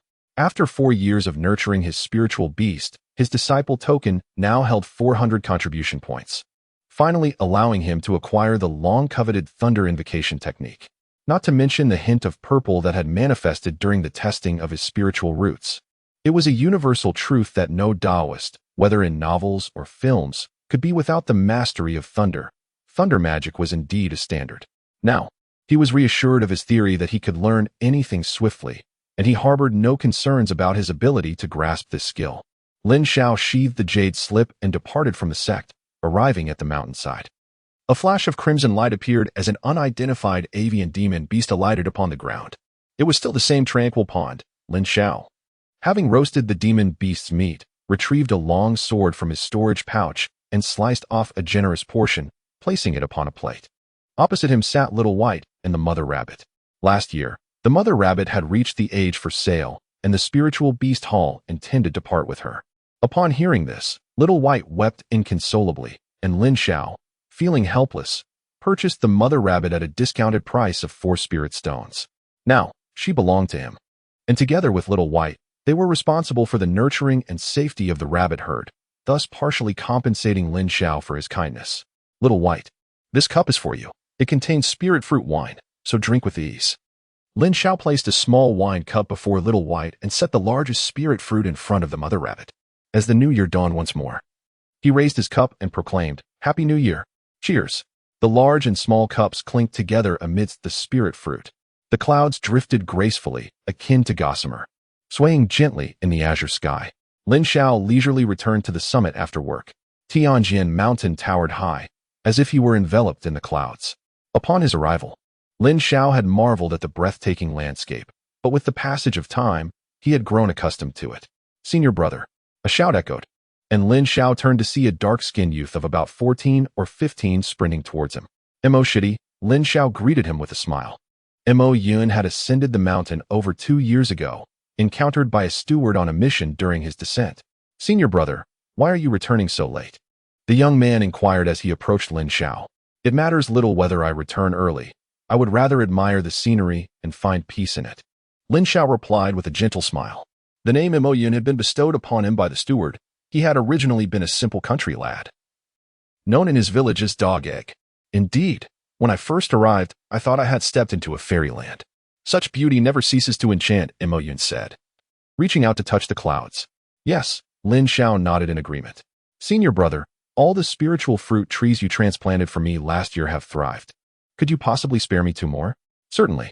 Is there any way to reduce the activity range of the cuirass dolphin?" "None." After bidding farewell to Mo Yun, Lin Xiao returned to his residence. Having lived a rural life, Mo Yun had encountered few people, maintaining a relatively innocent disposition. Now, he had reached the age where he was often met with disdain. Despite his exceptional talent, having advanced to the 2nd level of qi refinement in just over 2 years, he remained the youngest disciple of the sect and lacked companionship. Thus, when he finally encountered Lin Xiao, he spoke with an unceasing enthusiasm. At first, Lin Xiao patiently responded, but over time, he realized that this fellow merely yearned for conversation, leading him to become somewhat indifferent, as previously illustrated. Chapter 41. Thunder Summoning Technique Surveying the Courtyard. One would find no extraordinary flora, only 33 spirit fruit trees that surrounded him. Xiaobai chirped excitedly as it climbed atop the most flourishing of these trees. known as the spirit fragrance tree, one of the original for that Lin Xiao had planted. Thanks to the diligent irrigation from senior brother Lu Yuanhai, the tree had grown lush and vibrant. Xiaobai plucked a ripe spirit fragrance fruit and tossed it to Lin Xiao, while it itself took another to nibble on, joyfully hopping onto Lin Xiao's shoulder. Aware that Lin Xiao was preparing for cultivation, it anticipated that upon returning to the secluded chamber, they would enjoy the fruit before resting. However, Lin Xiao did not comply with Xiaobai's expectations. Instead, he reclined on a wooden lounge chair in the courtyard, a piece crafted from his memories of Earth. The golden hues of dusk filtered through the clouds, casting a warm glow upon his face as he gazed thoughtfully at the fruit-laden tree above him. Having already reached the 8th layer of qi refinement, he was only half a year away from achieving the 9th layer, mere steps from the pinnacle of qi refinement. It was time to prepare for the foundation establishment pill. Senior brother Ling had once mentioned that the Heavenly Sword sect possessed almost no foundation establishment pills. Indeed, he had never heard anyone speak of such a thing. Consequently, after all these years, the sect leader's daughter remained at the peak of qi refinement without breaking through to the foundation establishment stage. At that time, senior brother Zhang had interjected, questioning whether the foundation establishment was imperative on account of the pill. Lin Xiao vividly recalled the words of senior brother Ling. I cannot provide specifics, but it is true that there are cultivators who have broken through the foundation establishment stage without the aid of foundation establishment pills, though such instances are exceedingly rare. The foundation establishment pill is designed to enhance the success rate of this critical stage, as not every cultivator can withstand the repercussions of failure. Some lack the requisite ability to even approach the threshold of foundation establishment, while others may reach it, yet find their innate talent insufficient to make a decisive leap, resulting in a loss of foundational strength that necessitates a return to the peak of qi refinement, ultimately diminishing their lifespan. A cultivator of decent aptitude may have approximately 3 opportunities to attempt foundation establishment in their lifetime, while one of average talent is often limited to 2, making each attempt particularly precious. These insights were gleaned from casual conversations between senior brother Ling and other members of the sect. After all, he still had a considerable distance to cover before reaching the late stage of qi refinement, and the sect would not divulge such information prematurely. Since then, Lin Xiao frequently pondered this matter. He had not encountered any minor bottlenecks during his qi refinement phase, nor could he allow foundation establishment to impede his progress. Given that his lifespan remained unchanged, theoretically, he possessed countless opportunities to challenge foundation establishment. However, the calculations were not so straightforward. Each failure would require him to refine back to perfection, and any damage to his foundational strength could slow his cultivation and undermine his confidence. After several failures, he might even doubt his ability to succeed. When he reached the pinnacle of qi refinement, Lin Xiao planned to descend the mountain. Remaining at the Tianjin sect had lost its significance. He could not reveal his true realm, was unable to hunt ferocious beasts, lacked resources, and lived in constant fear of having his secrets uncovered. Since the sect did not possess foundation establishment pills, he resolved to return to Qingyang County. Firstly, to inquire about the availability of such pills, and secondly, to visit Huangtu village, to see Aunt Li and pay respects to Dinyo by setting up a grave and offering incense. He also intended to make a trip to Longmen Mountain. If he could ascend the mountain, all the better. If not, he would seek out a foundation establishment pill and, having established his foundation, fly up. Should any dangers lurk atop the mountain, he would be able to escape more swiftly. On a bright summer morning, as dawn broke, Lin Xiao opened his eyes from meditation, extending his palm to reveal a crackling purple lightning bolt. Is this truly the legendary palm thunder? In his left palm, a fireball materialized. With the Inferno technique in my left hand and the lightning summoning technique in my right, I am no longer a mere fish at the mercy of others. Yet, the lightning summoning technique was still in its infancy, crackling chaotically in his palm, lacking the controlled stillness of the fireball formed by the Inferno technique. Xiaobai, startled by the surge of spiritual energy, climbed atop Lin Xiao's head, fixating on the purple lightning with bristled fur. Chirp, chirp. Oh, do not be afraid. This little current poses no threat to you. Lin Xiao retracted his spiritual energy, causing both the fireball and the lightning to dissipate. He had momentarily forgotten that Xiaobai belonged to the category of spirit beasts, which inherently feared thunder and lightning, possessing a natural trepidation towards such phenomena. Resuming his cultivation, Lin Xiao aimed to reach the 9th layer of qi refinement as soon as possible.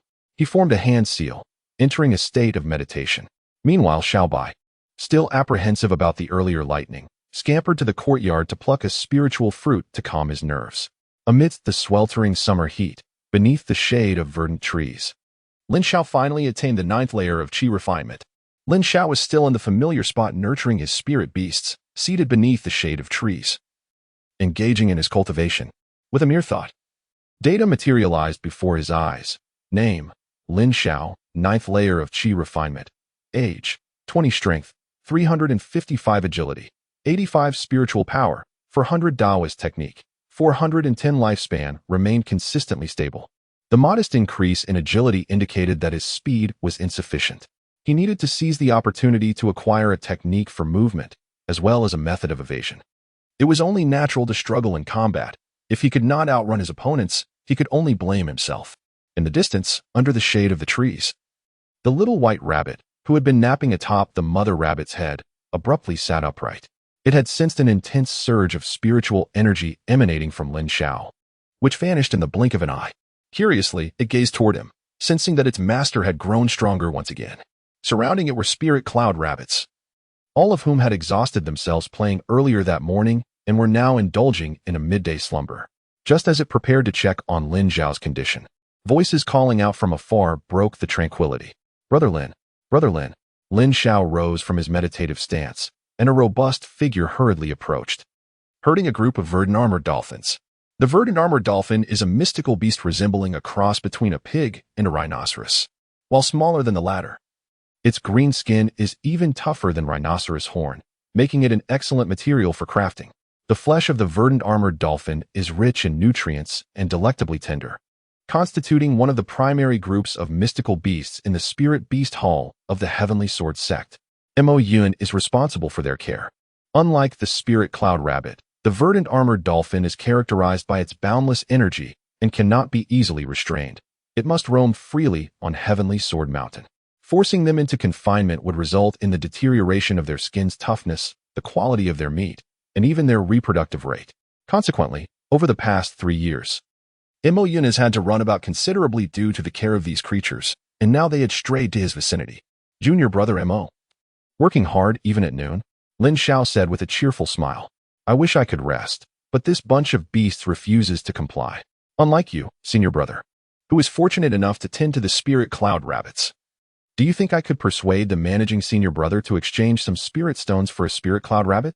Mo Yun began to lament upon their meeting. I'm not closely acquainted with the managing senior brother, so I cannot ascertain whether that approach would be effective, Lin Xiao replied with a faint smile. Sigh, senior brother. I won't bother you further. These beasts have bolted again, Mo Yun said, preparing to speak a bit more, but soon realized that the verdant armored dolphins had already scampered far away. Without hesitation, he bid farewell and dashed off. Hee. Lin Xiao chuckled and shook his head. If he were tasked with the care of these verdant armored dolphins, he surely would not be as earnest as Mo Yun. One could only say that the boy is still too young and naive. However, for Mo Yun, it matters little. He is still young and gifted. By the time he reaches his 20s, he will undoubtedly ascend to the inner sect, at which point he will no longer need to tend to mystical beasts. For now, it serves as a means to temper his character. Lin Xiao could not help but admire the regulations established by the sect. The Heavenly Sword sect resembled a corporation, with all disciples serving as employees. Even temporary workers like Lin Xiao were required to generate value for the organization, and yet they received no bonuses. Only the bare minimum wage. However, the sect provided all disciples with avenues for advancement, ensuring that those with exceptional talent would not fade into obscurity. Take Mo Yun, for example, who entered the inner sect in his 20s and was poised to reach the peak of qi refinement by his 40s or 50s. The sect would further grant him a foundation establishment pill, enabling him to become a foundation establishment cultivator, with a continuous influx of fresh talent. The Heavenly Sword sect was destined to flourish ever more splendidly. Lin Xiao lay upon the verdant grass, his hands cradling the back of his head. The elation he felt upon reaching the 9th layer of qi refinement was somewhat diminished by the thought of establishing his foundation. In just 6 months, winter would herald his departure. Chapter 42, The Blood Demon Lord. The sun blazed fiercely in the gilded month of August. 3 months had passed since Lin Xiao had approached the 9th level of qi refinement.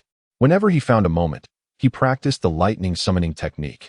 which had now reached perfection after half a year of diligent effort. Sensing the transformation in his realm, Lin Xiao was filled with uncontainable joy. For the damage inflicted by a perfected technique was at least double that of his initial attempts, significantly enhancing his ability to protect himself. While he was still marveling at the magnificence of the Wan Shoudian, a resounding thunderclap echoed through the air, awakening unwelcome memories in Lin Xiao's subconscious. A vast wave of spiritual energy surged from the mountaintop, causing his pupils to constrict.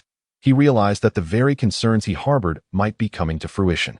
2 hours earlier, 4 individuals stood in the skies above Tianjin Mountain. The foremost man stood with his hands clasped behind his back, while the other 3, poised atop their weapons, flanked him. Each of them bore talismans that concealed their presence, rendering them unconcerned about being detected. Dong Zhenglin, it is now your turn to take action, echoed the sinister voice of the blood fiend demon lord. Rest assured, my master, replied an elderly man with a hood.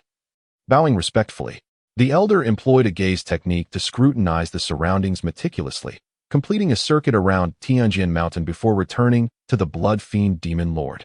Master, this formation is the top-tier 7-stage sword shadow 1,000-kill formation, yet it remains inactive.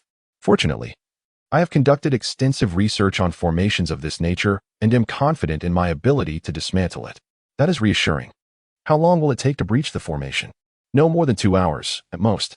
Dong Zhenglin exaggerated the time frame. He dared not be overconfident.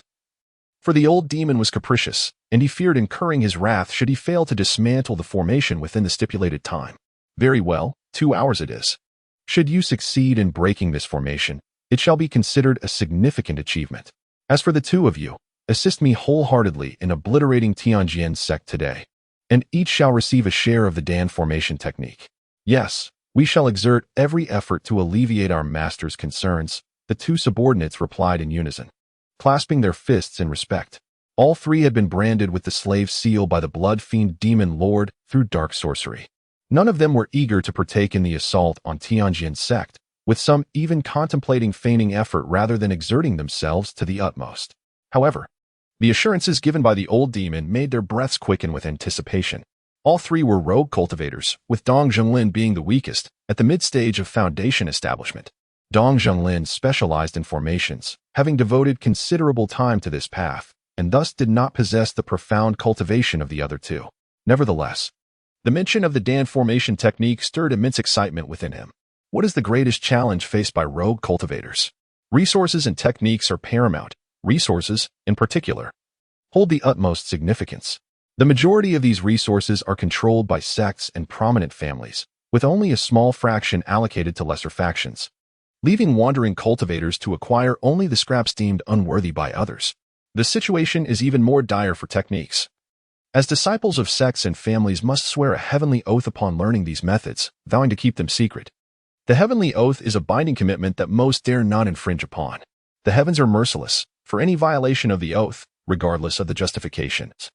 One may face tribulations during cultivation, and even the simplest act, such as drinking water, could lead to dire consequences, irrespective of one's cultivation level. Should the techniques ever be leaked, sects and families would pursue the offender to the ends of the earth, for such techniques represent the very foundation of a faction. To prevent the disclosure of their techniques, a once mighty sect annihilated an entire city. Of course, wandering cultivators are not entirely devoid of prospects. There exist widely circulated cultivation techniques. However, these methods are often incomplete or of inferior quality, leading to slower progress, which is why disciples of significant powers dismiss them. In less than 2 hours, Dong Zhenglin returned, drenched in sweat, to the side of the blood demon lord. Master, to completely dismantle this formation, one must enter the sect. I have planted formation flags at all the key points, which will prevent this formation from activating for 3 hours. 3 hours. A glint of cold light flickered in the blood demon lord's eyes. Though this was slightly different from his expectations, it was sufficient time. Prepare to attack, he commanded, his voice chilling. A massive black sword materialized beside him. The 3 of them wore grave expressions, despite the old demon being a golden core true man. They remained exceedingly cautious, for as wandering cultivators of the Tianyu dynasty, they were well aware of the intricate ties between the Tianjin sect and the Xinjian sect. Go! The blood demon lord uttered with a soft breath, and the black sword coalesced into a formidable shadow, cleaving toward the main hall of the Tianjin sect. Who dares to attack my Tianjin sect? A booming, indignant voice resounded from the main hall. Upon hearing this voice, the Blood Demon Lord grinned. He had learned of Lu Xiangyuan's presence within the sect before his arrival, and now, hearing Lu's voice brought him a sense of reassurance. A golden sword shadow surged forth from the main hall to meet the oncoming black sword. With a thunderous clash, the two forces collided. The moment the golden sword shadow made contact, it shattered into countless fragments, while the black sword, though diminished in power, still struck the main hall of the sect. Dust and debris erupted as the black sword vanished, and when the dust settled, the disciples of the Tianjian sect were horrified to find the main hall split in two. Cries of despair echoed. During the attack, several disciples on duty within the hall had failed to evade the onslaught, resulting in 2 fatalities and 1 grievously injured. Lu Xiangyuan ascended on a flying sword, recognizing the assailant's visage in shock. Blood Demon Lord, you are not dead. Are you surprised? But alas, today, I shall slaughter the entire Tianjin sect, leaving you even more astonished. The Blood Demon Lord cackled ominously. Such delusions. 20 years ago, the sect master was able to slay you, and today, I can do so again. Lu Xiangyuan's outward bravado belied an inner turmoil that was profoundly unsettling. 2 decades prior, the Blood Demon Lord, much like himself, was at the cusp of the Golden Core realm. They had clashed within a hidden domain over a coveted alchemical artifact. And it was only with the aid of his wife, Lin Xiao, that Lu Xiangyuan managed to vanquish this foe. To his astonishment, the demon had survived and, as it appeared, had successfully advanced in cultivation. Moreover, he was not alone, indicating a long-conceived scheme. Any misstep in this precarious situation could spell the annihilation of his entire lineage. At that moment, a graceful figure materialized beside Lu Xiangyuan. Yao. Activate the mountain protection formation, he communicated to Lin Xiao. Brother Yuan, the formation cannot be initiated, came her trembling reply, sending a shockwave through Lu Xiangyuan. He stared incredulously at the adversaries before him. The Sword Shadow 1000 Kills formation was a top-tier 7th-level array bestowed by the Divine Sword sect, and yet, it had been shattered by the Blood Demon Lord. Have you 2 wretched curs come to an agreement? I shall make my move now, the Blood Demon Lord cackled. Relishing the fear that flickered across Lu Xiangyuan and his companions' faces after 20 years of pent-up resentment. Blood Demon Lord, I am a disciple of the inner sect of the Divine Sword sect. I have already dispatched a message via Jade Slip. Soon, the Golden Core elders from the Heavenly Sword sect will arrive. You have managed to survive thus far. I advise you to flee, lest you lose your life in vain. Lu Xiangyuan retorted, his bravado masking his trepidation. Ha. Lu Xiangyuan, do you take me for a child of 3? The nearest Golden Core marketplace is 6,500 miles away. Do you truly believe I cannot slay you before the Golden Core masters arrive? The Blood Demon Lord's face was a mask of mockery. As a half-step Golden Core cultivator, Lu Xiangyuan was drenched in sweat. The Blood Demon Lord was correct. He had sent a distress signal and had just received word from the Golden Core masters, who would arrive at the earliest in 2 hours. Would they arrive in time to collect their corpses? Chapter 43. Gravely Wounded. Enough of this intimidation game. Prepare to meet your demise.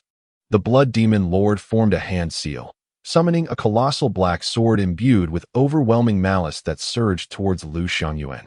Faced with the strike of a Golden Core master, Lu Xiangyuan, despite being a half-step Golden Core, dared not be complacent.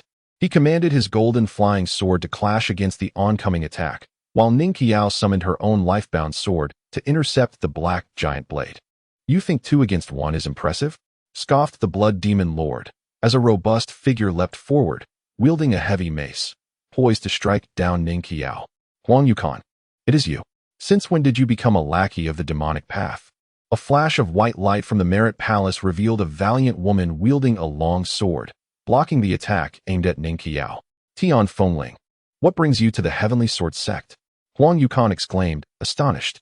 Tian Fengling was also a disciple of the inner sect of the Divine Sword sect, and the two had crossed paths during Huang Yukon's time in the marketplace, which belonged to the Divine Sword sect, where Tian Fengling was a rotating disciple. I never anticipated that the once Western madman, Huang Yukon, would fall to the demonic path, Tian Fengling remarked with a hint of scorn. Spare me the trifles. For the sake of our past acquaintance, I advise you to leave now, or you shall meet a similar fate. The bond between the two individuals was not particularly profound. Huang Yukon's statement was merely a reflection of his wariness towards Tian Fengling's formidable strength in the late Foundation establishment stage. Ideally, a peaceful dissuasion would yield the best outcome. You wish to persuade me to leave my sect? Huang Yukon, you truly possess a brazen audacity. Do you think your meager group of 2 or 3 will escape the wrath of the Divine Sword sect?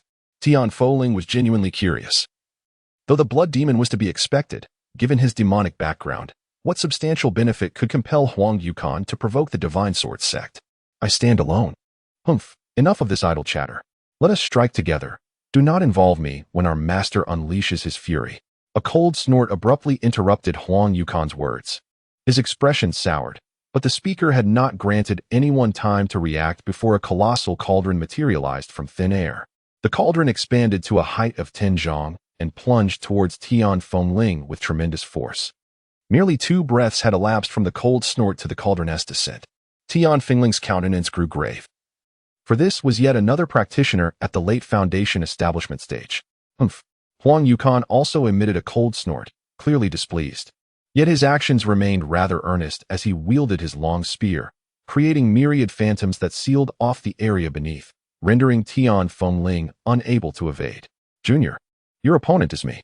As the words fell, a silver long sword gleamed with a chilling radiance, blocking the spear, resulting in a stalemate. Clang. The cauldron struck the white sword. What is this? Ah, Tian Fengling's scream echoed. Humph, Junior, when I established my foundation, you had yet to embark upon the immortal path. The cauldron shrank and returned to the hand of the Taoist. Tian Fengling felt her spirit tremble, teetering on the brink of collapse. The cauldron's descent had unleashed a spiritual assault. The essence of the spirit must surpass that of the opponent to manifest its power.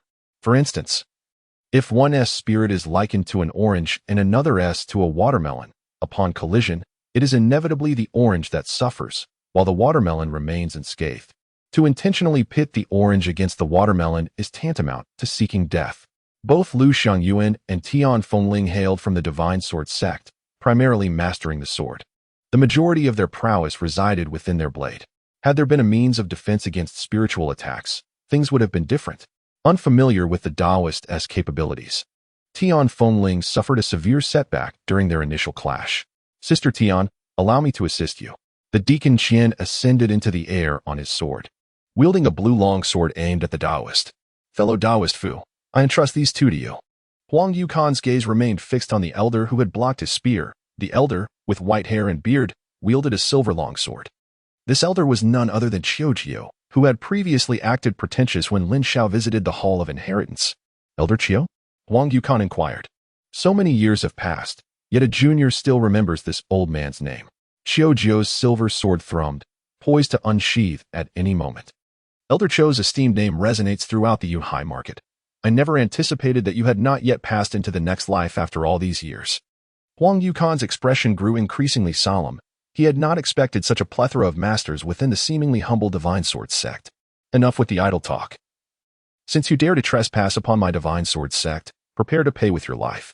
Qiu's eyes flashed with a cold glimmer, entirely unlike his usual aloof demeanor. Disinterested in conversation, the Phantom Sword, Qiu divided himself into 9, launching an assault on Huang Yukon from various angles. As Huang Yukon scanned with his spiritual sense, he was horrified to find it impossible to discern which of the 9 Qiu was the genuine article. Each emanated identical waves of spiritual energy. With no time to ponder, he swung his long spear. The weapon managed to deflect only 6 of the strikes, while 3 found their mark, leaving deep gashes on his left cheek, right shoulder, and left side. Hastily, Huang Yukon sealed his acupoints with spiritual energy and swallowed a medicinal pill. Qiu's blade, imbued with his own sword intent, wreaked havoc within the wounds upon impact, threatening to exacerbate the injuries if left untreated. Meanwhile, within the Heavenly Sword sect, all disciples were thrown into a state of panic, abandoning their tasks to converge upon the plaza. Jiang Ruxi's expression was grim. The battle unfolding above was beyond his intervention. The senior sister, Lu Jinyu, clenched her fists in silent prayer. As a Pixi refinement practitioner, she could see that her parents were engaged in combat with a Golden Core expert. Mu Jingxue stood nearby, offering comfort and urging her not to worry. That chilling aura, had it not been for her parents' deliberate efforts to draw the conflict away from the Heavenly Sword sect, the sect might have been reduced to mere ruins by now. Old fool, how dare you? Jiang Ruxi suddenly bellowed, soaring into the sky on his sword, brandishing a magical longsword aimed at the elder holding the formation plate. It turned out that amidst the fierce clash of the formidable warriors, Dong Zhenglin had stealthily unleashed 49 formation flags. As he reached for his storage bag, a white jade formation plate appeared in his hand, but before he could activate it, Jiang Rusi had already launched his attack. Sensing Jiang Rusi's approach, Dong Zhenglin remained unperturbed, producing a formation flag with his left hand. With a flick of the flag, it seemed to expand into an overwhelming presence before Jiang Rusi's eyes. Flame Sun Sword. Jiang Rusi's blade blazed with intense heat as he thrust it toward the formation flag. Yet the attack appeared to dissolve into the abyss, leaving the flag unscathed. You, an inexperienced child, dare to speak so boldly. Dong Zhenglin then hurled a green jade seal, infusing it with spiritual energy until it grew to 3 feet in size, crashing down upon Jiang Rusi's forehead. Blocked by the formation flag, Jiang Rusi failed to see the impending seal, which struck him like a meteor, sending him crashing down onto the sect's plaza, stirring up a cloud of dust and debris. Brother! Lu Jinyu rushed to Jiang Rusi's side, her heart racing as she beheld his grievous injuries. In a flurry, she retrieved a jade vial from her storage bag and hastily placed a medicinal pill into his mouth. It's all right. You'll be fine soon. Tears streamed uncontrollably down Lu Jinyu's face. Since childhood, she had been sheltered by her parents and Jiang Rusi within the confines of their sect, never having ventured out to experience the world for herself. Although she had heard tales from her parents about the perils that lay beyond, she had never truly grasped their gravity until this sudden blow rendered her unable to cope. Chapter 44. Fierce battle. The disciples of the sect surrounded Jiang Rusi, their expressions grim and hearts filled with trepidation. The elder brother was their paragon, and witnessing him being grievously injured in a mere exchange was a harrowing sight. Had it been any one of them, they likely would not have even possessed the qualification to draw their swords. On the mountainside, the terrain obscured Lin Xiao's line of sight, yet he could sense the terrifying and extraordinary fluctuations of spiritual energy permeating the air. Lin Xiao swiftly retrieved the spirit cloud rabbits into his spirit beast pouch. During this process, the fluctuation of spiritual energy intensified, and he could sense an increase in the number of combatants. No longer a complete novice, though unaware of the specifics, he surmised that a battle was unfolding. Upon finishing his collection of the spirit cloud rabbits, Lin Xiao turned and dashed down the mountain. He was oblivious to the identities of those engaged in combat above the sect. With his cultivation at the 9th level of Qi refinement, he was utterly incapable of intervening. The most prudent choice was to flee, as far away as possible. The mantra "a friend in peril is not worth the risk" resonated with him. Survival was the true mark of victory. Lin Xiao, at the 9th level of Qi refining, sprinted with incredible speed, while Xiao Bai perched atop his head, occasionally glancing back towards the mountain peak. The spirit beast, with its keen senses, trembled as waves of spiritual power surged forth, indicating that something dire was unfolding atop the mountain. Having spent 4 to 5 years at the Heavenly Sword sect, Xiao Bai had never before felt such terrifying fluctuations in spiritual energy. As Lin Xiao leaped over a pond, startling a flock of golden-feathered storks, he landed on a large stone ahead, propelling himself into the air with a surge of spiritual energy, gliding effortlessly. With the foot of the mountain drawing nearer, Lin Xiao slowed his pace, suddenly recalling his senior brother Jiang Rusi, who had saved his life twice and guided him into the realm of immortals. Along with the spirited Ling, the gentle and beautiful Lu Jinyu, and the ever-wise brother Luo from the dining hall, as well as the bright and cheerful Mo Yun. The faces of these individuals flashed before his eyes like a revolving lantern, weighing heavily upon his heart as he stood rooted to the spot, gritting his teeth. He repeatedly reminded himself that he was not of this world, and that the demise of its inhabitants bore no consequence for him. However, this self-deception proved futile. Lin Xiao turned back to glance at the mountain peak shrouded in mist, his fists clenched tightly. Xiao Bai, you stay here. I must return. Chirp. No. It's far too dangerous to go back. You cannot. Chirp. Chirp. Fine, perhaps I am the one being cowardly. Lin Xiao pivoted and retraced his steps. I will just take a quick look. If I can save 2 people, that would be splendid. If not, I will decisively descend, and who knows? Perhaps the Heavenly Sword sect might prevail. He continually reassured himself. Though he was at the 9th level of Qi refining in the face of true power, he was but an ant, and an ant must possess the awareness befitting its stature, avoiding actions beyond its capabilities. Suddenly, a scream pierced the air, as Elder Qian plummeted from the sky like a tattered kite. Elder Qian! Elder Qian! Jiang Ruxi's eyes burned with fury as he witnessed Dong Zhonglin inflict grave injuries upon him without finishing the job. Instead, he activated the white jade formation disc in his hand, causing the 49 formation flags he had just thrown to clatter ominously. The killing formation was initiated. These flags, nurtured with spiritual energy by Dong Zhonglin, were among his deadliest weapons. The attack from the rich wind forest carried a soul-damaging essence. Elder Qian, already struggling, was caught off guard by the ambush of the killing formation. His flying sword shattered beneath him, and Elder Qian was grievously wounded. Jiang Ruxi, having just regained some color from consuming a healing pill, witnessed the scene and, overwhelmed with rage, spat out a mouthful of blood. "You old fool, you shall perish." Jiang Ruxi pushed away Lu Jianyu, who was supporting him, and flew towards Dong Zhonglin, who was preparing to strike again. "Boy, if you seek death, I shall gladly escort you." Dong Zhonglin effortlessly evaded Jiang Ruxi's sword light, his eyes glinting with malice. Waving his, a chilling wind materialized, enveloping Jiang Ruxi. Die. The Azure Seal was summoned once more, and this time Dong Zhonglin unleashed all his power. Should it strike Jiang Ruxi, death would be certain. Ruxi, Tian Fengling, caught off guard by the falling cauldron, felt a surge of panic in her heart as she deftly evaded the massive object and lunged at Dong Zhonglin with her sword. Dong Zhonglin, a mid-stage Foundation establishment cultivator, relied on his adeptness with formations to navigate the battlefield. When faced with the close combat prowess of Tian Fengling, a late-stage Foundation establishment swordswoman, he found himself at a distinct disadvantage. As Tian Fengling drew near, the white jade formation plate in Dong Zhonglin's hand shimmered, and in an instant, he vanished, reappearing 50 yards away, at the very edge of the temporary formation, while a formation flag took his place. With a swift stroke, Tian Fengling severed the flag, prompting Dong Zhonglin to retrieve a new energy infusion item from his storage pouch, quickly replenishing the formation's defenses. A sudden grunt echoed as the cauldron struck Tian Fengling's back, causing her to spit out a mouthful of blood. "Well done, Taoist Dong," chuckled Fu Fenglin.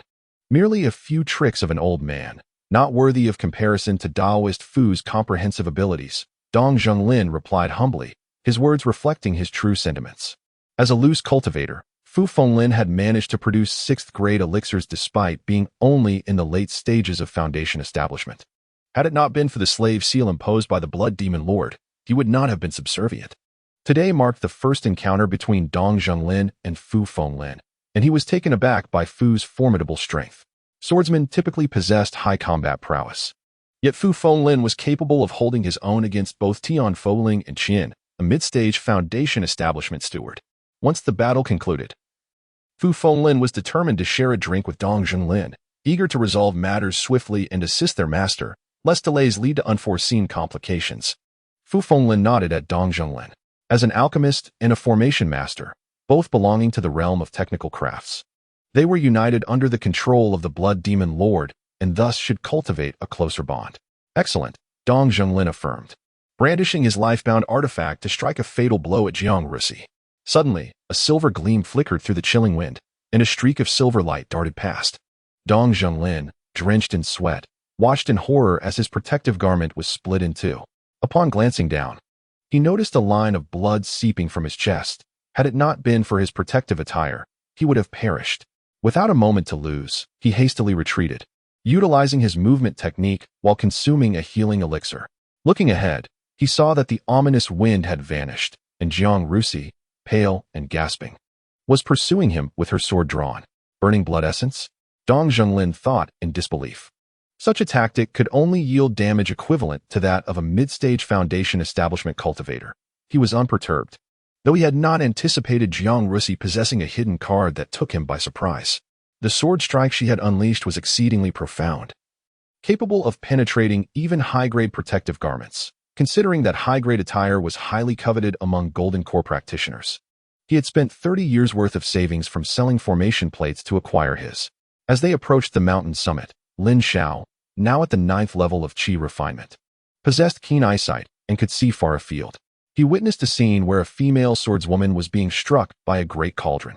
At this moment, the female swordswoman's robe lay tattered and disheveled, having narrowly evaded several attacks from her opponent.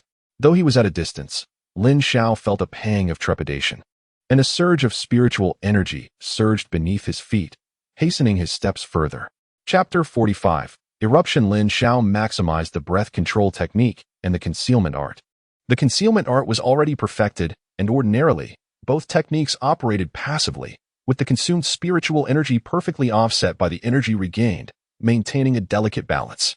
However, at this moment, he sensed his spiritual energy rapidly depleting. To thoroughly mask his presence and avoid detection, he climbed to the mountain summit after a quarter of an hour, only to be astounded by the scene before him. The sect's grand hall had been reduced to ruins. The transmission hall and the Hall of Merits were nearly devoid of intact structures. The square at the entrance of the grand hall was strewn with bodies in disarray, and Lin Xiao recognized that these were disciples of the Heavenly Sword sect. Many were familiar faces, and an overwhelming sense of desolation washed over him. Although the Heavenly Sword sect had not provided him with lavish conditions, it had sheltered him for over 5 years, serving as his first home in this foreign realm. Days spent nurturing spirit beasts and cultivating, though mundane, had been fulfilling. Over time, the Heavenly Sword sect fostered a unique emotional bond within him, and now, all of that lay in ruins.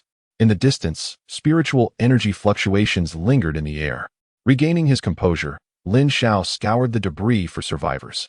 With Little Bai's keen senses alerting him, chirp, Lin Xiao's consciousness directed him towards the direction of the disciples' residences indicated by Little Bai. Well done, Lin Xiao praised Xiao Bai, then crouched down and scurried backward. At present, he was still disguising himself as a cultivator at the first layer of qi refinement, with his spiritual sense limited to perceiving objects within a Tinjiang radius. Lin Xiao hurried to a partially collapsed mansion, where the grand formation in the courtyard had lost its efficacy.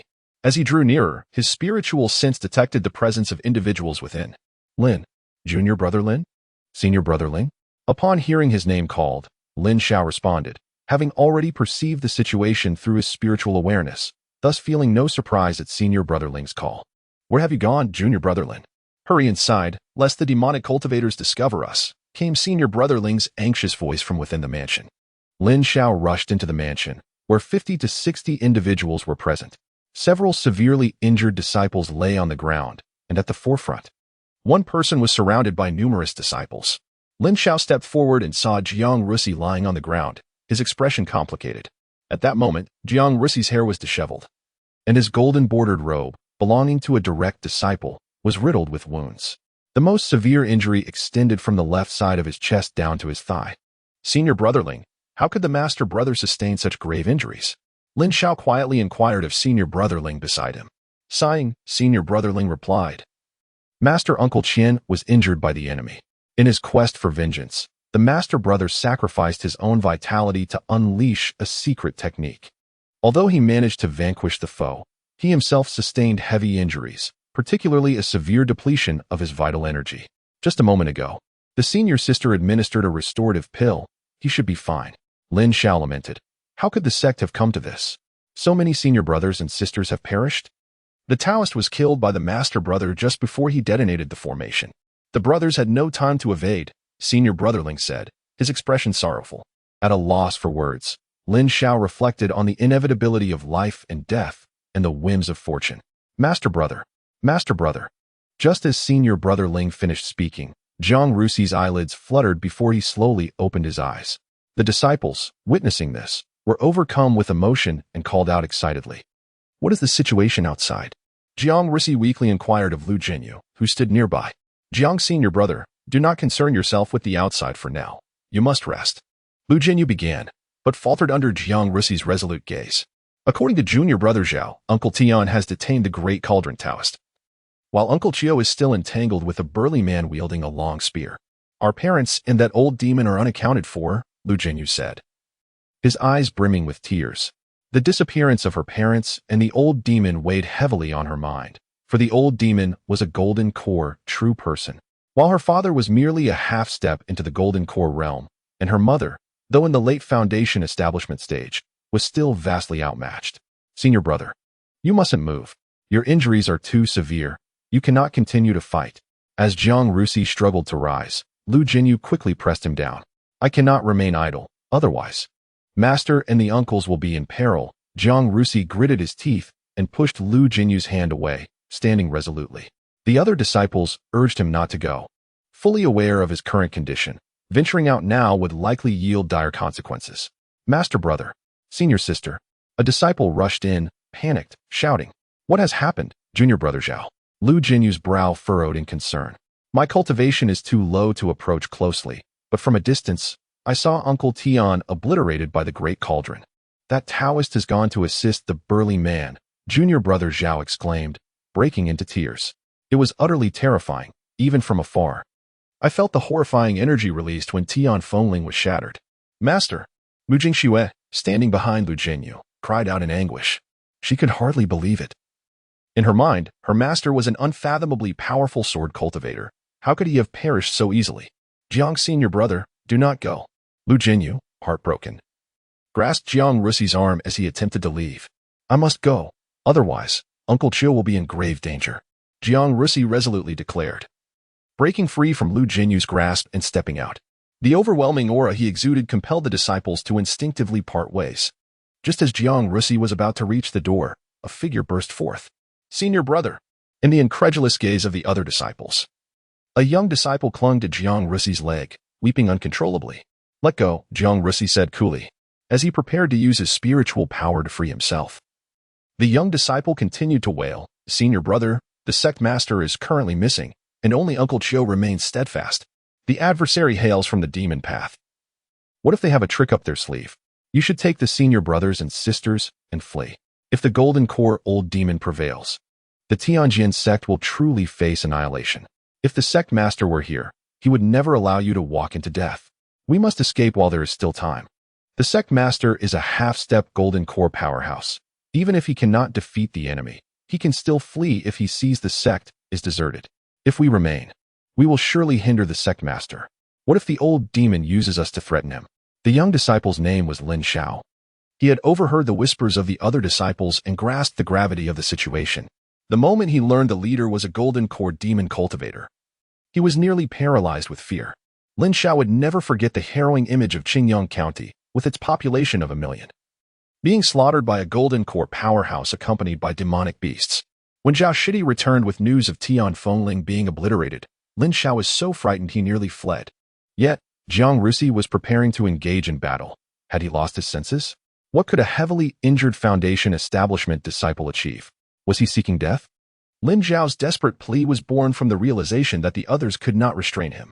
Upon hearing Lin Xiao's assertion that the golden core old demon would win, the disciples furrowed their brows, clearly disapproving of his pessimism.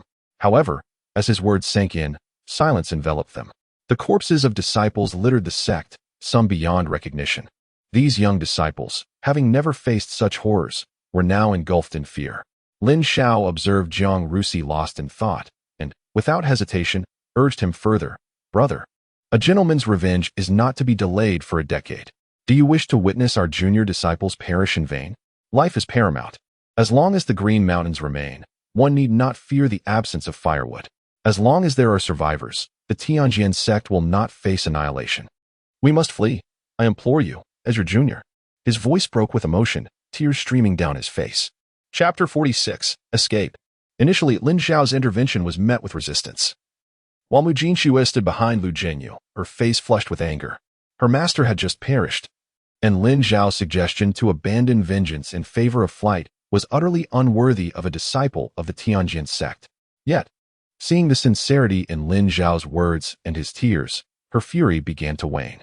Jiang Rusi turned to glance at the remaining 40-odd disciples, each in disarray, with a dozen or so lying on the ground, grievously wounded and moaning.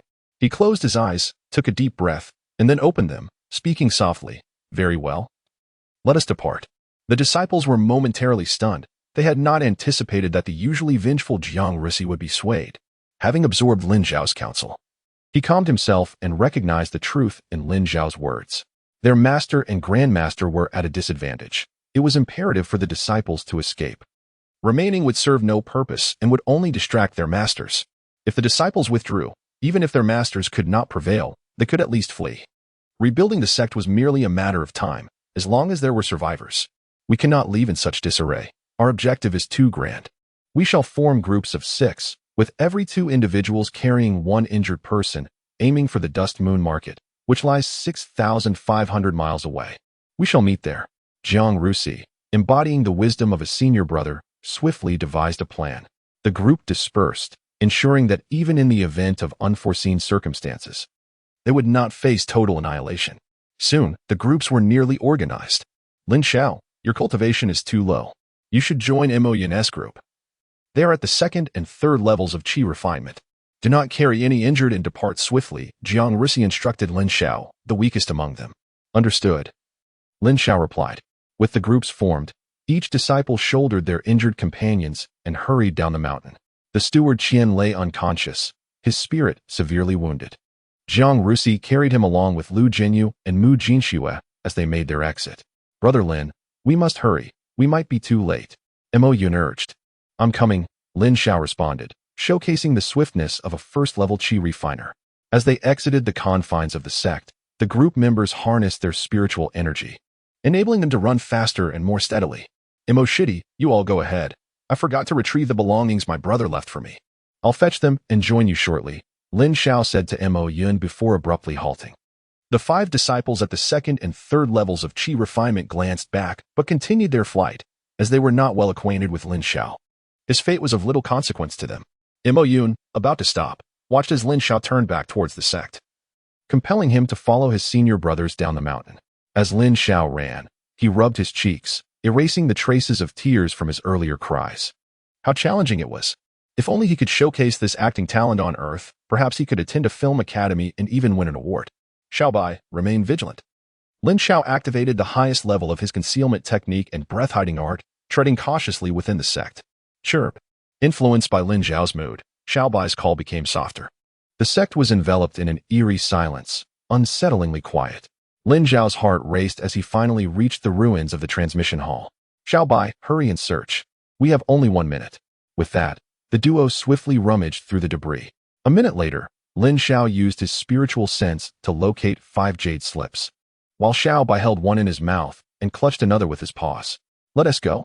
Xiaobai leaped back onto Lin Xiao's shoulder, who then stored all the jade slips in his storage bag and made a hasty retreat. Whoosh. Lin Xiao had already traversed several hundred miles away from the Tianjin sect. He clutched his sword and burrowed into a hollow at the base of a grand tree. Gasping for breath, he had no intention of pursuing Mo Yun's team, nor did he plan to visit the Chunyu market. His original strategy was to reach the pinnacle of qi refinement before seeking an opportunity to descend the mountain. Although it was somewhat premature, he found the timing acceptable. The journey of several hundred miles took him over 3 hours. Reflecting on his arrival in this world, he realized that had he possessed such speed back then, he would have endured far less hardship. Lin Xiao calmed his racing heart and began to examine the jade slips one by one, retrieving them from his storage bag. He scrutinized the Earth Spirit technique, the Spirit Flower Qi refinement technique, and the Midday Sun Qi refinement method. Among the 7 jade slips, 5 contained cultivation methods that didn't even reach the first level of qi refinement. Utterly useless. Wasn't his longevity classic more appealing? The lightning swift technique and the fiery sun sword technique were decent, at least not a total loss. Lin Xiao mumbled to himself, feeling a sense of desperation. If he were to find a heap of worthless items after risking his life, he would surely be distraught. Initially, if he hadn't accumulated enough points for the 3rd cultivation method as planned, he never expected to stumble upon this opportunity. Upon ascending the mountain and witnessing the ruins, an idea sparked within him. He had anticipated finding around 20 or 30 cultivation methods, yet after searching for a long while, he had only discovered 7. Of course, if he were to sift through the rubble, he might uncover more, but he dared not do so. The demonic cultivators could return at any moment. His mind wrestled with indecision for a while, but ultimately, his confidence in his concealment technique led him to return. Xiaobai, keep watch for me, Lin Xiao instructed, promptly placing a jade slip against his forehead. Chirp. Xiaobai responded, perking up its ears to listen for any disturbances outside. The lightning swift technique melded the agility and rapid transmission characteristics of lightning attribute spiritual energy, allowing the practitioner's body to transform into a current of electricity, swiftly traversing the ground or space. During movement, one could easily change direction, and its speed rendered it nearly impossible for adversaries to catch. Not bad, Lin Xiao mused. Though it isn't the evasion technique I desired most, it will certainly enhance my speed and, consequently, my chances of survival. He picked up the 2nd jade slip to examine it further.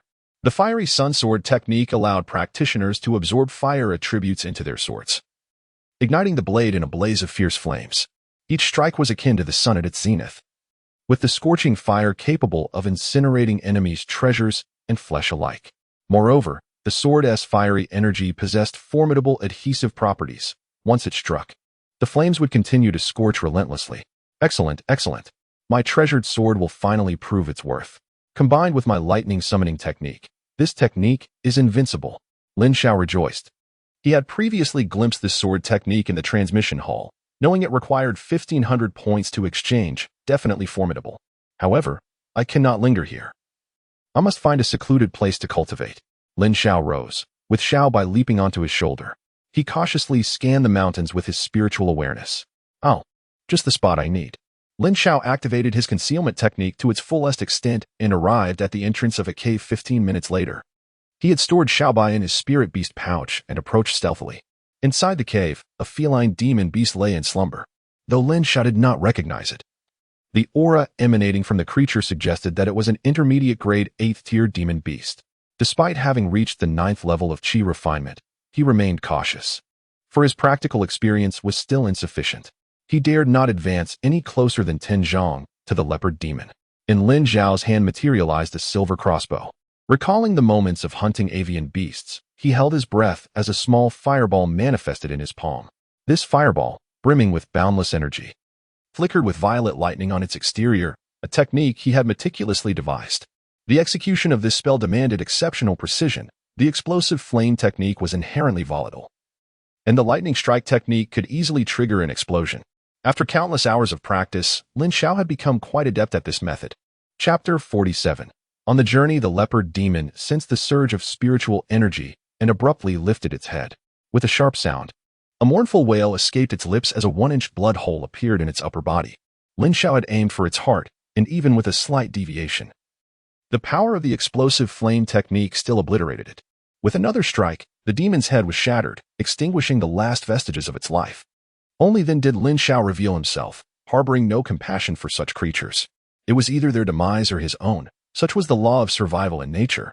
Although he had contemplated using the beast control technique to tame this creature, his skill was only at the first level, and he deemed it too risky. Opting instead for the more prudent choice of extermination, Lin Xiao unleashed a fireball technique, reducing the corpse of the leopard demon to ashes. He withdrew a mat from his storage bag and seated himself, allowing Xiao Bai and the rabbit horde to emerge.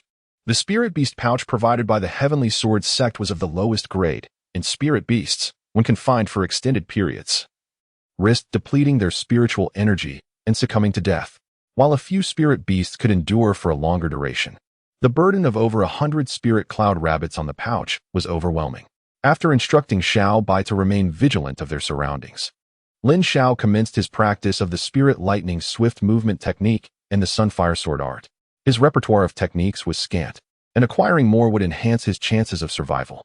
The present circumstances were vastly different from the past. There was no longer the luxury of slowly developing within the sect.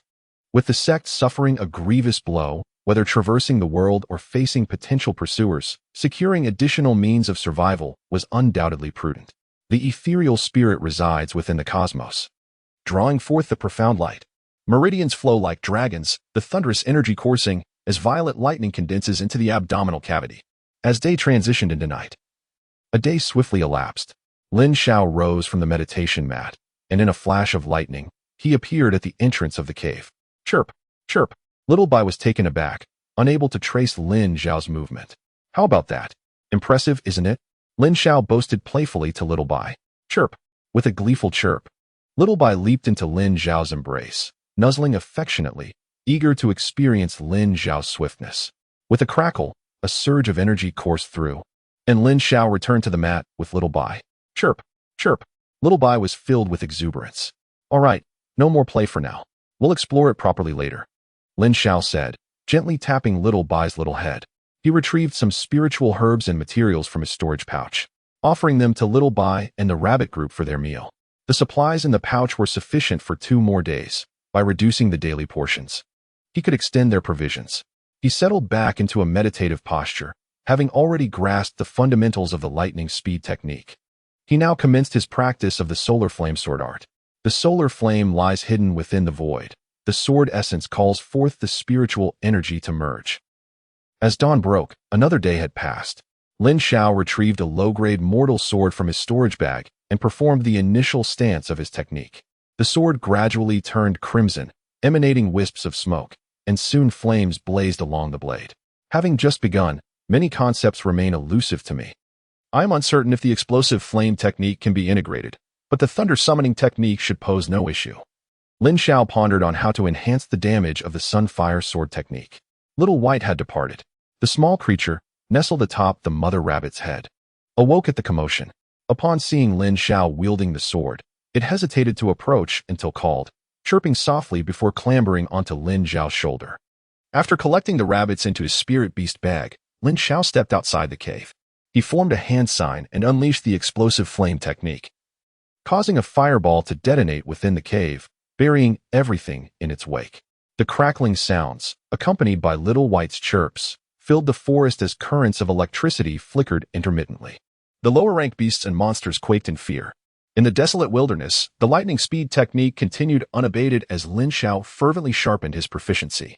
This was a matter of survival. Even if it drained his spiritual energy, it was of little concern. Once he had consumed half of his energy, he sought a safe location to recuperate. Suddenly, a bright flash. A bird-like monster plummeted from the sky. Lin Xiao picked it up and found a small lake to roast the meat. The sizzling aroma attracted numerous monsters, yet within the range of his 9th-tier chi refinement perception, he detected no high-ranking beasts. The spiritual energy in this area was sparse, rendering it unlikely for high-level creatures to linger, which was of no consequence to him. Most importantly, after traversing over 1,000 miles in a day, his lightning speed technique had reached a small level of mastery. After testing his speed, Lin Xiao believed that no beast below the 7th rank would be able to keep pace with him, and he also wished to attract some high-value monsters. His destination was Qingyang County, and he wondered how it had fared over the past 5 or 6 years. Gathering materials would be prudent. His storage bag contained only 9 spirit stones, and without accumulating wealth, he would be unable to afford anything he desired. With a sudden burst, Lin Xiao spotted a creature resembling a pangolin, covered in scales, and returned triumphantly. "With spirit stones, I can buy you delicious treats," he remarked to Little White, who chirped excitedly in response. "Of course, I would never deceive you." As night fell, Lin Xiao emulated Zhang Ruxi's previous methods, carving out a cave halfway up a mountain and blocking the entrance with a large stone. He settled onto a mat to continue his cultivation. As merely a 9th-tier chi refining practitioner, strength was paramount. Otherwise, he would have no choice but to flee should another calamity befall his sect. The spiritual energy in these wild mountains was not as rich as that of the Sword Mountain, and naturally, his cultivation speed was inferior. Upon awakening in the morning and assessing his condition, he realized his progress was roughly half as fast as what he experienced at the sect. Alas, the days of tranquility have come to an end. Lin Xiao collected his thoughts and pushed aside a large stone, casting a fireball spell to seal off the cave entrance. He resolved to leave no trace of his presence, uncertain of its efficacy, yet adhering to the principle taught by his kindergarten teacher: good habits begin with small actions.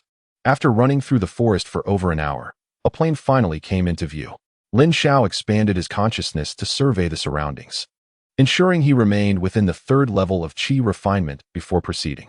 Not long after, he spotted several figures in the distance, both men and women, who exhibited no signs of spiritual energy. Clad in coarse hemp garments with rough skin, they appeared to be mere mortals. He assessed his own appearance, still dressed in the attire from Qingyang County, his hair somewhat disheveled, a clear indication of his journey. He quickened his pace, catching up to the group with the speed characteristic of the 1st level of chi refinement. "Please wait," he called out. "Who are you?" the lead middle-aged man inquired, stepping protectively in front of the others, his demeanor cautious. "Uncle, I hail from Yin County and am on my way to Qingyang County to visit relatives. May I ask how far it is from here to Qingyang County?" Lin Xiao endeavored to maintain an innocent gaze akin to that of a university student. "Oh, I see. It is still over 700 miles to Qingyang County," the man replied, realization dawning upon him. "That is quite a distance." "Thank you, Uncle," Lin Xiao expressed his gratitude, preparing to set off once more. "Hey, young brother, we are also headed toward Qingyang County. Would you like to join us?" After a brief conversation, the middle-aged man lowered his guard and extended the invitation. "No need. I run quite fast. You may not be able to keep up." Lin Xiao smiled and waved goodbye, resuming his swift pace towards Qingyang County. The group behind him was left in astonishment, marveling at his speed. Suddenly, a small creature emerged from Lin Xiao's chest, climbing atop his head to observe the surroundings. This creature, Little White, was vastly different from an ordinary fire rat, and Lin Xiao often engaged in mental training with it to prevent others from capturing it. Over time, Little White had developed a habit of hiding. At this rate, Lin Xiao thought he could reach Qingyang County before nightfall. A mix of trepidation and anticipation stirred within him. He wondered if he would encounter old acquaintances upon his return. Was the patrol officer still alive? Did Daniel have a grave? And what of the Long family? If any members of the Liang family remained, he intended to seek vengeance for Daniel as a tribute to his spirit. Suddenly, he heard the sound of hoofbeats. Turning his head, he noticed a group approaching from the distance. As they entered his field of consciousness, his pupils constricted sharply. The riders were atop creatures resembling horses, known as rainbow steeds, which he had previously seen in Qingyang County. Daniel had informed him that these beasts were quite valuable.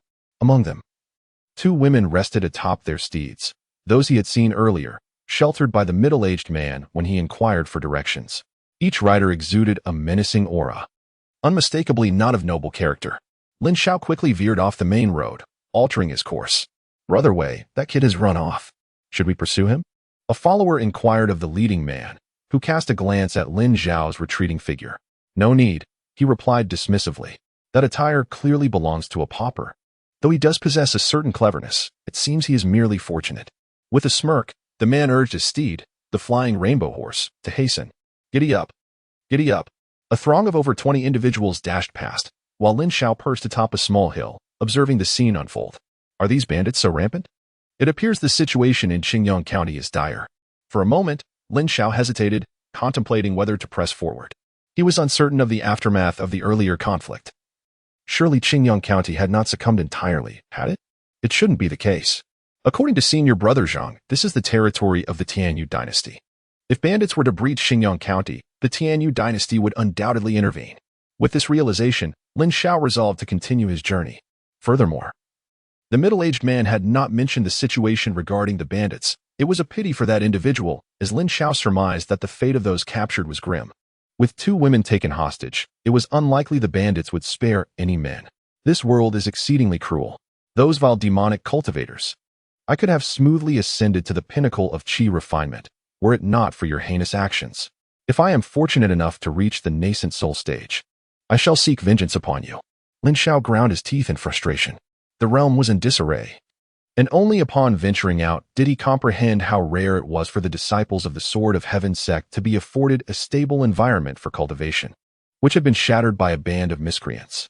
However, this vendetta was not one he felt compelled to fulfill. Among his close brothers, aside from Lu Yuanhai, Wang Weixin, and senior brother Zhang, all others remained alive. Should he possess the means, he would undoubtedly assist in avenging those 3, but if not, preserving his own life took precedence. As the moon hung high in the sky, its silvery light cascaded upon the earth. Lin Xiao concealed himself at a distance, observing the city gate of Qingyang County.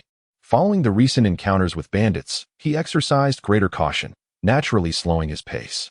Upon reaching Qingyang County, he found the gates had already been closed. From his vantage point, he could discern the weathered scars of war etched upon the city walls. Lin Xiao sensed the presence of countless individuals beyond those walls, though he remained uncertain if they constituted the bandit stronghold.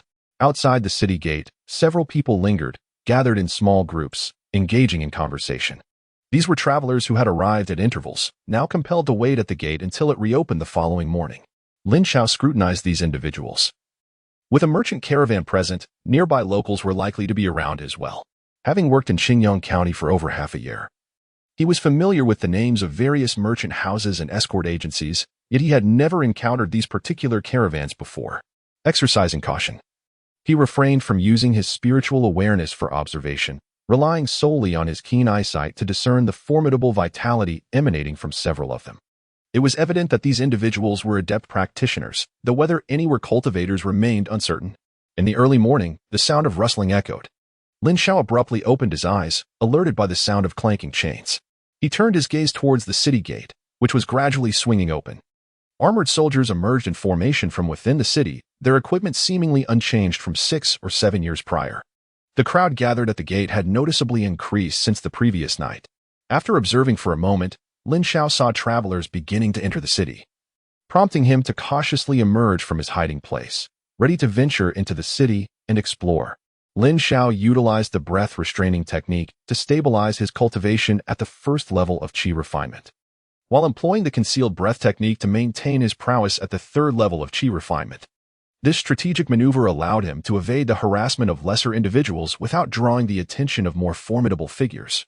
He positioned himself at the end of the line and retrieved 10 engraved coins from his storage pouch, preparing to enter the city. Whoosh, whoosh. Lin Xiao suddenly turned around, and a figure riding atop a grand cauldron soared overhead. He could not discern the person's features, but the figure leaped down from the cauldron at the front of the line. "My lord, please enter." The city guards were seasoned veterans, acutely aware that those capable of flight were not to be trifled with. The newcomer was clad in a black Taoist robe, his complexion pale and his eyes bloodshot, indicating a state of distress. Despite this, he dared not enter the city directly, for this was the territory of the Tianyu dynasty, where a golden core master was stationed within the walls. Even a foundation establishment cultivator must adhere to the rules. However, waiting in line was out of the question.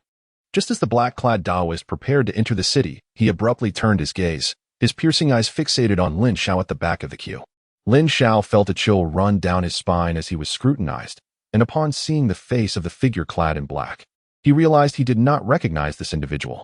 A mere novice at the first level of qi refinement, brimming with vitality, a rare prodigy indeed. The black-clad figure repeated the word good thrice, his formidable spirit able to discern the warm aura that emanated from Lin Xiao's being, a truly effortless acquisition.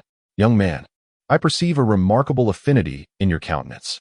Join my sect, and I shall impart to you the secrets of cultivating immortality, enabling you to tread the path of the celestial," the figure proclaimed, advancing to place a hand upon Lin Xiao's shoulder. The onlookers in line, upon hearing the words of the master, gazed at Lin Xiao with envy and jealousy, for they had witnessed this figure descend from the skies, offering this seemingly ordinary youth the chance to ascend to immortality. A whirlwind of complex emotions swirled within the hearts of the crowd. After all, they were all queuing together. Why was it only this young man who caught the eye of the immortal master? Surely, he must have accumulated great virtue in a past life. In stark contrast to the crowd's intrigue, Lin Xiao's heart plummeted. With the master's hand resting firmly on his shoulder, he found himself at a loss for words. The notion of embarking on the path to immortality was absurd. This old man reeked of ill intent. What should he do? Lin Xiao's mind raced in frantic thought. With a firm grip, the master channeled several strands of spiritual energy into Lin Xiao's body, then, lifting him with ease, summoned a grand cauldron, soaring into the skies and leaving behind a murmuring crowd. The city guards exchanged glances, then resumed collecting the entrance fees. Matters concerning such exalted beings were beyond the purview of mere soldiers. Chapter 49. Counterattack. Lin Xiao was grasped firmly by the old Taoist, and despite soaring through the air, his forehead was drenched in cold sweat. The elder's earlier words were undoubtedly nonsensical. Now, all his acupoints had been sealed, rendering both his body and spiritual energy utterly useless. He had become a fish on a chopping board, entirely at the mercy of others. Over an hour had passed, and whether due to injury or excessive depletion of spiritual energy, the great cauldron staggered and landed beside a thatched cottage atop a grand mountain. The Taoist stowed away the cauldron and unceremoniously tossed him onto the ground. Lin Xiao found himself immobilized, confined to observing his surroundings with mere peripheral vision. In the center of the thatched cottage stood a substantial alchemical furnace, reminiscent of those he had encountered at the Heavenly Sword sect, where Elder Qian employed such furnaces for potion crafting. At that moment, the figure cloaked in black appeared ghastly, his complexion akin to parchment, and he expelled a mouthful of dark blood, his vitality evidently waning. Meanwhile, Lin Xiao's mind was racing with frenzied thoughts. Earlier, at the entrance of Qingjiang County, he had sensed something amiss in the Taoist's demeanor, and now his suspicions were validated. The Taoist was grievously injured, and his abduction of Lin Xiao was likely intertwined with this injury. Yet, he possessed no medical skills to aid him. As Lin Xiao pondered, the Taoist retrieved various medicinal herbs from his storage bag. What could those be? Then the Taoist produced the corpse of a monkey demon. The lid of the furnace soared into the air as the Taoist formed a series of hand seals. Flames flickered to life beneath the furnace, and he methodically cast the herbs and the demon monkey's body into the cauldron. With a resounding thud, the lid was secured once more. Lin Xiao's back was drenched in sweat. Was this truly alchemy? utilizing a corpse in such a manner? The old man must surely be a practitioner of dark arts or a deviant. A chilling thought crossed Lin Xiao's mind. Could he himself become a mere ingredient in the furnace? He caught a glimpse of the Taoist's eyes, shrouded in a dim haze, and his heart raced with mounting dread. The flames blazed for 3 days, during which Lin Xiao lay on the ground, helpless. Throughout this time, the Taoist remained fixated on the furnace, not uttering a single word to him. It was understandable. Who would engage in idle chatter with their alchemical materials? Yet, during these 3 days, Lin Xiao found a peculiar serenity, meticulously observing the Taoist's deteriorating condition. The man occasionally coughed up black blood. Yet he remained unwaveringly focused on the flames, underscoring the significance of the concoction he was crafting. Moreover, Lin Xiao sensed a flicker of movement returning to his body. The Eternal Longevity Classic began to operate autonomously, breaking through the barriers of spiritual energy, with half of his acupoints now unsealed. He dared not display any signs of this change. The pressure exerted by the Taoist was immense, his aura more potent than even that of his elder brother 3 days ago outside Qingyang County. He had but one opportunity. If the Taoist were to leave for even 5 minutes, he could break free and escape down the mountain. At that point, he could seek refuge in a concealed location, employing his concealment technique to its fullest extent, ensuring that even a golden core master would be unable to detect him. For now, all he could do was wait, to endure with patience as he gritted his teeth and held firm. 2 days later, Lin Xiao's complexion had turned sallow. Despite being a practitioner of the 9th layer of qi refinement, he still required sustenance. Having gone an entire day without food before arriving in Qingyang County, he had now endured 5 additional days without the ability to cultivate and absorb spiritual energy, leaving him ravenous. Suddenly, a pair of resounding thuds emanated from the furnace, and a smile flickered across the Taoist's face. Yet to Lin Xiao, that smile was more ghastly than that of a specter. Although Lin Xiao dared not probe with his spiritual sense, he could sense that the Taoist had grown even weaker than 2 days prior. He felt that if the Taoist were to unleash the full strength of a 9th layer qi refining practitioner, he would likely not prevail against Lin Xiao. However, Lin Xiao dared not gamble. Who could predict the hidden trump cards possessed by such a foundational cultivator? A single casual display of a hidden card could render all his efforts null and void. Therefore, he intended to wait for the moment the Taoist temporarily departed. With a thud, the Taoist summoned his spiritual energy to fling the lid of the alchemical furnace aside, instantly filling the thatched cottage with the fragrant aroma of medicinal herbs. A smile could not be contained on the Taoist's face. Little one, I assure you, my intent in capturing you is to refine a medicinal pill that will enter my body. When I ascend the immortal path, your contributions will not be forgotten. You will also have a share in the journey to immortality, the Taoist chuckled. Damn it, stepping onto the immortal path, Lin Xiao thought, unable to move his lips.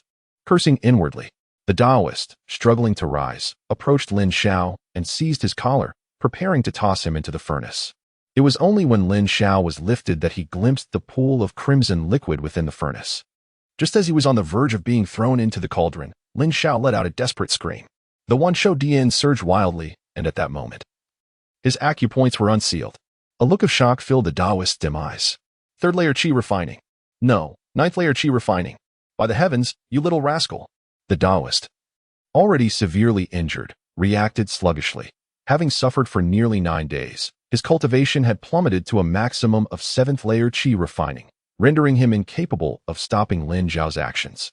Just as he attempted to retrieve a magical artifact, a stick struck him on the head. Thud. The first blow caused the Taoist's spirit to tremble. Even with a spirit stronger than that of his peers, he was momentarily dazed and utterly immobilized. Thud. The second blow shattered the Taoist's skull like a watermelon, with blood and brain matter splattering everywhere. Breathing heavily, Lin Xiao wielded the drying pole, realizing he had narrowly escaped a dire fate. The Taoist had presumed him merely a 1st layer qi refining novice, never imagining that such a lowly cultivator could conceal his true strength from his perception. This only illustrated the Taoist's overconfidence in his own spiritual acuity. He had not even searched Lin Xiao's person, believing that a distinguished foundational cultivator such as himself would not concern himself with the belongings of a mere 1st layer qi refining practitioner. His entire focus remained on alchemy, eager to expedite his recovery. As Lin Xiao regained his mobility, he felt within his storage bag and discovered 2 weapons, a standard longsword from the Heavenly Sword sect and a clothesline pole from a small courtyard atop a mountain.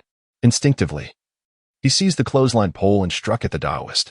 Lin Xiao had never abandoned the drying rack throughout his journey, firmly believing that the quaint cottage atop the mountain was no ordinary dwelling.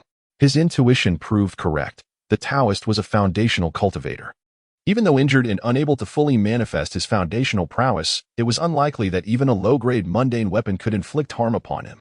Ignoring the bloodstains and the crimson and white remnants on the ground, he sat down abruptly, cross-legged, and released the small white creature from his spirit beast pouch. Upon its emergence, the creature gasped for breath, as the thin spiritual energy within the pouch had nearly suffocated it. At this moment, Lin Xiao had no time to spare, swiftly retrieving several spirit fruits from the storage pouch and devouring them hungrily. "Xiaobai, provide me with protection." With a chirp, Xiaobai sensed the weakening aura of Lin Xiao, clutching 2 spirit fruits as it emerged from the thatched cottage and ascended to the rooftop. Consuming the fruits while vigilantly surveying the surroundings, Lin Xiao closed his eyes, channeling the essence of the 10,000 longevities canon, fervently absorbing the spiritual energy of heaven and earth.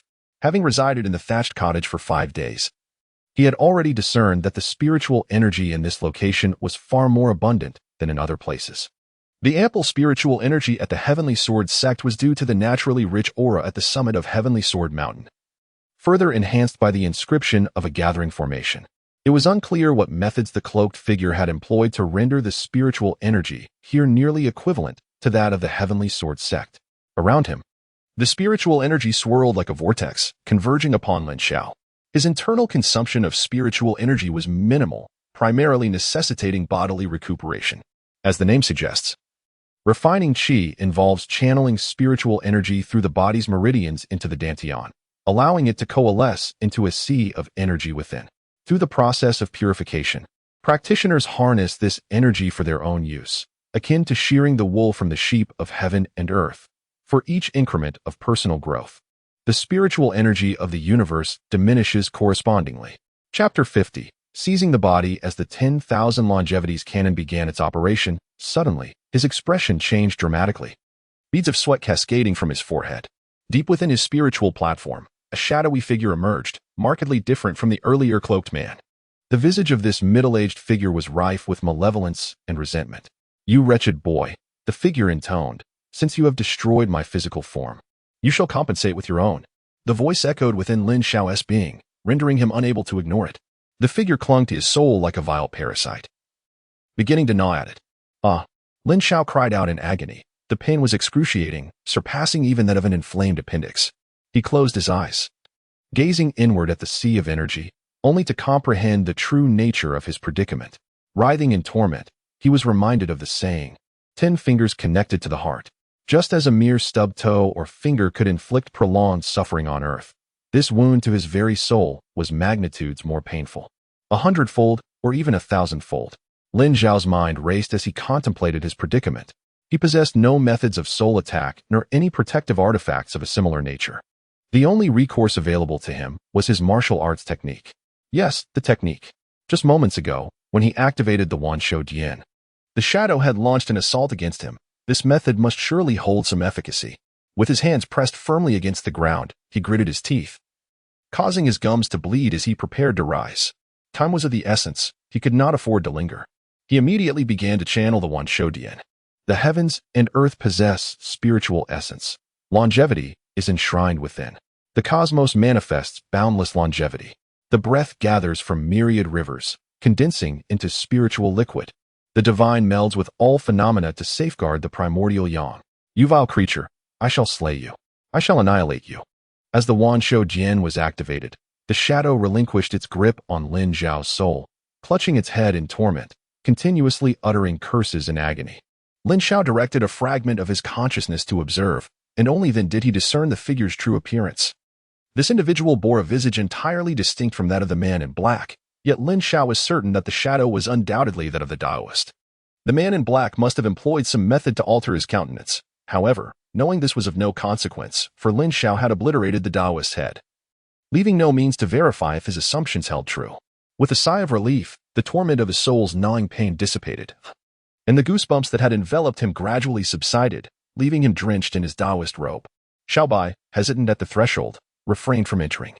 It was oblivious to the events that had just transpired with Lin Xiao and dared not disturb his cultivation, instead pacing anxiously at the door. As Lin Xiao settled into silence, only the sound of his heavy breathing remained, prompting Xiaobai to climb back onto the rooftop to maintain vigilance over their surroundings.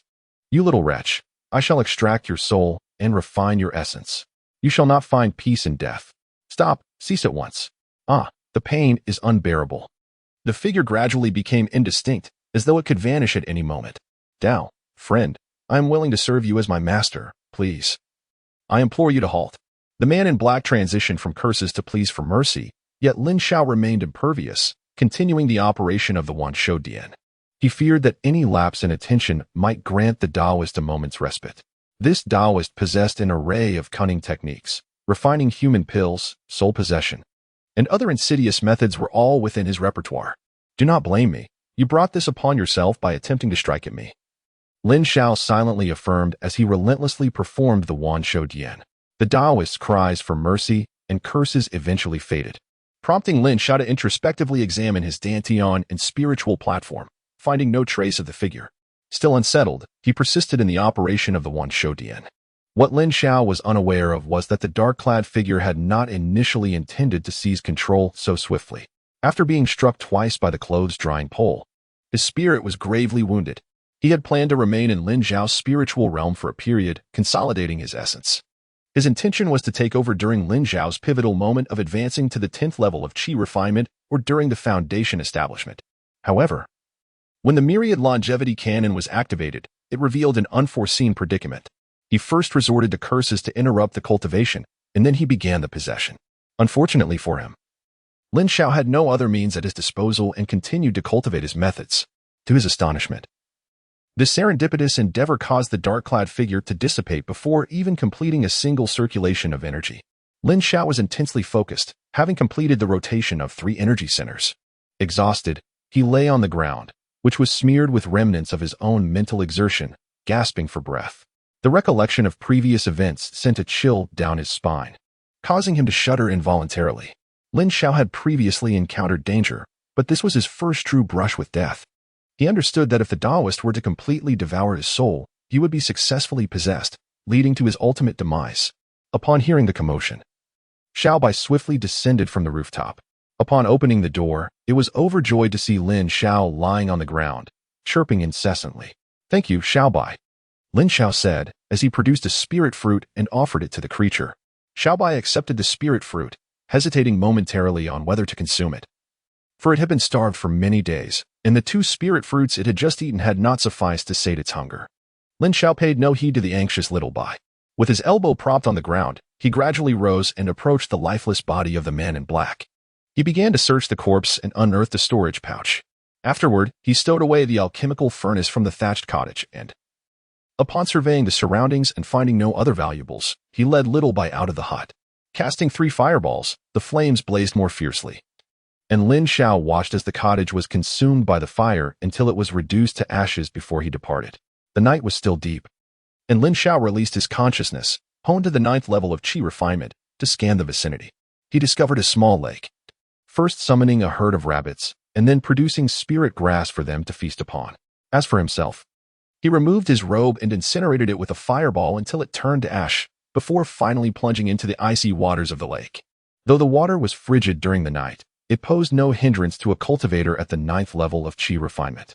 Lin Xiao took several deep breaths, finally feeling a semblance of cleanliness. Previously, he had remained unfazed while slaying monstrous beasts, yet this marked his inaugural experience of taking a human life, causing his hands to tremble. This was a living, breathing person, born in the 21st century in China, where laws are robust. Even a mere robbery is considered a grave affair.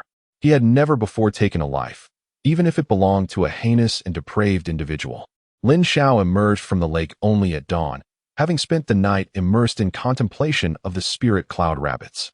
Upon employing his spiritual sense to scan the creatures, his countenance darkened considerably. After an extended period confined within the spirit beast pouch, several of the rabbits had perished, leaving the remaining spirit cloud rabbits in a state of lethargy. At this moment, all the rabbits were well fed and nestled by the lakeside in slumber. With a heavy sigh, Lin Xiao retrieved the corpses of the rabbits from his storage pouch. He then opened the spirit beast pouch to allow for fresh air, and after half an hour, he had gathered all the spirit cloud rabbits. Little White climbed atop his head, reminding him of the dangers of the wilderness, prompting Lin Xiao to prepare for his entry into Qingyang County. At this juncture, the sun had yet to set. Lin Xiao paid 10 to enter the city, where he acquired a conical hat and a mask in the outer city. Seeking a secluded spot, he changed his attire, allowing himself a moment to observe the present state of Qingyang County. The locale bore a striking resemblance to what he remembered from 6 years prior, albeit with a significantly reduced population, a fact most evident in the numerous vacant shops lining the streets. Lin Xiao vividly recalls his first visit to Qingyang County, which was bustling with people, vendors, performers, and a myriad of activities. He and Daniel once savored a bowl of yancha noodles at a roadside stall. Relying on his memory, he successfully navigated to a spirit beast shop within the inner city. Standing before the establishment, Lin Xiao scrutinized the shop. He had never entered before and had only heard vague directions from Mu Chenlin. He faintly remembered that Mu Chenlin had mentioned this shop was formerly known as Qinji Beast Hall, but it had since been renamed Yeshifeng. Chapter 51, Sales Esteemed Guest. Are you here to purchase a spirit beast? Our establishment has been in operation for many years, offering a diverse range of spirit beasts of various grades. Do you have a specific target in mind? Would you like me to provide an introduction? As Lin Xiao entered the shop, a beaming attendant approached him with enthusiasm, inquiring politely. However, the way Lin Xiao wore his hat cast an air of unapproachability about him. I am here to sell spirit beasts. Do you accept Lingyun rabbits? He asked. Certainly, we do. Have you brought your spirit beast with you? Despite realizing Lin Xiao was not a buyer, the attendant maintained his cheerful demeanor. Yes, I have. However, I must request that you summon the shopkeeper, for I have quite a number to sell, and I fear you lack the authority to make such decisions. Lin Xiao replied calmly. The attendant's smile faltered momentarily as he cautiously responded. If I may clarify, I am authorized to handle transactions involving up to 10 spirit beasts. No, you cannot. Kindly fetch the shopkeeper, Lin Xiao said, displaying his unwillingness to engage further and choosing to wait inside the shop. The attendant, now devoid of his previous cheer, scoffed slightly before turning to call for the shopkeeper, internally dismissing Lin Xiao's insistence. After all, what could be so significant about 10 or 20 Lingyun rabbits that warranted disturbing the shopkeeper, who was presumably occupied with his cultivation upstairs? Suddenly, a voice from outside the shop chimed in. My dear young fellow, you certainly have a bold tone. It has been years since I last enjoyed Lingyun rabbits. Why not sell your spirit beasts to me instead, thus sparing us the trouble of bothering the shopkeeper? As Lin Xiao turned around, he discovered that the speaker was a young man in his 20s, elegantly dressed in luxurious garments, exuding the air of a wealthy gentleman. Accompanying him was a woman. Young Master Pei, your behavior is quite improper. This guest is a patron of our beast taming pavilion, the attendant remarked, sensing the tension in the air. With remarkable speed, the well-dressed young man appeared before the attendant and slapped him, sending him spinning through the air. Do you even comprehend your own status? Who grants you the audacity to speak to me in such a manner? The young man remarked dismissively, brushing off his hands. The attendant lay on the ground, blood trickling from his mouth and nose, his eyes filled with dread. Pei Taichung, do you dare to cause a ruckus in my family's establishment? A commanding voice echoed from above as a figure descended the staircase. Lin Xiao focused his gaze, recognizing a man in his 30s. Huh, how could that be? Bai Laoda, you must discipline your people. Their manners are lacking and deserving of a reprimand. Pei Taichung replied with a smile. Pei Taichung, do you wish to challenge me to a duel? Bai Laoda's sharp gaze locked onto Pei Taichung. Huh. I merely inquired about the price of this young brother's spirit beasts, Pei Taichung said, a hint of panic flickering in his eyes as he deftly changed the subject. My friend, you seek to sell spirit beasts? Bai Laoda, not genuinely wishing to escalate matters with Pei Taichung, shifted his attention toward Lin Xiao. At that moment, Lin Xiao cursed inwardly, feeling as if he had stumbled into the midst of a dispute, having just endured the ordeal with the man in black. He was exhausted and only wished to sell his Lingyun rabbits and find a place to rest. What a predicament! Yes, I have a batch of Lingyun rabbits for sale. The attendant informed me that you accept them. How many spirit stones for each? Lin Xiao inquired, eager to conclude the transaction. Adult Lingyun rabbits are priced at 8 spirit stones apiece, Bai Laoda replied, having sensed that Lin Xiao was merely a first-tier chi refinement cultivator, likely having captured the rabbits in the wild. How many could he possibly have? Perhaps just a litter. Hey, young brother, Bai Laoda is notoriously stingy. I will offer you 9 spirit stones each. Sell them to me, as our beast taming pavilion is an established spirit beast shop, unlike the Bai family. which has only been in business for 4 or 5 years, Pei Taiching interjected with a smile. Lin Xiao hesitated. He had initially planned to sell and leave. But Pei Taiching's offer caused him to reconsider. An extra spirit stone per rabbit added up to a significant sum. Well, my friend, let us not rush. Since this is our first collaboration, to demonstrate my sincerity, I shall offer you 10 spirit stones each, Bai Laoda quickly added, noticing Lin Xiao's indecision. All right. I will sell them to you. Lin Xiao replied quickly, realizing that Pei Taiching was poised to continue speaking. He thought to himself, how dare they treat him as a mere tool? If they raise the price further, he might not even be able to leave. Pei Taiching's words were interrupted. A flicker of irritation crossing his features. He had intended to propose 11 spirit stones each. What of the price for juvenile Lingyun rabbits and deceased rabbits? Lin Xiao inquired. After a moment of contemplation, Bai Laoda responded, juvenile rabbits will be uniformly priced at 8 spirit stones, while adult deceased rabbits will also be 8. How about 7 spirit stones for juvenile deceased rabbits? Agreed. Where shall we conduct this transaction? Lin Xiaoshuang responded with alacrity, this will suffice. The spirit cloud rabbit is not a large spiritual beast, and the shop's area is ample. Bai Laoda replied, very well then. Shopkeeper, please enlist 2 assistants to check the accounts. Lin Xiaoshuang reminded him. Bai Laoda suddenly felt an ominous premonition. Pei Taiching couldn't suppress his laughter. He found Lin Xiaoshuang to be quite foolish, considering that both the Pei and Bai families were cultivators who did not require assistance with accounting. Lin Xiao disregarded Pei Taiching, having no desire to involve himself in their dispute. He retrieved a spirit beast pouch from his waist and began to release the spirit beasts. 1, 2, 3, 4, 5, 6. Until the shop was almost at capacity. The shopkeeper, Bai Laoda, quickly interjected, my friend, how many more do you have? If there are too many, we should move to the backyard.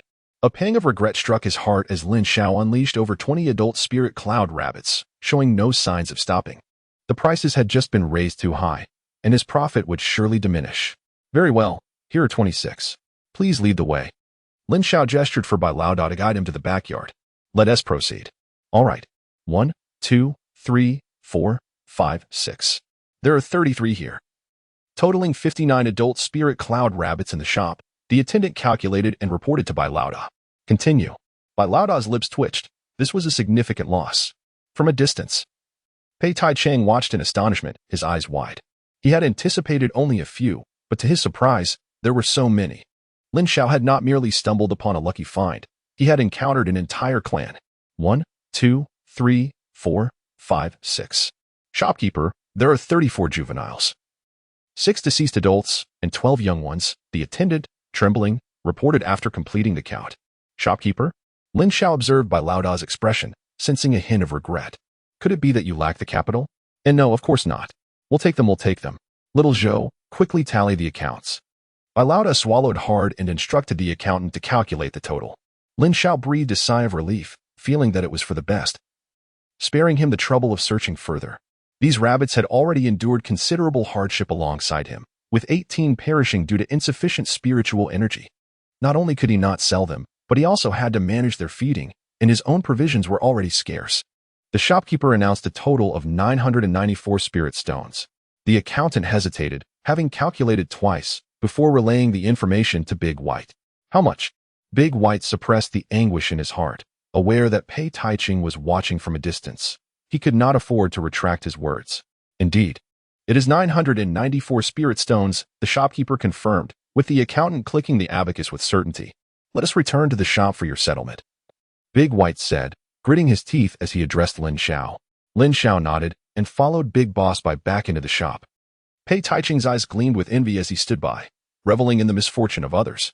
He refrained from making any further sarcastic remarks, fearing he might provide Big Boss Bai with an excuse to abandon the transaction. Friend, please note that once you leave this establishment, we are not responsible for any discrepancies in the quantity, Big Boss Bai said through gritted teeth, painstakingly arranging the spirit stones on the table. 10, 20, 30, 40. 994, that should suffice. The proprietor conducts business with integrity. I will return for more goods in the future. With a swift motion, Lin Xiao gathered all the spirit stones into his storage pouch, opting not to reveal the other demon beasts he had collected during his journey, wary of unnecessary complications. In the future, if you have fine spirit beasts to sell, you may bring them to this shop. should you wish to purchase spirit beasts. Rest assured that the owner here is from the Bai family of the inner city, ensuring a secure transaction. He cast a sidelong glance at Pei Taiching as he spoke. Big Boss Bai, what do you mean by that? Why are you looking at me? Pei Taiching's anger flared at the insinuation. Thank you.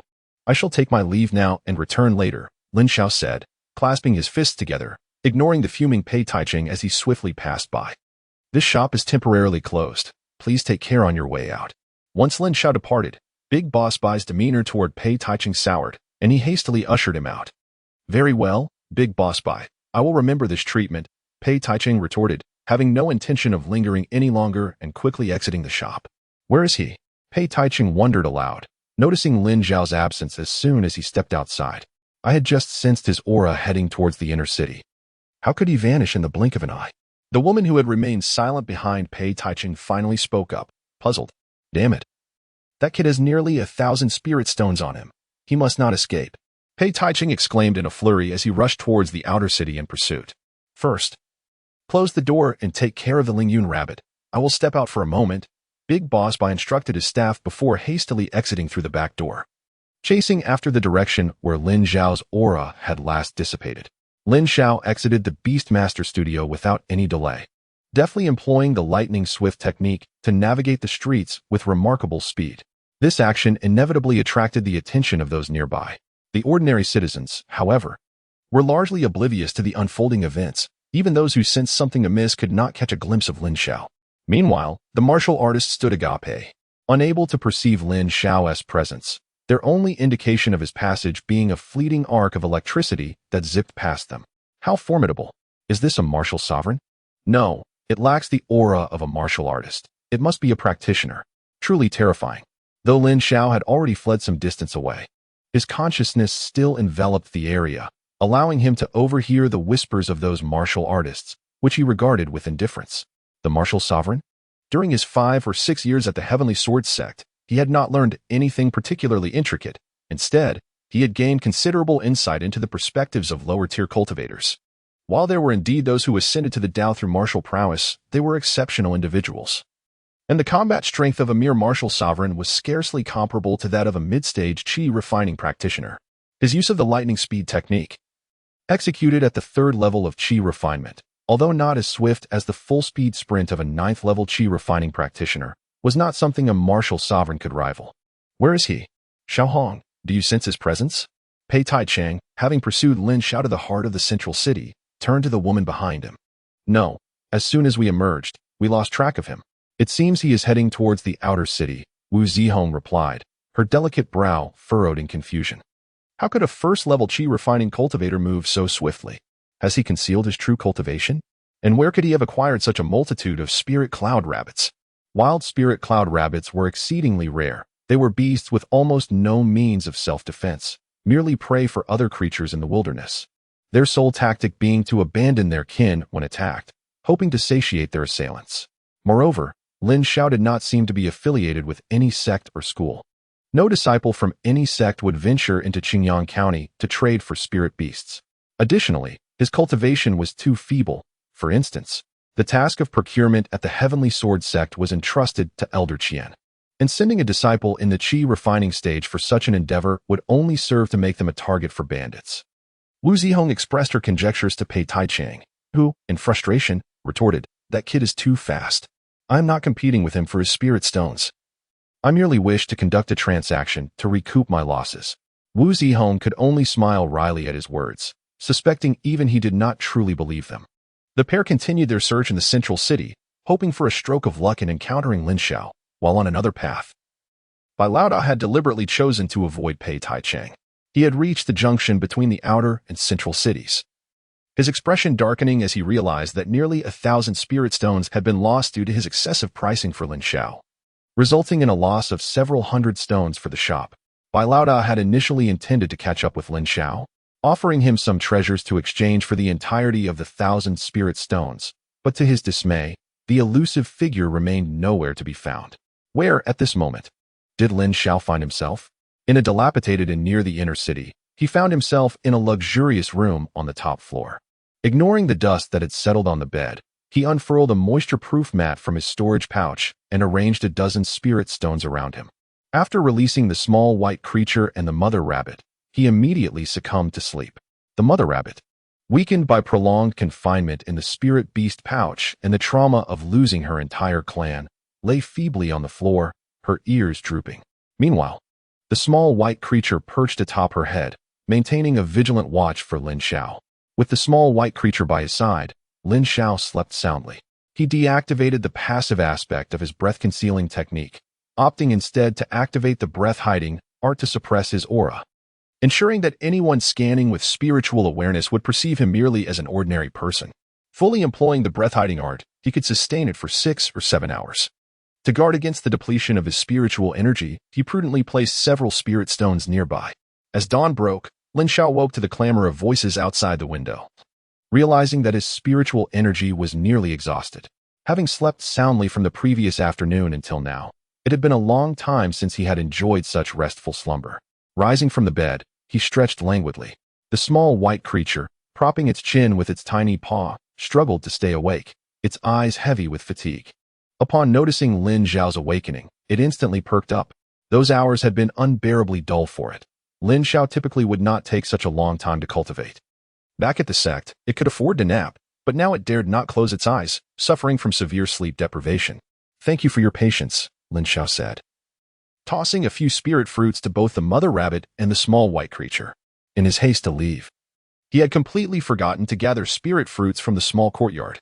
These were wild spirit fruits he had picked while on the road. Lin Xiao sat cross-legged on his bed, channeling his energy to restore his spiritual power.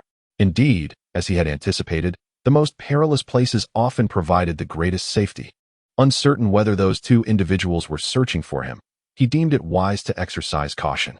The previous day, Lin Xiao had hastily departed to find a secluded spot, where he removed his mask and changed his attire, applying a false beard made of his own hair, which he had fashioned before entering the city. At this moment, Chapter 53, The Golden Belt of Murder and Arson, was particularly relevant. He completely suppressed his aura, blending seamlessly into the throng of ordinary citizens. He returned to the dilapidated and situated at the boundary between the inner city and the central district. After completing a full cycle of energy circulation, Lin Xiao had fully restored his spiritual power, activating both the concealment technique and the breath-holding art. He called out, and Little White joyfully burrowed into his embrace. Drifting into a deep slumber, Lin Xiao glanced at the storage bag, which now contained over 1,000 spirit stones, a level of wealth he had never before experienced. During his 6 years at the Tianjin sect, he had not earned a single spirit stone. If it weren't for the 17 spirit stones given to him by Mu Qinlin, he would have long been troubled about how to acquire them. Initially, he could not even join his senior brother Ling and the others in their gatherings of leisure. In the entire Tianjin sect, he was the only one without a monthly stipend, and that wretched existence was truly unbearable. Now, after enduring such hardship, he was ready to savor the fruits of his labor. He planned to refine a spirit stone shortly to taste its essence. A cultivator at the 9th level of Qi refinement had never even utilized a spirit stone. If he were to share this with other cultivators, they would hardly believe it, for he had truly known the depths of poverty. Lin Xiao took a deep breath, retrieving a black storage bag from his bosom and tossing it a meter away. He employed his spiritual power to gradually open it, anticipating the presence of toxic gas, traps, or hidden weapons, none of which materialized. He had to exercise caution, for this storage bag belonged to that mysterious figure in black. Who could say what sinister modifications the old pervert might have made to it? Sighing in relief, he summoned his spiritual energy to grasp the storage bag, probing within with his consciousness. "Whoa," he exclaimed, unable to contain his excitement. Xiaobai, who had just drifted into slumber, squinted at Lin Xiao, smacked his lips, and resumed his sleep. What was this? In his hand lay an octagonal spiritual stone, emanating a level of spiritual energy 100 times that of an ordinary stone. What kind of spiritual stone was this?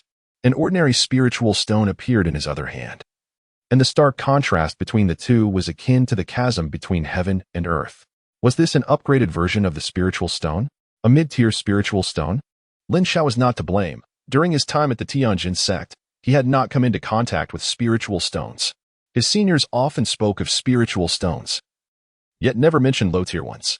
The stones used during the accounting of medicinal sales were also low-tier spiritual stones, and even when selling the Lingyun rabbit earlier, Everyone uniformly referred to low-tier spiritual stones simply as spiritual stones. He had never considered whether, like in the movies and novels of his past life, spiritual stones might be categorized into upper, middle, and lower tiers. The density of spiritual energy had a discernible disparity, likely indicating it was indeed a mid-tier spiritual stone. This old pervert was rather affluent, possessing as many as 52 of them. Whoa, 334 low-tier spiritual stones. What are all these bottles and jars? Lin Xiao inquired, pulling out a light gray jade bottle resembling those seen in television dramas. And there were so many medicinal materials. What could they be? Disgusting.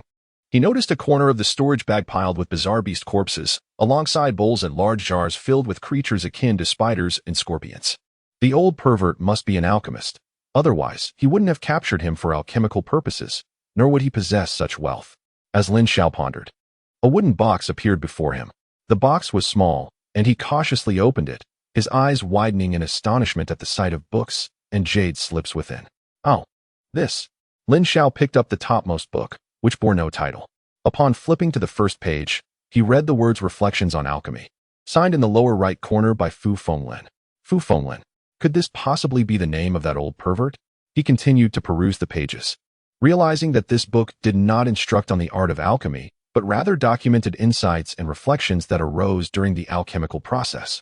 The book was nearly filled, and the evident where indicated it had been frequently opened. Lin Xiao surmised that the old pervert was most likely Fu Fenglin. Or perhaps he had acquired Fu Fenglin's notes by some means and often studied them. Lin Xiao swiftly perused the essay, then casually cast it aside. For an alchemist, this treatise might be a treasure, yet for him, a novice in the realm of cultivation, it was akin to an arcane manuscript. For instance, one page proclaimed, "Today, I, an old man, have finally succeeded in refining the 6th grade MOU Dan. Haha, I am now a 6th grade alchemist." He deciphered only half of this statement, understanding the joy of the affluent Fenglin at achieving the status of a 6th grade alchemist.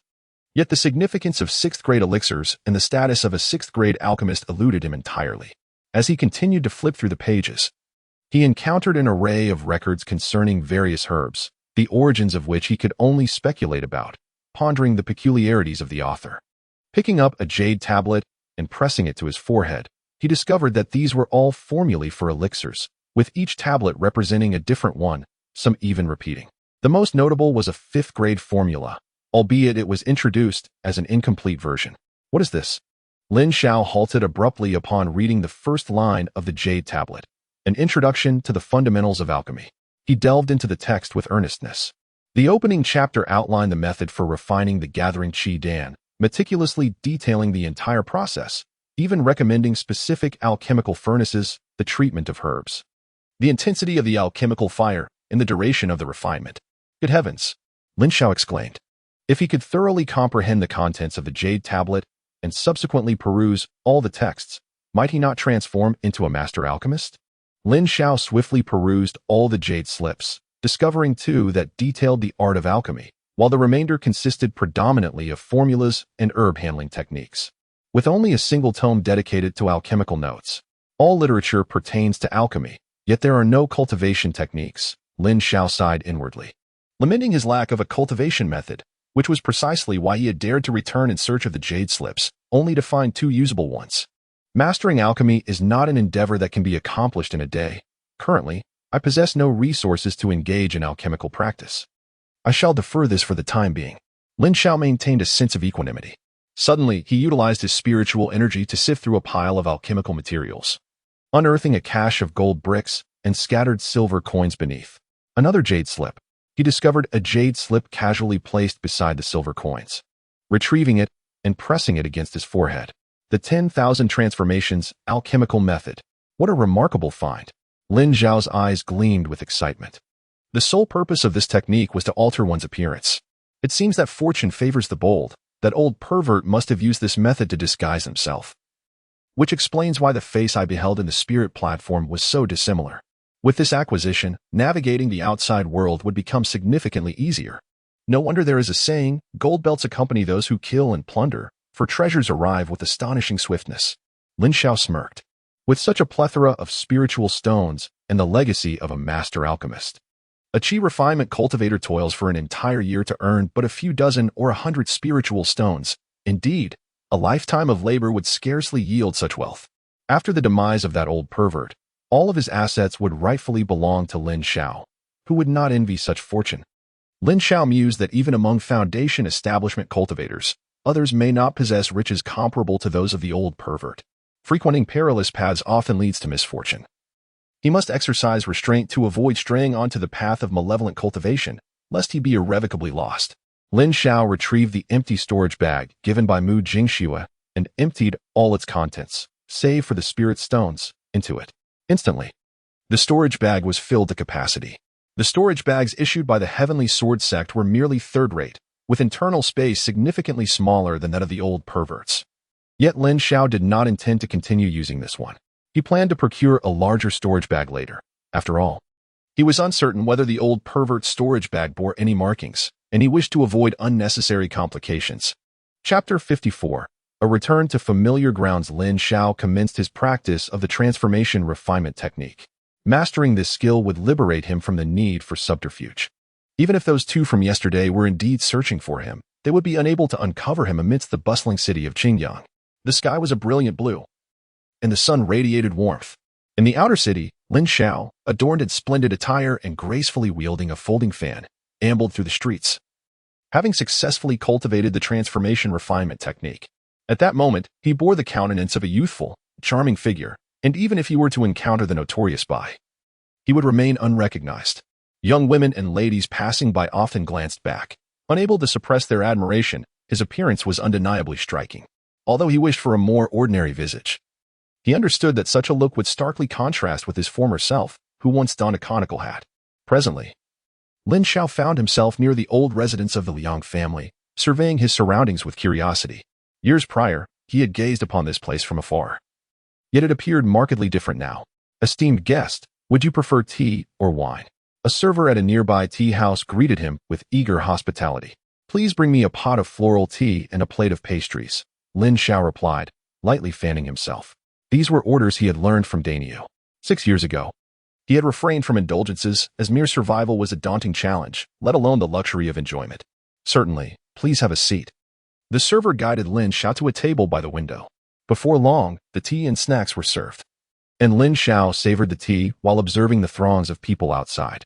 His ears, however, were attuned to the chatter among the patrons within the establishment.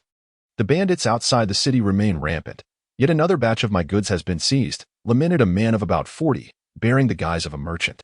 Indeed, the prominent families within the inner city care only for their own gains, showing little regard for our livelihoods, interjected a middle-aged gentleman, attired as a wealthy man. In my view, the city guards are not sufficiently thorough in their efforts. These bandits retreat for a time after being dealt with, only to resurface once the commotion has settled, remarked a younger individual. Ah, speak with caution, cautioned another. Indeed, we must not speak ill of the city guards. They are striving diligently. If only those powerful factions would take a moment to consider the plight of us small traders, our lives would not be so arduous. The younger man quickly redirected the conversation. Lin Xiao listened to their conversation with a non-committal attitude. The merchants were either survivors from the last incident or newcomers. How could the influential families possibly care for their lives?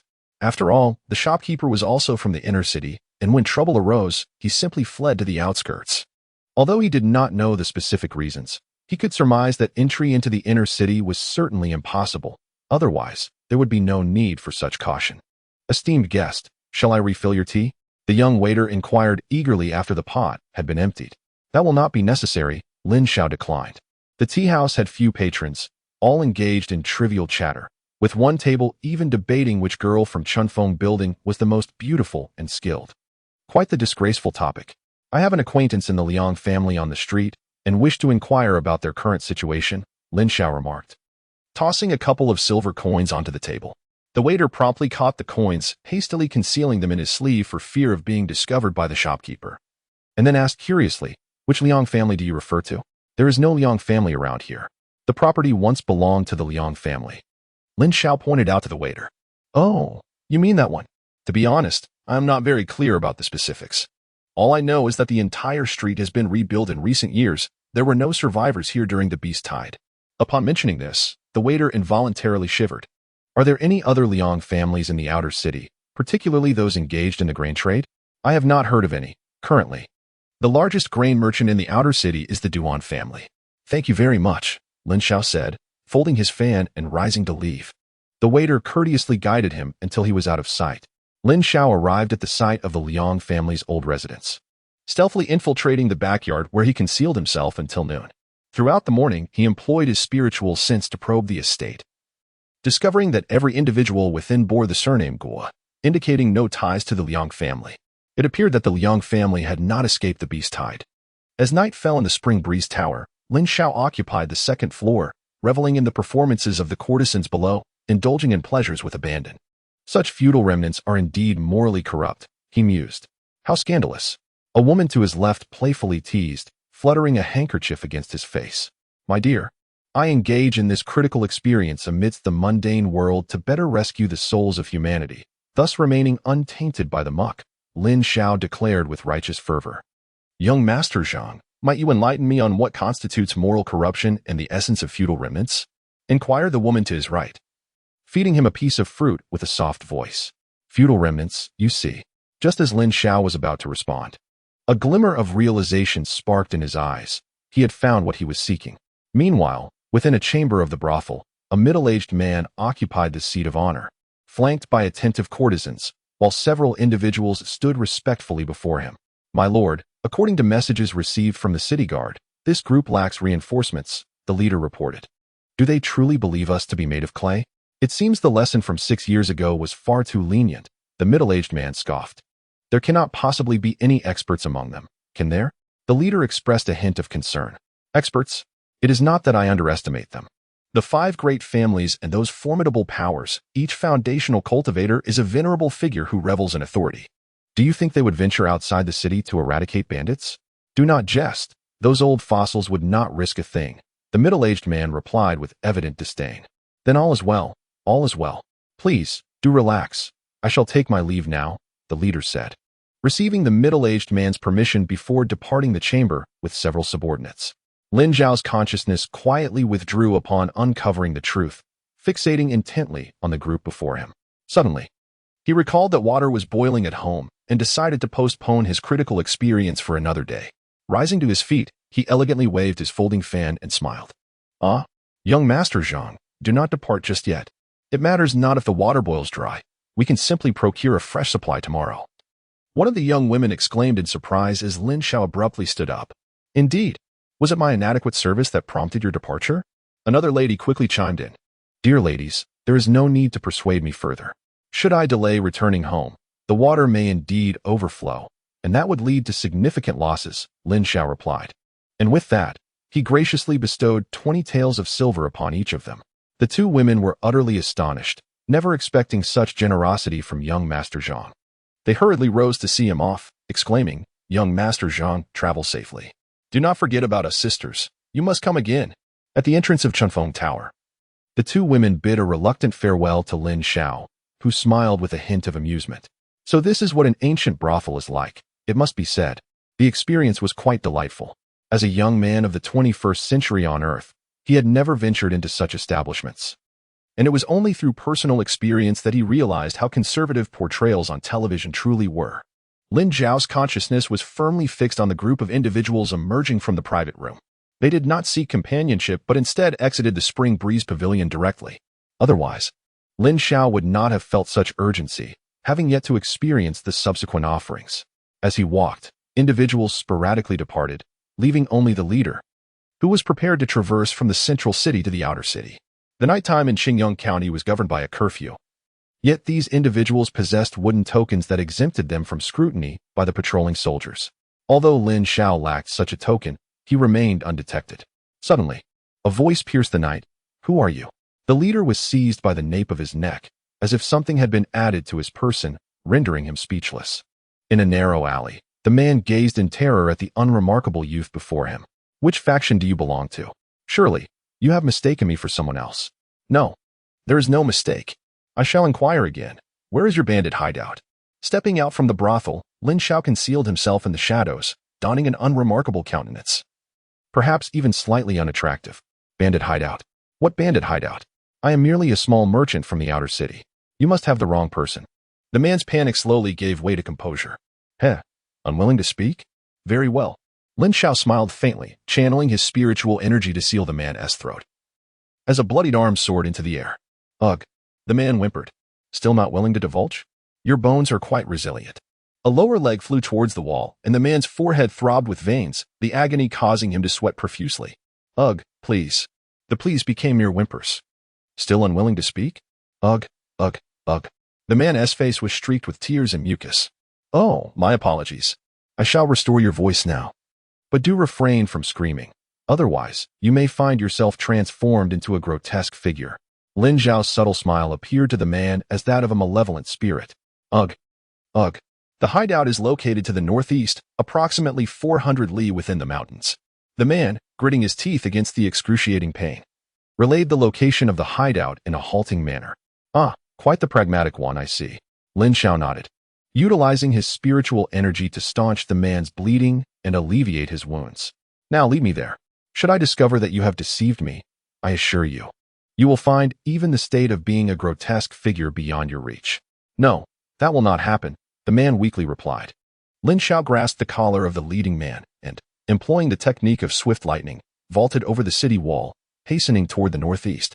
As he journeyed, memories from the afternoon flooded back to him. After departing from the Liang residence, Lin Xiao had ventured to the outer city's administrative office, seeking information about Ping Sunjian and whether Daniel had left behind a grave. Upon reaching the inspection office, he discreetly slipped 5 coins to a minor clerk, only to learn that Ping Sunjian was, in fact, alive, having successfully repelled the demon beasts and subsequently been promoted to the position of Inspector General. Moreover, the clerk revealed that Wang Daniel had also risen from a lowly clerk to become an inspector. The news of Daniel's survival filled Lin Xiao with exhilaration, prompting him to seek a celebratory drink with him. However, the clerk dashed his hopes, informing him that 2 days prior, Inspector General Ping had led a contingent outside the city to combat bandits, with Daniel among them. Such tasks were not typically assigned to the inspection office. Soldiers from the city's defense forces accompanied them. Acknowledging Lin Xiao as a friend of Ping Sunjian, the clerk divulged that the city's defense commander held great regard for Ping and sought to promote him into the defense forces as a deputy commander, with this mission serving as a test of loyalty. Listening to the conversations in the tea house, Lin Xiao surmised the underlying circumstances.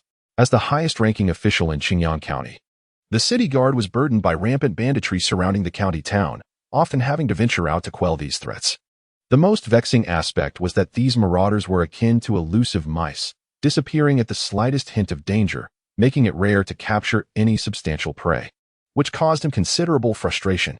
The calamity 6 years prior had decimated the county's ranks, and now, as the need for capable individuals arose, the city guard contemplated promoting the patrol inspector. However, considering the inspector's lack of military experience, he decided to assign him to lead the current operation, believing that a successful mission would naturally pave the way for his elevation. A promotion for the patrol inspector could very well mean a prestigious position for Daniel. Lin Xiao felt a surge of joy for Daniel, having just settled from the tumult of his recent resurrection, only to be overtaken by worry once more. Before entering the city, Lin Xiao had encountered bandits, and they certainly did not appear to be easily subdued. He pondered whether this mission would succeed. Especially if the bandit leader learned that it was not the city guard leading the charge, would they not seize the opportunity to strike first? Such thoughts left Lin Xiao restless, ultimately prompting him to seek information. Where better to gather intelligence than in the pleasure quarters? This brought about the events of that evening, which had nothing to do with the patrons at the tea house discussing which courtesan at Chunfeng Tower possessed the finest skills. At that moment, within a mountain stronghold to the northeast of Qingyang County, the once arrogant gates of the stronghold lay shattered, and its walls were reduced to fragments, mingling with still fresh bloodstains in the dirt, creating a mottled dark red tableau. The patrol inspector arrived for the bandit eradication with ample preparation, equipped with siege machinery provided by the city guard. Even though the bandit leader had already received word of their approach, the ensuing battle was exceedingly fierce. In the heart of the stronghold, the patrol inspector faced off against over 400 men. Miao Ming, swords are indiscriminate. I urge you to surrender and return with me to Qingyang County for judgment. This way, you may spare yourself some suffering and provide your men a chance at survival. Speak not of surrender. Do you think to ask my brothers behind me whether they agree? Miao Ming retorted, flashing a mouthful of yellowed teeth with defiance. The patrol inspector frowned. The man was sharper than expected. At this point, inciting the valor of his men was a clever tactic, effectively binding them together in resolve. It was no longer realistic to capture the stronghold with minimal cost. Thus, realizing the futility of further dialogue, he commanded his troops, soldiers, attack, kill. Both the patrol officers and the city guard soldiers drew their weapons and charged towards the enemy. Men, the court seeks our annihilation. Let us fight back together. And thus commenced the brutal melee, where the city guard and patrol officers clashed swords with the bandits in a desperate struggle. The cries of battle, the clatter of weapons, and the groans of the wounded intertwined as if composing a grim war song. Die, you scoundrels. Miao Ming swiftly severed a soldier's head with a single stroke of his blade. As he prepared to strike a minor official of the patrol inspection, a long sword suddenly lunged at him. Reacting with remarkable agility, Miao Ming propelled himself backward, parrying the incoming weapon with his own formidable blade. You pathetic wretch. Resorting to such underhanded tactics, he scoffed, a derisive smile gracing his face. The patrol inspector gritted his teeth, having lost his forearm in a calamity 6 years prior.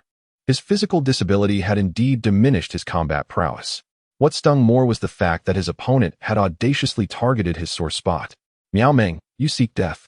The inspector unleashed his martial arts, his blade cutting through the air like a specter aimed directly at Miao Ming. Chapter 56, Below the Thunder Wind Ha. Even if you were whole, you would still be a worthless fool. With a mere master at your side, how dare you confront me? After exchanging a few blows with the patrol inspector, Miao Ming's initial concerns dissipated. He was a practitioner of the 6th layer of qi refining, on par with the inspector's combat capabilities, but the inspector's tactics paled in comparison to his own. Dainyu, a towering figure, had remained at the rear since the onset of the battle, stooping to minimize his presence. Suddenly, with a swift strike, he decapitated a martial artist of great stature and effortlessly dispatched several lesser foes. Seizing the moment when attention was diverted, Dainyu stealthily approached Miao Ming's side. With a faint struggle against a bandit warrior, Dainyu seized upon a momentary lapse in Miao Ming's defenses and surged forward, aiming a blade at his lower back. Damn it! Miao Ming cursed, swiftly retreating to block the inspector's oncoming attack, while his other hand instinctively moved to his wounded lower back. The searing pain ignited his fury as he glared at Dainyu, who had just dispatched the bandit warrior, filled with an overwhelming desire to retaliate. The patrol inspector continued his relentless assault, leaving Miao Ming with no choice but to defend against his strikes while attempting to unleash a water arrow in retaliation, which found its mark upon the inspector. As the melee dragged on for a quarter of an hour, the casualties mounted. Initially, losses were evenly matched, but as time progressed, the superiority of the inspector's equipment became glaringly apparent, resulting in the deaths of nearly all the bandit forces. A chill gripped Miao Ming's heart if this continued. He too would meet his demise, and thoughts of retreat began to surface. Brother Miao, hold on. I'm coming. A loud cry echoed from outside the stronghold, accompanied by a cacophony. Miao Ming, upon hearing the call, relaxed his furrowed brow and burst into laughter. Brother Ma, why have you arrived so late? If you had delayed any longer, I would have needed to retrieve my brother's body. Ma Zhanshan. This was the source of Miao Ming's courage to await the patrol inspector's attack at the stronghold, although he had underestimated the enemy's strength. In Miao Ming's anticipation, a siege would ensue, and upon Ma Zhanshan's arrival, they would launch a two-pronged assault to reap the city's defenders. He had not foreseen the current predicament. The forces quickly dispersed, catching the patrol inspector off guard. He had never anticipated such swift reinforcements. My lord, what should we do? A centurion of the city guard, breathless, inquired anxiously. The reinforcements have arrived. Even if we are at full strength, we cannot prevail. When the battle commences, I shall endeavor to carve out a path for you. Take your comrades and flee swiftly, returning to report to Lord City Guard that I, Ping Tianli, am incompetent. I hope for the Lord's swift success in eradicating the bandits outside the city. The patrol officer, vigilant, whispered to the centurion, My lord, you. The centurion, overwhelmed by a torrent of emotions, initially resented this outsider but now felt an immense admiration. However, before he could articulate his thoughts, he was interrupted. Flee? Not without my permission. Where do you think you can escape to? Ma Zhanshan, accompanied by 200 subordinates, entered the stronghold, his attention fixed on the patrol officer. The patrol officer gazed gravely at the newcomers. At that moment, Ma Zhanshan's presence exerted more pressure than that of Miao Ming. His earlier suspicions were confirmed. Ma Zhanshan had successfully advanced to the 7th level of Qi refinement, far surpassing Miao Ming. You brigands have taken countless lives, committing heinous acts against heaven and humanity. Sooner or later, divine retribution will ensure you meet a wretched end, the patrol officer declared, fully aware that there was no room for compromise. Haha. Ma Zhanshan laughed as if he had heard the most absurd joke. A wretched end? I have no idea how many I have slain, yet here I stand, thriving. Your words are merely the impotent fury of the weak. The patrol officer, ignoring Ma Zhanshan's retort, quietly spoke to his companion. Lin Xiao, I had hoped for you to achieve glory today, but it appears we are in peril. I am deeply sorry, brother. What are you saying, Ping? If it weren't for you, I would have perished long ago. How could I have lived to this day? Then let us die as brothers here today. Every enemy we slay is a victory. Indeed, 1 is no loss, 2 is a bounty. The patrol officer bellowed, soldiers, follow me into battle. He then exchanged a knowing glance with the centurion. Heh, let us slay, lads. Ma Zhanshan dismissed the soldiers before him entirely. The clash of battle was imminent. As the 3 factions collided, the city guards and patrol officers found themselves besieged, suffering significant losses. The patrol officer struggled against Ma Zhanshan's black blade, on the brink of defeat. Miao Ming, with a lecherous grin, stealthily approached from behind the patrol officer, intending to cleave him in two. Suddenly, a flash of crimson light swept through the air. A flaming longsword descended from above, prompting Ma Zhanshan and the patrol officer to swiftly part ways and gaze toward Miao Ming. To their astonishment, Miao Ming still wore his grotesque smile as his body slowly split in half, yet curiously, no blood spurted forth, only charred wounds remained. Who is it? Ma Zhanshan seethed with rage, not out of sorrow for Miao Ming's demise, but due to the swiftness of the sword. Had it been aimed at him, he would not have fared better than Miao Ming. With Ma Zhanshan's furious roar, the 3 factions gradually ceased their assaults. Most of the combatants bewildered by the inexplicable turn of events, while the patrol officer and Lin Xiao, along with a few high-ranking officials, gathered together, shrouded in uncertainty. Ma Zhanshan whistled to summon the azure-headed eagle, yet after a brief moment, the absence of its presence intensified his foreboding feelings. The long sword that had slain Miao Ming remained embedded in the earth, its blade completely buried, leaving only the hilt exposed, as none dared to seize it. May I inquire who you are and why you intervene in our conflict? Ma Zhanshan, unable to sense the individual's location, could only clasp his fists in inquiry. Tap, tap, tap. A series of footsteps echoed from outside the stronghold, capturing everyone's attention.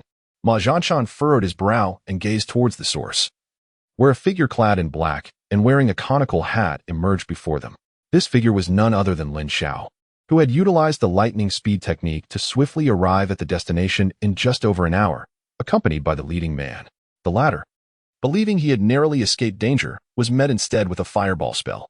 With the leading man no longer a concern, Lin Xiao felt liberated to act freely, his consciousness refined to the 9th level of Qi, sweeping across the vicinity. Even Ma Zhanshan, who remained outside the stronghold and refrained from attacking, did not escape his notice. Given the subsequent events, Lin Xiao speculated that Ma Zhanshan might have intentionally delayed his action, harboring intentions to assimilate Miao Ming's followers and territory. Lin Xiao executed the fiery sun sword technique, swiftly dispatching 2 concealed green-headed eagles. He had encountered these creatures several times before. They served as the mode of transport for bandits. Since he planned to take action shortly, he certainly intended to leave no survivors. Akin to the strategy of targeting the horses in battle. Activating the concealment technique, he meticulously observed the unfolding conflict until Ma Zhanshan made his entrance. Only after confirming the absence of concealed cultivation and any additional reinforcements did he finally decide to strike. Lin Xiao first slew Miao Ming out of concern that Ma Zhanshan might possess other means of survival. A single strike would not suffice. Now, he not only wore an ordinary visage but also donned a conical hat, rendering his true appearance inconsequential even if someone were to probe him with spiritual perception. For that visage was not his. I am Lei Feng. Lin Xiao altered his voice with spiritual power, the sound far removed from his true tone. Chapter 57. Killing Ma Zhanshan. Friend Lei, are you perhaps from Qingyang County? Ma Zhanshan's pupils constricted. The aura emanating from this individual mirrored his own. Both were at the 7th level of Qi training, yet the attack just launched was beyond the capability of someone at that level. I am merely passing through, yet we, as chivalrous individuals, cannot coexist with evil. Lin Xiao proclaimed with righteous fervor. Ma Zhanshan found himself at a loss for words. He could not shake the feeling that Lin Xiao was anything but forthright. The person you just slew was a former friend of mine. I was misled by him into committing wrongdoings. Since he has met his end at your hands, I shall no longer interfere. May I take my leave with my companions? Ma Zhanshan ventured cautiously. Certainly, if you can withdraw in time, that would be most agreeable, Lin Xiao replied calmly. The inspector, initially thinking Lin Xiao was merely a well-meaning passerby, was taken aback when he allowed Ma Zhanshan to depart, just as he was about to offer a word of caution. The thought faded on his lips, leaving him to silently lament. Ma Zhanshan exhaled in relief. He could not discern this man's cultivation level, so retreating was the best course. Brothers, let us depart, he commanded. His remaining entourage of over 100 gathered closely, prepared to leave. Just as Ma Zhanshan and Lin Xiao were about to brush past each other, Ma Zhanshan abruptly seized one of his men from behind, blocking their path. Ah, boss. Save me. The subordinate was instantly engulfed in raging flames, transforming into a fiery figure that writhed in agony. A violent explosion flung Ma Zhanshan far away, with several of his men either losing their lives or lying on the ground, barely clinging to existence. Rising from the ground, Ma Zhanshan ceased to waste words. He brandished his black long knife and charged at Lin Xiao. Lin Xiao shook his head, realizing that his initial plan to easily subdue him was now unrealistic. As Ma Zhanshan neared, he suddenly halted, swinging his black long knife backwards to clash with the flaming sword. In that fleeting encounter, Lin Xiao's sword quivered slightly. The standard long sword of the heavenly sword sect is of too low a grade, Lin Xiao mused. Had it not been for that black long knife, Ma Zhanshan would have either perished or suffered severe injuries from that blow. You are certainly not at the 7th level of Qi training, Ma Zhanshan exclaimed, his voice sharp, as if he had narrowly escaped death. What's it to you, whether I am or not? Lin Xiao retorted. Indeed, what did it matter? It appeared he would need to reveal his trump card, lest he meet his end here. As this realization dawned upon Ma Zhanshan, he seemed to resolve himself. Gritting his teeth as his vital energy surged, blood circulating rapidly, and warmth radiating from every acupoint in his body. Lin Xiao furrowed his brows, cursing inwardly. His worst fears had materialized. He had always intended to seize Ma Zhanshan at this opportune moment, yet he had been apprehensive about unforeseen complications arising from hidden cards. Lei Feng, you ought never to meddle in my affairs. Take heed in your next life. At this moment, Ma Zhanshan's expression turned exceptionally fierce. A tremendous surge of spiritual energy surged into the black long knife, which, infused with destructive power, cleaved towards Lin Xiao.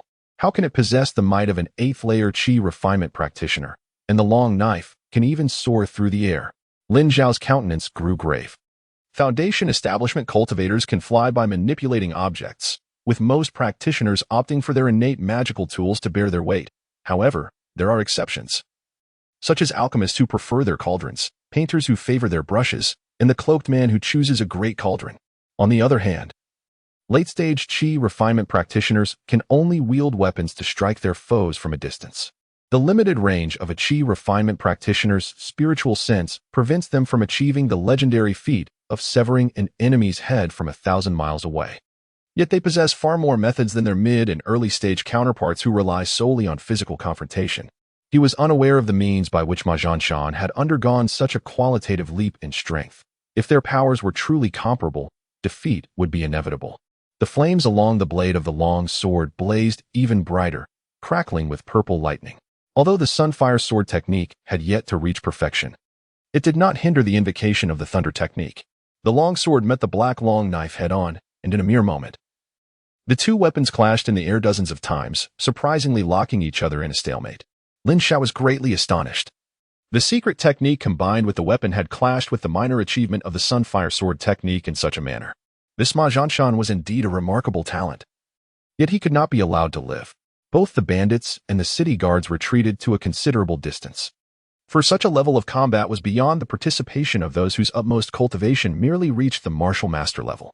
While controlling the Sunfire sword and the black long knife in a fierce confrontation, Lin Xiao unleashed the lightning speed technique, sending fireballs toward Ma Zhanshan one after another. Although Ma Zhanshan forcibly enhanced his combat prowess through secret methods, his overall spiritual power remained unchanged. It was already a considerable strain merely to wield the black long knife. With his spiritual energy activated beneath his feet, he narrowly evaded 6 or 7 fireballs cast by Lin Xiao, shock filling his eyes. He was certain that Lin Xiao was not merely at the 7th level of Qi refinement, nor even at the 8th level. This realization nearly disrupted his secret technique. He had no choice but to flee, or he would undoubtedly perish. Ma Zhanshan dispersed his consciousness and, after striking with the black long knife, fled toward the rear of the mountain stronghold, engulfed in desperation. So you wish to escape? How naive, Lin Xiao mused, raising an eyebrow. It seemed this fellow had discerned something as he attempted to flee. Yet, why had his hair turned white? Pursuing the fleeing figure with the lightning speed technique. Lin Xiao reached the rear of the mountain stronghold. As the distance between them diminished, Ma Zhanshan felt a growing anxiety. His consciousness detected movement behind him, and he wore an expression of grave seriousness. A fireball encased in violet lightning hurtled toward him. He knew he absolutely could not afford to be struck, or it would be his end. Crackle! A bolt of lightning descended from above, its speed so swift that Ma Zhanshan had no time to react. Ah! A wretched scream erupted as the lightning struck him down. Boom! The explosive fire technique impacted Ma Zhanshan's back. The sounds of the explosion mingling with the crackling of lightning and the echoes of his cries, creating a truly tragic scene. Finally, the sunfire sword, aglow with crimson light, flashed past, severing Ma Zhanshan's head. Lin Xiao leaned in closer to observe the decapitated head, frowning in scrutiny. After enduring such extensive attacks, Ma Zhanshan was unrecognizable. However, the remnants of white hair on his brow and head indicated that his condition was far from normal. Could this be the cost of that secret technique? The burning of his essence blood? Lin Xiao was filled with curiosity. He was in dire need of a powerful technique that could unleash explosive strength. The sudden surge of power exhibited by Ma Zhanshan, elevating his capabilities to a new echelon, was almost unbearable for him. With a swift motion of his sword, he seized the storage bag from the headless corpse's waist. He did not hasten to open it, but first incinerated Ma Zhanshan completely with a fireball spell. Only then did he employ the lightning-swift technique to return to the heart of the stronghold, collecting Miao Meng's storage bag, casually launching several fireballs. He obliterated the opposing Grand Martial Masters and early-stage Qi refiners, before vanishing in an instant. Meanwhile, the inspector was about to call out to Lin Xiao, but the figure had already disappeared. The abrupt chase and escape had left all three factions in anticipation, none daring to make a move. It was only when Lin Xiao reappeared and dispatched a few small leaders that the two bands of bandits felt a wave of despair wash over them. Lin Xiao's return signified that Ma Zhanshan had either been defeated or killed, and the few remaining powerful individuals had also perished. It was truly the end for them. Wow, they really are wealthy, as expected of bandits. Lin Xiao, not far from the stronghold, grasped the spirit stone to replenish his spiritual energy while counting his spoils. Adhering to his usual practice, he opened the storage bag from a distance, finding no anomalies, which put him at ease. Miao Meng's storage bag contained a chaotic assortment of items, including 2 mid-grade spirit stones and over 600 low-grade spirit stones. Chapter 58. Reunited with an old friend, the most astonishing discovery was in Ma Zhanshan's storage bag, which held 4 mid-grade spirit stones and nearly 2,000 low-grade spirit stones. It was unclear whose wealth they had plundered to amass such a fortune. However, these details paled in comparison to what Lin Xiao uncovered while meticulously searching through Ma Zhanshan's belongings. From a wooden box, he discovered 2 jade slips. One detailed a cultivation technique named the Spirit Nourishing Technique, while the other was the Blood Essence Art. The Blood Essence Art documented a method that would ignite one's lifespan to unleash the power of blood essence, enabling the wielder's strength to surpass its limits, thus enhancing physical resilience, power, and speed. However, once the blood essence was activated, it would continuously deplete one's lifespan, causing the practitioner to age rapidly. Furthermore, it emphasized that the consumption of lifespan was irreversible. No amount of heavenly treasures could compensate for the loss thereafter. Goodness gracious, what a divine tome. Lin Xiao pondered whether this technique would alter his very essence. Initially, he had assumed that Ma Zhanshan was employing a technique that consumed vital blood, only to discover it was the burning of lifespan instead. He dismissed the notion that old Deng was secretly orchestrating his growth trajectory, a thought that made his mind momentarily stall. This name feels rather off, Lin Xiao muttered to himself. Blood Essence Art. This name hardly sounds like a legitimate technique. Upon reflection, he realized it made sense. Which righteous faction would promote a technique that consumed lifespan? The most frequently heard methods involve the burning of vital blood, which, although weakening the practitioner temporarily, allowed for recovery, unlike this one, which was a one-time sacrifice. However, the greater the price paid, the more substantial the reward. The combat power gained from burning vital blood could never compare to that of sacrificing lifespan. as Lin Xiao meticulously counted the contents of his storage bag. He employed his spiritual awareness to assess the situation within the stronghold. After he had dispatched the small leaders, the remaining bandits were utterly incapable of withstanding the wrath of a martial sovereign, and after a brief resistance, they promptly surrendered. The inspector, after having taken the lives of several, incapacitated the remaining individuals by damaging their dantians, binding them with ropes in preparation for their return to Qingyang County. The inspector's handling of the situation greatly pleased Lin Xiao. Had it been someone with a more volatile temperament, they might have slaughtered all of them without hesitation. However, the inspector opted to take them back for trial, although Lin Xiao surmised that it would merely be a formality before they were ultimately executed. Killing here would go unseen. But bringing them back to eliminate the spies or those with malicious intent would serve as a clear warning, restoring the public's confidence in law and order. Thus, Lin Xiao trailed behind the group at a distance, ensuring the safe escort of Daniel back to the city, since he had already intervened. He was unconcerned about the aftermath. Otherwise, it would have been rather foolish to allow other bandits to intercept them. Daniel, thanks to Senior Lei's protection, we not only returned safely but also accomplished a great feat. I suppose this incident will likely lead to my reassignment to the city guard. And I will rely on you to oversee the inspector's duties then, remarked the inspector, relaxing now that Qingyang County was in sight. Rest assured, Brother Ping. I will absolutely maintain order within the city, Daniel assured, thumping his chest. It is precisely because of you that I feel uneasy. You are prudent, decisive, and meticulous in handling matters, yet your sole flaw is that you cannot handle provocation without losing your composure, the inspector expressed with concern. Hee. I will be mindful in the future and not cause Brother Ping any worry, Daniel replied with a hearty smile. Alas, though you are now a Grand Martial Master, do not become complacent. Remember that those higher-level cultivators can eliminate us martial artists as easily as one would slaughter chickens or dogs. Always think thrice before acting. The inspector patiently advised Daniel. Indeed, Lin Xiao overheard their conversation clearly through his spiritual sense, astonished by Daniel's rapid advancement. Just a few years prior, when Daniel sought him out for a drink, he had often lamented the arduous nature of martial training, noting that those Grand Martial Masters were typically prodigies who had trained for at least a decade or two. It was remarkable that Daniel had achieved such a rank in merely a few years. Could it be that he had some hidden advantage? As the bandit returned to the county town, it was already deep into the night. After a day and night of arduous travel, assured of Daniel's safety, Lin Xiao no longer concerned himself with him. He ascended to the top floor of a luxurious tavern in Zhangqing, reflecting on his tumultuous life, before releasing the mother rabbit and little Bai and collapsing into slumber. The following morning, Lin Xiao arrived at a private room on the second floor and ordered a lavish spread to indulge his appetite. He had collected the storage bags from the old pervert and 2 bandit leaders, accumulating nearly 1,000,000 taels of silver and gold and silver treasures, ample enough for a life of extravagance. Moreover, gold and silver held little value for cultivators. They were primarily useful to low-level practitioners and those seduced by the mundane world. After his meal, he returned to his guest room on the top floor to meditate and cultivate, knowing that Daniel and the others would undoubtedly be particularly busy, intending to seek him out in a few days. 3 days later, at Shunfeng Tower. Damn, I thought this kid was swamped with work. Who knew he was indulging himself? Lin Xiao's consciousness detected Daniel on the second floor, delighting in the performance of courtesans, and he ground his teeth in silent frustration. Young Master Zhang, you have finally arrived. Hua Huan has been mentioning you every day. The madam greeted Lin Xiao with a beaming smile. Oh, I didn't expect you to remember me, Lin Xiao responded in surprise. You are a distinguished guest. How could I forget you? Hua Huan, young Master Zhang is here.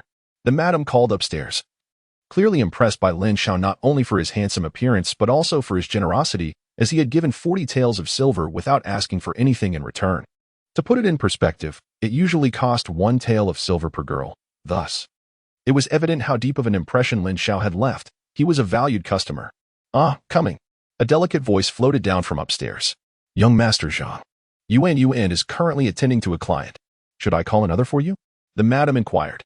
No need, Lin Xiao replied, deftly opening his folding fan and tossing 2 taels of silver to the madam. Ah, good. Should you require anything, just call for me anytime, she beamed, her smile wide as she accepted the money without hesitation. At that moment, Hua Huan also descended, linking her arm with Lin Xiao's. Young Master Zhang, I've saved a wonderful spot for you upstairs. Haha, let us go. Upon reaching the second floor, Lin Xiao did not take the seat Hua Huan had prepared. Instead, He sat beside Daniel and asked Huan, "Do you have any fine wine aged over 50 years? Of course, even if we don't have it. I'll have my mother fetch some for you," Huan replied sweetly. "How considerate. Bring me 2 jars," Lin Xiao said, pinching Huan's nose, acknowledging the exceptional service provided by the courtesans at Cultivate Tower. "Mother, please bring 2 jars of luofushan aged over 50 years for young Master Zhang." Huan called to the madam on the first floor. "All right, coming right up." The brothel keeper was overwhelmed with excitement. This was all money, and her shout would attract much attention, stimulating consumption. The turtle merchant brought over 2 aged wine jars, exuding a sense of time. Lin Xiao discreetly scanned them with his spiritual sense, secretly curling his lip. This wine was at most a decade old, yet it was being claimed to be 50 years old. However, he chose not to expose the ruse, for whether on Earth or in another realm, the intricacies of wine are notoriously elusive, or else why would there be so many wine connoisseurs? Chapter 59. I have never attended school, my lord. "Allow me to pour you some wine," Huan said, preparing to serve. "No need," Lin Xiao replied. "I feel a particular affinity with this gentleman. Let one of the jars be gifted to him." With a gentle flick of his folding fan and a smile, he gestured. "Ah? Oh, very well. I shall deliver this to Inspector Wang," Huan said, momentarily taken aback by Lin Xiao's generosity in offering such an expensive wine. "Oh, for me?" Although they were seated next to each other, a narrow aisle separated them, and Daniel had not overheard Lin Xiao and Huan's conversation. "Master Zhang feels a strong connection with you and wishes to present this 50-year-old luofushan for your enjoyment," Huan spoke, her demeanor noticeably more reserved, clearly intimidated by Daniel's position as an inspector. "Ah, splendid wine. Thank you, my brother. Let us drink to that," Daniel praised, inhaling the aromatic essence from the jar. "Come, let us clink our jars." Lin Xiao approached and tapped his jar against Daniel's, tilting his head back and taking a hearty gulp. "Refreshing." Daniel laughed heartily, raising his jar to drink as well. "I see your face is unfamiliar. You are not from Qingyang County, are you?" Daniel casually probed. "No. I am merely a traveler passing through." Lin Xiao found the interaction amusing, sensing Daniel's vigilance towards him. "Oh, do you also enjoy visiting this Spring Breeze Pavilion?" The two clinked their jars again, and Daniel took a sip while casually inquiring. "Indeed. My intent in visiting this Spring Breeze Pavilion is not to seek out the mundane pleasures of life, but rather to find kindred spirits with whom to share poetry and friendship, seeking mutual appreciation and understanding," Lin Xiao expressed with elegance. Huan stifled a laugh, unable to contain herself at the stark contrast between Master Zhang's words and actions. "I beg your pardon, Master Zhang," she quickly apologized, suddenly aware of her indiscretion, fearing that the patron might become displeased. "Ah, no harm done, no harm done. Miss Huan, you simply have yet to engage with me sufficiently. Otherwise, you would never doubt my sincerity," Lin Xiao said, maintaining his composure. Daniel's face flushed crimson, his vigilance waning as he realized that a spy would not utter such shameless words. "Is there something troubling you, my good brother?" Lin Xiao inquired, noticing Daniel's silence and his persistent drinking. "Nothing at all. I have never been educated, so I do not comprehend the meaning behind your words," Daniel admitted. Daniel waved his hand dismissively. Lin Xiao nearly lost the smile on his face. Indeed, brother Daniel had grown quite cunning. The two continued to drink, watching the courtesans below as they played instruments and danced, reveling in the moment. During this time, Lin Xiao ordered 2 more jars of luofushan. Even Daniel's robust physique struggled to keep up, yet Lin Xiao remained unfazed, for it was unlikely that a cultivator would ever succumb to inebriation. He savored the wine while refining it, relishing the flavor, maintaining a slight buzz without becoming intoxicated, thus benefiting entirely from the experience. As the night deepened, the two finished their jars of wine. Lin Xiao summoned several young ladies from Cultivate Tower to assist Daniel to his room for rest, while he remained lost in thought, gazing at the empty stage on the first floor. Huan, unable to endure any longer, leaned back against her chair and fell asleep.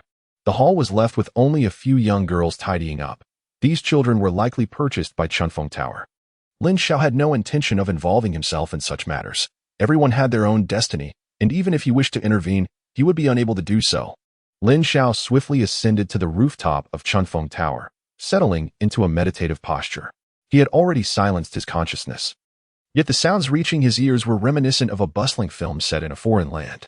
The moon hung round and bright this evening, and as the cool breeze mingled with the lingering effects of the wine, Lin Xiao found himself disinclined to meditate and devoid of sleepiness. Instead, he was overcome with nostalgia for home.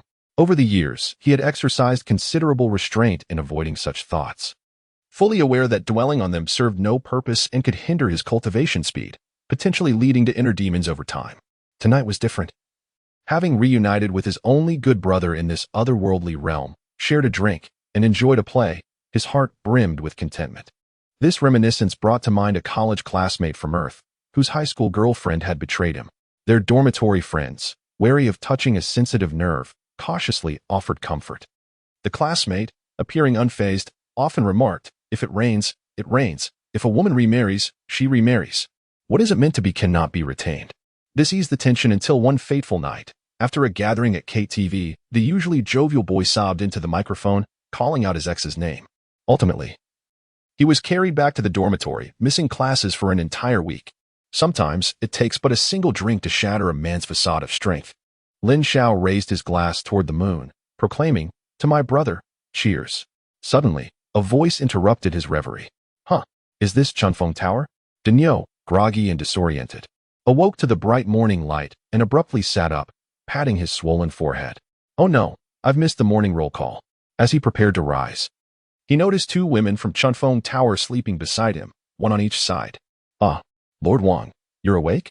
the woman on the outside murmured, roused by Daniel's commotion. "How did I spend the night here?" he inquired while hastily dressing. "You drank with young Master Zhang until the late hours and were too inebriated to leave. Young Master Zhang instructed us to attend to you," she replied, sitting up with her arms propped behind her, the quilt slipping to reveal her ample skin. "All right, I understand.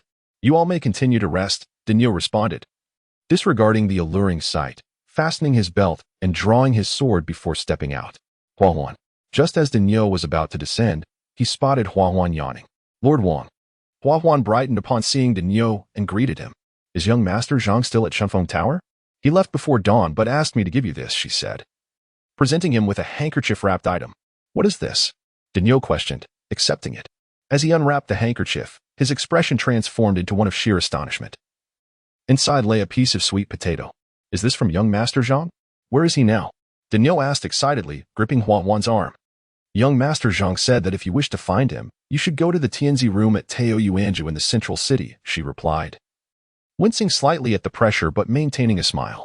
"All right, I must take my leave." Daniel hurriedly exited Chunfeng Tower, racing against time. "It is of little consequence." He merely remarked on the peculiarities of Zhang San, suggesting that if the person he guessed was indeed the one, it would not be strange at all. At the Tiwan Inn, the waiter, upon seeing the fervent arrival of Daniel, assumed that some nefarious individual was causing trouble in the establishment. It was only after being chided by Daniel that he sheepishly retreated. Daniel, standing apprehensively at the entrance of the Tianzi room, was anxious, fearing that the person inside was not the one he had anticipated. "Come in," a familiar voice beckoned as the door swung open. "Lin Xiao." Daniel exclaimed joyfully upon entering the room and spotting Lin Xiao, who was preparing tea at the table. "Brother Daniel." Lin Xiao set down the teapot and stood to greet him with a smile. "My good brother. My good brother." Daniel rushed forward and enveloped Lin Xiao in a bear hug. "Brother Daniel, you seem to be living quite comfortably.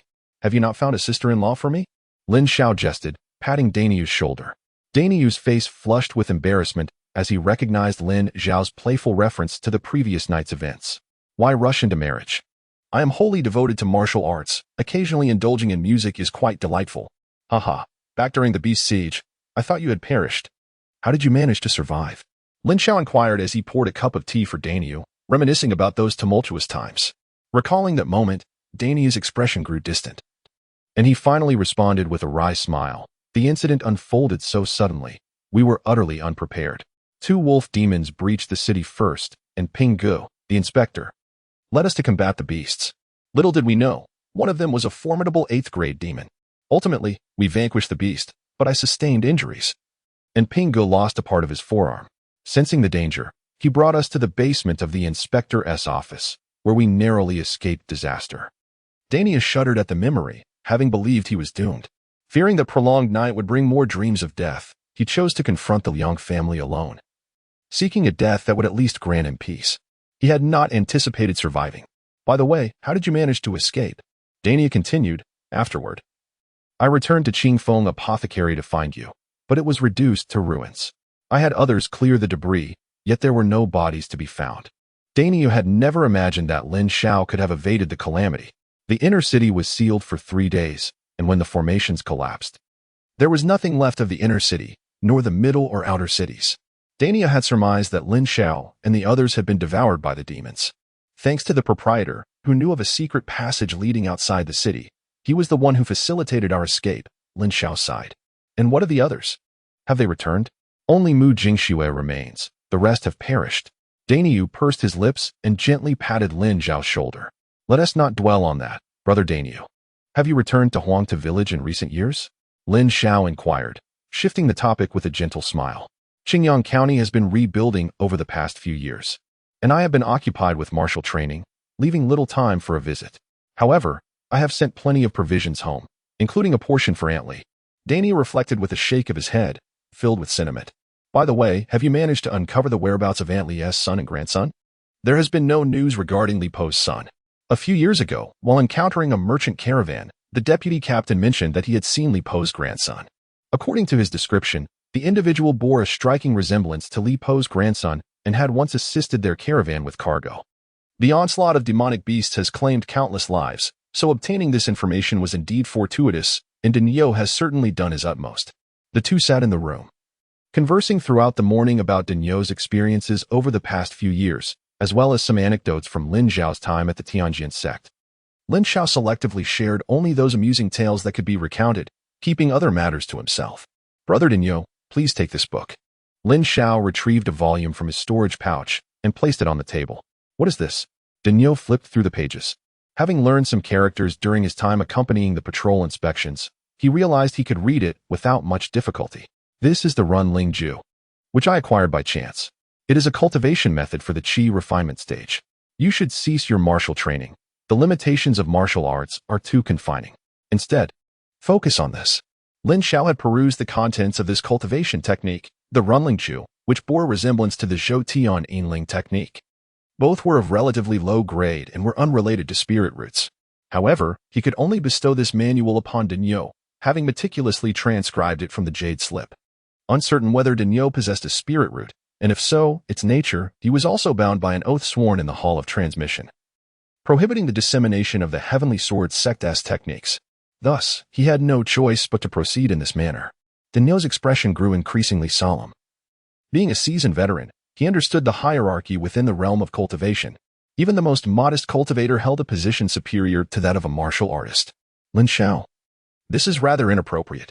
I have heard that techniques should not be shared recklessly. This one is harmless, but discretion is paramount. You must diligently cultivate to become a Qi refining practitioner, which will extend your lifespan. I would rather not see you depart so soon, Lin Xiao interjected, interrupting Daniel's words. Speaking of which, I've set up an honorary grave for you. I must destroy it later, otherwise it will bring misfortune. Daniel suddenly recalled, smacking his forehead. Quickly dismantle it, it's bad luck. Lin Xiao replied, speechless. Yet, warmth filled his heart. There were still individuals in this world who cared for him, ensuring that he would not pass away without a soul to remember him. At noon, the two dined at an inn.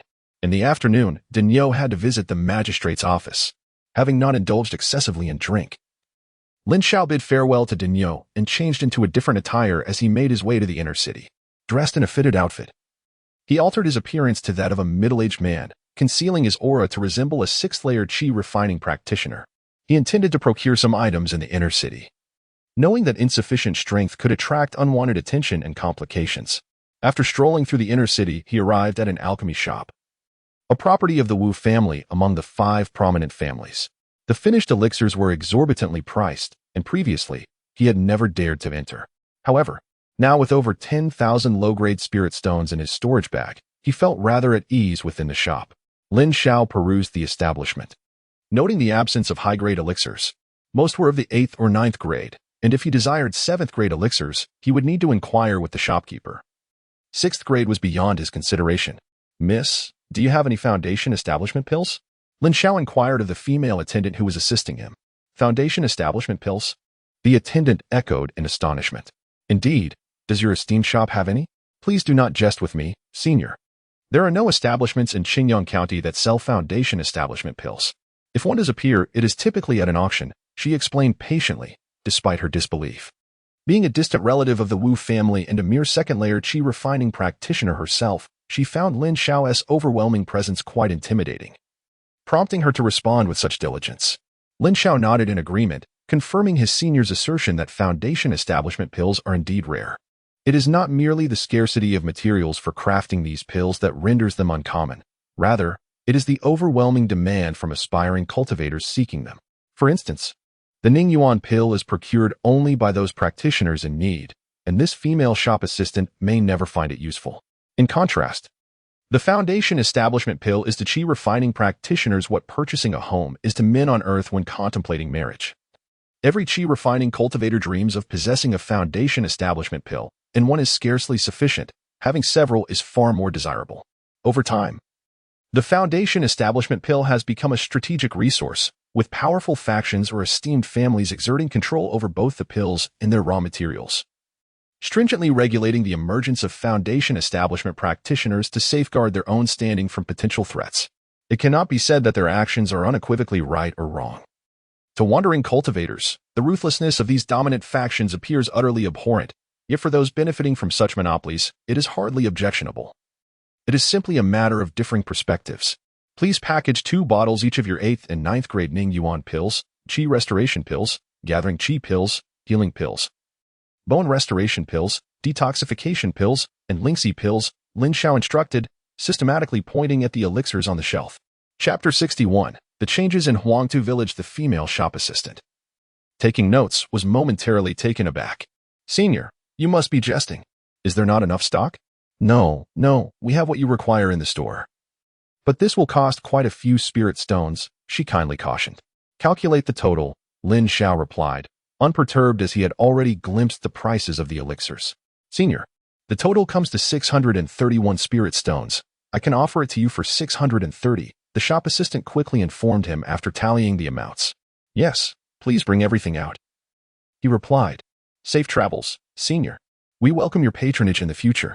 After concluding their transaction, the shop assistant escorted Lin Xiao to the door, her gaze towards him laden with a peculiar intensity. Surely, I am not being too ostentatious. After all, I am merely purchasing elixirs for qi refining practitioners. Lin Xiao reassured himself, realizing that his frugality had made him overly cautious, fearing both wolves and tigers as he spent his coin. Subsequently, he visited the spirit herb shop, procuring several dozen pounds of spirit rice and dealt with the carcasses of the demon beasts he had collected. He then proceeded to the refining pavilion, where he sold the old, peculiar black storage bag along with the bags of 2 bandit leaders, netting him 800 spirit stones. He then exchanged shops, acquiring a 20-square storage bag and a quality spirit beast pouch, spending a total of 1,500 spirit stones. As Lin Xiao emerged from the inner city, his spiritual awareness detected 2 tails following him. Without hesitation, he employed the technique of swift movement to find a secure location where he could change his attire and appearance before venturing back onto the streets. Observing through his spiritual sense, he noted the anxious demeanor of 2 mid-stage qi refinement practitioners desperately searching for their lost target. A chill ran through his eyes. He had initially believed that revealing his mid-stage qi refinement cultivation would deter others from seeking him out. However, the individuals who had taken an interest in him were now 2 mid-stage practitioners. In this world, there are always some who seek their own demise. Lin Xiao cast his gaze downward as he approached the tavern, suppressing the murderous intent swelling within him. Were this outside the county town? He would have no qualms about sending the 2 to meet the king of hell. However, within the confines of the city, it was wiser to endure and let it pass. He typically preferred to bide his time, prioritizing stability. Lin Xiao had ample time ahead of him, so there was no need to engage in a life-and-death struggle with them.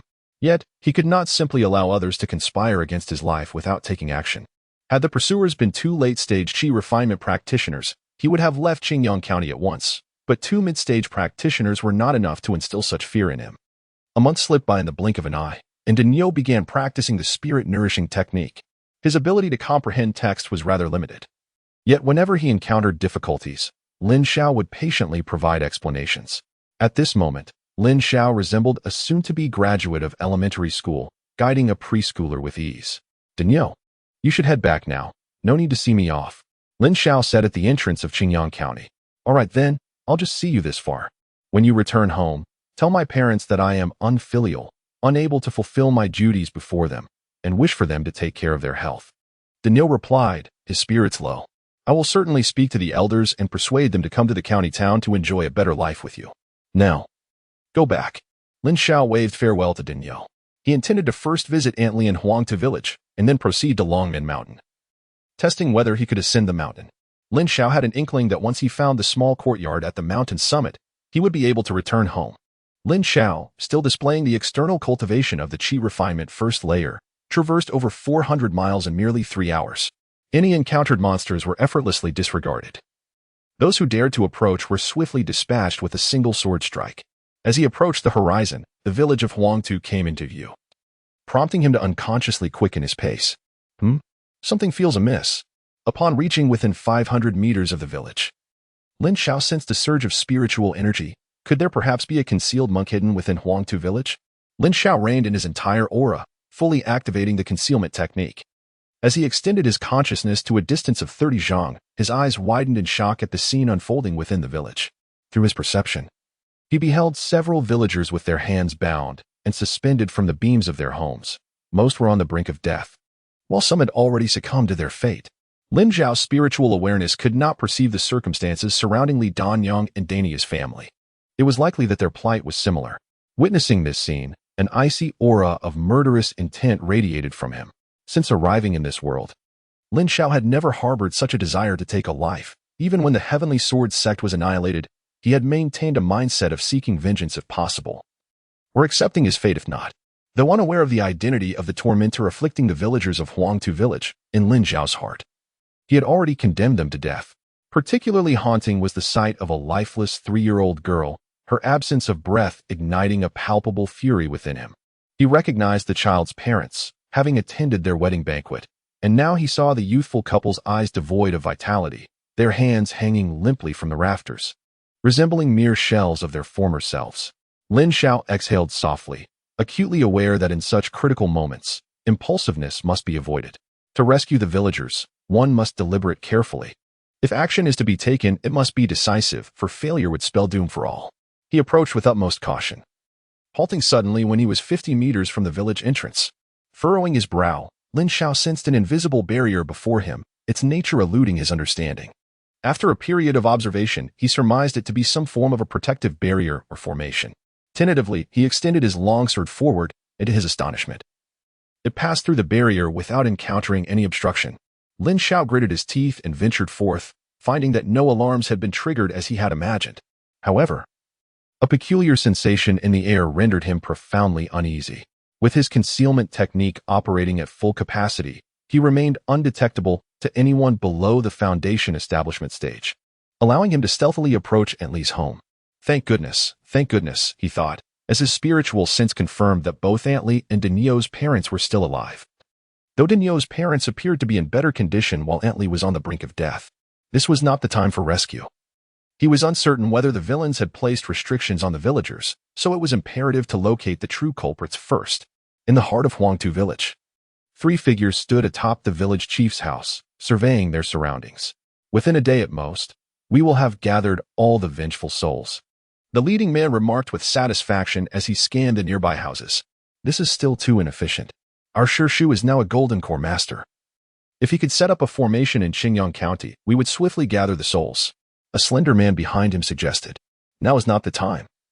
But that day will not be far off, the leader replied, a smirk playing on his lips as he inhaled deeply, intoxicated by the aura wafting through the air.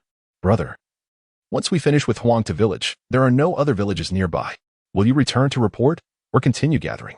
The final woman, her face marred with grotesque bumps, inquired. Let us return to report. My 3rd senior brother contacted me recently, saying Master has sustained some injuries, and I wish to see him, the slender man responded, flattering the group. Ha. The leader chuckled heartily, evidently pleased by the flattery. 90 zhang away, a pair of eyes, as venomous as a serpent, fixed upon the trio. Lin Xiao had cautiously circumnavigated the village before finally discovering this group. Chapter 62. Taking action. Now fully aware of his surroundings, he could not ascertain the strength of the 3, so he dared not approach too closely. He had overheard their conversation and deduced that their torment of the villagers was aimed at eliciting vengeful souls. Killing the villagers outright might yield fewer souls. while torturing them to death would likely increase the odds of them turning into vengeful spirits, a conclusion Lin Xiao reached based on their dialogue and his observations. Perched silently upon a tree, Lin Xiao concealed his aura completely, remaining undetected even at such proximity, suggesting that the trio's power was not vastly superior to his own. Even if they were stronger, it would not be by much, which somewhat reassured him. He narrowed his eyes, fixated on the leading man, searching for an opportunity, a chance for a swift and decisive strike. As night deepened, the leader approached a nearby farmhouse, not far from the village chief's residence. Upon pushing open the door, he beheld the sight of 3 individuals suspended in midair, while a lifeless body lay sprawled on the ground. "My dear, have you missed me?" he taunted. The leading man smirked wickedly at a somewhat attractive young village girl, carelessly stepping over the corpse on the ground as he did so. "You beast, beast, beast." The 2 individuals suspended nearby were an elderly couple. The woman trembled in fear, unable to utter a word, while the old man unleashed a torrent of curses. "Huh, curse away. The more you curse, the more exhilarated I become," the man replied with an evil grin, disregarding the elderly couple as he reached to untie the young village girl. Having been suspended for an entire day, her arms were swollen and immobile. She was merely a woman raised in the village, unaccustomed to such horrors. Her peripheral vision caught sight of her husband's corpse, lifeless for 2 days, leaving her only able to weep in despair. This family had once comprised 3 members, the elderly couple and their son, who had married the village girl 2 years prior, only to find their lives shattered in such a dreadful manner. After the villagers of Huangtu were subdued, the leading man, driven by base instincts, sought to humiliate every attractive woman he encountered. When it came to this family, the husband, witnessing his wife's degradation, found himself devoid of fear, unleashing a stream of vile insults without repetition. Initially, the leading man reveled in the husband's curses, treating them as a source of amusement. However, when the husband realized that words could not deter the man, he suddenly exclaimed, "You are a beast without parents, the very one who caused their demise." At these words, the leading man halted his advance, his wicked smile fading into coldness. That night, before the eyes of his parents and wife, he inflicted over 20 forms of torture upon the husband, ultimately leading to his brutal death. In the end, the mother was rendered senseless, while the father descended into madness, repeatedly uttering, "Beast, beast, beast." Lin Xiao observed the scene from a distance, his mind attempting to decipher the unfolding events. Though he lacked precise knowledge of the situation, he could surmise its essence. The peasant girl was unfamiliar to him. Yet the young man on the ground had once labored alongside him in the fields, a steadfast and earnest farmer. It was a shock to encounter him again, only to find him now separated by the veil of death. Within the confines of the dwelling, the peasant girl's cries of anguish and terror echoed. Yet Lin Xiao did not flinch. After a quarter of an hour, her wails gradually diminished, prompting a barely perceptible furrow in his brow. Lin Xiao sensed that the life force of the village girl was gradually waning, as if the leading man had employed some sinister sorcery to slowly drain her vitality. It was now or never. Lin Xiao's left hand manifested a silver crossbow, as a small sphere of flame crackling with purple lightning settled onto the bowstring. With a swift motion of his right hand, he retrieved an energy-restoring pill from his storage pouch and promptly consumed it, his consciousness fixated intently on the modest dwelling, honing in on the location of the foremost man. Whoosh! Boom!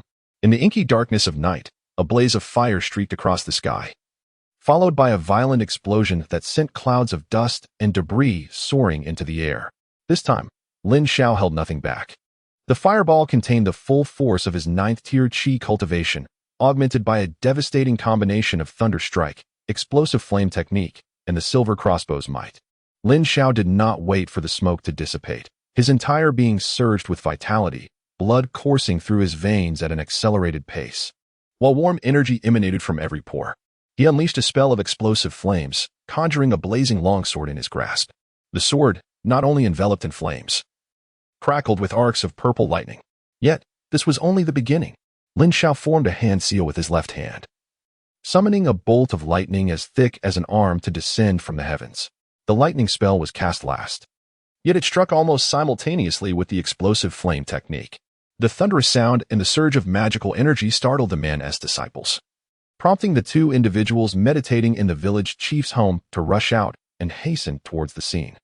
Lin Xiao swiftly executed the lightning speed technique to depart from his original position, his consciousness instantly enveloping the 3 individuals. He had now revealed himself. and thus felt emboldened to probe with his mind. Among the two who had arrived, one was at the 6th level of chi refinement, while the other had reached the 7th level, which brought Lin Xiao a sense of relief. As long as he could overpower them, it would suffice. However, upon observing the scene within the room, his heart sank once more. The leading man was still alive. At this moment, as the dust settled, the house had been reduced to ruins, with 2 elderly individuals and a village girl lying lifeless beneath them. The leading man's garments had vanished entirely, leaving only the remnants of shattered jewelry around his neck and fingers. Why was this? Could it be a defensive artifact? A sense of caution gripped Lin Xiao's heart. The leading man's cultivation was surely not at the foundation establishment stage, but rather at the pinnacle of chi refinement. You shall pay for this. To dare ambush me and render 2 protective artifacts bestowed by my master useless.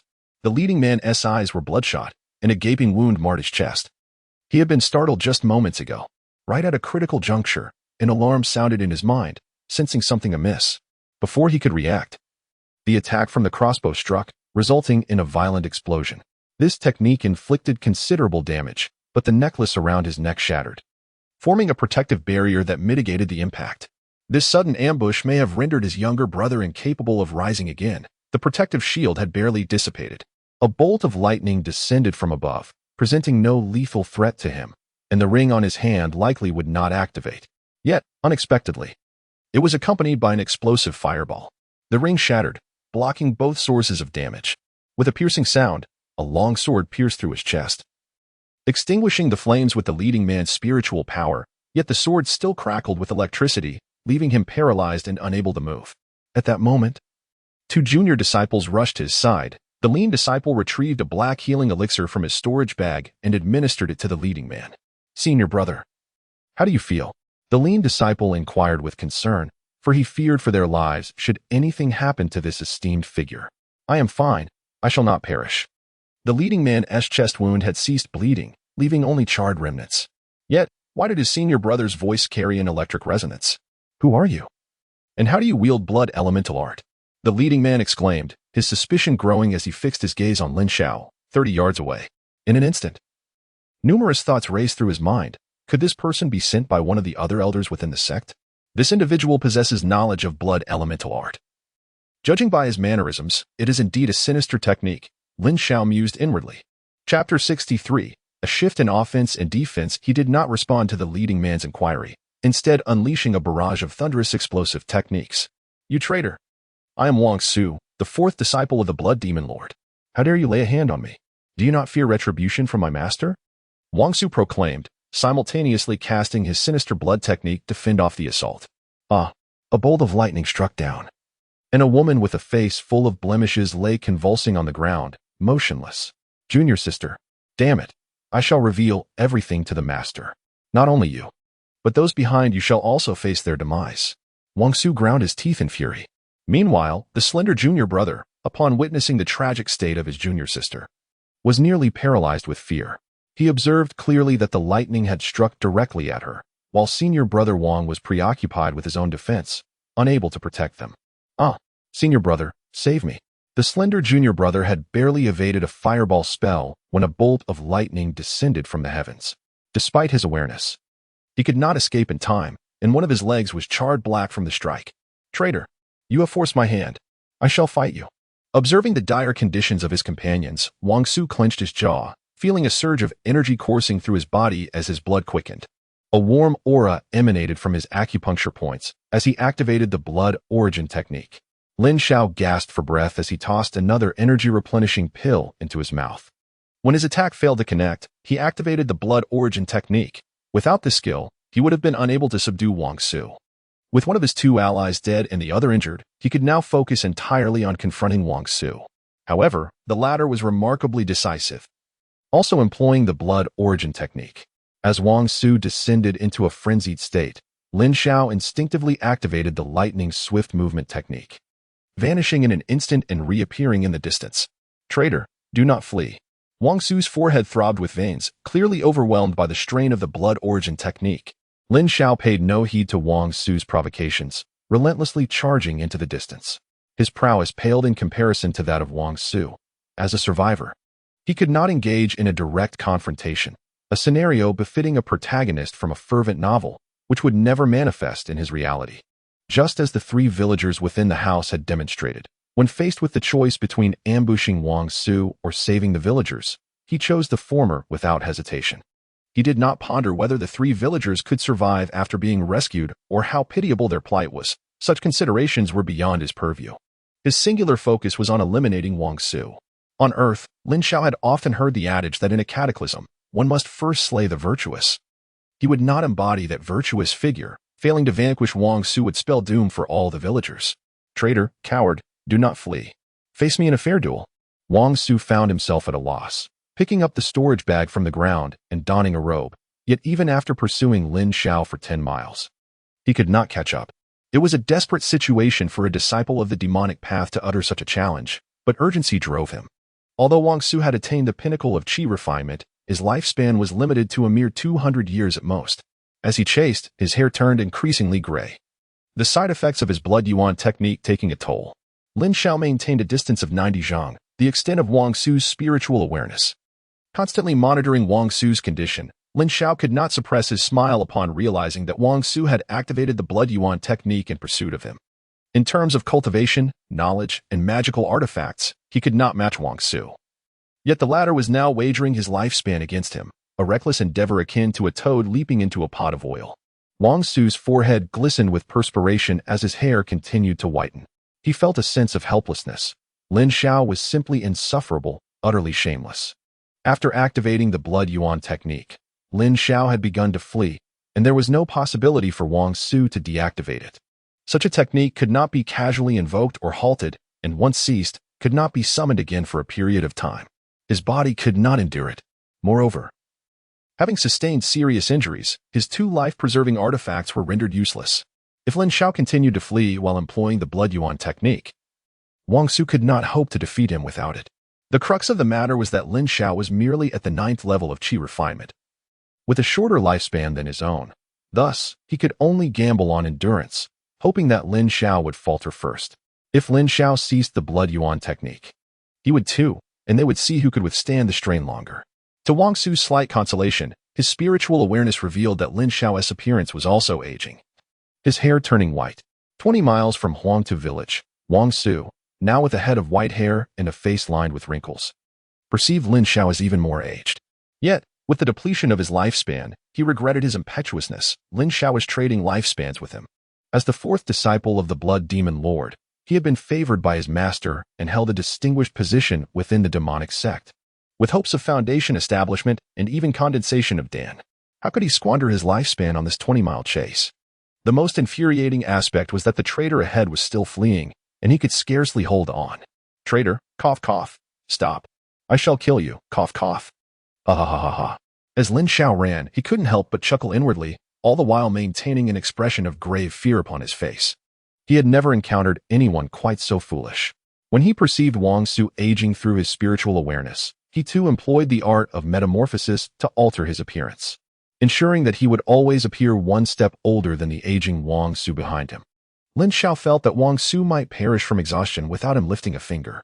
Currently, he was heading towards Longmen Mountain, which was approximately 70 to 80 miles from Huangtu village, a distance ample enough to extinguish Wang Su's life. Betrayer. Wang Su's blood surged to a halt, and the warmth dissipated from his body. A flicker of unwillingness crossed his aged, wrinkled face as he turned back, retracing his steps. He is not pursuing. Lin Xiao was astonished, never anticipating that Wang Su would relinquish his pursuit at such a critical juncture. If he could merely delay for another minute or two, he was certain Wang Su would meet his demise. The roles of offense and defense have shifted. Lin Xiao retrieved a qi-replenishing pill and swallowed it, ready for the hunt. As Wang Su raced toward Huangtu village, he felt a chill run down his spine upon noticing Lin Xiao pursuing him. How could this man still be utilizing his blood essence technique, appearing as if death were imminent? Was he preparing to take me down with him? The thought sent shivers through his frail, aged body. This man was utterly ruthless, merciless to his enemies and even more so to himself. Originally, he intended to seek out his leaner junior brother, for although his legs were crippled, his strength remained intact. If the two could reunite, they could return to the Blood Demon sect, where the master would surely grant him elixirs or divine objects to extend his lifespan, enabling him to seek a foundation establishment pill to break through to the next stage and avoid the cessation of his life force. To his dismay, this traitor who had attacked him had never intended to let him escape. Wang Su frantically stuffed pills into his mouth, but due to the deterioration of his bodily functions, he could only absorb a quarter of their potency. In his hand, Wang Su clutched a crimson jewel, a gift from his master, a means of attack. As long as the traitor approached the jewel, it would unleash its power. How can you be so fast? You're toying with me. In the next moment, Wang Su's aged voice echoed. With the full application of the lightning speed technique, Lin Xiao doubled his speed, closing the distance to a mere 60 zhang. At this moment, Wang Su was acutely aware that he had been outmaneuvered by Lin Xiao. Despite his swift movements, he had maintained a distance of 90 zhang all along. His strained expressions merely feigned. Beast, go to hell, Lin Xiao whispered, his actions relentless as he launched a purple lightning-infused explosive bead from his crossbow. Chapter 64, Urgency. No. Wang Su cried out in horror upon seeing the explosive bead. He was still young, unwilling to embrace death. He yearned for foundation establishment, for golden core. For nascent soul, Wang Su forcefully propelled the crimson jewel from his hand. Lin Xiao had long been aware of the object in his grasp. Each time he probed with his spiritual sense, a wave of trepidation washed over him. Upon witnessing the crimson jewel hurtling toward him, he swiftly retreated. Boom, boom. Two resounding blasts echoed. Lin Xiao had already distanced himself from the attack range, circling wide before using his spiritual sense to ascertain the situation. Wang Su was left with only half a body from the explosive technique, while the jewel he had thrown transformed into a pool of blood, exuding a foul stench. Lin Xiao could sense the potent corrosive properties of the blood, capable of eroding not only spiritual energy, but also flesh, leaving him to wonder if it possessed other sinister uses. Lin Xiao, employing his spiritual power, summoned Wang Su's storage bag to him from a distance. He opened it a meter in front of himself, hastily transferring its contents into his own storage bag without examining them in detail. He then invoked the technique of lightning speed to ascend to the peak of a mountain, where he unleashed a fireball spell to incinerate all traces of Wang Su's essence from the storage bag, before casting it into a nearby valley. Given his cultivation level in the Qi refinement stage, he could not inflict damage upon the storage bag. It required at least a 7th-grade artifact master to forge one. Previously, he had attempted to destroy the storage bags of the old pervert and the bandit leader, but had ultimately failed, resulting in his decision to sell them as second-hand items in Qingyang County. Concerned that Wang Su's storage bag might have been tampered with, he opted to discard it entirely, reasoning that even if those of the demonic path were to uncover it, they would remain oblivious to the identity of Wang Su's killer. Upon returning to Huangtu village, Lin Xiao discovered that his emaciated junior disciple was missing. He first went to the homes of Aunt Li and Dinyo, where he unbound several individuals and provided Aunt Li with a healing pill, instructing them to rescue the villagers from house to house, while he pursued his missing disciple. Aunt Li and Dinyo's parents had not recognized Lin Xiao's altered appearance, and he chose not to reveal his true identity, considering it a prudent measure in case someone were to investigate, leaving them in the dark as to the perpetrator's identity. Lin Xiao's current range of spiritual awareness extends only to 90 zhang. He employed the technique of rapid movement, originating from Huangtu village, to meticulously search in a circular pattern. After an hour, Lin Xiao stood at the entrance of Huangtu village, his countenance darkened with frustration. That frail junior brother had escaped. Despite expanding his search radius, he found no trace of him. This individual, whom Lin Xiao had incapacitated by severing one of his legs, had somehow managed to flee. With his escape, Huangtu village was rendered unsafe, inevitably attracting the attention of malevolent forces seeking to investigate. The corpse of the round-faced junior sister had been reduced to ashes by Lin Xiao's flames. Within her storage bag, he discovered a mere 70 spiritual stones, marking his most meager haul to date. Lin Xiao circled the village, meticulously probing with his spiritual sense. After half an hour, he finally discerned the location of a formation stone. Had he possessed a deeper understanding of formations, his discovery would have been swifter. As the formation was dismantled, Lin Xiao felt the discomforting aura that pervaded the village gradually dissipate. Previously, he had eavesdropped on a conversation between 3 individuals, revealing their intention to gather vengeful spirits. It was highly probable that this formation was employed for the purpose of collecting these souls or confining them within the formation for a later harvest. A middle-aged man approached Lin Xiao with a sense of trepidation. "Immortal Master, my name is Wang Li San, the son of the former village chief. What brings you to seek me?" The old village chief of Huangtu village had succumbed to death yesterday. This matter is far from over. Huangtu village must relocate. If not, there is a high likelihood that it will be subjected to a massacre in the near future. Lin Xiao cast a brief glance at the man and spoke with an air of indifference. A massacre?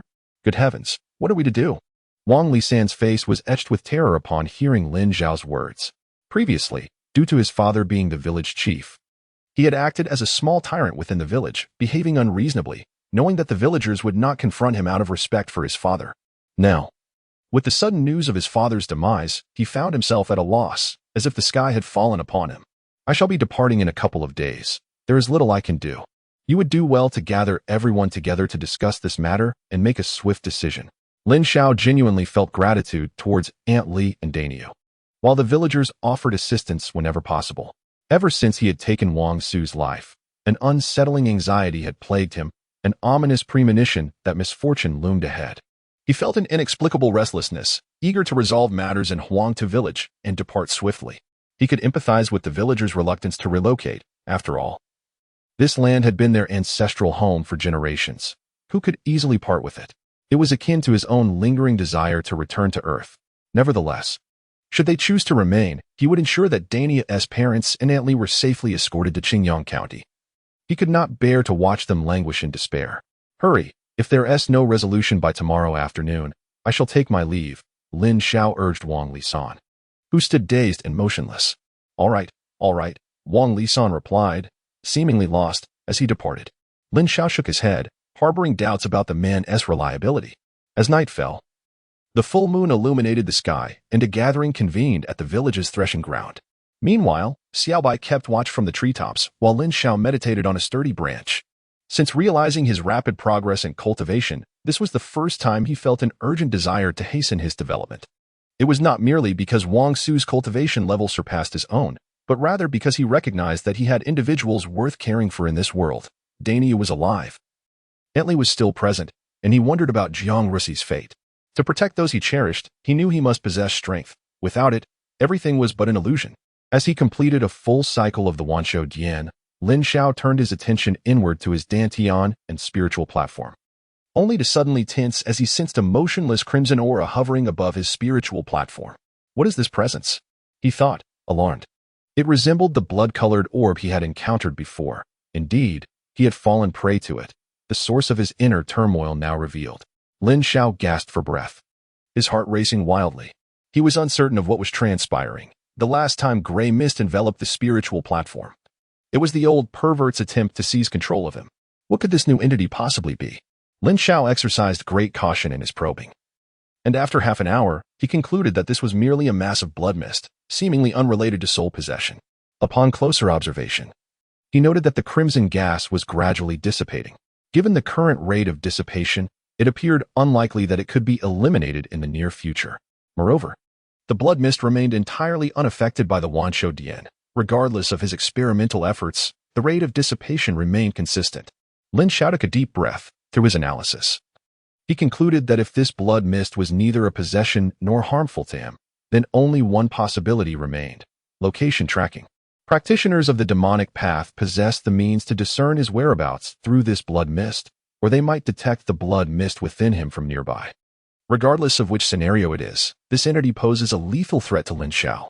He vividly recalled the mention of the golden core true person during the conversation among the three, who also happened to be Wang Su's master. The sense of urgency within Lin Xiao intensified. 3 days. 3 days was his ultimate deadline. He absolutely had to resolve the matters of Huangtu village within this time frame and depart swiftly. Chapter 65. Relocation. Most villagers were amenable to relocating, with only the elderly refusing to leave. Early in the morning, Wang Lisan approached Lin Xiao to report. His efforts had progressed smoothly.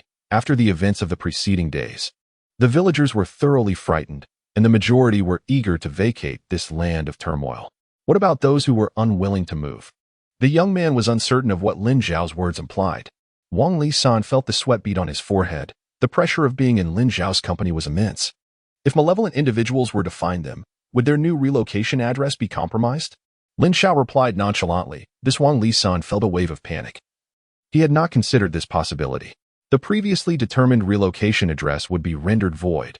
They would decide their destination upon departure, and this matter should remain undisclosed. Lin Xiao still lacked the heart to eliminate all those individuals. Understood. When shall we move, master? The sooner, the better. Let us say, by noon at the latest.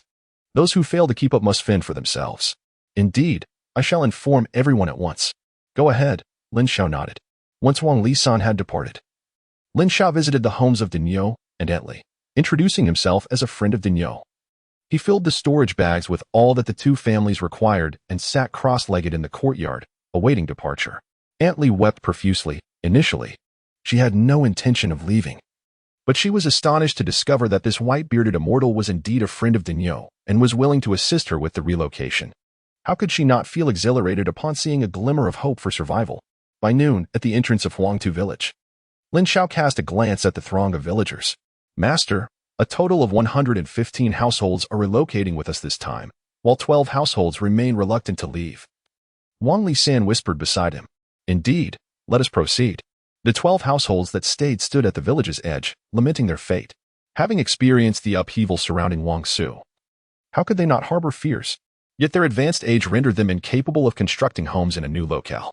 Without the sweet potato, they would face starvation. Thus, it seemed more prudent to cling to life in Huangtu village, perhaps managing to survive a few more days.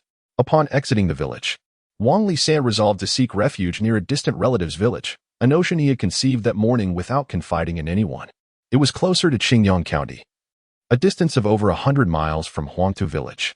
Upon hearing this, Lin Xiao nodded. Not only would there be companionship in the village, but it was also nearer to the county seat. Wang Lisan, it seemed, was not without merit. The journey unfolded with intermittent pauses, and they arrived at their designated location by the afternoon of the following day. Lin Xiao cast a glance at the terrain, noting that it was situated 3 miles from the neighboring village, and the landscape was relatively level, which pleased him greatly. Upon receiving Lin Xiao's command, Wang Li began to run back and forth, delineating the land area for each household. Meanwhile, Lin Xiao instructed Dinyo's parents to fetch water while he employed his spiritual energy to excavate the soil. He also felled 2 large trees, reducing them to ashes. Once the water mixed with the yellow earth transformed into yellow mud, he skillfully combined the tree ashes and yellow mud into blocks of clay bricks using his spiritual energy, which he subsequently fired with a fireball technique. Though this process may sound intricate, it was executed swiftly as long as the spiritual energy kept pace. Lin Xiao clutched a spirit stone in his left hand, steadily replenishing his spiritual energy. By the time all the clay bricks had been fired, he had consumed 6 spirit stones. If other Qi refinement practitioners were to discover that he had utilized spirit stones for constructing a house, they would undoubtedly be infuriated. Employing the art of object manipulation, he meticulously stacked the bricks, applying a uniform layer of yellow clay and casting a fireball spell to harden them. The temperature of the fireball spell was exceedingly high. The one Lin Xiao was currently casting could effortlessly reduce a late-stage Qi refinement practitioner to ashes, let alone harden the yellow clay. In just a day and a night, the 2 matchbox-sized structures were completed. Anxious at heart, Lin Xiao emptied all the household items from both homes, preparing to bid farewell to the 3 individuals. However, Old Cow insisted on inviting Lin Xiao to stay for a meal, urging Old Cow's wife to prepare a feast for him. Aunt Li shared this sentiment. After all, anyone witnessing an elderly man laboring tirelessly for so long would feel a pang of compassion, especially when that man happened to be a master of magical arts. Lin Xiao did not linger for long. After distributing the spiritual rice and daily necessities he had purchased in Qingyang County to 2 families, he instructed Wang Lisan to take care of them before departing. Within the confines of an obscure cave, Lin Xiao was presently engaged in cultivation, with Xiao Bai sleeping soundly in his embrace and a mother rabbit nestled beside him. The operation of the 10,000 Longevity Sutra not only replenished his spiritual energy, but also enhanced his cultivation level. The dense spiritual aura enveloping him was beneficial to the beasts as well. A day later, Lin Xiao forcefully kicked aside the boulder obstructing the cave entrance and set off towards Longmen Mountain. Had it not been for the ominous blood mist clouding his mind, he would have cultivated to the pinnacle of Qi refinement before ascending the mountain. This would not only augment his chances of reaching the summit but also improve his odds of self-preservation. Lin Xiao rummaged through Wang Su's storage bag, yet found no books or jade slips that could elucidate the origin of the blood mist. It was highly likely a technique employed by a formidable figure from the demonic sect. He dared not gamble on the probabilities of the blood mist effects. Should he fail to ascend Longmen Mountain, he would flee, even if it meant escaping the country. Lin Xiao could hardly believe that the reach of the demonic sect could extend so far. Lin Xiao stood at the foot of Longmen Mountain, gazing at the towering peaks with a complex expression. He recalled that his journey to this world coincided with the National Day holiday back on Earth, and he had arrived here in August. At this moment in the other world, it was mid-October, marking 6 years and 1 month since his arrival. Returning to Longmin Mountain for the first time, it appeared unchanged from 6 years ago. Xiaobai, observing the majestic mountains, was filled with curiosity. With his breath control techniques fully activated, Lin Xiao exhaled a deep sigh and began his ascent. Forgive me, Great One. I was wrong. I'm going to die. I'm going to die. I'm going to die. Squeak. At this juncture, Lin Xiao employed his blood origin technique to execute the lightning speed technique, fleeing for his life. Initially, everything went smoothly. He had not yet reached the halfway point when a tremendous surge of spiritual energy swept through the air, accompanied by a fearsome beastly roar. Roar. Startled by the ferocious cry, Xiaobai collapsed onto Lin Xiao's head, while Lin Xiao felt a chill run down his spine. The roar was eerily familiar to him. He had heard it upon his arrival in this world. Back then, he was not yet a practitioner and found the sound awe-inspiring, reminiscent of a tiger's roar. It was only after becoming a cultivator that he understood the true terror it embodied. Even the spiritual energy disturbances experienced during the invasion of the Tianjin sect paled in comparison, akin to the difference between a child and an adult. Lin Xiao understood that if the opponent intended to strike, it would merely require a flick of their finger. Thus, he promptly begged for mercy, his voice tinged with a sob. Despite his pleas, his body betrayed him as he immediately turned and fled down the mountain, his cries for mercy and the sounds of his hurried escape echoing in the air. At last, he reached the foot of Longmin Mountain, panting heavily, and dared to glance back after running a good distance. What kind of terrifying entity could that be? A sense of confusion enveloped him. The dreadful creature's cry seemed to serve as a warning directed at him. Coupled with the previous encounter, it had merely driven him down the mountain without seeking his demise. Did that venerable being expel every soul who dared ascend? Or was it solely him that faced such a fate? His mind was a whirlwind of questions, struggling to comprehend the situation. If that being had symbolically struck him down or offered a lesson, he could perhaps grasp the reasoning behind it. But as it stood, what was he to make of this? Chapter 66. The Sanshan Market. Lin Xiao sighed. He was not surprised by this outcome. This world bore significant differences from Earth. The foundational grandmasters soared through the skies on their swords, defying all conventional reasoning. He could only await a future where his cultivation might allow him to attempt again.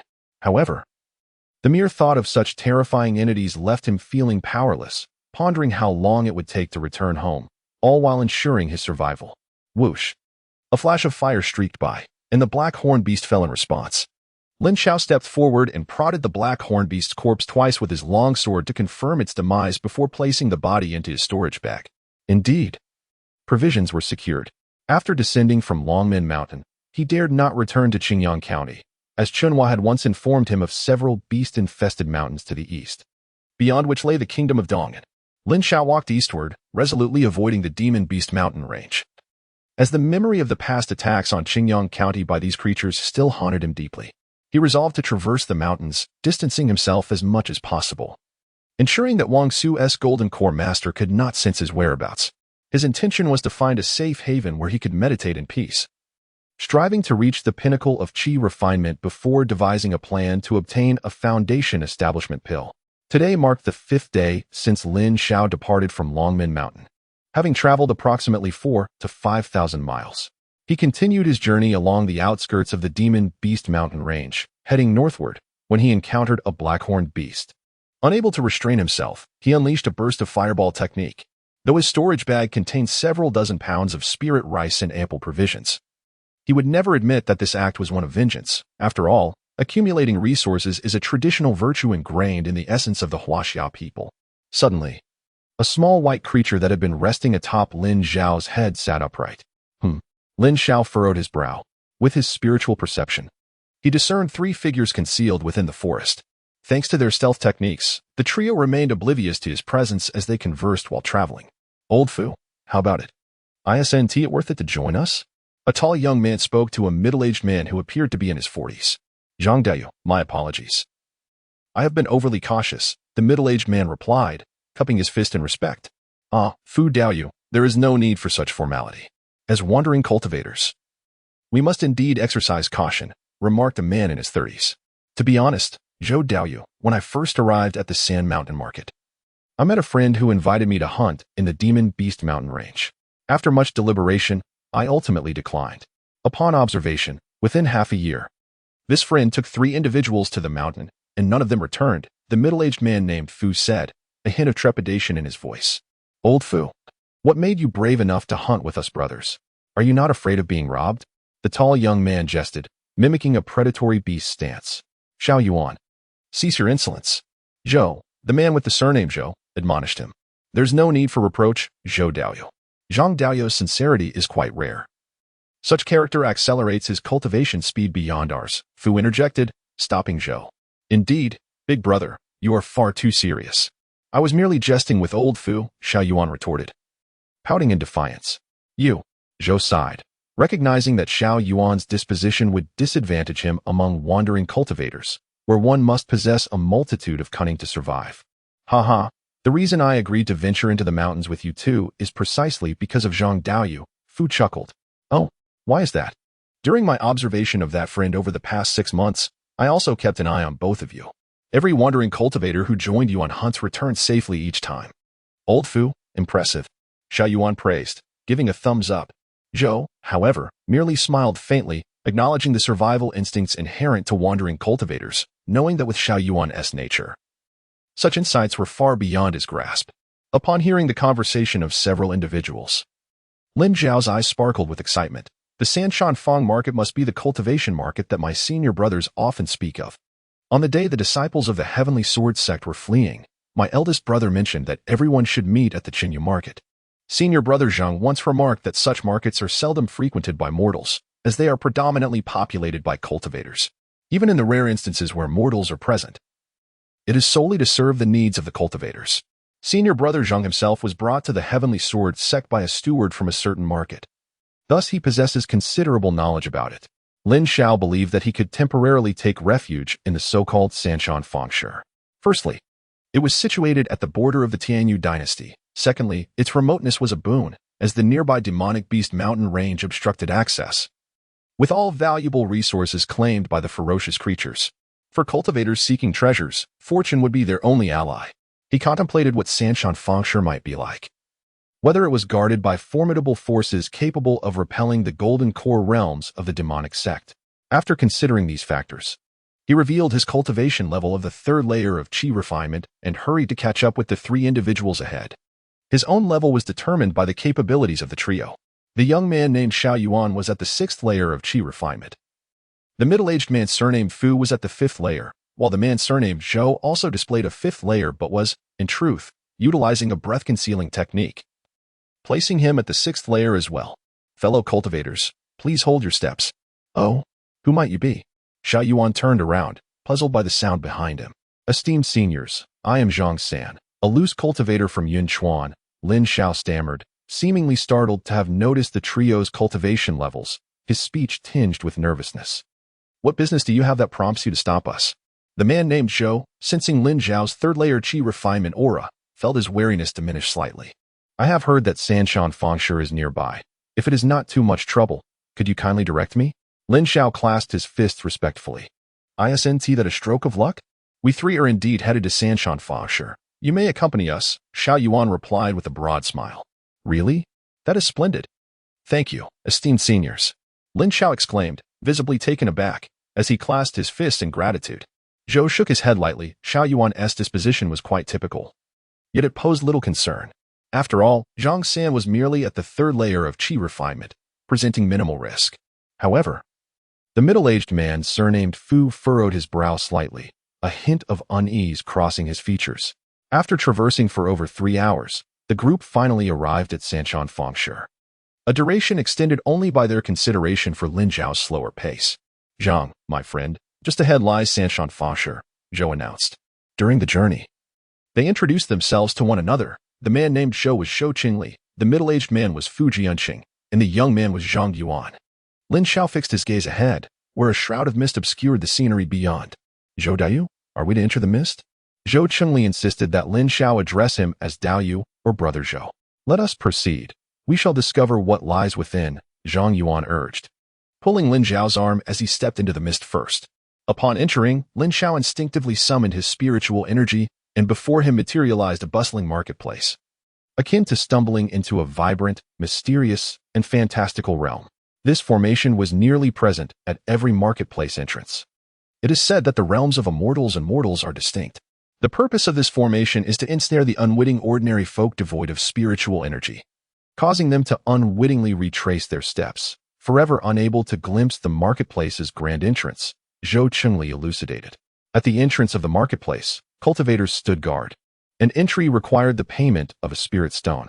The guarding cultivator bestowed upon Lin Xiao a wooden token, resonating with spiritual energy. With this token, one could freely enter and exit the marketplace for a year. After that, a new token must be acquired. Failure to exchange it upon expiration would result in capture by the enforcement hall, incurring a fine of 10 spirit stones. Lin Xiao clasped his fist in acknowledgement and followed the crowd into the market. The streets of the marketplace were not particularly wide, yet they buzzed with life. Passers-by, clad in diverse attire, exhibited expressions ranging from curiosity to satisfaction at successful transactions. The stalls along the street were closely packed, with vendors vociferously hawking their wares, their voices rising and falling in a lively chorus. Lin Xiao's mouth slightly agape, unveiled his genuine astonishment. It was his first encounter with such a scene. Chapter 67 Ding 764 In many respects, it resembled the bustling markets outside Xinjiang County. Having spent over 5 years at the Tianjin sect, Lin Xiao had envisioned the marketplace as an ethereal realm, untouched by worldly concerns. Yet, this place, in every conceivable way, mirrored the mundane. Had it not been for the palpable spiritual energy emanating from the people, he might have believed he was still in Xinjiang County. Are you taken aback? Zhang Yuan nudged Lin Xiao with a grin. Oh, no, it's just that it's my first visit to the marketplace. And I didn't expect it to be like this. Lin Xiao offered a more tactful response. Surprised it's quite similar to the mundane world, right? Zhou Qingli chuckled lightly. Indeed, it was quite understandable. Cultivators were still human, required clothing, sustenance, and the practice of their arts. Without engaging in trade, resources could not be exchanged, and how could one cultivate if spirit stones were not in circulation? Zhou Qingli, not dismissing Lin Xiao due to his lower cultivation level, patiently elucidated. Tomorrow, we will set up stalls to sell demon beasts. Come, I will lead you to the marketplace administration. You intend to reside here, don't you? Zhang Yuan urged Lin Xiao, who was glancing about in wonder. On their way, he informed Lin Xiao about the fundamental aspects of the Sanshan marketplace. At the front lay a free market for loose cultivators. The middle was filled with shops belonging to various factions, and at the back were the residences of cultivators. The marketplace administration was responsible for leasing shops and residences. Along the way, Lin Xiao inquired of Zhou Qingli whether fighting was permitted within the marketplace. Zhou Qingli explained that the owner of the Sanshan marketplace was a late-stage foundation establishment cultivator, and the marketplace was managed by the Lingyun gang, which operated similarly to an ordinary town. All matters of public order within the marketplace fell under the purview of this faction. Anyone who instigated trouble or engaged in violence would be apprehended or expelled from the marketplace. Zhou Qingli implied that one should not provoke others, but those compelled to defend themselves typically faced no repercussions. Esteemed senior, this is Zhang San, visiting Sanshan Marketplace for the first time. He wishes to rent a residence here. Zhou Qingli respectfully addressed the cultivator responsible for residence leasing upon arriving at the marketplace administration. Let us first see what specifications you desire for the residence, the cultivator remarked, glancing at the group before pointing to a jade slip on the table. All right, Lin Xiao replied, raising an eyebrow. He noted that the cultivator's level was at the 8th layer of qi refinement. Was the Sanshan marketplace truly so opulent as to employ an 8th layer cultivator for such reception duties? Lin Xiao picked up the jade slip and pressed it against his forehead. The slip contained a wealth of information, all pertaining to the descriptions of various cave dwellings, ranging from a modest 10 spirit stones per year to a substantial 160 spirit stones. He began his exploration with the most affordable option and discovered that this cave dwelling was equipped with all essential functional areas, including alchemy and artifact forging rooms. In comparison, the most expensive cave, priced at 160 spirit stones, merely offered a larger area. The significant disparity in price primarily stemmed from the concentration of spiritual energy. The jade slip elucidated that cultivating in the least expensive cave dwelling would yield a 10% increase in efficiency compared to the outside world.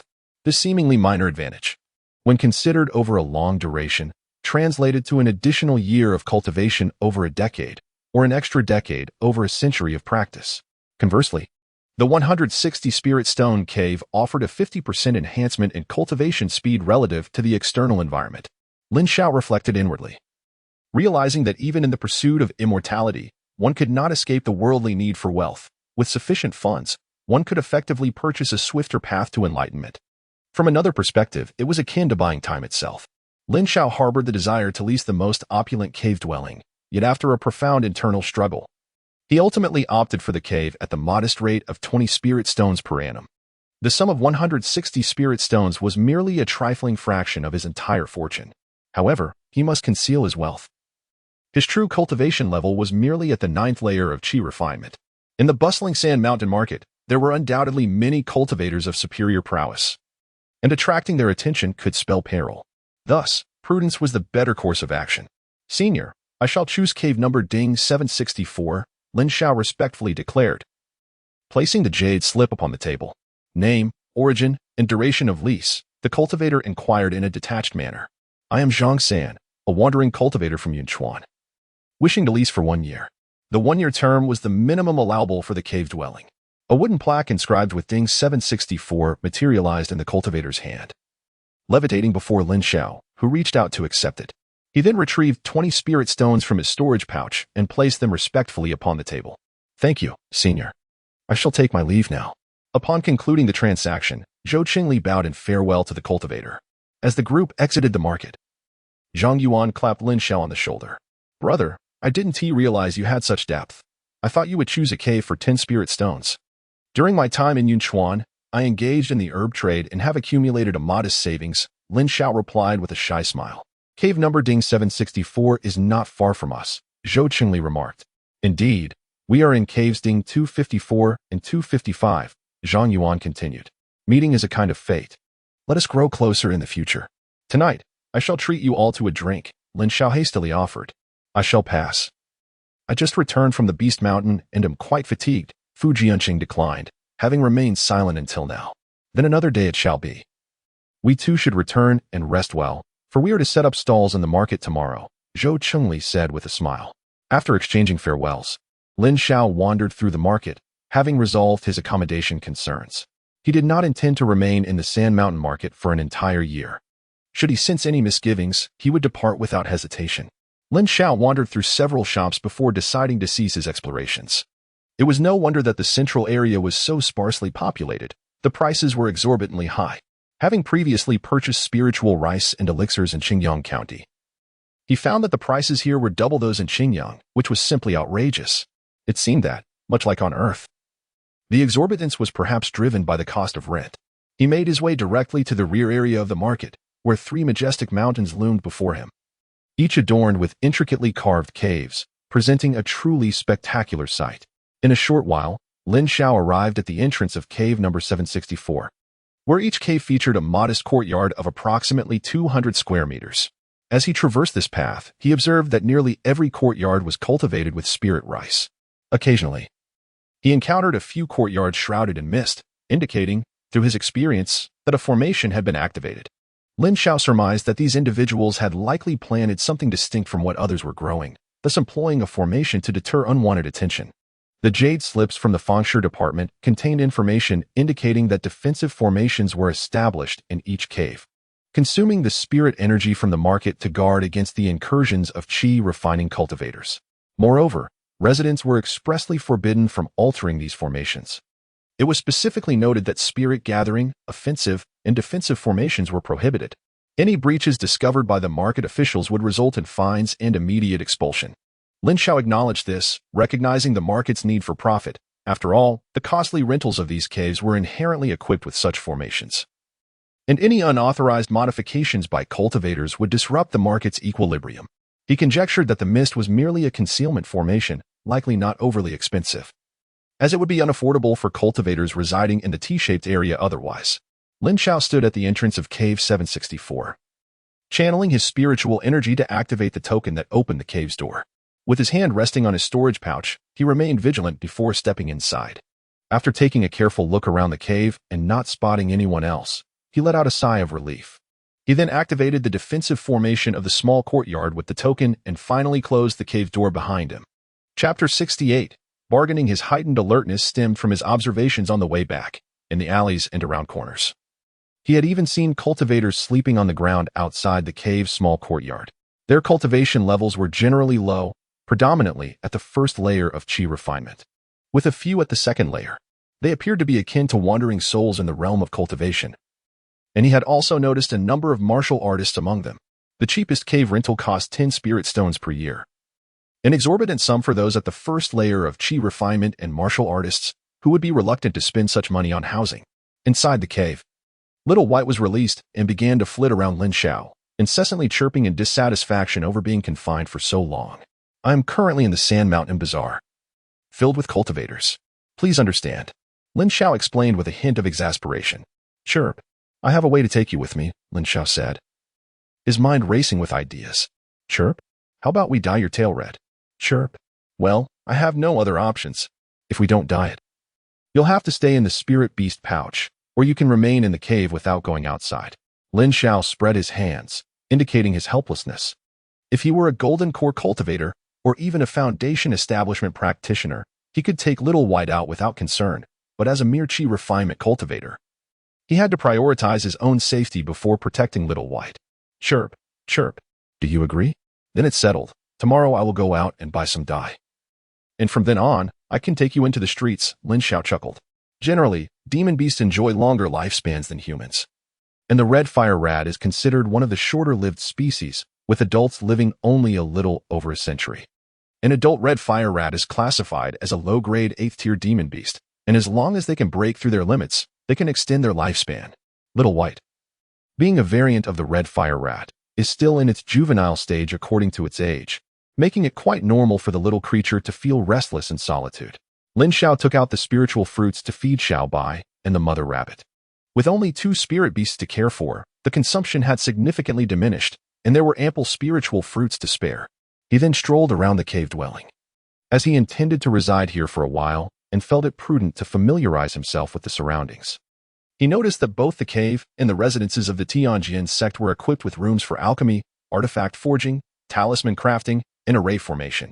During a gathering with his senior brothers at the Tianjin sect, Senior Brother Ling had once remarked that besides routine cultivation, cultivators also engage in a myriad of arts of immortality, among which the 4 fundamental practices stand out as paramount. These 4 practices encompass alchemy, artifact forging, array formation, and talisman crafting. Alchemy, being the foremost among the myriad arts, holds particular significance for cultivators, as almost everyone requires elixirs, making alchemist a highly sought-after and lucrative profession. However, it is not to imply that other professions outside these 4 practices lack financial reward. For instance, the spirit herbalists here are not to be confused with entry-level practitioners like Ru Yuanhai. Rather, they are capable of cultivating top-tier medicinal herbs or celestial treasures. A single spirit herbalist may not pose a significant threat, but the true power lies within the families of spirit herbalists.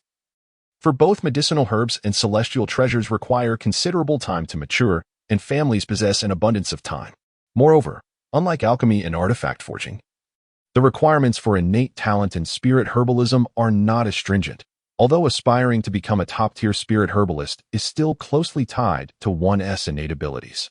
Additionally, one might consider professions such as music, chess, calligraphy, painting, singing, and dancing. A master musician can both harm and heal, while a master chess player is also an exceptional array master. A grandmaster in calligraphy and painting can effortlessly create works that can vanquish foes. Other professions like treasure appraisal, beast taming, poison crafting, puppet mastery, spirit construction, divination, winemaking, and medicine, regardless of which one excels in, can lead to a life of unparalleled prosperity in their cultivation journey. Lin Xiao possessed the alchemical notes from the rich wind forest, along with a set of formulas and a jade slip detailing the medicinal herbs. With sufficient resources, becoming an alchemist was not a daunting task. However, ascending to the rank of a master alchemist depended on one's innate talent. He returned to his cultivation chamber, retrieved a meditation mat, and commenced his practice. Since he intended to establish himself in the Sand Mountain Bazaar, he aimed to reach the pinnacle of chi refinement. The spiritual energy within this cave abode, while not as abundant as that of the Heavenly Sword sect, was significantly stronger than that found in the wilderness. On the following morning, Lin Xiao rose early to purchase paint, adorning the tail of his little white companion in a vibrant crimson hue. Satisfied with his handiwork, He took the little white creature to explore the bazaar, in the area designated for scattered cultivators. He recalled that Zhang Yuan had mentioned coming to sell demon beasts that day. After wandering through the area for a considerable time, he finally spotted Shou Qingli setting up his stall in a secluded corner. "Brother Zhang, Zhou, why are you alone? Where is Brother Zhang Yuan?" Lin Xiao greeted Shou Qingli. "I asked him to stay at home to cultivate. One person is sufficient to manage the stall," Zhou replied. If Lin Xiao were not aware that the two were sworn brothers, one might easily mistake them for biological siblings. Zhou Qingli treats Zhang Yuan with an affection that surpasses that of a blood brother. "So, how has business been this morning?" "Not too bad, I suppose. It's considered a start, but the current market is quite challenging," Zhou Qingli sighed as he spoke. "This area is filled with cultivators selling demon beasts, and the prices have been driven down, significantly reducing our profits. I happened to wander around the central region yesterday and noticed some shops that buy demon beasts. Why don't you sell yours to them, Zhou Dao?" Lin Xiao was intrigued by this question. Those shops have ulterior motives. We, as loose cultivators, fight hard for our lives. Yet their purchasing prices are merely half of the market value. For some common demon beasts, it's even less than half. I would rather endure the hassle than sell my beasts to them. Zhou Qingli's expression darkened, clearly displeased with the unscrupulous practices of these shops. That is indeed quite harsh. "Do you have any beast skins, Zhou Dao? I would like to purchase one." Zhou Qingli and his companions were relatively amicable, and Lin Xiao intended to support them a little. He had quite a few demon beast carcasses in his storage ring and thought it would be a kind gesture to buy a beast skin. "I happen to have a skin from an intermediate 8th grade goldenwood weasel. This particular demon beast is still not fully grown, and its skin fetches only 1.5 spirit stones." "Very well, I shall take it." Lin Xiao collected the beast's skin and bid farewell to Shou Qing, continuing to meander through the stall area, occasionally purchasing items that caught his eye. Initially, Xiaobai was quite apprehensive, but ultimately could no longer contain its curiosity and peeked out from Lin Xiao's collar to survey the surroundings. The cultivators they encountered paid no heed, for this vicinity was adjacent to the Beast Mountain Range, home to many cultivators who raised spirit pets. Most spirit pets remained within their spirit beast bags, and the diminutive size of a young spirit beast like Xiaobai drew little attention. Indeed, everyone assumed Xiaobai was merely a young red flame mouse, and the absence of peculiar gazes allowed Lin Xiao to breathe a sigh of relief. "Shopkeeper, your prices are exorbitant. I can offer you a maximum of 50 spirit stones." "My dear friend, do refrain from jesting. This is a book on talisman crafting, worth no less than 80 spirit stones. I won't sell it for less. There are countless such books available. I can give you at most 53 spirit stones. Any more, and I shall purchase from another vendor." "Dear friend, the production of these books incurs costs. The lowest I can accept is 70 spirit stones.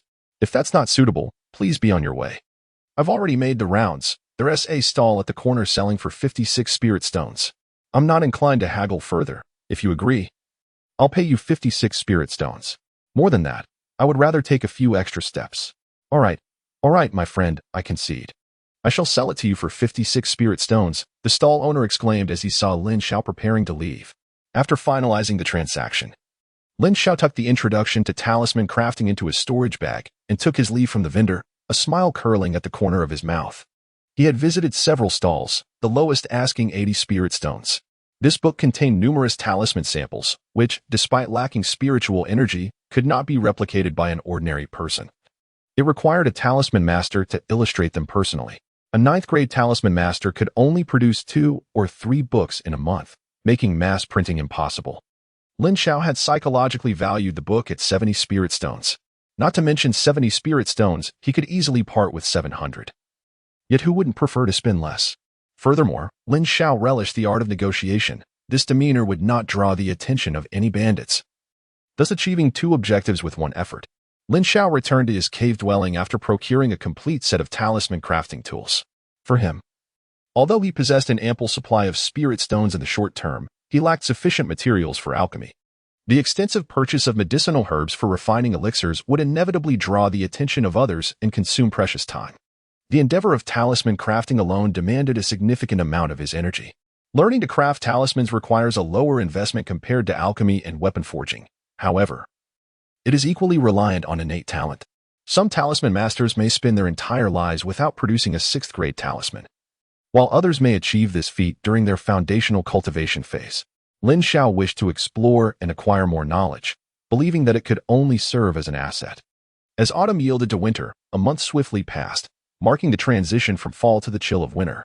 During this time, Lin Xiao scarcely ventured out of his dwelling, dedicating 3 hours daily to cultivation and 1 hour to drawing talismans.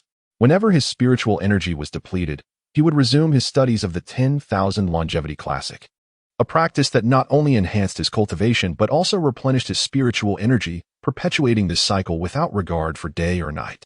During his senior year, Lin Xiao approached his studies with a resolute determination, immersed in a book that he never anticipated would ignite such a profound interest in talismanic arts.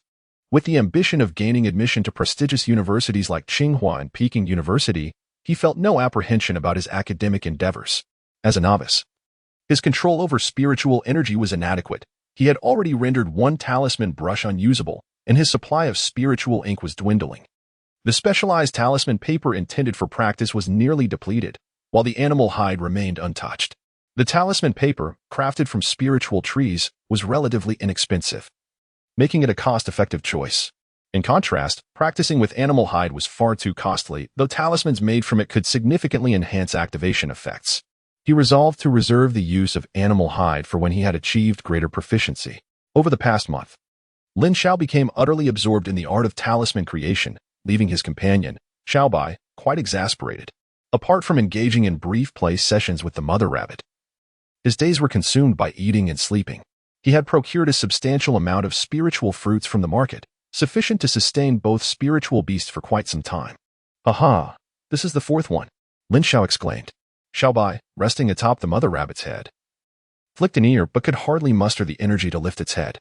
In recent days, Lin Xiao's spontaneous laughter had become a frequent occurrence. Initially, Xiaobai had been curious and drawn to the commotion, but upon realizing that Lin Xiao was merely dancing with a piece of talisman paper, it lost interest and wandered away, pondering the peculiarities of human behavior.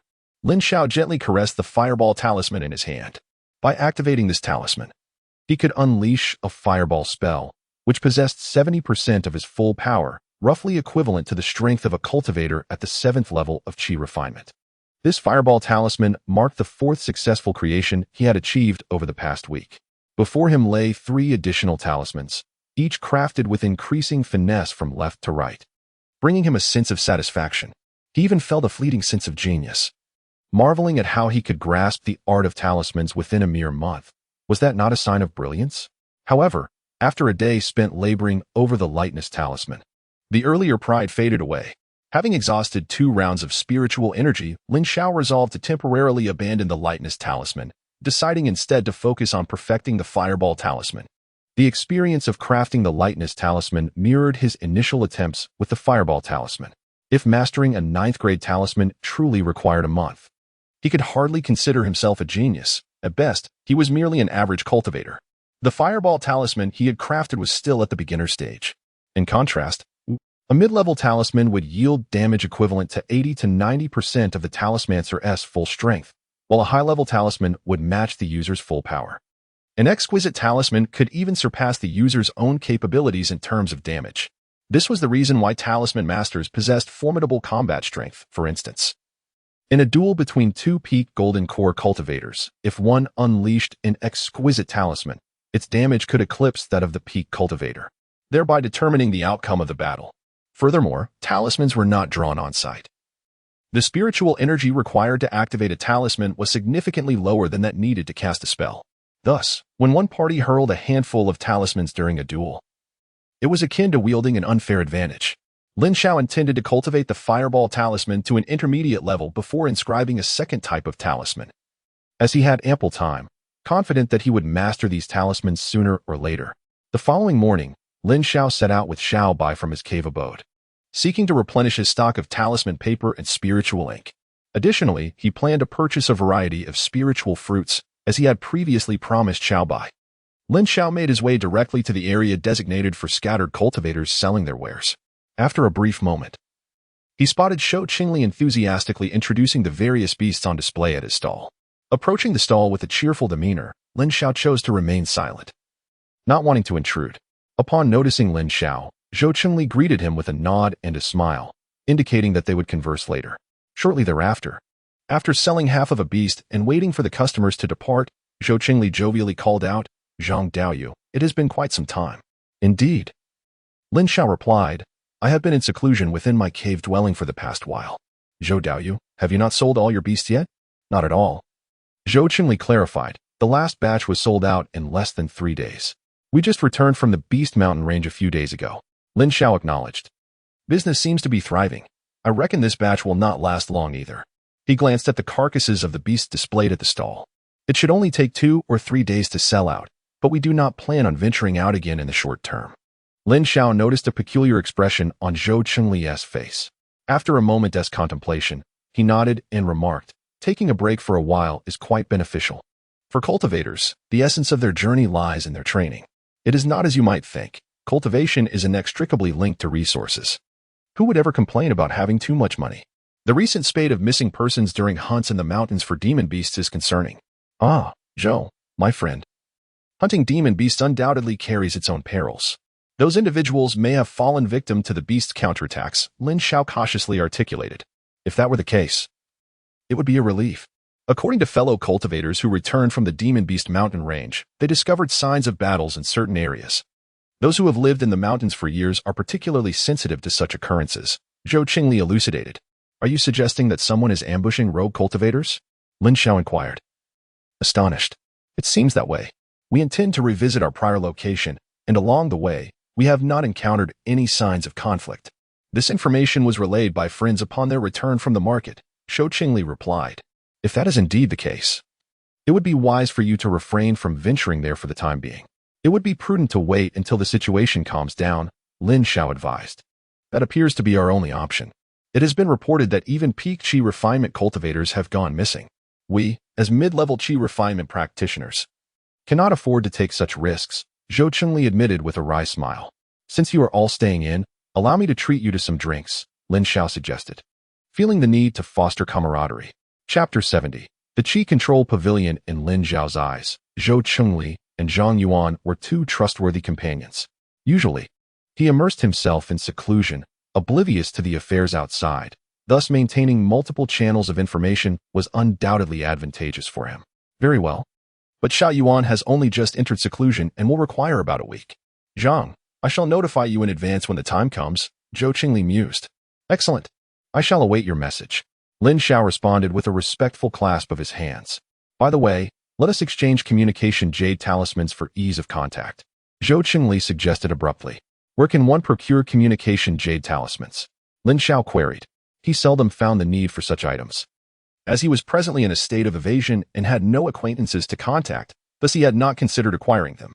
During his time at the Tianjin sect, every disciple possessed a token that allowed communication within a certain range. He had never heard of these talismans before, recalling only having seen something akin to them in novels while on Earth. All the cultivators he had dispatched bore similar jade slips, and upon realizing they were not related to cultivation techniques, he had destroyed them for fear of being exposed. They are available at the shops in the central area. Zhou Qingli replied, somewhat exasperated. Through their interactions, it became evident that his friend Zhang was a novice in the realm of cultivation. However, considering he was a small rogue cultivator from Yunchuan, everything made sense. Ah, I shall take my leave then. I will explore the market further before purchasing the communication jade talismans. Lin Xiao bid farewell to Zhou Qingli and resumed his stroll through the marketplace.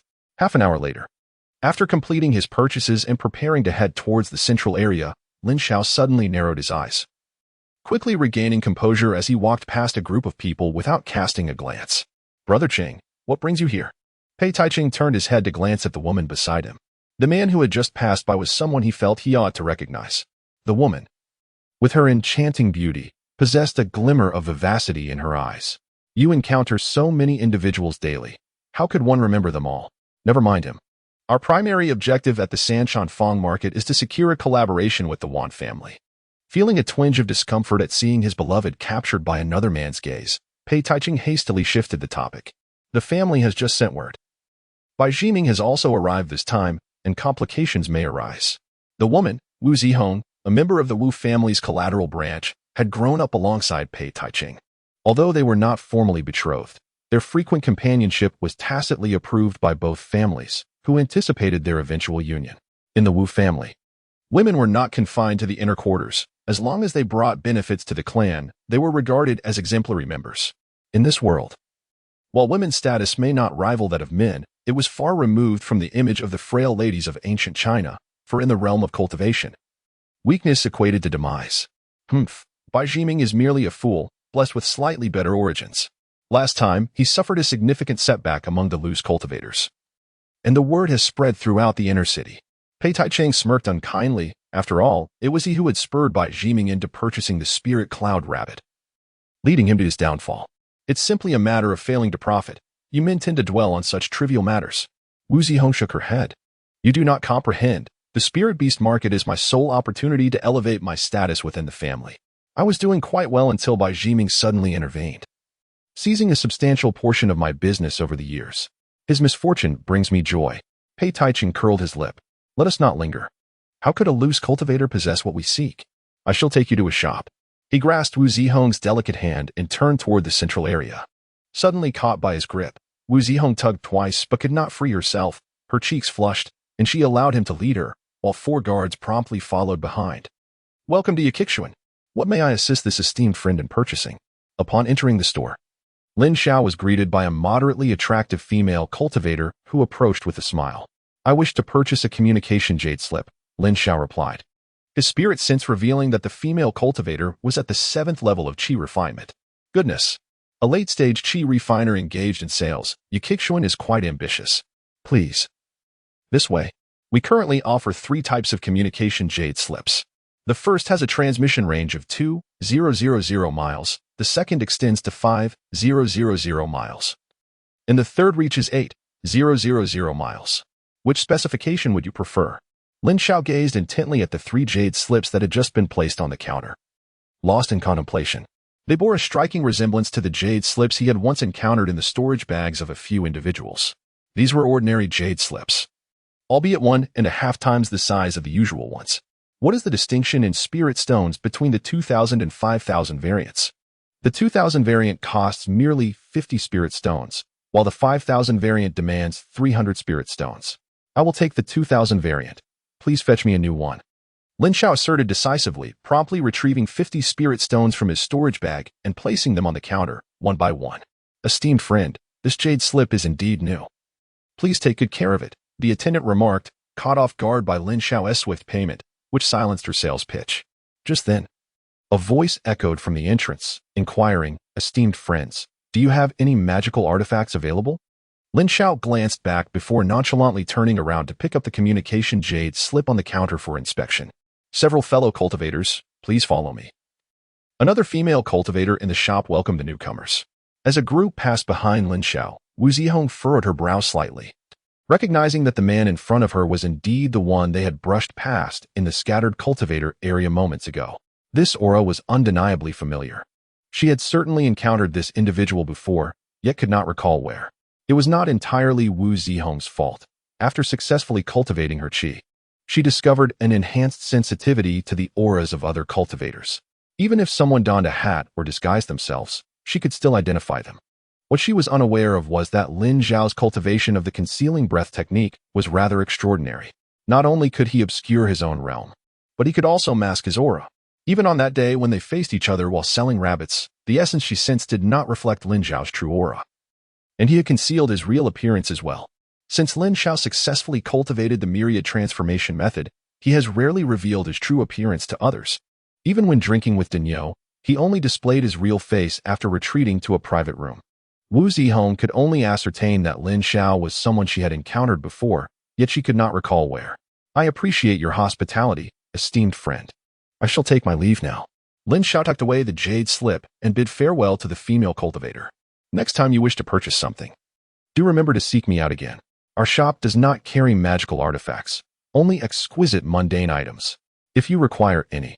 As Lin Xiao departed, the chatter in the shop faded into silence. So they came to buy magical artifacts, quite affluent indeed. He returned to the stall area and found Zhou Qingli. The two activated the formation within their communication jade slips, exchanging the spiritual fluctuations of their formations before parting ways back to their cave dwellings. Since Pei Taicheng had arrived at the market, Lin Xiao had no intention of venturing out for the time being. Wu Zihong's peculiar demeanor upon seeing him did not escape Pei Taicheng's keen perception. Lin Xiao was uncertain whether Pei Taicheng had recognized him in his eyes. Pei Taiching and the female cultivator beside him posed no threat, provided they did not harbor curiosity towards him. A week later, at the entrance of the Jin Show Pavilion. Zhou, my friend. Zhang, my friend. You have arrived quite early today. As I am hosting, it is only fitting that I come early, Zhang replied. Has fellow Taoist Fu not yet arrived? Zhou Qingli inquired.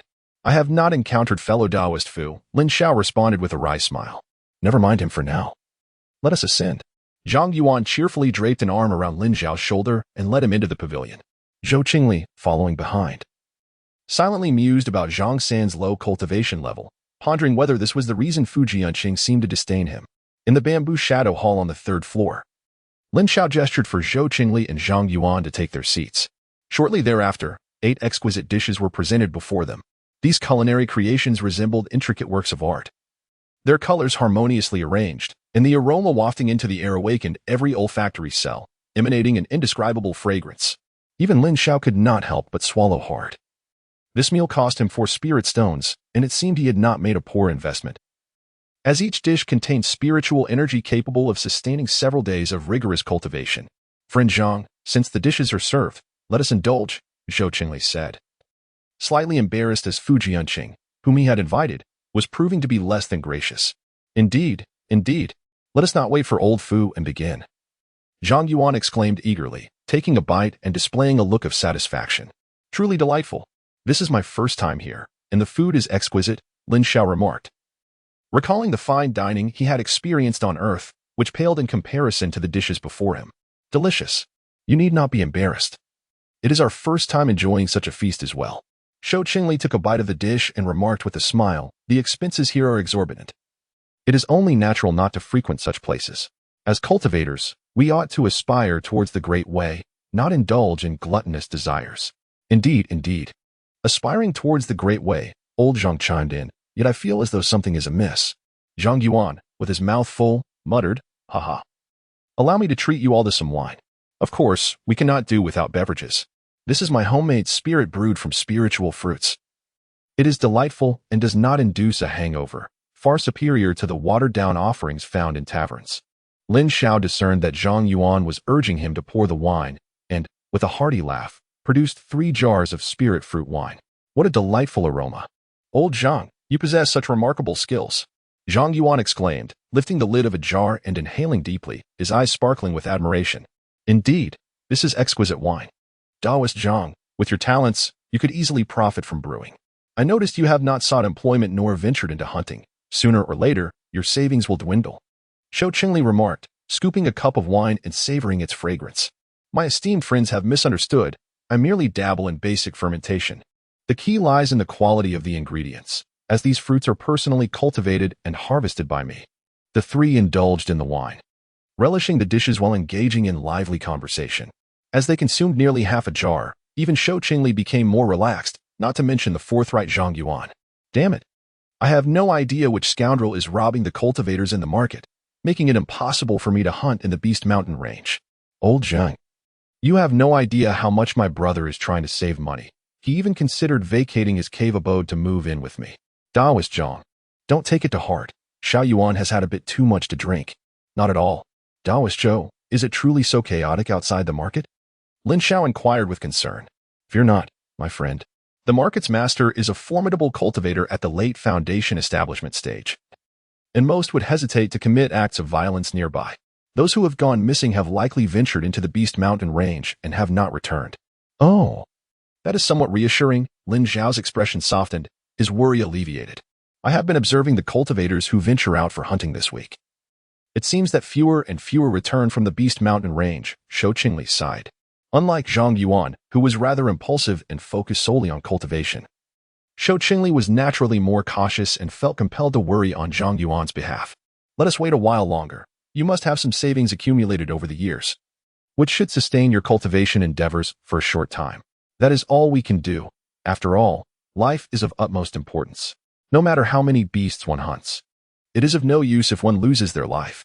As he sensed a disturbance from the communication jade slip in his storage bag, Zhou Qingli retrieved it. The smile on his lips slightly faltering. Taoist Zhang, I apologize. Fellow Taoist Fu just sent a message. He is at a crucial juncture in his cultivation and cannot attend our gathering. Oh, there will be other opportunities in the future. Lin Xiao refrained from elaborating further, and Zhou Qingli tactfully shifted the topic. Certain matters do not require explicit clarification. Both were acutely aware, as if gazing into a crystal-clear mirror. After engaging in conversation for a while longer, Zhou Qingli offered several suggestions, one of which was to sell spirit wine, procuring spirit fruits from the market. This approach would undoubtedly elevate costs, yet maintaining a profit margin of over 50% upon sale would yield substantial returns. Zhou Qingli presumed that Lin Xiao lacked a source of income, and his concern stemmed from a genuine desire to assist, which inadvertently prompted Lin Xiao to reflect. Should he continue secluding himself for extended periods, it was plausible that he would attract the attention of those with ulterior motives. The absence of earnings combined with potential financial reserves could easily lead to the conclusion that he possessed considerable savings, making him a target for opportunistic cultivators. After parting ways with Zhou and Zhang at the Jinxiu Pavilion, Lin Xiao contemplated his future course of action on the journey back to his cave dwelling. After all, he was merely in his 20s, and compared to these seasoned individuals, he still lacked the requisite shrewdness and caution. Success. Lin Xiao discarded the talisman brush in his hand, gazing at the lightweight talisman with unrestrained joy. It had been 6 months since his last gathering for drinks, and a month prior, he had successfully crafted his first intermediate fireball talisman. After practicing diligently, he had begun learning the lightweight talisman, and after 27 days, he finally grasped its fundamentals. Following his last drinking session, Lin Xiao had eagerly set about acquiring spirit fruits in the scattered cultivator market. 2 months ago, he had rented a temporary stall in that area, selling brewed spirit fruit wine and fireball talismans. He sold all his initial fireball talismans, priced at 1 spirit stone each, primarily to mid-stage qi refinement cultivators, as a fireball talisman with the power of the 7th layer of qi refinement was indeed highly enticing. 10 jars of spirit wine and 145 fireball talismans netted him an income of 175 spirit stones. Lin Xiao was elated. Not only had he recouped the cost of materials for practicing fireball talismans, but he had also earned several dozen spirit stones. It was no wonder that the myriad arts of cultivation, particularly the 4 fundamental techniques, drew such fervent interest among cultivators. In the marketplace, lightweight talismans were even more sought after than offensive talismans. Who wouldn't he desire a lightweight talisman for self-preservation? Now that he had mastered the creation of lightweight talismans, he resolved to concentrate on them, aiming to advance to the intermediate level at the earliest opportunity. Within the confines of his secluded abode, Lin Xiao diligently experimented with the rudimentary lightness charm. When applied to his person, it augmented the speed of his lightning dash by a remarkable 20%. This enchantment proved to be an indispensable asset for both domestic travels and perilous escapades, whether it be for the purpose of treasure hunting or evading danger. Over the past 6 months, Lin Xiao had successfully ascended to the pinnacle of qi refinement, yet the vexing bottleneck that often plagues cultivators had not manifested. The unimpeded progress in his cultivation did not lull Lin Xiao into a false sense of security. He harbored a deep-seated apprehension that the fabled 10,000-year classic might harbor a formidable challenge, revealing its true nature at the critical juncture of foundation establishment. Should that occur, he would find himself utterly despondent. Chapter 72. Misfortune. Lin Xiao's thoughts stirred, and his personal data materialized before him. Name: Lin Xiao, peak of qi refinement stage, age, 20 strength, 370 agility, 95 spiritual power, for 20 Taoist technique. For 130 he discerned a peculiar issue. As one's realm ascends, the increase in strength with each minor elevation becomes increasingly negligible, particularly evident in this recent breakthrough. The spiritual sea within his dantian had expanded over 100-fold compared to his first layer of qi refinement, yet he sensed no significant enhancement in his physical robustness. Practitioners absorb and refine spiritual energy, and this process not only involves internal cultivation, but also concurrently enhances the physical body. However, in comparison to their realms, practitioners often find their physical forms to be rather fragile. Consequently, a distinctive group has emerged who emphasize the cultivation of the physical body, believing that without such practice, even the highest realms are but fleeting illusions. The cultivation of the physical form demands substantial heavenly materials and earthly treasures, and these practitioners endure greater hardships than the average cultivator. In the realm of cultivation, such practitioners are typically referred to as body refiners. Lin Xiao seldom engaged in confrontations with others. During his time at the Tianjin sect, his indirect inquiries yielded little valuable information. However, He did discern that individuals such as senior brother Ling and senior brother Zhang possessed physical prowess inferior to his own. Lin Xiao attributed this peculiar phenomenon to the changes brought about by the Wanshou canon. Yet, since entering the late stage of qi refinement, he had notably observed that each breakthrough resulted in less significant alterations to his physical form compared to previous instances. Consequently, Lin Xiao felt compelled to cultivate a body refinement technique to compensate for the inadequacy of his physical body in relation to his realm. Such matters cannot be rushed. The circulation of cultivation techniques is inherently scarce, and body refinement techniques are even rarer. Therefore, the most pressing concern at present remained the foundational building elixir. Lin Xiao let out a sigh. He had been in the Sanshanfang market for over 7 months and had never heard any news regarding the foundation establishment pill. Zhou Qingli had informed him that approximately once every decade, the Lingyun Pavilion would hold an auction, during which the foundation establishment pill would typically make an appearance. However, the number of factions vying for this particular pill was overwhelming. Not only were the various small factions within the Sanshanfang market involved, but also numerous nearby families. While these families might be insignificant to powers like the Lingyun gang, they were formidable adversaries for loose cultivators. Moreover, there remained 4 to 5 years until the next auction. Lin Xiao found himself devoid of ample time to await the elusive foundation establishment pill. Recently, he had been contemplating whether to venture to the capital of the Tianyu dynasty, surmising that opportunities might abound in a larger city. If all else failed, he could always join a sect to strategize acquiring the foundation establishment pill. There was no point in considering the Beast Mountain range. This area lay on the periphery of the Tianyu dynasty, devoid of even a golden core cultivator, let alone a foundation establishment pill. Suddenly, a ripple emanated from the communication jade slip within his storage bag.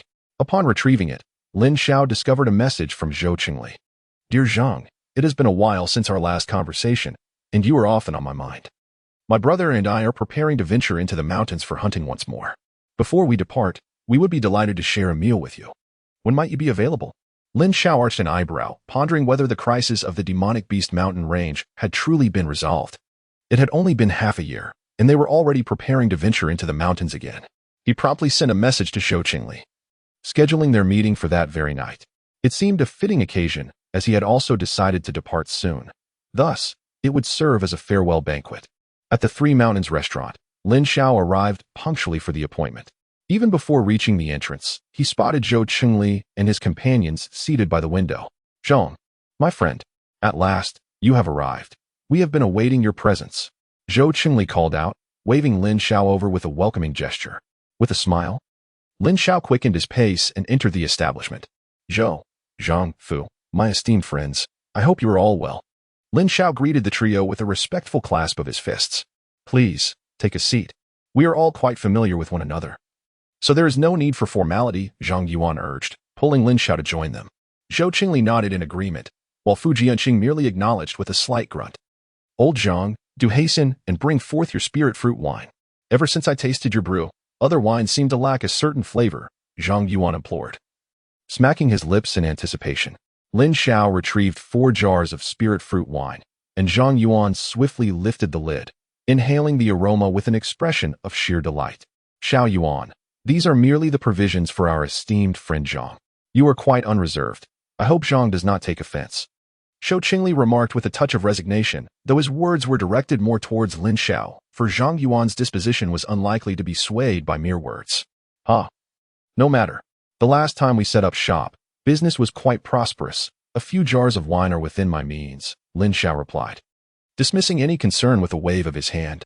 At that moment, the dishes arrived, for plates of various kinds of beast meat. Lacking the refinement of the offerings at the Jinxiu Pavilion, yet this establishment boasted more reasonable prices. Moreover, it was evident that Zhou Qingli and his companions, seated in the first-floor hall, had not seen income in nearly half a year, indicating their financial constraints.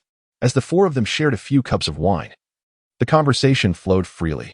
Lin Xiao raised his glass and declared, Congratulations, esteemed Zhang, on your enhanced prowess.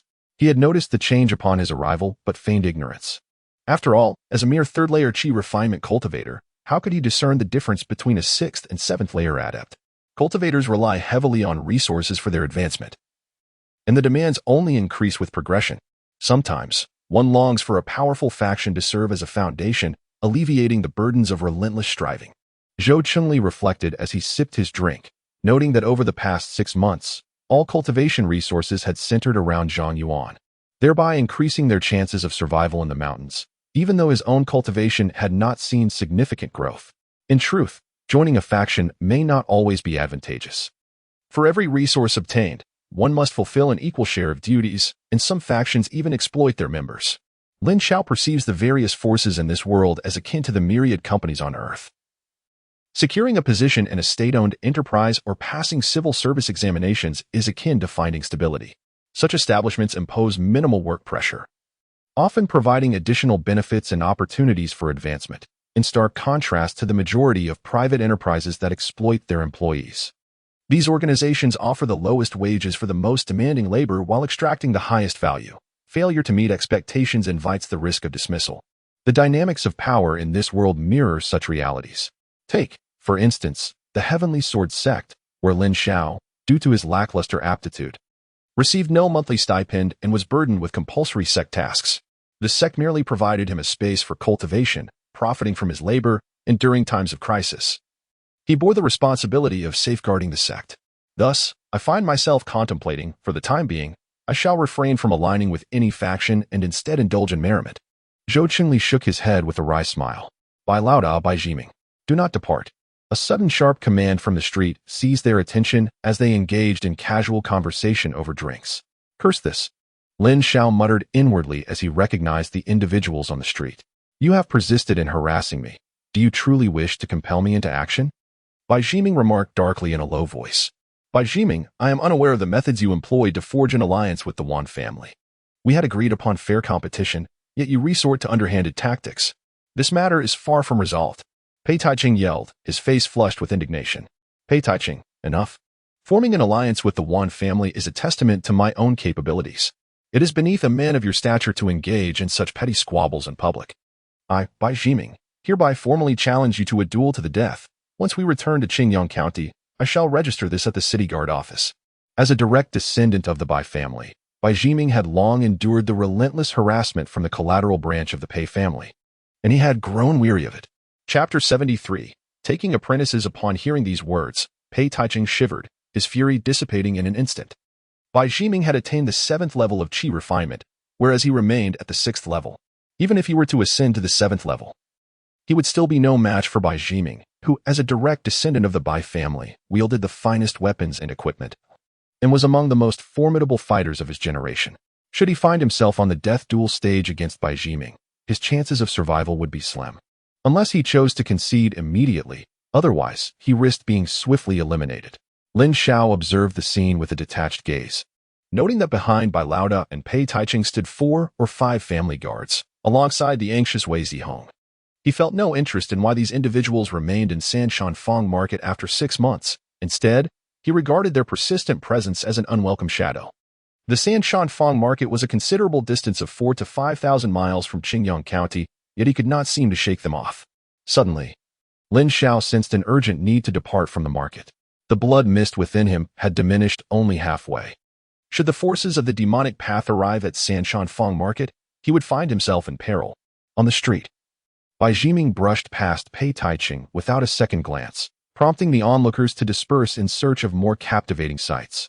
This left Pei Taiching, fists clenched and head bowed in silence. The guards exhaled in relief, having feared a confrontation with the Bai family, regardless of their ability to prevail.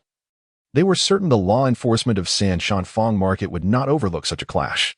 Brother Qing, let us depart. Wei Zihong gently tugged at Pei Taiching's sleeve. Pei Taiching exhaled softly, a smile masking the hatred in his eyes. Indeed, let us return to Qingyang County. Agreed. How intriguing. Zhou Qingli remarked with a subtle smile. Friend Zhou, what do you mean? Lin Xiao inquired, puzzled. If I am not mistaken, the Wan family mentioned by those two is the one located 300 miles to the northwest of the market. What distinguishes this Wan family? The Wan family is renowned for their prowess in raising demon beasts. Their primary trade revolves around the buying and selling of these creatures. It appears that the two individuals were seeking to procure demon beasts from the Wan family, and judging by their earlier demeanor, it seems the Wan family has only partnered with one of the two. Oh, Lin Xiao ceased to engage in conversation, genuinely disinterested in the grievances between the two. On the day of the sale of the Lingyun rabbits, Pei Taiching had attempted to exploit him to instigate trouble. But Lin Xiao saw through this ruse and decisively sold the rabbits to Boss Bai, thus averting a potential conflict. Zhou Deyu. These are the fireball talismans from my previous sale, 5 remain. Perhaps they may prove useful in the perilous mountains, Lin Xiao said, as the banquet neared its conclusion. He retrieved 5 talismans from his storage pouch and pressed them into Zhou Chungli's hands, explaining that he had procured them at a discount from an old talisman master due to a bulk purchase, allowing him to profit from the difference. Alas, we cannot accept these. They were purchased with your spirit stones, Zhou Chungli objected. Take them. If they are of no use, simply return them to me. Lin Xiao replied with a smile.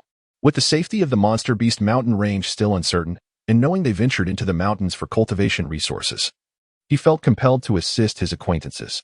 The 5 fireball talismans held little value for him, but could be life-saving for Zhou Chungli and Zhang Yuan. Brother, take them. Upon our return, a monster beast for old Zhang will suffice, Zhang Yuan remarked nonchalantly. Then I am grateful, Taoist Zhang.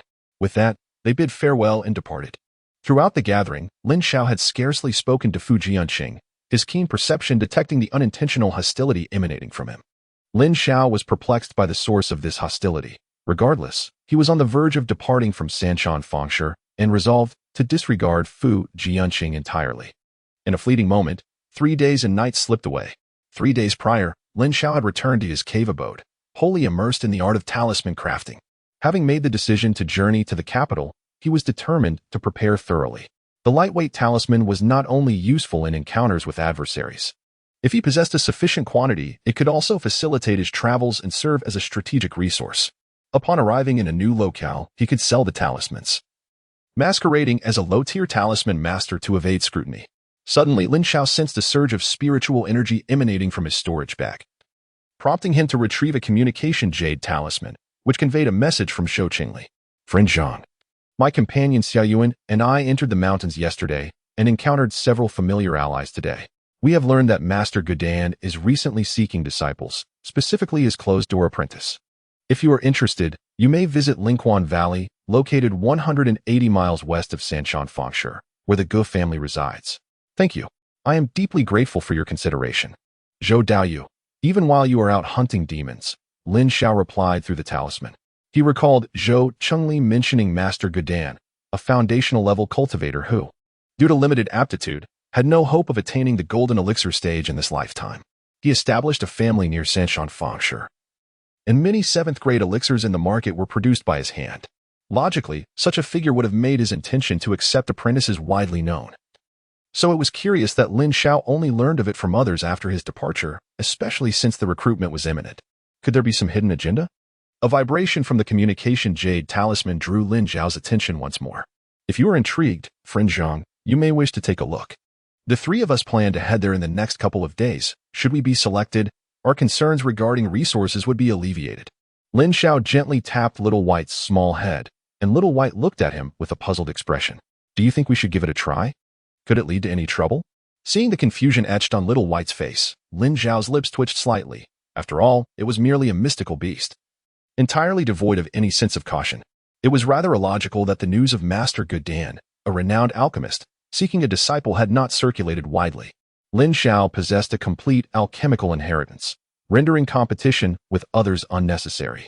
However, lacking resources presented a fortuitous opportunity. If he could indeed become a 9th-grade alchemist within the Gu family, it would be advantageous, for even after leaving the Gu family, he could still pursue alchemy. Most importantly, the foundation-building pill was a 7th-grade formula, and Master Gu was a 7th-grade alchemist, making it highly probable that the Gu family had foundation-building pills. Even possessing merely the formula would suffice, making it worthwhile to try his luck. Having come to this realization, Lin Xiao hesitated no longer. With a flourish of his sleeve, he gathered all the items in his cave abode into his storage bag, placed the mother rabbit into his spirit beast pouch, and allowed the little white creature to burrow into his robe before departing the cave. Upon emerging from the marketplace, Lin Xiao displayed his cultivation at the 3rd layer of qi refinement as he journeyed toward the western Spirit Spring Valley. After an hour's travel, he estimated he had covered approximately 100 miles and was nearing the Gu family. Suddenly, Lin Xiao halted, his consciousness perceiving a group approaching in the distance, setting off alarm bells within him. He swiftly concealed himself within a dense thicket, suppressing his aura. Where did they go? Bai Jiming wondered, perplexed, as he had distinctly sensed the presence of others nearby. Could it be an illusion? It seems the diversionary tactic has failed. Bai Jiming, where do you think you're running? A sharp voice echoed, growing nearer. Pei Taiching, how dare you ambush me? Aren't you afraid of the Bai family and the Wan family's retaliation? Bai Jiming glared fiercely. Haha, as long as you die without a trace. Who would suspect me? Pei Taiching replied with a mocking smile. Indeed, he was merely a 6th-layer Qi refinement cultivator, while Bai Jiming was at the 7th layer. A small realm apart, thus Pei Taiching would certainly not be suspected. Senior, I do not know what benefits Pei Taiching has promised you, but I am willing to offer double, and my backing from the Bai family of Qingyang County and the Wan family of Sanshan Market can vouch for me. Bai Jiming implored a masked man. I'll let you go, and you want to seek revenge afterward?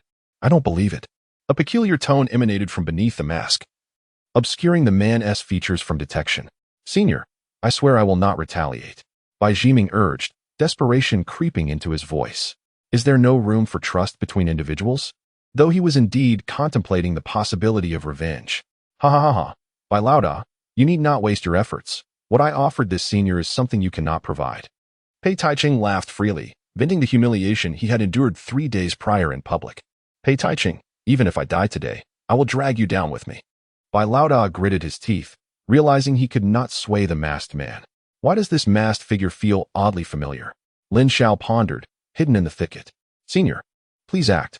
This formation cannot hold for long, and once Bai Jiming transmits the information, it will be over. Pei Taiching instructed the masked man beside him. Rest assured, it will take less than a quarter of an hour to deal with them. The voice of the masked man resonated with unwavering confidence. In his hand, he conjured a circular disc, and with a swift motion, blades glinting with a cold light emerged from its edge.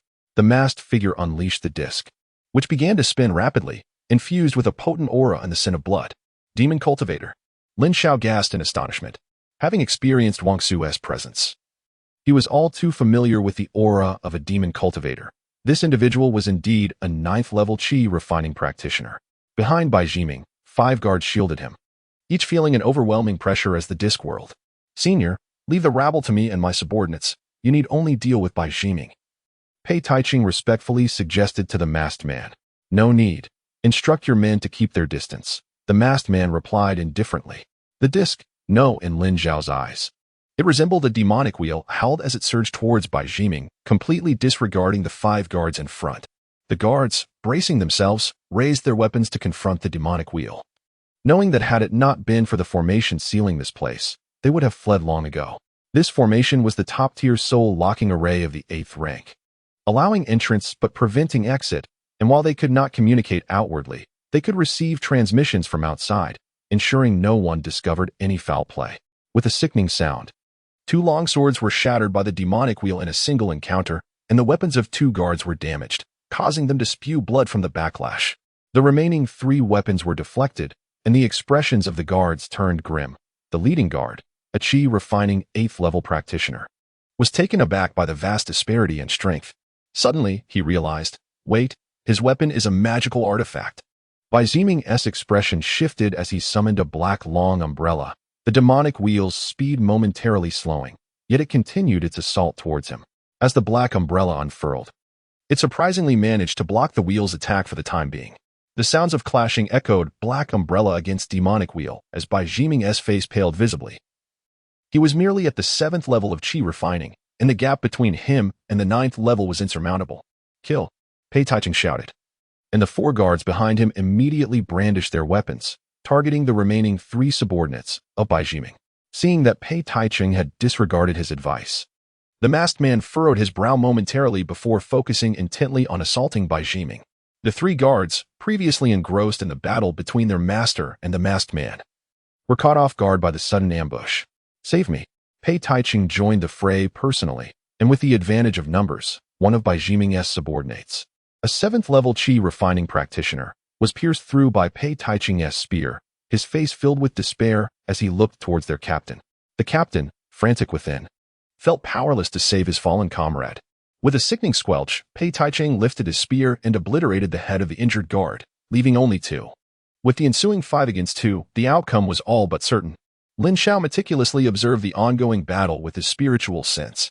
He fervently wished for the conflict to conclude swiftly, as he had no desire to become embroiled in the strife between factions.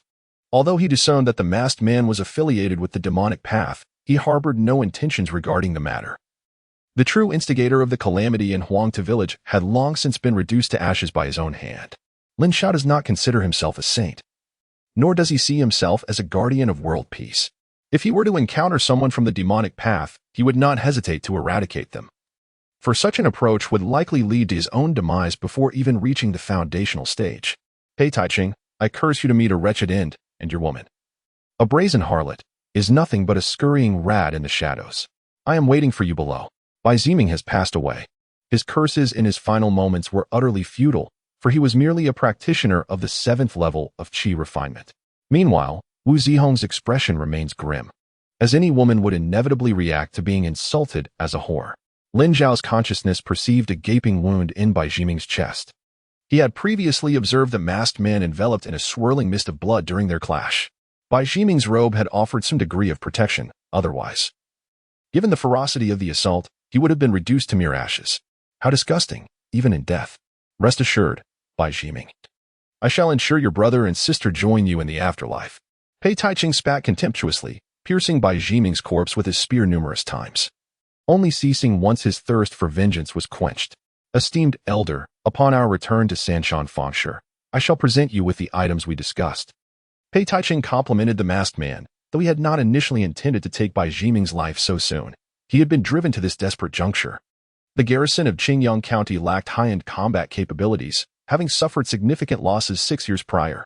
The majority of the county's martial artists were merely mediocre, and when faced with true masters, they could only be regarded as a disorganized rabble. The city guard intended to assemble a formidable army of 2,000, comprising grandmasters, martial sect leaders, and cultivators, capable not only of vanquishing bandits, but also of safeguarding the county. To establish such a powerful military force, suitable steeds were indispensable. The city guard resolved to procure the 8th-grade high-tier demon beast, the cloud-soaring steed, as mounts. This creature was more challenging to rear and significantly more expensive than the flying rainbow steed, yet it surpassed the latter in every regard. The city guard approached the Bai and Pei clans, who were engaged in the spirit beast trade, negotiating that whichever family could provide the demon steeds first would secure the sale. This lucrative transaction, amounting to over 100,000 spirit stones, naturally fell into the hands of Bai Ziming and Pei Taiching. In the entire southeastern region of the Tianyu dynasty, only the Wan family from the Sanshan market could furnish such a quantity of cloud-soaring steeds. Thus, 6 months prior, Bai Ziming and Pei Taiching ventured to the Sanshan market to engage with the Wan family. The Bai family had only recently entered the spirit beast trade, having taken over Qin's beast hall after a demon beast siege, and thus could not compete with the Pei family, who had been in this business for decades. Chapter 75. The masked man Pei Taiching had previously collaborated with the Wan family. Upon his arrival, the Wan family had expressed interest, but unfortunately, the number of cloud-soaring steeds was insufficient. The latest batch would not mature for another year, granting Bai Ziming an opportunity to maneuver. He learned that the eldest granddaughter of the Wan family, Iwen, had no inclination for martial pursuits. From a young age, she had shown no interest in raising spirit beasts, finding them both unsightly and foul-smelling, often preferring to frequent the tea houses of the Sanshan market to discuss philosophical concepts with cultivators who appreciated poetry and art. Seizing this opportunity, Bai Ziming endeavored to win over Wan Qinwei. After nearly half a year of interaction, he finally revealed his true intentions to her, requesting her assistance in persuading the Wan family. The ensuing events were fraught with twists and turns, but ultimately, the Wan family acquiesced to Bai Ziming's collaboration request. With one condition, the two must marry promptly, lest they consider further collaboration with the Pei family. Upon learning of this through a friend within the Wan family, Pei Taiching felt as though the sky had fallen. This led to the public confrontation he had staged 3 days prior with Bai Ziming, where he accused him of using underhanded tactics. To his dismay, Pei Taiching was insulted by Bai Ziming and threatened to settle their grievances in a life-and-death duel upon returning to Qingyang County. Thus, Pei Taiching resolved to eliminate Bai Ziming. Even if the Bai family discovered his actions, he would escape if possible, and at worst, he would perish, ensuring that Bai Ziming met the same fate. The masked man was an assassin introduced to him through acquaintances in the Sanshan market. His price was a creature egg that Pei Taiching had collected years prior, which held no value to him, and he promptly agreed to the arrangement. "Zhang San, I implore you to reveal yourself," he commanded, addressing the masked figure with a tone of authority, ignoring Pei Taiching entirely. At that moment, Lin Xiao felt a chill run down his spine upon being called out. His concealment technique had been maximized, yet he had been detected. This skill, which could hide him even from Golden Core Masters, had inexplicably failed. "Will you not emerge? Very well, I shall summon you forth." The corners of the masked man's mouth curled into a chilling smile, as the demonic wheels surrounding him suddenly surged towards the thicket. Lin Xiao's visage transformed, taking on the appearance of an ordinary middle-aged man in his 30s. With a flash of electric light, he executed the lightning dash technique and vanished from sight. The demon will surged into the thicket where he had just concealed himself, accompanied by a deafening crash, scattering fragments of grass and stone, sending dust and debris flying in all directions. "Ah, fellow Taoist Zhang, such impressive skills. This movement technique is no ordinary feat," came the cold voice of the masked man. "You have mistaken me, my friend. I merely passed through this place and did not intend to involve myself in your dispute." Lin Xiao responded, all the while extending his divine sense to survey the battlefield. Previously, he had been too cautious to approach closely, observing from a distance. Pei Taiching and Wu Zihong, along with 4 guards, constituted a formidable assembly. With a 9th-level Qi refinement demon cultivator among them, a misstep could indeed lead to dire consequences. "Fellow Taoist Zhang, do not deny it. Even if you alter your appearance, I would recognize you without fail," the masked man pressed on. "Senior, he is merely a 3rd-level Qi refinement cultivator. There is no need for you to intervene. My guards can dispose of him." Pei Taiching calculated the time until the formation dissipated, eager to resolve the matter swiftly. Seeing that the masked man did not refuse, Pei Taiching felt a surge of joy and commanded, "You 4, seize him. We require a live capture for further interrogation." "Understood." The 4 men brandished their weapons and charged at Lin Xiao. While Lin Xiao appeared tense, his heart was elated. He had just been contemplating how to contend with so many opponents at once, only to find them approaching one by one, exactly as he desired. As the 4 neared, Lin Xiao reached into his storage bag, producing a stack of talismans. Go. 16 mid-tier fireball talismans, grouped into sets of 4, shot forth, transforming into 4 massive fireballs in midair. The previously composed faces of the guards shifted to expressions of terror. "Retreat," Wu Zihong shouted, her spiritual awareness sharper than the rest. Detecting the extraordinary nature of the fireball technique first, the masked man's eyes narrowed, and he swiftly retreated. Boom, boom, boom, boom. 4 consecutive explosions rang out, and the 4 guards collapsed, engulfed in flames, offering no struggle. Within moments, they were reduced to ashes, scattered by the wind. This, Pei Taiching stood dumbfounded, utterly unable to comprehend this outcome. "Fireball talismans. You still deny being Zhang San?" The masked man's expression turned grave. Even he could not withstand such a barrage of fireballs. "Who are you? A practitioner of the dark arts?" Relaxing slightly after dispatching the 4 guards, Lin Xiao began to grasp his strength. He had barely engaged in combat, and had little self-awareness of his prowess. However, after the brief skirmish, he felt considerably steadied. The mid-tier fireball talismans crafted at the peak of Qi refinement dealt damage equivalent to that of a 9th-level Qi refinement cultivator, and he still possessed over 50 more. As long as he remained wary of the masked man, he felt secure. "Since you have deduced that I belong to the dark path, it is even less likely that I shall allow you to depart." The demon will surge toward Lin Xiao, and the masked man executed his movement technique, transforming into a series of blood shadows, closing in with an intense aura, his nails elongating unnaturally and enveloped in a dense crimson light. As Lin Xiao executed the lightning-swift technique to retreat from the advancing masked man, he deftly popped a chi-replenishing pill into his mouth. He was not foolish enough to confront his adversary head-on. Such brashness was not in his character. He unleashed a barrage of fireballs crackling with purple lightning, forcing the masked man to frantically evade amid a mist of blood. To his surprise, the fireballs detonated, causing sparks and blood mist to sizzle against one another. The masked man's movements grew increasingly sluggish. Although he had not been directly struck by the explosive flames, the sparks laced with electricity began to numb his body. "You are not merely at the 3rd level of Qi refinement. You must be at least at the 9th. The masked man's predicament grew dire as he shouted to Pei Taiching and Wu Zihong, "You too. Why aren't you helping? If I perish, you won't survive either." The demonic wheel was thwarted by a blazing longsword, preventing the masked man from breaking through the defense while he attempted to multitask. Pei Taiching suddenly jolted into action. raised his spear to join the fray, but before he could move, Wu Zihong grasped his arm firmly. Xiaohong, what are you doing? Brother Cheng, we must retreat. Quickly. Wu Zihong's expression was grave as she urged Pei Taicheng to fall back. But Xiaohong, our elder, is on the verge of collapse. If he dies, we shall perish as well. Despite his narrow-mindedness, Pei Taicheng's only redeeming quality was his obedience to Wu Zihong, and though he did not comprehend her reasonings, he hesitated not in his actions. That elder is a practitioner of the demonic path. Do you think if he triumphs, we will be spared? Ugh, damn.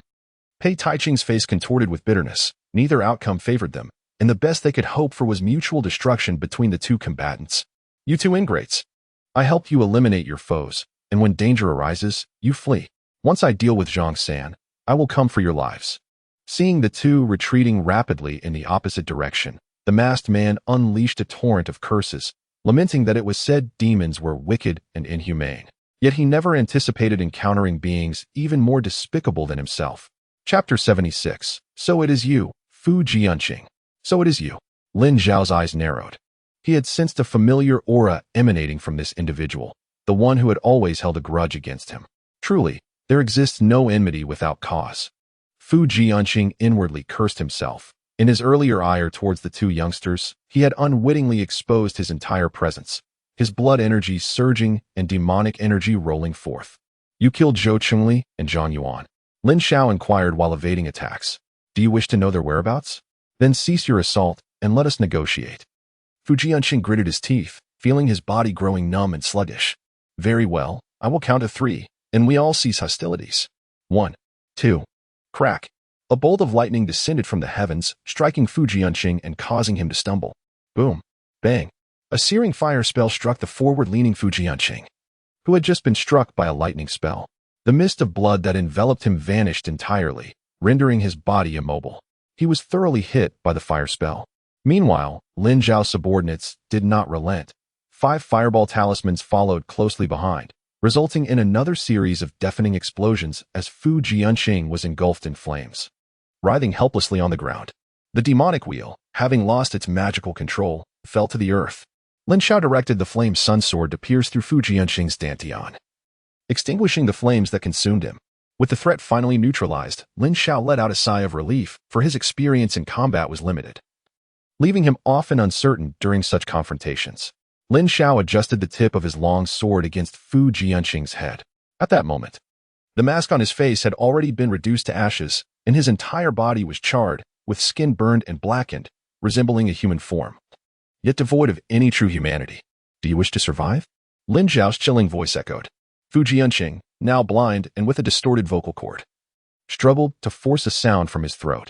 How did you discover me? This was the true purpose behind Lin Xiao sparing his life. Had he unleashed his full power from the outset, the confrontation would not have been so arduous, as he had not even activated his most formidable skills. He was eager to understand how Fu Jianqing had detected him. Could it be that the techniques of demonic cultivators surpassed those of golden elixir realms? If that were the case, he would certainly steer clear of the demonic path in the future, avoiding any conflict with such adversaries. Curse.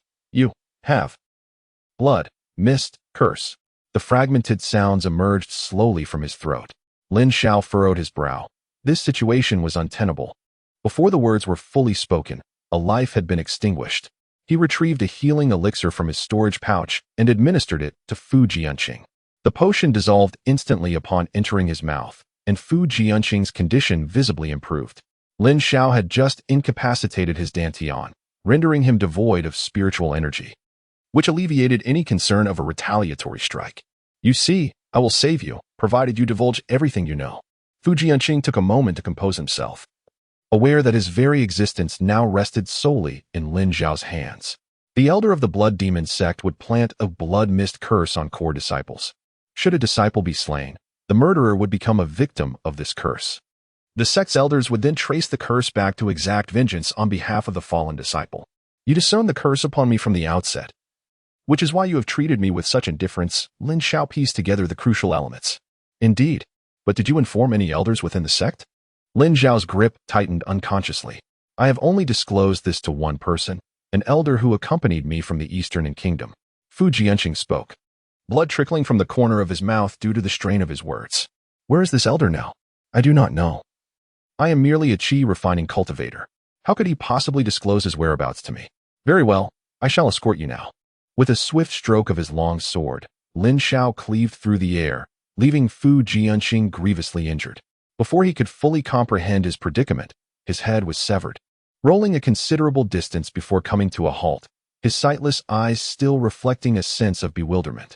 What a misfortune to encounter such scoundrels, Lin Xiao mused, exhibiting no trace of guilt or discomfort for failing to uphold his promises. He believed that some commitments were invaluable while others were utterly worthless. Indeed, he acknowledged his own double standards. As long as I possess no morals, others cannot bind me. Yet I can still stand from a moral high ground. Pointing fingers at you. This adage he had grasped on Earth became his survival mantra in this otherworldly realm. Lin Xiao stowed away Fu Jianqing's storage bag. It was not of the lowest grade, capable of withstanding the assaults of Foundation establishment cultivators, remaining unscathed even under the relentless bombardment of explosive flame technique and fireball talismans.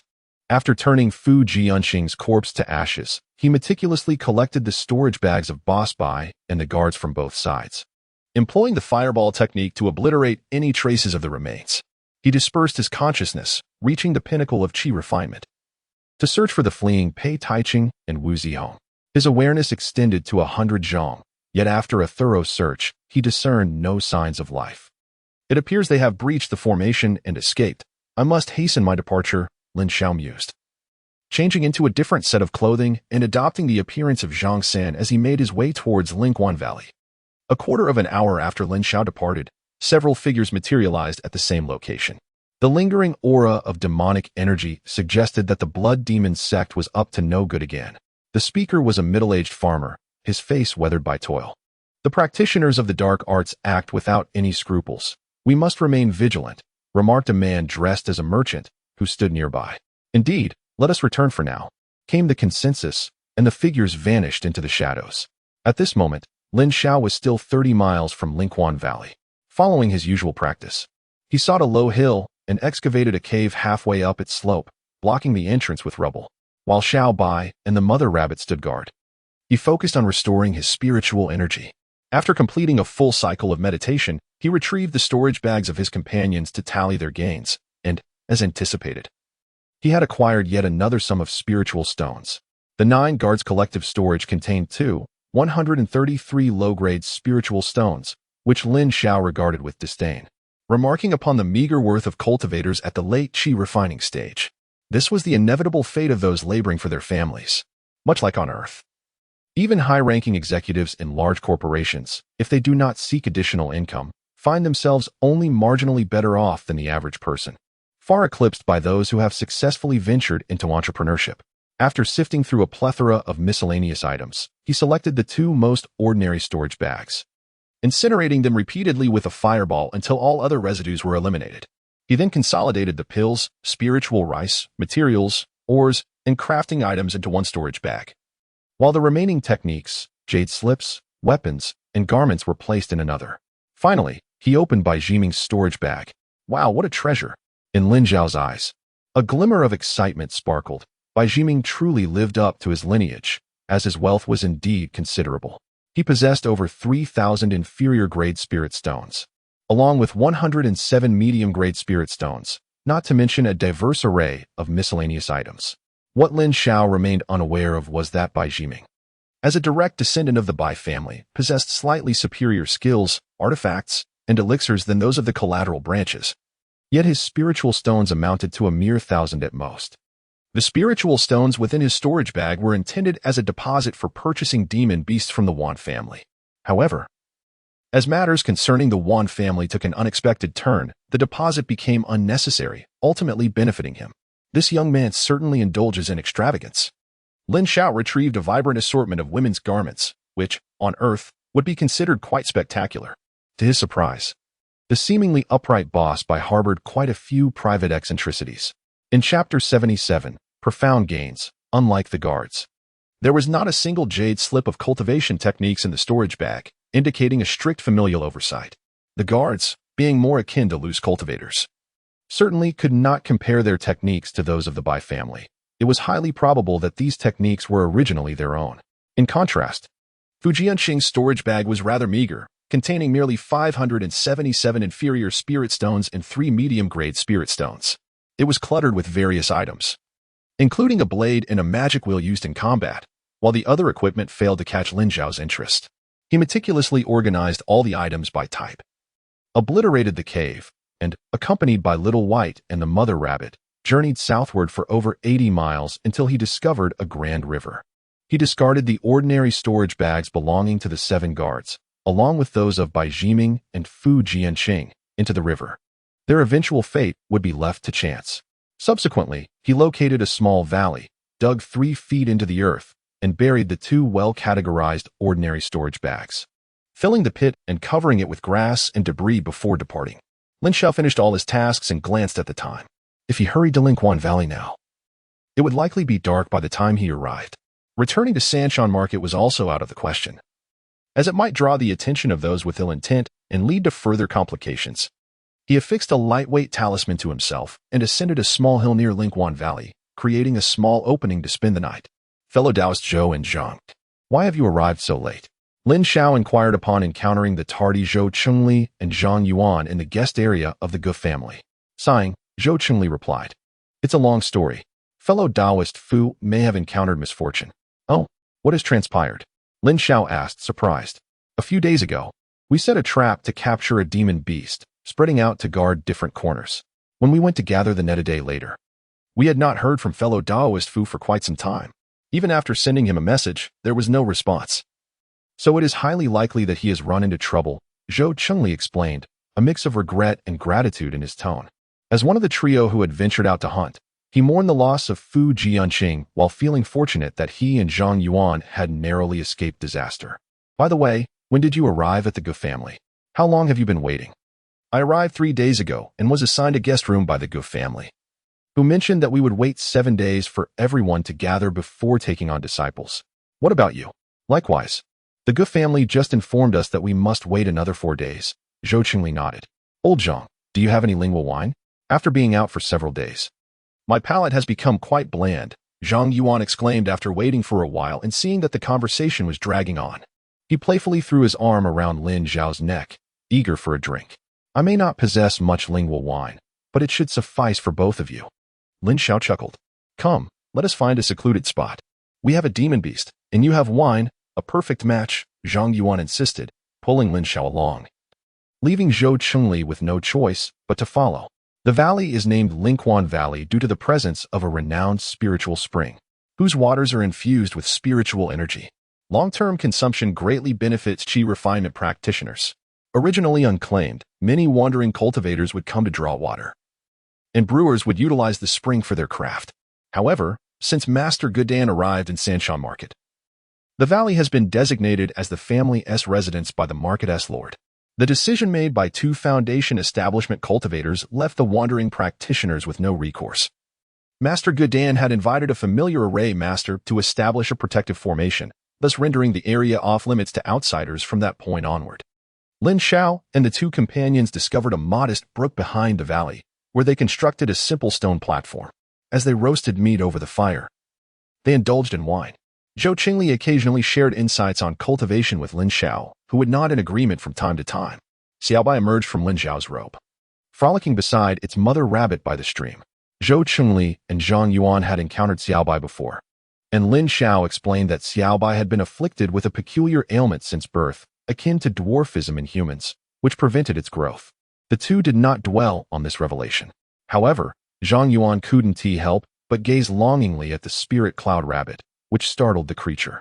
In response, Xiaobai would instinctively position itself protectively in front of its mother, baring its teeth at Zhang Yuan. Unfazed by him, Xiaobai subconsciously regarded Lin Xiao as far superior, displaying no hesitation in its demeanor. This behavior led Zhou Chengli and Zhang Yuan to mistakenly believe that Xiaobai lacked intelligence. As a mere 9th-grade upper-tier beast dared to show disrespect towards a late-stage qi refinement cultivator, suggesting it had never faced the harsh realities of the cultivation world. "Fellow Zhang, I find it rather peculiar. Why are there so few loose cultivators coming to the Gu family? I haven't heard any familiar loose cultivators mention this matter." "It seems it has been publicized," Zhou Qingli inquired, setting down his wine cup in confusion.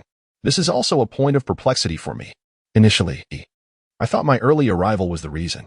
After waiting 3 days, only a few dozen have shown up, which indeed feels off. Lin Xiao had been observing the wandering cultivators participating in the disciple selection for several days. Initially, he had merely come to test his luck, harboring little hope of being chosen.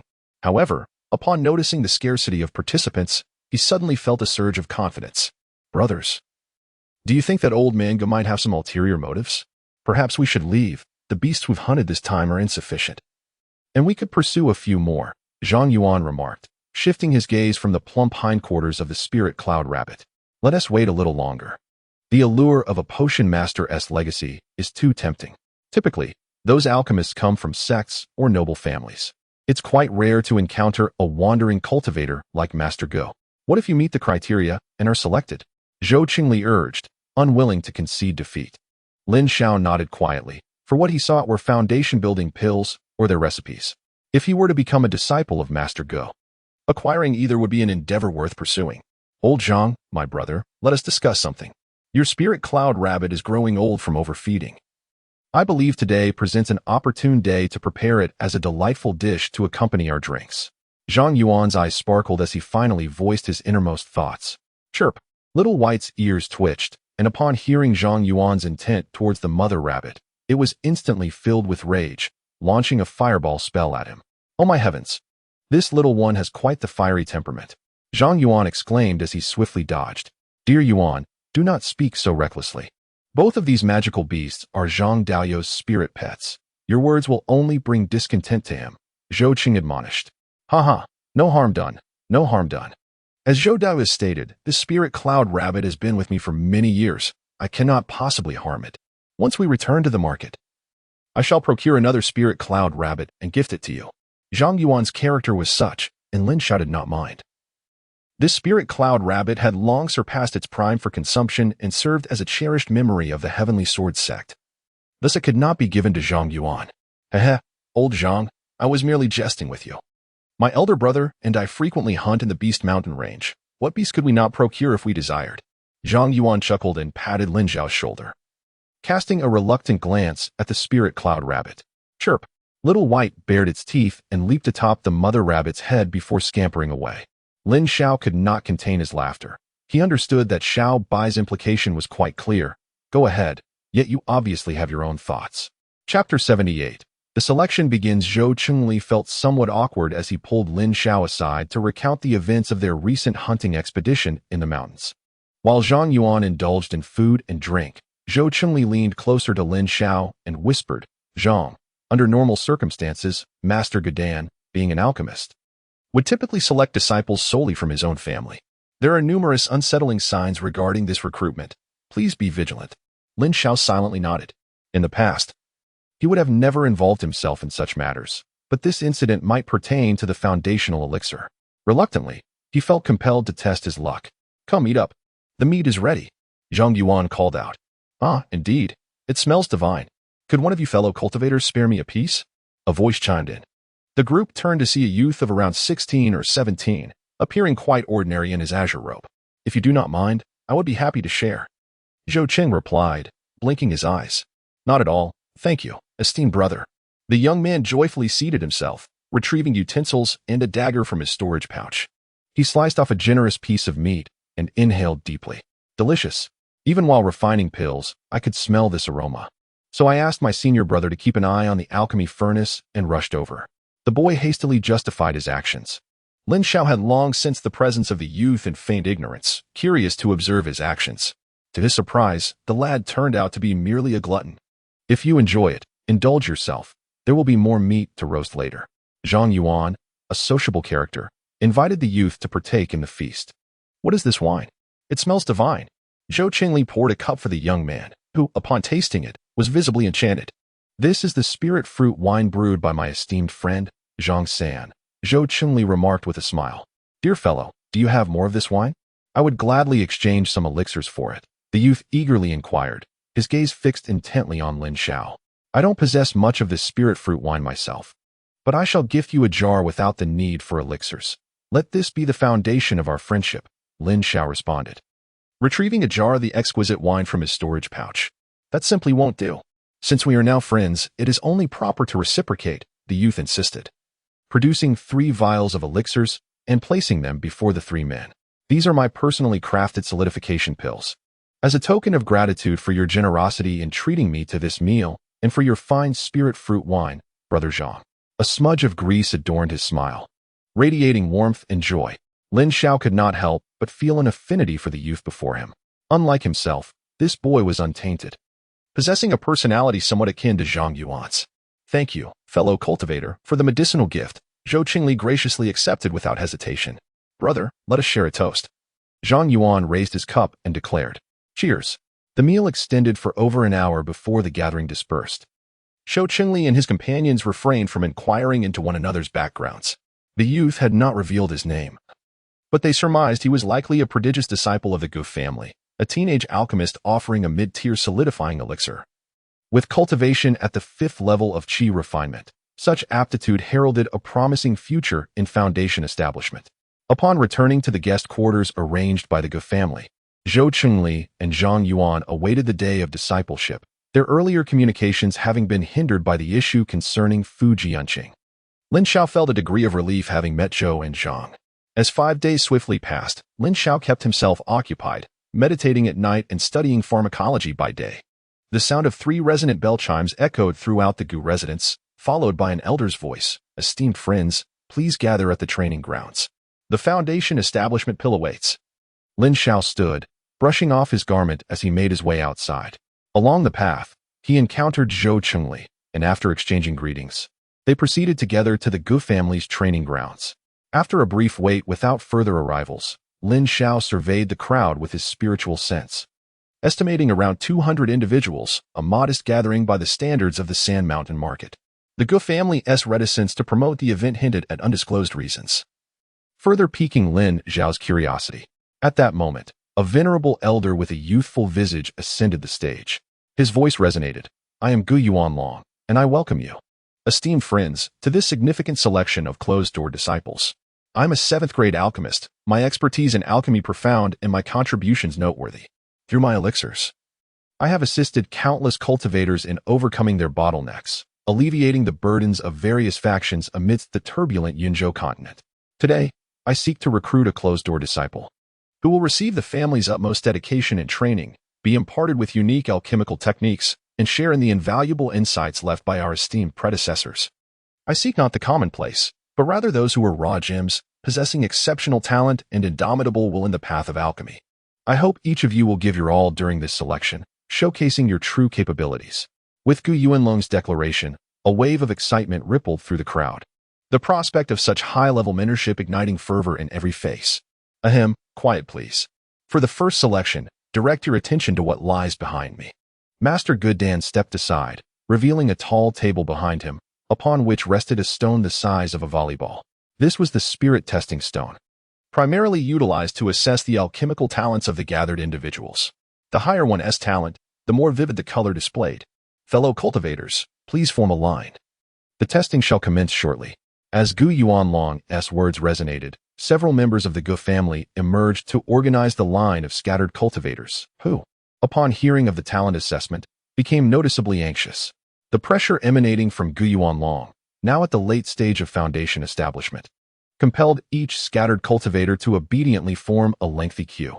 The first individual in line was a man appearing to be in his 30s. Typically, his age would render him ill-suited for the study of alchemy, as he had started rather late, yet he approached with a mindset of hope. Guided by a member of the Gu family to the spirit testing stone, he hesitated but ultimately placed his hand upon it. Having spent his time in the Sand Mountain Market running errands and engaging in trade, he managed to sustain his cultivation. His presence at the Gu family was prompted by the news that Elder Gu was accepting disciples, information he had quietly obtained through his extensive network from years of running errands. Once the news of Master Gudan accepting disciples spread, most scattered cultivators, especially the older ones, kept their lips sealed, not wishing to see the information widely disseminated and attract a throng of competitors. As the man's hand made contact with the spirit testing stone, the previously white stone transformed into a crimson hue. Gu Yuanlong shook his head inwardly. Having already tested this stone with several family members, most of whom displayed a more pronounced color than this man. Next, called out the Gu family member, whose duty was to ensure that every scattered cultivator had their turn. while what happened afterward was beyond his concern. The second individual to approach was a man in his 20s, who, mimicking the previous individual, placed his hand upon the stone, which emitted a significantly deeper crimson than before. Gu Yuanlong continued to shake his head internally. This one would not suffice either. Next, the third participant was a middle-aged woman, radiating a cultivation level of the 8th layer of qi refinement. Such prowess could secure her a place in the Sand Mountain market, where she was doing well. Yet she sought to advance further by coming to the Gu family. It's her. Who is this person? Are you unaware? She is the owner of a small gambling house in the scattered cultivator district. Can one run a gambling house even in the qi refinement stage? Lin Xiao listened to the murmurs surrounding him with an expression of indifference. He felt no inclination towards Gu Dan's alchemical skills and had no interest in gossiping about other candidates with the wandering cultivators. Only the final remark piqued Lin Xiao's curiosity. Can a cultivator in the qi refinement stage really open a gambling house? He found it hard to believe. Regardless of its scale, such an enterprise surely required a formidable backing. The color of the spirit testing stone shifted to a rosy hue, prompting the middle-aged woman to glance quizzically at the members of the Gu family, who remained unfazed as they continued to call out. Next, a member of the Gu family gestured for the woman to leave the stage. Reluctantly, she complied, casting frequent glances back in hopes of witnessing a change, only to depart in disappointment towards the waiting area. Lin Xiao observed everything intently and suddenly contemplated a possibility. Why is it pink? Could it be that the blood has thinned to such an extent that it transforms into a shade of pink? If this conjecture holds true, then this is not merely a selection for disciples. Lin Xiao silently activated the eternal longevity scripture, feeling the flow of spiritual energy coursing through his meridians and acupoints.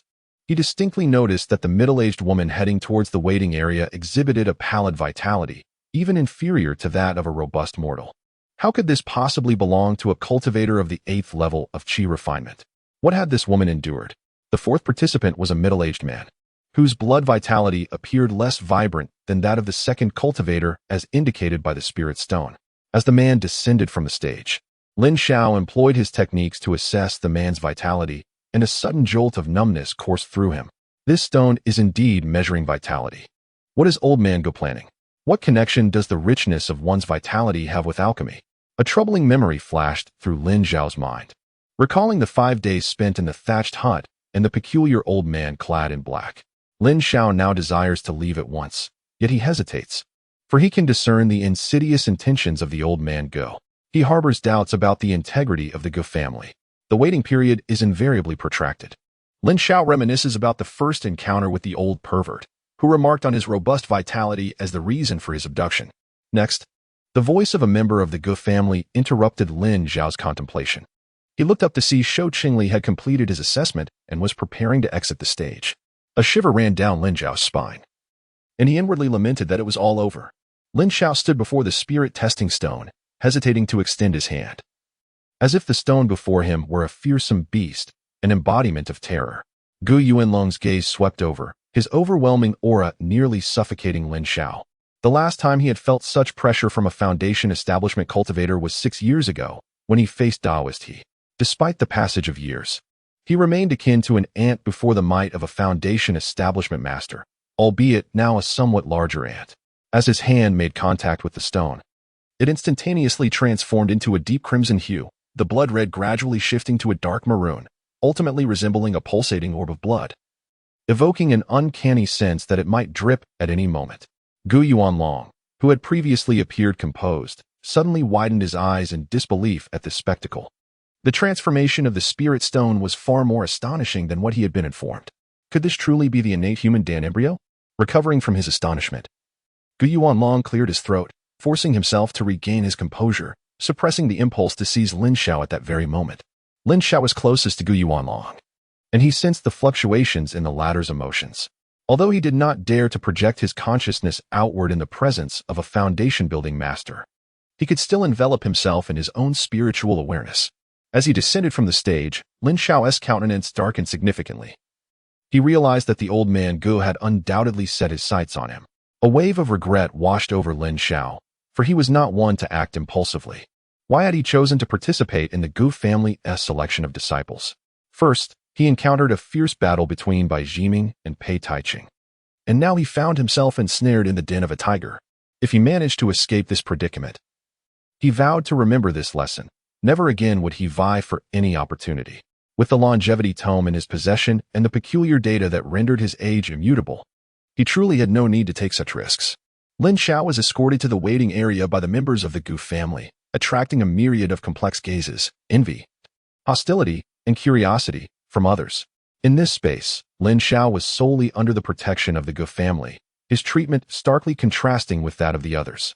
Lin Xiao exhibited no interest in the other scattered cultivators, his complete focus fixed upon the testing process on stage. He was eager to observe if any individuals with robust vitality remained. Should another emerge, his pressure would be considerably alleviated. Old Zhang, your alchemical talent is remarkable. It seems you are destined to take on a disciple this time, Zhang Yuan remarked with admiration. He and Zhou Qingli had also completed their tests, their results being quite average.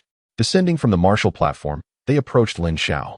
Taoist Zhang, I look forward to your guidance in the future, Zhou Qingli said with a beaming smile, as he too believed that Lin Xiao had the greatest chance of emerging victorious. Lin Xiao attempted to muster a smile but found it utterly impossible, ultimately stating, the final outcome remains undecided. Anything is possible. Alas. After over 200 participants completed their tests, Lin Xiao's results stood out remarkably among the crowd, leaving him in a state of bewilderment, uncertain of what lay ahead. Just as the onlookers turned their attention towards him, the voice of Gu Yuanlong resonated from the martial stage. Next, we shall proceed to the second and final test. Upon hearing that another test was to follow, the crowd shifted their gaze from Lin Xiao to the venerable elder on the platform, whose appearance belied his age. Shortly, each of you will receive a selection of herbs. Your task is to document the name and efficacy of each herb in your jade slips. The higher your accuracy, the greater your score. The scattered practitioners began to murmur among themselves upon hearing this rule. Taoist Wang, it seems this challenge is tailor-made for you. Oh, it may be premature to say so. I've only served as an apprentice to a Dan master for a few years. Taoist Lu, with your medical background, this task will surely be a breeze. Not necessarily. Without prior assessments, I feel uncertain as well. Lin Xiao breathed a sigh of relief upon overhearing the discussions among the crowd. Many rogue cultivators possessed their own means of livelihood, such as trading medicinal herbs, serving as apprentices, or having backgrounds in medicine. This was reassuring. At the very least, he was not entirely passive in the situation. The members of the Gu family organized the crowd to continue lining up, with groups of 10 taking turns to perform on the martial stage, identifying medicinal herbs while recording their findings on jade slips. When it was Lin Xiao's turn, he ascended the stage and found himself momentarily stunned by the array of herbs before him. All were of the lowest grade spirit medicines. Even without prior experience in cultivation, his 6 months working in a herbal shop would allow him to identify at least half of them. Wasn't this blatant cheating? Each person's herbs were contained within a box that could not be inspected with spiritual sense, effectively eliminating any possibility of deceit. Lin Xiao could not discern the herbs from the expressions of the other 9 participants on stage. He could only conclude that their herbs were likely not simple, as 3 of them bore contorted faces. Chapter 80, Losing Face. How utterly disgraceful. Lin Xiao took a deep breath and picked up the jade slip, fabricating an answer. Since the Gu family had no shame, he would shed his own. If they could extract even one correct answer from his jade slip, it would be a testament to the Gu family's prowess. The selection continued, and Zhou Qingli and Zhang Yuan finished their assessments, stepping down from the martial platform to casually converse with Lin Xiao as they awaited the results. Although their chances of being selected were slim, a flicker of hope lingered, akin to the daydreams of winning 5 million from a 2-yuan lottery ticket. Once all the scattered cultivators had completed their selections, Gu Yuanlong, accompanied by several elders of the Gu family, appeared on the martial platform. Esteemed participants, the selection for closed-door disciples is nearing its conclusion. In the recent evaluations, your performances were either extraordinary or left with regrets. Regardless of the outcome, your fervor and pursuit of alchemy have undoubtedly illuminated a beacon on your path to cultivation. Those not selected should not feel disheartened. The road of alchemy is long and arduous, and the results of a single selection do not dictate your future. This is merely a trial on your journey of cultivation. Upon returning, immerse yourselves in your training or enhance your skills. And may we meet again on the path of alchemy in the future. Now, I will announce the victor of today's selection, which is the scattered cultivator Zhang San from Yunchuan. The scattered cultivators followed Gu Yuanlong's gaze toward Lin Xiao, and the expressions of Zhou and Zhang shifted dramatically. Zhang Yuan enthusiastically embraced Lin Xiao's arm, exclaiming, "Old Zhang, you truly are remarkable. I knew it had to be you." In Lin Xiao's heart, a cacophony of thoughts surged. Yet he maintained a courteous nod of gratitude towards the casual cultivators who congratulated him. Could this old man truly be so shameless? How could he claim the top spot despite an incorrect answer? What should one do when targeted by a foundational cultivator? Time was of the essence, and he felt an urgency to escape. "Master Gudan, I had the privilege of serving as an alchemist's apprentice for 5 years, and I consider my understanding of medicinal herbs to be fairly comprehensive. I believe I shall not falter in the second round of assessments. May I inquire how many questions my friend Zhang San answered correctly to secure first place?" The speaker was none other than Wang Daoyu, whom Lin Xiao recognized as the one previously praised by other casual cultivators. "Wang Diu, I am deeply grateful for your forthrightness. Thank you, and your ancestors for your kindness." Lin Xiao was nearly in tears, dreading the moment when he would have to reveal his own failure to answer even a single question correctly, following Wang's lead. "This is the answer jade slip belonging to my friend Zhang San. Anyone with doubts may come forth to examine it." Gu Yuanlong's expression darkened. In truth, he was feigning displeasure, for he was determined to ensure Lin Xiao's success. Upon seeing Lin Xiao's assessment jade slip, he suspected that the latter might have caught on, leading him to craft a false jade slip. After all, the Gu clan had no intention of exterminating all the casual cultivators present. Certain modesty must be preserved. Wang Daoyu stepped forward to take the jade slip, his complexion paling as he realized he, too, had answered all questions correctly. Coupled with Lin Xiao's vibrant performance in the first round, this recognition was well-deserved. Other casual cultivators followed suit, and upon viewing the slip, many wore expressions akin to Wang's. The remaining cultivators, witnessing this turn of events, understood that their hopes had dwindled and quickly extinguished their aspirations. "I extend my gratitude to all fellow cultivators for your support during this selection process. Before you depart, you may each receive a vial of revitalizing elixir as a token of my Gu family's sincerity, though humble." The elder of the Gu family, seeing that no doubts lingered among the crowd, stepped forward, cupping his fists in salute. After all, the Gu family still needed to conduct business in the Three Mountain Market and could not afford to alienate the casual cultivators, thereby tarnishing their reputation. Upon hearing they could receive elixirs at no cost, the casual cultivators expressed their thanks and began to disperse.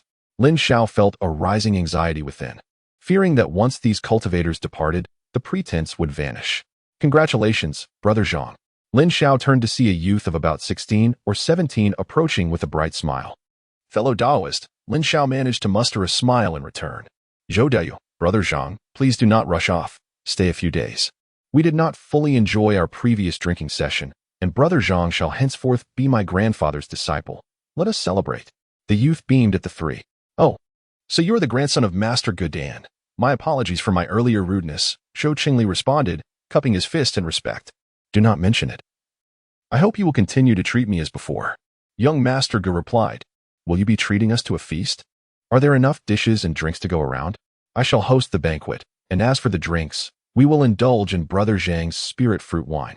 The last jar you gifted me, I've only dared to savor 1 cup a day." Gu Weijia spoke of this matter with a sense of grievance. As the grandson of Master Gudan, he had indulged in countless delicacies since childhood, yet none could compare to the flavor of the spirit brewed by Lin Xiao. Even though he had procured several jars of lingua wine. On the martial arts stage, Gu Yuanlong's expression shifted dramatically, caught unawares. He was unaware of when Gu Weijia and Lin Xiao had forged their acquaintance. Their agreement to share a drink thwarted his plans to confine Lin Xiao.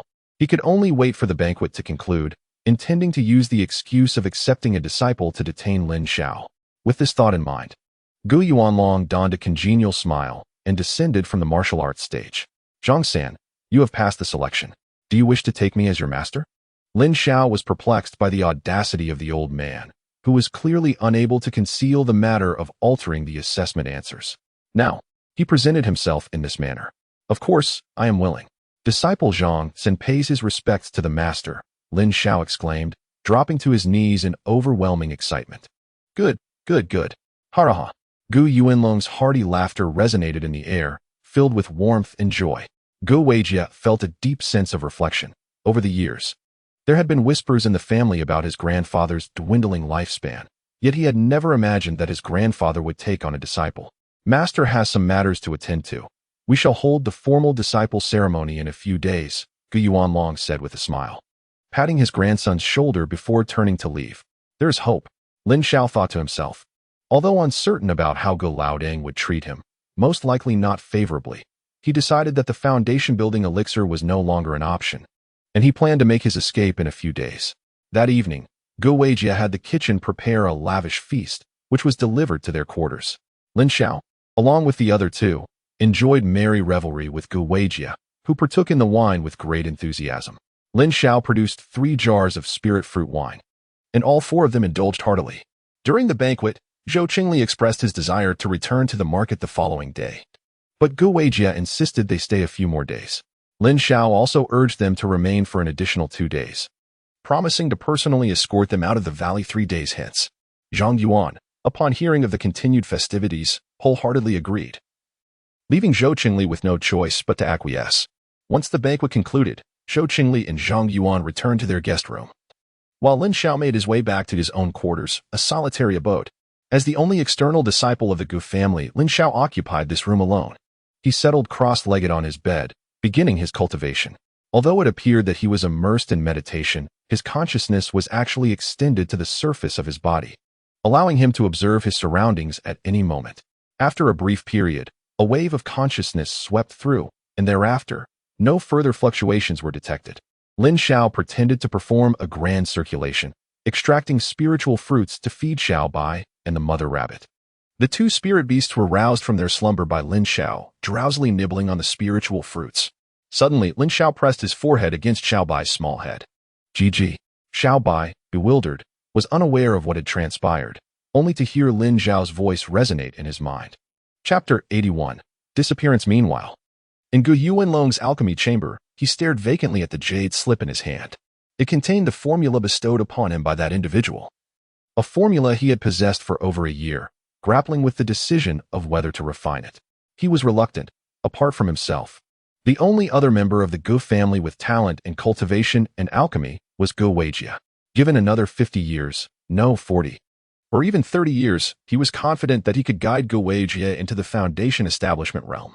By then, Gu Weijia would either become a formidable foundation establishment cultivator or attain the status of a 7th-grade alchemist, capable of leading the Gu family to renewed glory for another 2 centuries. The family's foundation would only grow deeper with time, and it was not impossible for Gu Weijia to reach the golden core stage. At the very least, he could cultivate 1 or 2 foundation establishment masters, thus ensuring the Gu family would become a prominent clan. Yet, his lifespan was insufficient.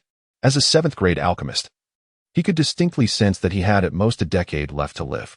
This time was far too short to witness Gu Weijia's ascension to a foundation establishment master.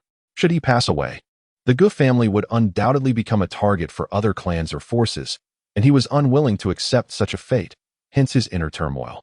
Gu Yuanlong understood that from the moment he truly began refining this elixir, he ceased to be a genuine alchemist and would instead be regarded as a demonic cultivator in the eyes of other practitioners. He truly did not wish to take this step unless he was left with no alternatives. A long sigh echoed through the alchemy chamber. As dawn broke in the east, all things began to awaken. A surge of consciousness swept through him, and Lin Xiao suddenly opened his eyes, a smile gracing his lips. In the morning, he sought out Zhou Qingli and Zhang Yuan, and the 3 wandered leisurely in the Spirit Spring Valley, appreciating the exquisite scenery. By noon, Gu Weijia hurriedly arrived, and the 4 gathered by the stream in the back mountains to brew tea and engage in philosophical discourse. As night fell, Gu Weijia, just as he had the previous day, arranged for the kitchen to prepare a sumptuous feast delivered to their quarters. This time, Lin Xiao produced 4 jars of spiritual fruit wine, and by the end of the evening, everyone was considerably more intoxicated than the day before, with Gu Weijia exclaiming in delight. Once the banquet concluded, Lin Xiao escorted Zhou Qingli and Zhang Yuan back to their guest rooms before returning to his own quarters, sitting cross-legged at the table to meditate and cultivate. The time was meticulously aligned with the previous day. A surge of consciousness swept through him, and after a quarter of an hour, no abnormalities were detected.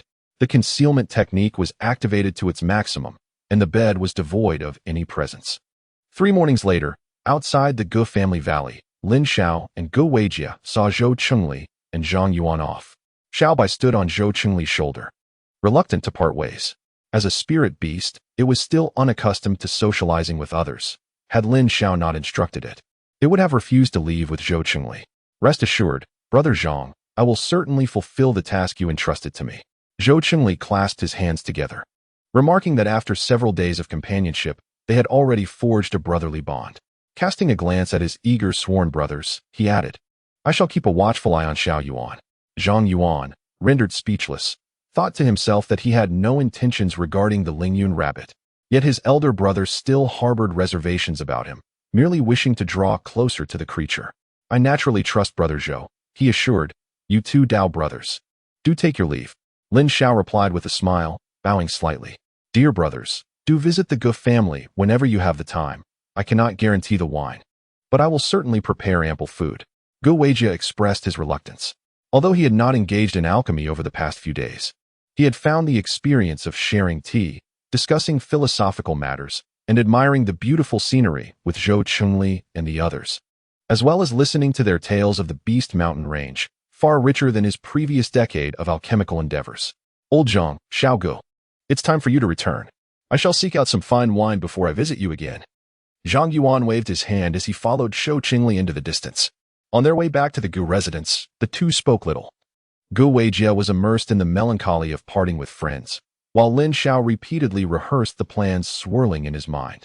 Brother Zhang, I have not opened the furnace these past few days. My father reprimanded me yesterday. I shall need to seclude myself for half a month to refine my alchemy, and I will seek you out once I emerge. Gu Weijia conveyed to Lin Xiao upon their return to the Gu family. Go ahead, focus on your alchemy. I will rely on you for guidance in the future, Lin Xiao replied with a smile. Rest assured, I will leave no question unanswered, Gu Weijia promised, patting his chest in assurance. Lin Xiao smiled as he patted the young man's shoulder. After they bid farewell, Lin Xiao returned to his dwelling, just as he was about to meditate when a knock echoed at the door. Upon opening it, Lin Xiao was taken aback to see the elders standing there. Disciple Zhang-san pays his respects to the Grand Elder, he greeted. Indeed, the Supreme Elder has just sent word that he will return to the Gu family tonight, and the disciple initiation ceremony will take place tomorrow. Please make your preparations, the elder informed. The day I have long awaited has finally arrived. Thank you for the information. Grand Elder. Lin Xiao expressed his gratitude. Very well, continue your cultivation. I shall take my leave, the Grand Elder replied before turning to depart.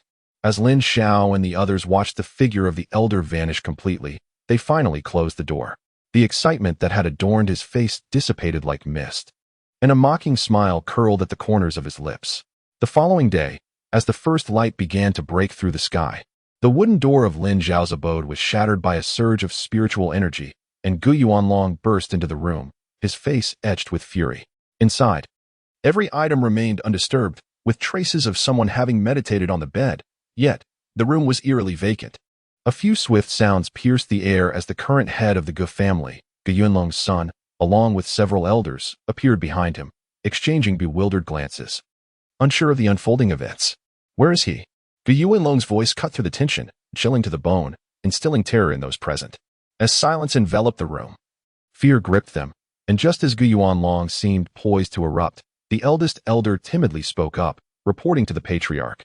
Zhang San was indeed within the abode yesterday, engaged in meditation, and did not emerge all day. And now where is he? The question reverberated, causing beads of sweat to form on everyone's foreheads. Gu Yuanlong, typically amiable and approachable, concealed a faade known only to the higher echelons of the family. As a seventh-tier alchemist with a background as a wandering cultivator, it was only a century ago that he found tedium in solitude and established the family. Those who transitioned from wandering cultivators to alchemists were seldom of gentle disposition.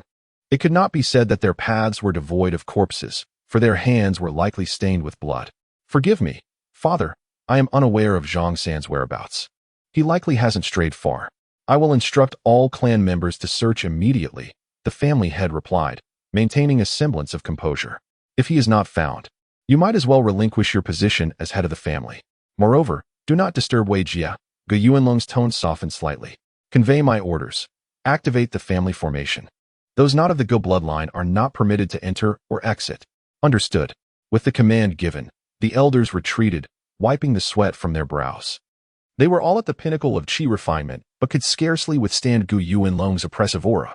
Within a quarter of an hour, the Gu family sprang into action, dividing into several small teams to search outward from the family estate. Initially, some displayed a casual attitude, believing the patriarch was overestimating the significance of Zhongshan. Chapter 82. The trap. It was not until the family formation was activated that their expressions turned grave. For many of the younger clan members, witnessing the activation of the family array was a novel experience, underscoring the gravity of the situation.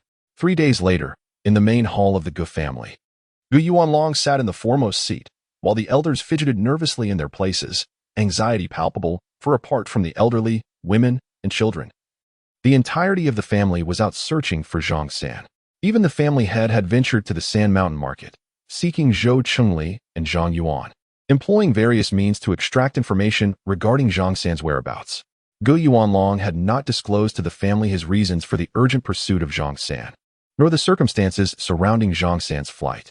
The elder members, seasoned and astute, had already begun to speculate, deepening their sense of urgency. Voices echoed from outside, and soon the family head entered the hall. "Father, I am inept. I have failed to locate Zhongshan. Even Zhou Chengli and Zhang Yuan are oblivious to his whereabouts. What have you done?" In Gu Yuanlong's voice, no emotion could be discerned. The child had used the drunken soul incense, and they were unaware of what had transpired afterward. "Father," the head of the Gu family hesitated, unsure whether to speak. "Speak. Do not be overly cautious," Gu Yuanlong replied impatiently. Zhou Chengli mentioned that Zhongshan's spirit beast had gone to the Monster Beast Mountain range, but they were unaware of its exact whereabouts. Since Zhou Chengli and Zhang Yuan were both friends of Zhongshan, should we capture them to compel Zhongshan to reveal himself? Gu Yuanlong closed his eyes in contemplation, while the elders of the Gu family held their breath, awaiting his response. "It is unnecessary," he finally said softly after a prolonged silence, without opening his eyes. "However, father, this Zhongshan managed to escape right under my nose. He is indeed a noteworthy individual. It would be prudent for the Gu family to avoid provoking such a person. My time is limited, and I can protect the Gu family for perhaps another decade or so. Once I have transcended, should a foundational cultivator return for vengeance, how will you withstand them?" After much reflection, Gu Yuanlong chose to abandon the notion of forging a deadly enmity with Zhongshan. The clues had been evident during the assessment. He had carelessly filled out the evaluation answers and had seized the opportunity to flee, actions beyond the capabilities of a mere third-tier qi refinement practitioner. Moreover, his friendship with Wei Jie seemed genuine. Gu Yuanlong harbored hopes that Zhongshan would cultivate successfully and remember the bond with Wei Jie, refraining from avenging the Gu family. Thus, the matter of Zhongshan was laid to rest. Let the clan members return. I still have a few years to live. Next year, the Grand Elder will announce the recruitment of disciples. We shall conduct another assessment, and this time, you must all pay close attention to avoid any unforeseen incidents. Inform the clan members to keep an eye on practitioners with robust vitality. Those who report any findings will be rewarded. Gu Yuanlong outlined the tasks for the Gu family moving forward, revealing his intentions without reservation. He sought individuals with abundant vitality. However, he refrained from disclosing the specifics of his plans, confident that the higher-ups of the Gu family would not pry further, as they were all aware of the underlying motives. Meanwhile, the Gu family had ceased their search for Lin Xiao. What was Lin Xiao up to? 30 fathoms deep underground, 20 miles from the Spirit Spring Valley. Lin Xiao was covered in dirt, his identity rendered unrecognizable. At that moment, he held a spirit stone in his left hand, quietly replenishing his spiritual energy. Although excavating consumed little energy, he could not afford to have a one-sided expenditure. Lin Xiao was cautious not to operate the Wanshou Dian, fearing that the overflowing spiritual energy might reveal his presence to Gu Yuanlong. The concealment technique was operating at full capacity over the past 3 days. He had consumed several spirit stones. Lin Xiao took a few deep breaths, stowed away the spirit stones, and continued his excavation. Initially, he was apprehensive about being discovered by Gu Yuanlong due to his proximity, but the hole he was digging was just ample enough for him to conceal himself. Over the past 3 days, a probing consciousness had swept over him, 19 times on the first day, 8 times on the second, and merely 3 times yesterday. All of which did not reveal any anomalies thanks to his concealment technique. The Gu family seemed to convey a sense of relinquishment in their pursuit of him. But Lin Xiao remained skeptical, suspecting that they were employing a strategy of retreat to advance. Thus, he exercised even greater caution while digging today compared to the previous 3 days. 3 days prior, after parting ways with Guweijia, Lin Xiao returned to his quarters, where the elders soon arrived to inform him about the disciple recruitment ceremony scheduled for the next day, a clear indication of Gu Laodeng's impatience. That night, as the third watch approached, Lin Xiao confirmed that no consciousness was locking onto him, allowing him to stealthily exit his quarters using the concealment technique. He swiftly traversed to the small stream at the back mountain, diving into the tunnel he had excavated over the previous nights. As he retreated, he sealed off his path behind him with earth from his storage pouch. On the first day, he had observed that the consciousness monitoring him only swept by once after nightfall, with a second sweep not occurring until dawn. It was then that he resolved to take a gamble that very night. The following evening, feeling the consciousness brush past him, Lin Xiao maximized his concealment technique and stealthily approached the stream where he could roast and enjoy tea, situated over 3 miles away from the Gu family compound. Even a mid-stage foundation establishment cultivator would struggle to sense such a distance. He found the spot he had identified during the day, retrieved a shield from his storage pouch, and commenced digging. He remained acutely aware of the time, ensuring he returned to his quarters before dawn. As the first light broke on the horizon, the monitoring consciousness indeed swept over him, though it was exceedingly subtle. Lin Xiao surmised that this must be the divine consciousness of Elder Gu. Had he not cultivated the 10,000 Longevity Sutra, he likely would not have perceived it at all. During the day, everything appeared ordinary. He continued to engage in leisurely discussions over tea with a few companions on the back mountain, just as he had in the preceding days. Thus, Lin Xiao felt a significant weight lifted from his heart. On the third evening, he resumed his excavation, meticulously storing all the soil he unearthed in 2 spare storage bags, which had been distributed by the Heavenly Sword sect. These bags held little value if sold to the artifact refining pavilion. They were initially kept merely as mementos, yet he had not anticipated their actual utility. With this thought, Lin Xiao felt a surge of excitement. On the first day of the banquet, he produced 3 jars of wine. On the second day, 4, and on the final evening, he unveiled 6 jars, which constituted his entire stock. At the conclusion of the feast, Lin Xiao, employing a phrase by Guweijia, inquired about the foundation establishment pill. Guweijia assured him that as the disciple of his grandfather, he would undoubtedly receive a foundation establishment pill, although there were currently no completed pills available. The medicinal materials were under stringent scrutiny by powerful factions, making it difficult for even Master Gu to procure them. Lin Xiao feigned inebriation, inquiring why the Gu family lacked other foundation-building cultivators.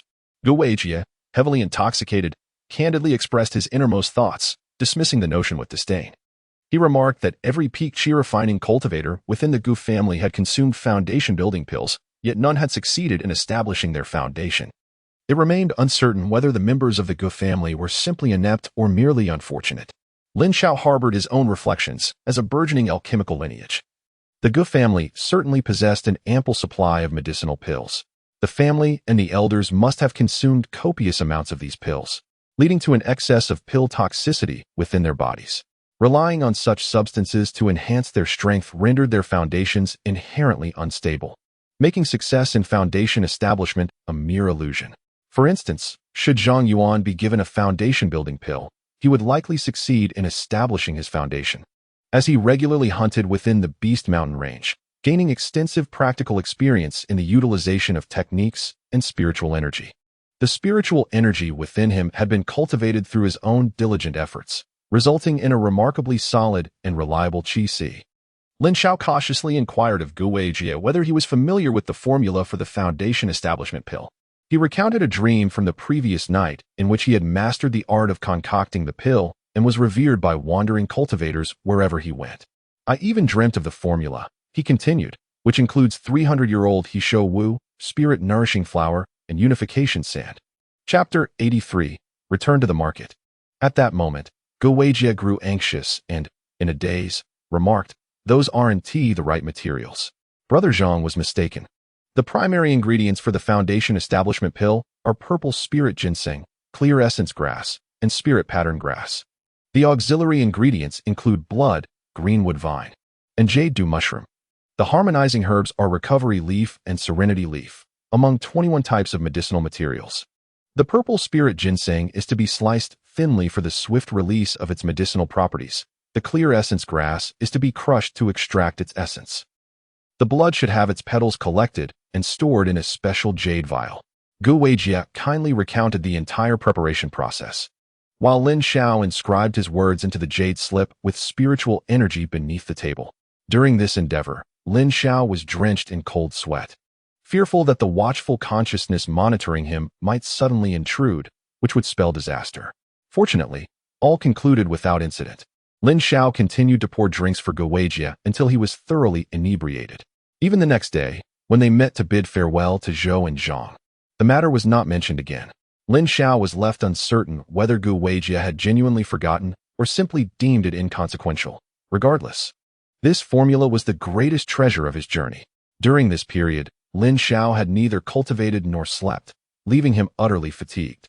After merely digging for a few dozen meters, he could barely lift his arms. Even at the peak of qi refinement, he could not be treated like a beast of burden.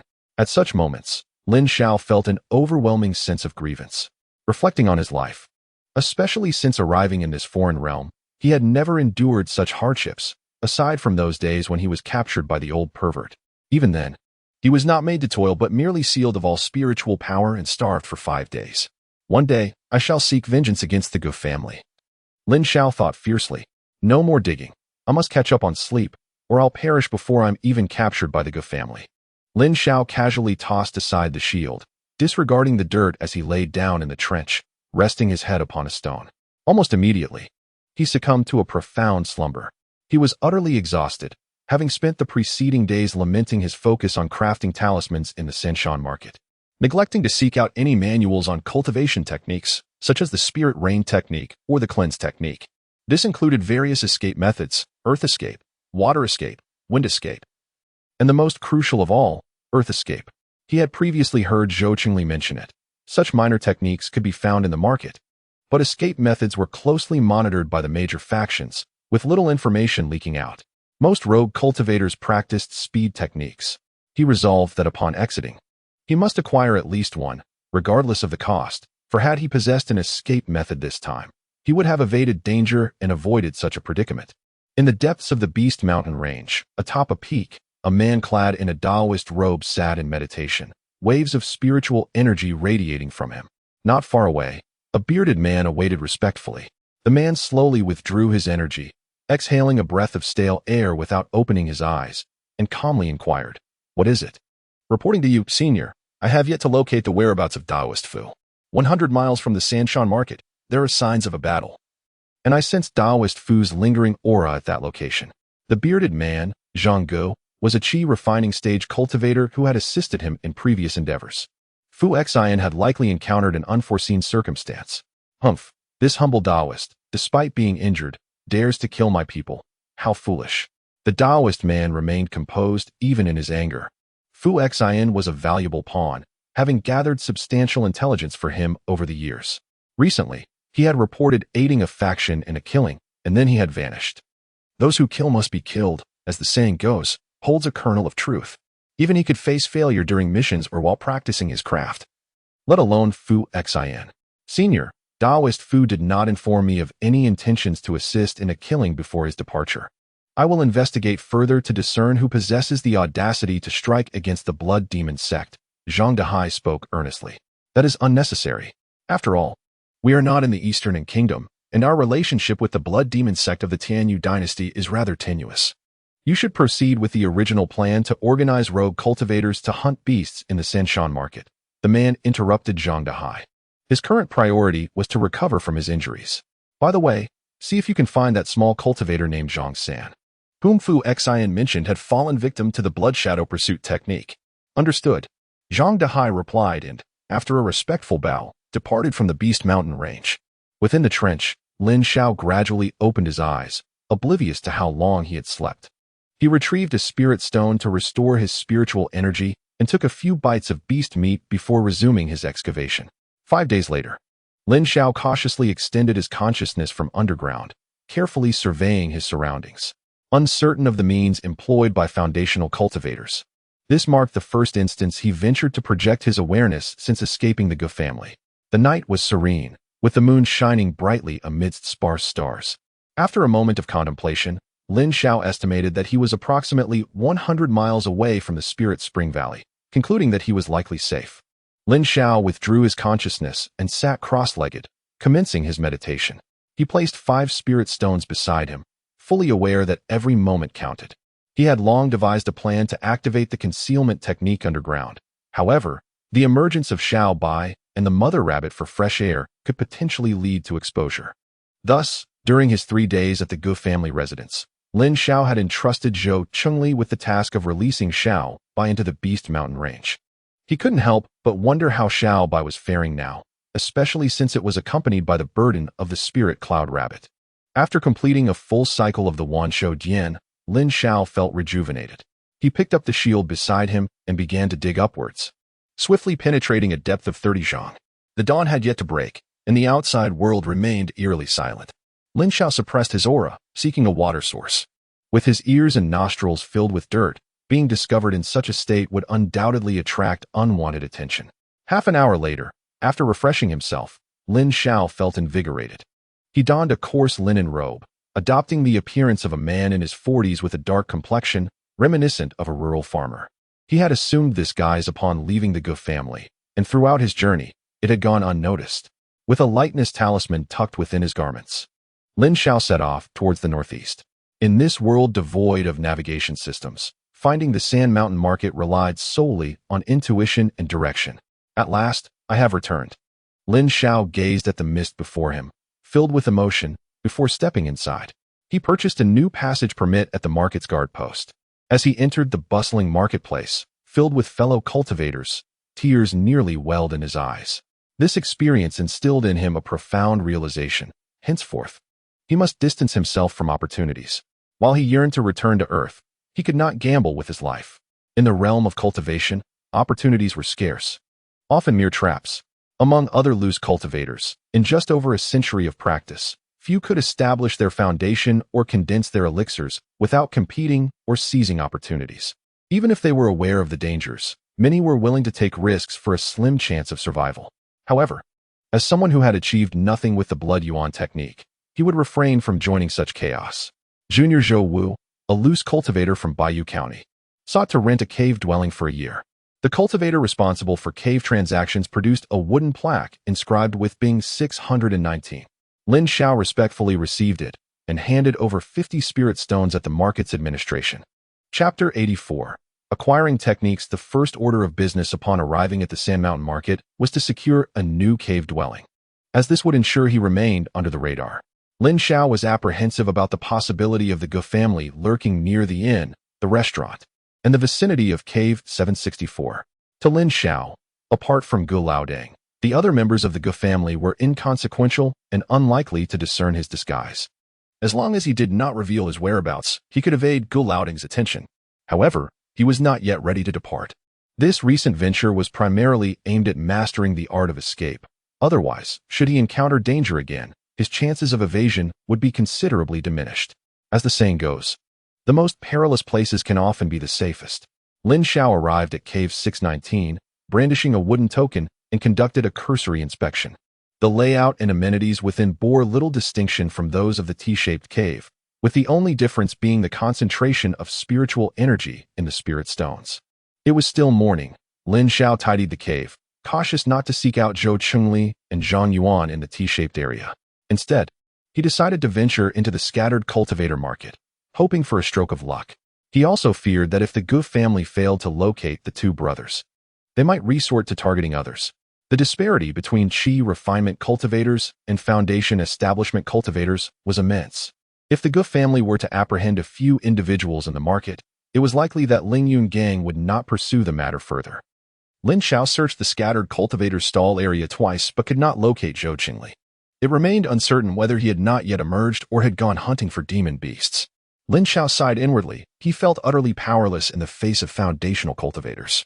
All he could do was hope for the safety of the two brothers, urging them to be more vigilant and avoid teaming up with demonic cultivators.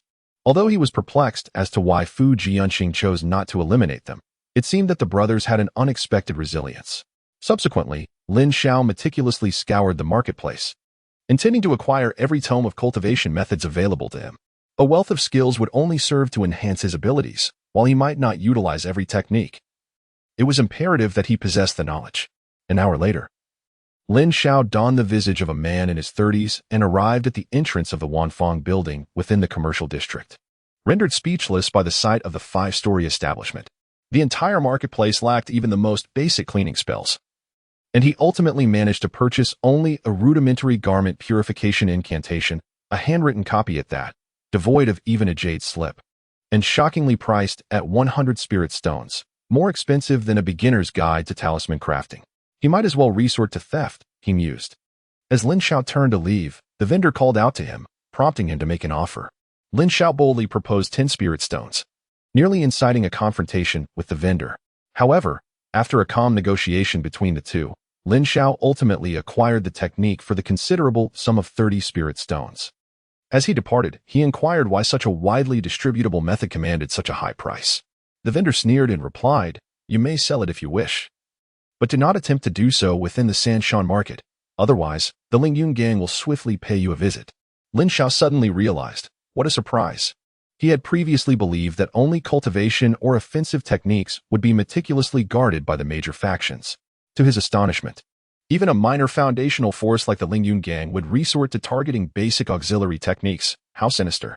At Wanbao Tower, an elderly man, appearing to be around 50 years of age, inquired upon Lin Xiao's entrance, "Esteemed friend, what would you like to purchase?" Lin Xiao gazed in astonishment at the elderly man, whose cultivation had reached the 9th layer of qi refinement. Politely clasping his fists, he inquired, "Esteemed elder, does your esteemed establishment possess any manuals on cultivation techniques?" "Indeed, we have an array of techniques available.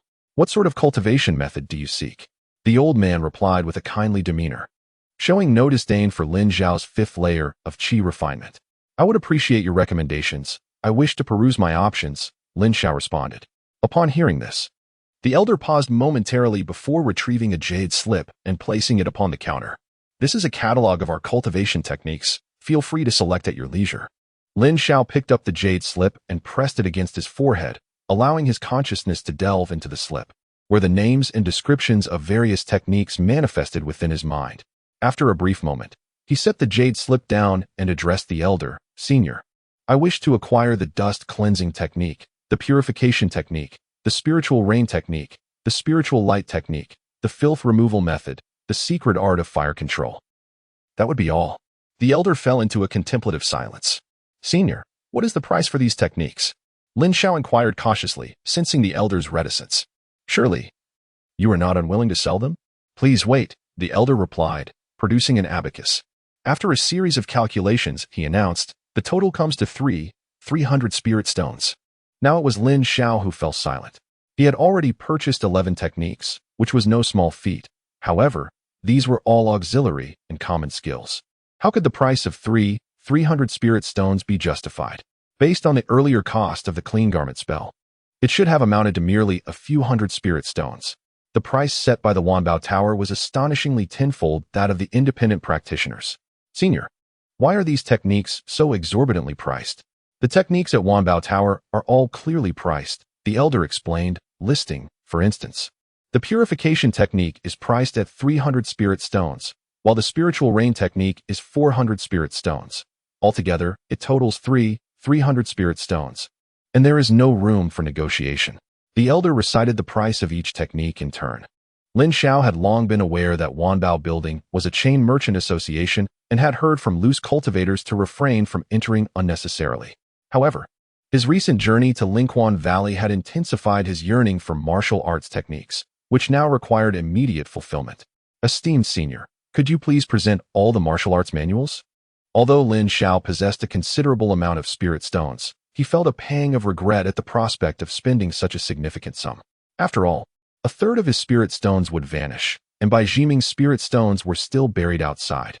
The elderly man arranged 11 jade slips on the counter and handed Lin Xiao an empty storage bag. Lin Xiao placed 300 spirit stones into the bag and returned it to the elder before examining the contents of the jade slips. "Thank you, esteemed senior. I shall take my leave now." After confirming that everything was in order, Lin Xiao stored the jade slips in his storage bag and clasped his fist in gratitude. "Safe travels, fellow cultivator. Should you require anything further, Wanbao Building will always welcome your return. The elder said with a warm smile, for he could not help but be cheerful. After all, Lin Xiao was a valuable patron. Two tales. Lin Xiao's consciousness detected two individuals trailing behind him, both possessing the cultivation level of the 7th layer of qi refinement. He was uncertain whether they were bandits lying in wait at the entrance of the Wanbao Building or individuals sent by the elder. Regardless of the scenario, it was ill news for a 5th layer qi refinement cultivator like Lin Xiao.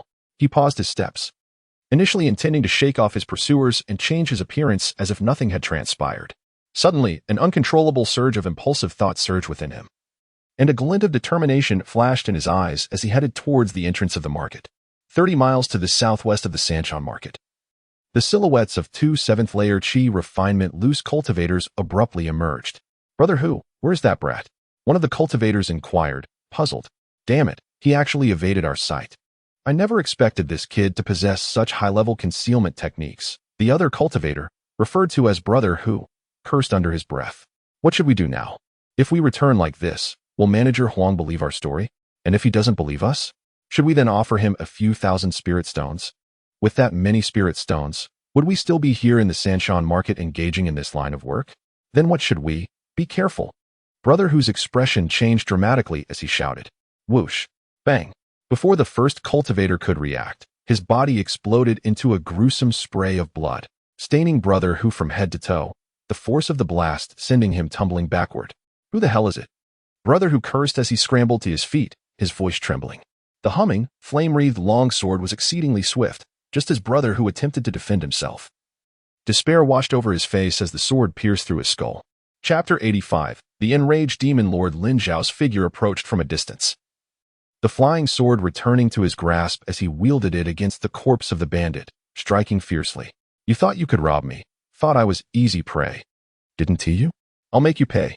He continued his relentless assault until the body was reduced to fragments, his rage palpable. Ever since leaving the Tianjin sect, he had been targeted whenever he attempted to make a purchase. After being ensnared in a trap set by the Gu family and digging through tunnels for nearly 10 days, he had just returned to the market only to be targeted by bandit cultivators again. Even a cornered rabbit will bite. Even a clay figurine has its temper. At that moment, the tension in Lin Xiao's mind finally snapped. Since you all covet my spirit stones and my life, be prepared to face a brutal demise at my hands. With 2 fireball spells unleashed, the bodies of the 2 bandit cultivators were reduced to ashes. It must be said that the fireball technique is indeed an essential skill for both domestic affairs and obliterating evidence. However, this sword is ruined. The long sword in Lin Xiao's hand was riddled with cracks, and he felt that using the yin-yang sword technique once more would likely destroy it. Not for now. I shall keep this sword as a testament to my training at the Tianjin sect. He stowed the long sword in his storage bag and added 2 more bags to his collection, taken from the 2 bandits. Inside was a mere 400 spirit stones and numerous miscellaneous items, indicating that these 2 were not novices in their thievery. After emptying the contents, Lin Xiao unleashed a fireball spell to incinerate the remnants of his aura from the storage bags before discarding them carelessly. Manager Huang, I may not know who you are, but mark my words, when the opportunity arises, I will hunt you down. Lin Xiao cursed as he swiftly departed the scene. In a mountain rich in spiritual energy near the capital of the Tianyu dynasty, there lay a cluster of oddly shaped buildings. Within the central edifice, a lean man, having lost a leg, was filled with anxiety. He had been waiting here for 10 days, as the demon lord remained in seclusion to recover from injuries. Disciple Yang, why do you wait for me to emerge from seclusion? A chilling voice echoed. Hearing this voice sent a shiver down the lean man's spine, and disregarding his missing leg, he fell to the ground. My lord, Brother Wang met a terrible fate. You must seek justice for him. Tears streamed down his face, and while his lamentations were heart-wrenching, they were not born of genuine sorrow for Wang Su's death, but rather a deep-seated fear of incurring the demon lord's wrath. What did you say? What happened to the 4th? The figure of the blood demon lord suddenly loomed before the lean man, grasping his throat with a vice-like grip. Master, the lean man's complexion turned pale, the pressure from the golden core cultivator far too overwhelming as he struggled to breathe. With a forceful toss, the blood demon lord flung him aside. Yang Zhirong, recount everything you know without omitting a single detail. Should I discover any deceit, you shall join the 4th in death. The chilling voice of the Blood Fiend Lord resonated with an infinite coldness. Lord of the Fiends, it happened thus, on that day. I accompanied Senior Sister Qin and Brother Wang to Huangtu village to harvest vengeful spirits. Brother Wang activated the soul-binding array, and it has been 3 days, soon. In a day or two, all the spirits would be gathered. Yet, that night, a sudden loud crash.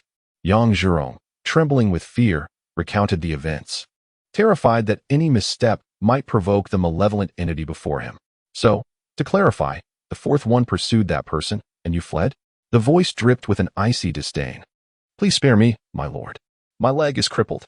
Aware of my inadequacy against that individual, I resorted to secret arts to escape and sent word to the nearby brothers. After reuniting with them, we returned to Huangtu village, only to find that most of the villagers had already relocated, leaving behind merely a handful of the elderly and weak. Brother Ding is still searching for that person. Yang Zhirong hastily produced a small flag. My lord, please observe. These are the remaining 19 souls of Huangtu village, all of whom I have refined into shades. He presented the flag with both hands to the Blood Fiend Lord, with a slight lift of his palm. The flag transformed into several segments, and the room was filled with the presence of 19 spirits, causing the temperature to plummet several degrees. He beckoned with his fingers, and each shade ignited with a flicker of demonic flames. How painful! It's so hot. Help, Master, help me. The shades cried out in desperation. The Blood Fiend Lord raised an eyebrow, extending his hand toward the elderly shade that had called for help. Who is your master? He regarded the trembling figure before him with a cold gaze. Master, help! Help! The old woman, seemingly losing her sanity, attempted to escape the grasp of the flames while incessantly pleading for aid. Humph! The Blood Fiend Lord flicked his finger, intensifying the flames engulfing her, her essence visibly waning. Help! Mast! Her voice dwindled to a whisper, and suddenly, the flames vanished entirely. Speak, who is your master? Reveal this, and I shall grant you freedom. His voice echoed in the ears of the gathered shades, prompting many to beg for mercy. My lord, I know. The master is incredibly powerful. The master possesses magical abilities. The master is an elderly man with white hair and beard, and he shares a good rapport with Wang Lauer and Aunt Li. Wang Lauer and the others have moved to Xiago village. Wang Lauer? Aunt Li? Xiago village? There are far too many white-haired individuals among the cultivators, making it impossible to begin a search. Additionally, the blood shadow tracking technique he left behind failed to respond, likely due to the distance. It would be much easier if someone recognized him. The Blood Fiend Lord withdrew a jade vial, and the 19 shades were drawn into it. He turned to glance at the cowering Yang Zhirong, yet spared his life, considering the man was a disciple of Brother Cui. Report, my lord. Brother Ding has gone to seek that person who directly utilized blood essence. Yang Zhirong hurriedly shared another piece of information in hopes of pleasing the Blood Fiend Lord. You may leave. Return and tend to your injuries, and mind your tongue. After the Blood Demon Lord spoke, his figure vanished without a trace. The details regarding the Blood Yuan technique had already been recounted by Yang Zhirong. With that, Yang Zhirong's taut nerves finally relaxed, and he collapsed onto the floor, drenched in cold sweat. I survived. It was utterly terrifying. In the Three Mountain Market, within the cave dwelling number 619, Lin Xiao sat cross-legged in his cultivation chamber, meticulously sorting through the contents of his storage bag. These were the belongings of Bai Jiming and Fu Jianqing, which he had buried to the south of the market. To ensure caution, Lin Xiao had circled the area within a 10-mile radius twice before he began to dig, confirming that no one was around. By the time he returned to the market, the sky was nearly dark. Lin Xiao toyed with the magical wheel wielded by Fu Jianqing, a weapon that had left an indelible mark on him that day. Even 5 guards could not withstand its might. In a mere encounter, 2 long swords were shattered, while 3 others were sent flying. His own longsword bore numerous cracks from their clash, a consequence of Lin Xiao's superior cultivation level over Fu Jianqing. Otherwise, he would have had to resort to using his blood essence to secure a victory. Fortunately, Lin Xiao had managed to employ a cunning tactic to swiftly defeat Fu Jianqing. Otherwise, the act of burning his lifespan to utilize the blood essence technique would have entailed far greater complications. A flash of dark light revealed a black long umbrella in Lin Xiao's other hand. He recalled Pei Taiching mentioning that the umbrella was a magical artifact, suggesting that Fu Jianqing's will must also be one. However, its malevolent aura made it a perilous item to handle. After stowing the 2 weapons back into his storage pouch, Lin Xiao's fingers curled around a piece of clothing with palpable disdain. This garment belonged to Bai Jiming and was presumably a magical robe, though its grade remained unknown. The mere thought of the multitude of colorful women's garments nestled within Bai Jiming's storage pouch sent a shiver down his spine. After categorizing all the miscellaneous items, ores, beast corpses, medicinal herbs, and materials, he collected them, placing all weapons into a single storage pouch. Before him lay 7 distinct jade slips and a stack of books, all belonging to the guards. Upon examining their contents, Lin Xiao found no auxiliary techniques. They were predominantly focused on cultivation methods and offensive spells. The low grades of these techniques dissuaded him from learning them. Even if mastered, their efficacy was questionable, as evidenced by the guards' unfortunate defeat at the hands of Fu Jianqing. There remained a significant disparity between loose cultivators and those from established families. Of course, some fortunate cultivators might obtain remarkable legacies, but it was clear that these 9 guards did not belong to that category. The techniques could later be exchanged for something of value. Finally, Lin Xiao retrieved 12 techniques, including the cleansing garment spell, and began his studies with the dust removal technique. Mastering this spell would spare him from the chore of cleaning, which he deemed a worthy pursuit. "Friend, are you home?" Startled from his cultivation, Lin Xiao abruptly opened his eyes. Extending his consciousness outward, he perceived 2 cultivators, a man and a woman, standing outside his cave dwelling, the man currently calling at the door. Lin Xiao narrowed his eyes slightly, for he had never encountered these 2 individuals before. After pondering for a moment, he emerged from his cave dwelling and deactivated the formation. "Greetings, esteemed friends. How may I assist you?" Lin Xiao inquired with a gentle demeanor. "Salutations, kind sir. We are residents of Unit 618. My name is Han Jinyu, and this is my companion, Yuan Qiang. Last night, upon witnessing the activation of the formation at Unit 619, we realized someone resided there. We thought it prudent to introduce ourselves, as we shall soon be neighbors. We kindly ask for your guidance in the times to come." From the words of the male cultivator, one could discern that he was a well-mannered individual, while the female cultivator behind him smiled warmly and nodded in acknowledgement to Lin Xiao. Lin Xiao smiled and clasped his fists, saying, "I am Zhou Wu. Under normal circumstances, it is I who should pay a visit to both of you, esteemed friends." He then retrieved 2 bottles of pills from his storage bag. "I did not come unprepared. Please accept these 2 bottles of Gu Yuan Dan as a token of our meeting." The male cultivator was momentarily taken aback, gazing at the 2 floating bottles of elixirs before hesitating for a moment and finally accepting them. He already held a small parcel in his hands and pulled out a larger bundle from his storage bag. "Esteemed friends, this is some spiritual rice grown by my wife and me. It is not of great value, merely a gesture of goodwill, so please accept it." Han Jinyu felt a bit awkward. He had prepared 3 pounds of spiritual rice as a gift for Lin Xiao, but unexpectedly received 2 bottles of pills worth 50 spirit stones before he could even present his offering.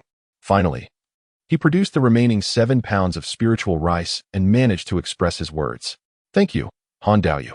It would be beneficial for us to keep in touch in the future," Lin Xiao replied with a smile as he accepted the rice. He found the situation quite amusing. Previously, he had encountered neighbors in the Dingxi district several times, yet they had merely ignored each other as if they were strangers. Han Jinyu's gesture felt reminiscent of moving into a new home on Earth, where new neighbors come to visit, adding an unexpected touch of warmth to life. Indeed, it is only proper. By the way, I should also pay a visit to the residents of 620, Lin Xiao said, glancing at the cave dwelling not far away. "Zhou Daoyu, perhaps it would be best not to go." Han Jinyu hesitated before speaking. "Why is that?" Lin Xiao asked, retracting his gaze in confusion. The resident of 620 is a female cultivator from the Baiwa Tower. She often brings male cultivators home for the night. I have tried to greet her several times, only to be ignored. I mentioned this out of concern for you, Zhou Daoyu, as I think you are a decent person," Han Jinyu admitted somewhat sheepishly, clearly uncomfortable with gossiping about others. "Thank you for your reminder, Han Daoyu." Lin Xiao expressed his gratitude with a clasp of his fists. Realizing that Han Jinyu was likely concerned he might be seen as a fool should he present the Gu Yuan Dan to her. What a kind-hearted individual. "Ah, Zhou Daoyu, you are too courteous. My wife and I must return to our work, so we shall take our leave." Han Jinyu and Yuan Qiang bid farewell and departed. A female cultivator from Baiwa Tower, how intriguing.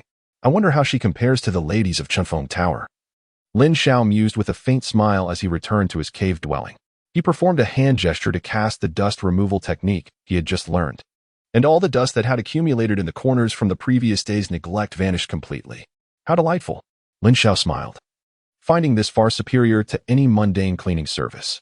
With another hand gesture, he activated the newly acquired cleansing spell, refreshing his attire instantly. Very good, very good. This is far more effective than any talisman, Lin Xiao thought, feeling quite pleased. Compared to offensive techniques, he found auxiliary spells to be far more useful. He closed the door of his cave and took a stroll through the area where casual cultivators set up stalls. Yet he still did not encounter Zhou Chengli or Zhang Yuan. After purchasing some materials from various stalls, he returned to his cave dwelling. Lin Xiao intended to seclude himself for a period, first to master all the spells he had acquired, and then to produce a substantial number of fireball talismans. He did not aspire to create high-grade fireball talismans, but aimed to craft 100 mid-grade ones to fetch Xiaobai from the Monster Beast Mountains. Otherwise, he would be too apprehensive to go, fearing that the Gu family might be lying in wait. In the blink of an eye, half a month had slipped by.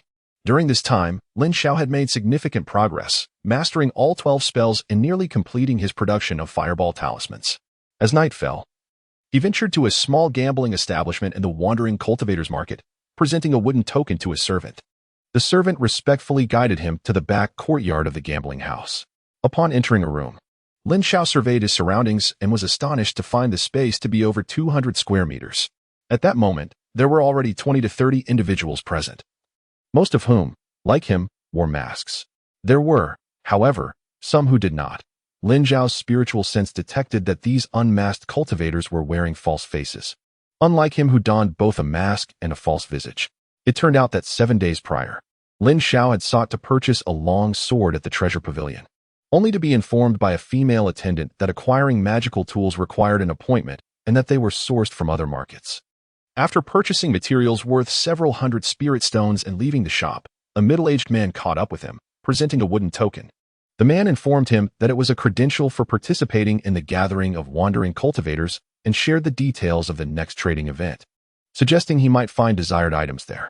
This prompted Lin Xiao's attendants, having weighed the risks and counted as 93 mid-grade fireball talismans before daring to investigate. Now, it seemed evident that this was indeed a trading event. One by one, individuals continued to enter, and after a quarter of an hour, a female cultivator without a mask appeared at the forefront. Chapter 87. The Gathering. It was her. Lin Xiao's gaze sharpened. He recognized this female cultivator. She was the one who had participated in the selection at the Gu family, a chi refining 8th layer practitioner, whose vital energy had appeared pink during the selection. Some wandering cultivators had mentioned that she owned a small gambling establishment. It seemed this was her venue. Greetings, fellow cultivators. I am Yao Gu, the proprietor of this gambling house and the organizer of this gathering. Our trading event has been held for over a decade, and most of you are familiar with its rules. Allow me to reiterate, there are no restrictions on the items for trade, and transactions may be conducted through barter or spirit stone purchases, with the seller's preferences taking precedence in cases of multiple bids. Should anyone resort to murder or theft, they will become the common enemy of all wandering cultivators. Now, let us commence the trading event. I shall begin by presenting an item, a weapon pledged to the gambling house by a guest, a high-grade, ordinary weapon. Those interested may place their bids. Upon hearing Yao Ji's introduction, Lin Xiao suddenly comprehended the situation. As a practitioner at the 8th level of Qi refinement, she could not possibly sustain such a grand gathering of loose cultivators without someone backing her. This realization illuminated the reason behind her blood aura appearing pink. She was indeed a dual cultivation furnace for someone, leading to her substantial blood loss. However, it remained uncertain whether this mysterious figure belonged to the Lingyun sect or another faction.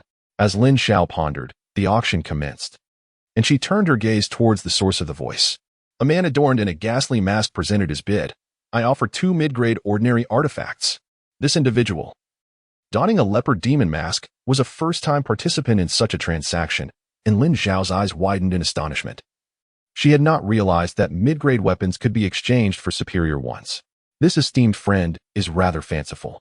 I bid 1,000 low-grade spirit stones along with a mid-grade ordinary artifact, retorted the man in the ghostly mask, deriding the leopard-masked man. His initial offer was merely a starting point.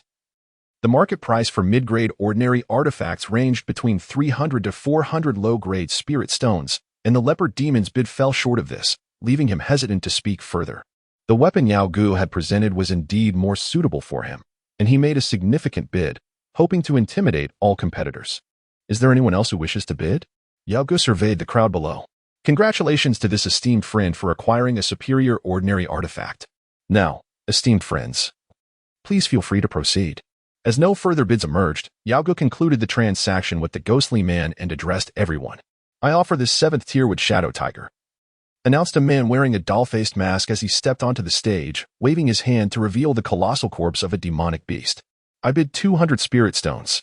I offer 2 bottles of spirit-gathering pills. Various practitioners began to voice their desires, and Lin Xiao blinked in astonishment. A 7th tier demonic beast. He too coveted it. For a 7th tier beast corresponded to Foundation establishment practitioners. He wondered how much more powerful a fireball talisman crafted from the hide of a 7th tier beast could become.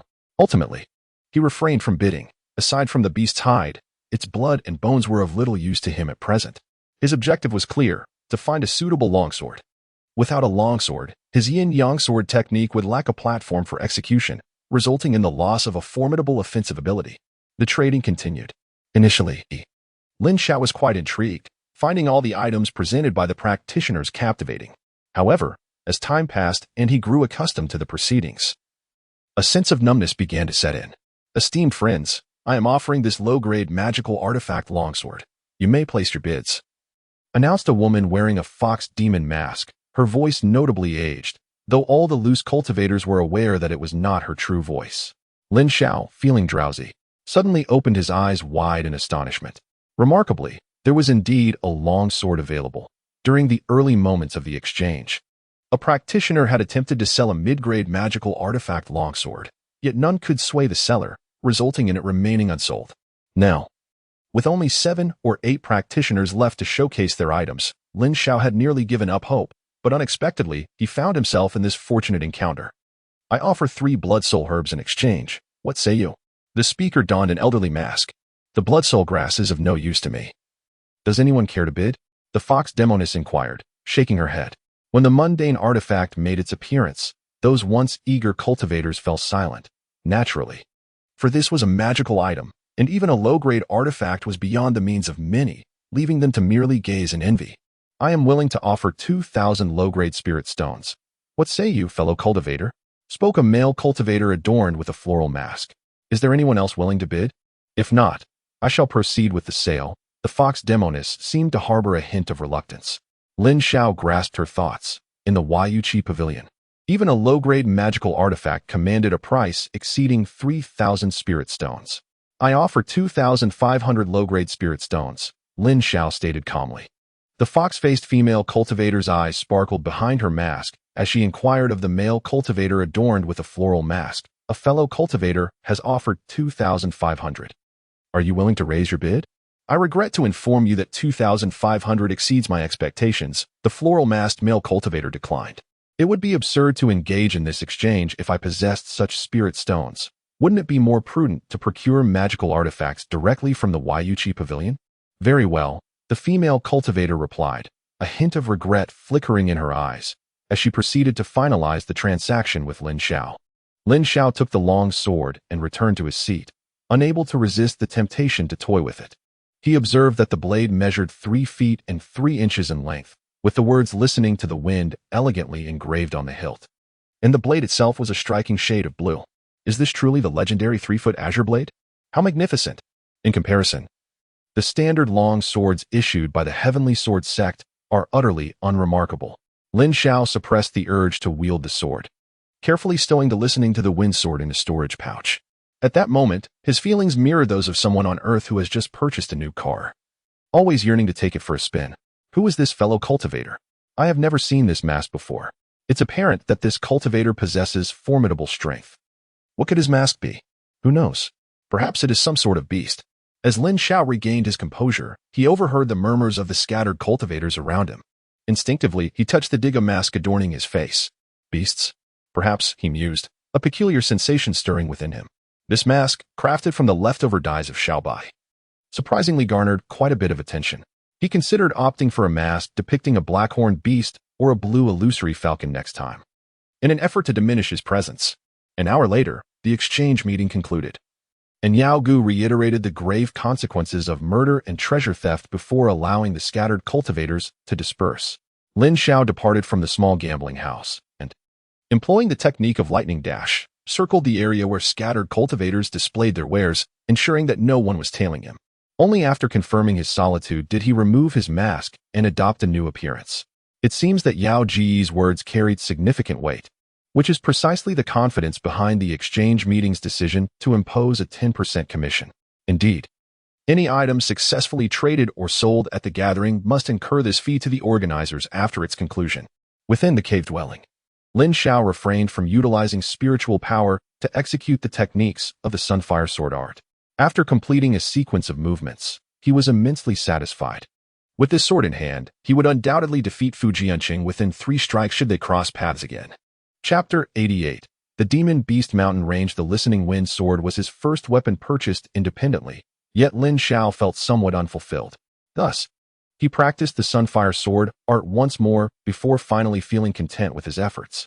Lin Xiao, feeling a deep sense of satisfaction, stored the Listening Wind Sword into his storage bag and proceeded to draw fireball talismans with the materials he had gathered.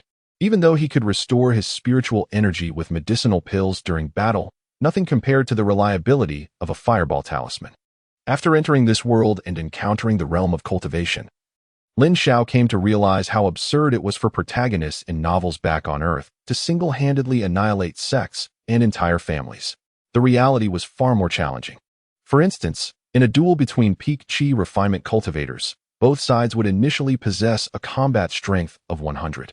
However, one party might consist of a disciple from a prestigious sect, endowed with top-tier inheritances, exquisite magical artifacts, and an abundance of medicinal pills.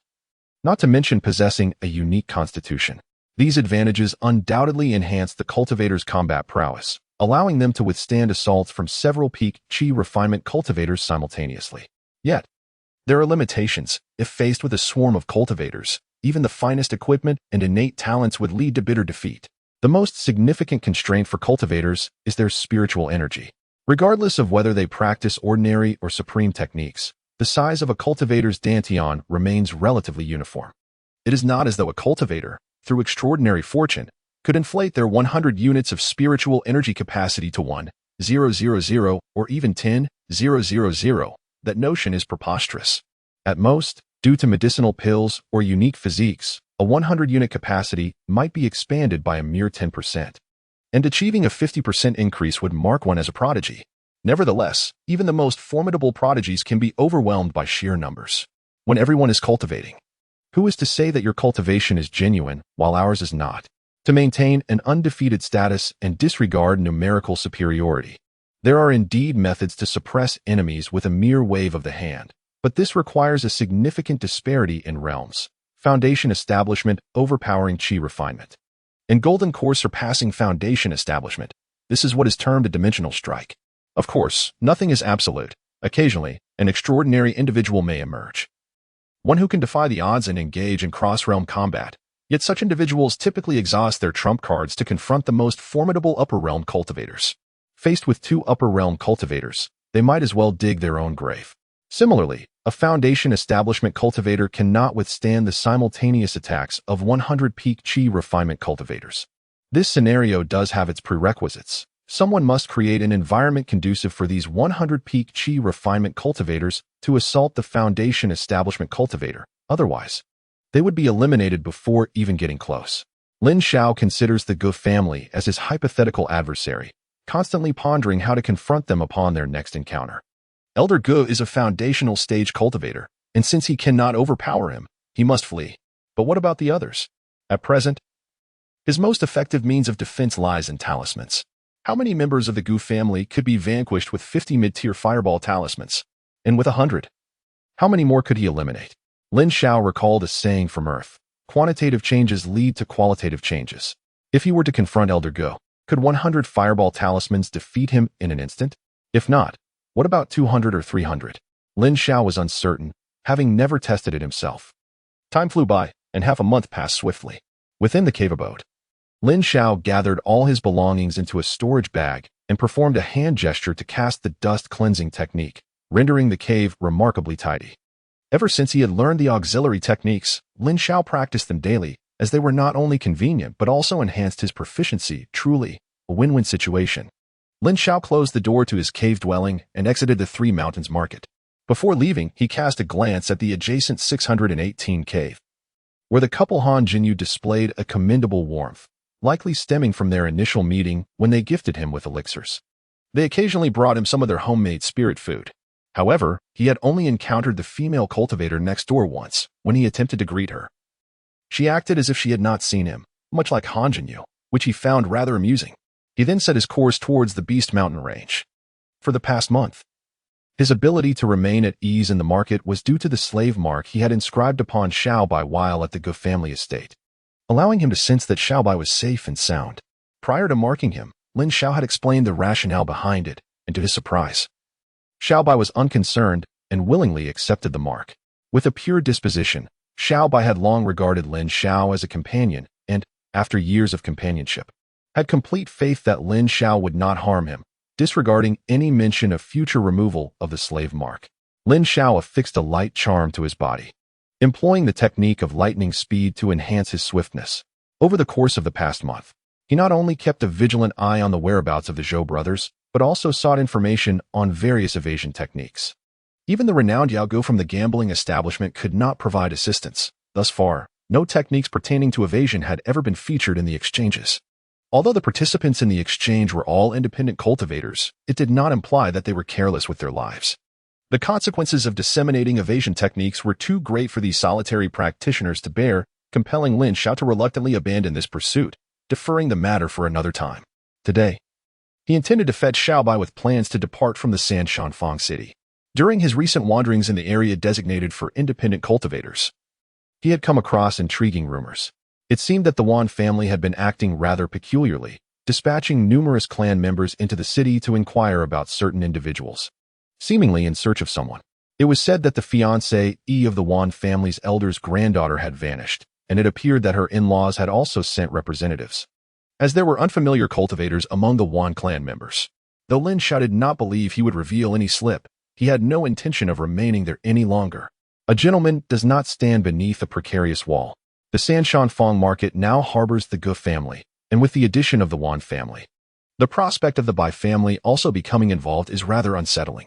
As for Zhou Qingli and Zhang Yuan, all he could do was wish them luck. He would return after the Golden Core Conference to seek clues, should misfortune befall his two companions. He would ensure the complete annihilation of the Gu family to honor the spirits of his fallen friends. Xiaobai. Xiaobai. At the edge of the Demon Beast Mountain range, Lin Xiao called out in a hushed tone.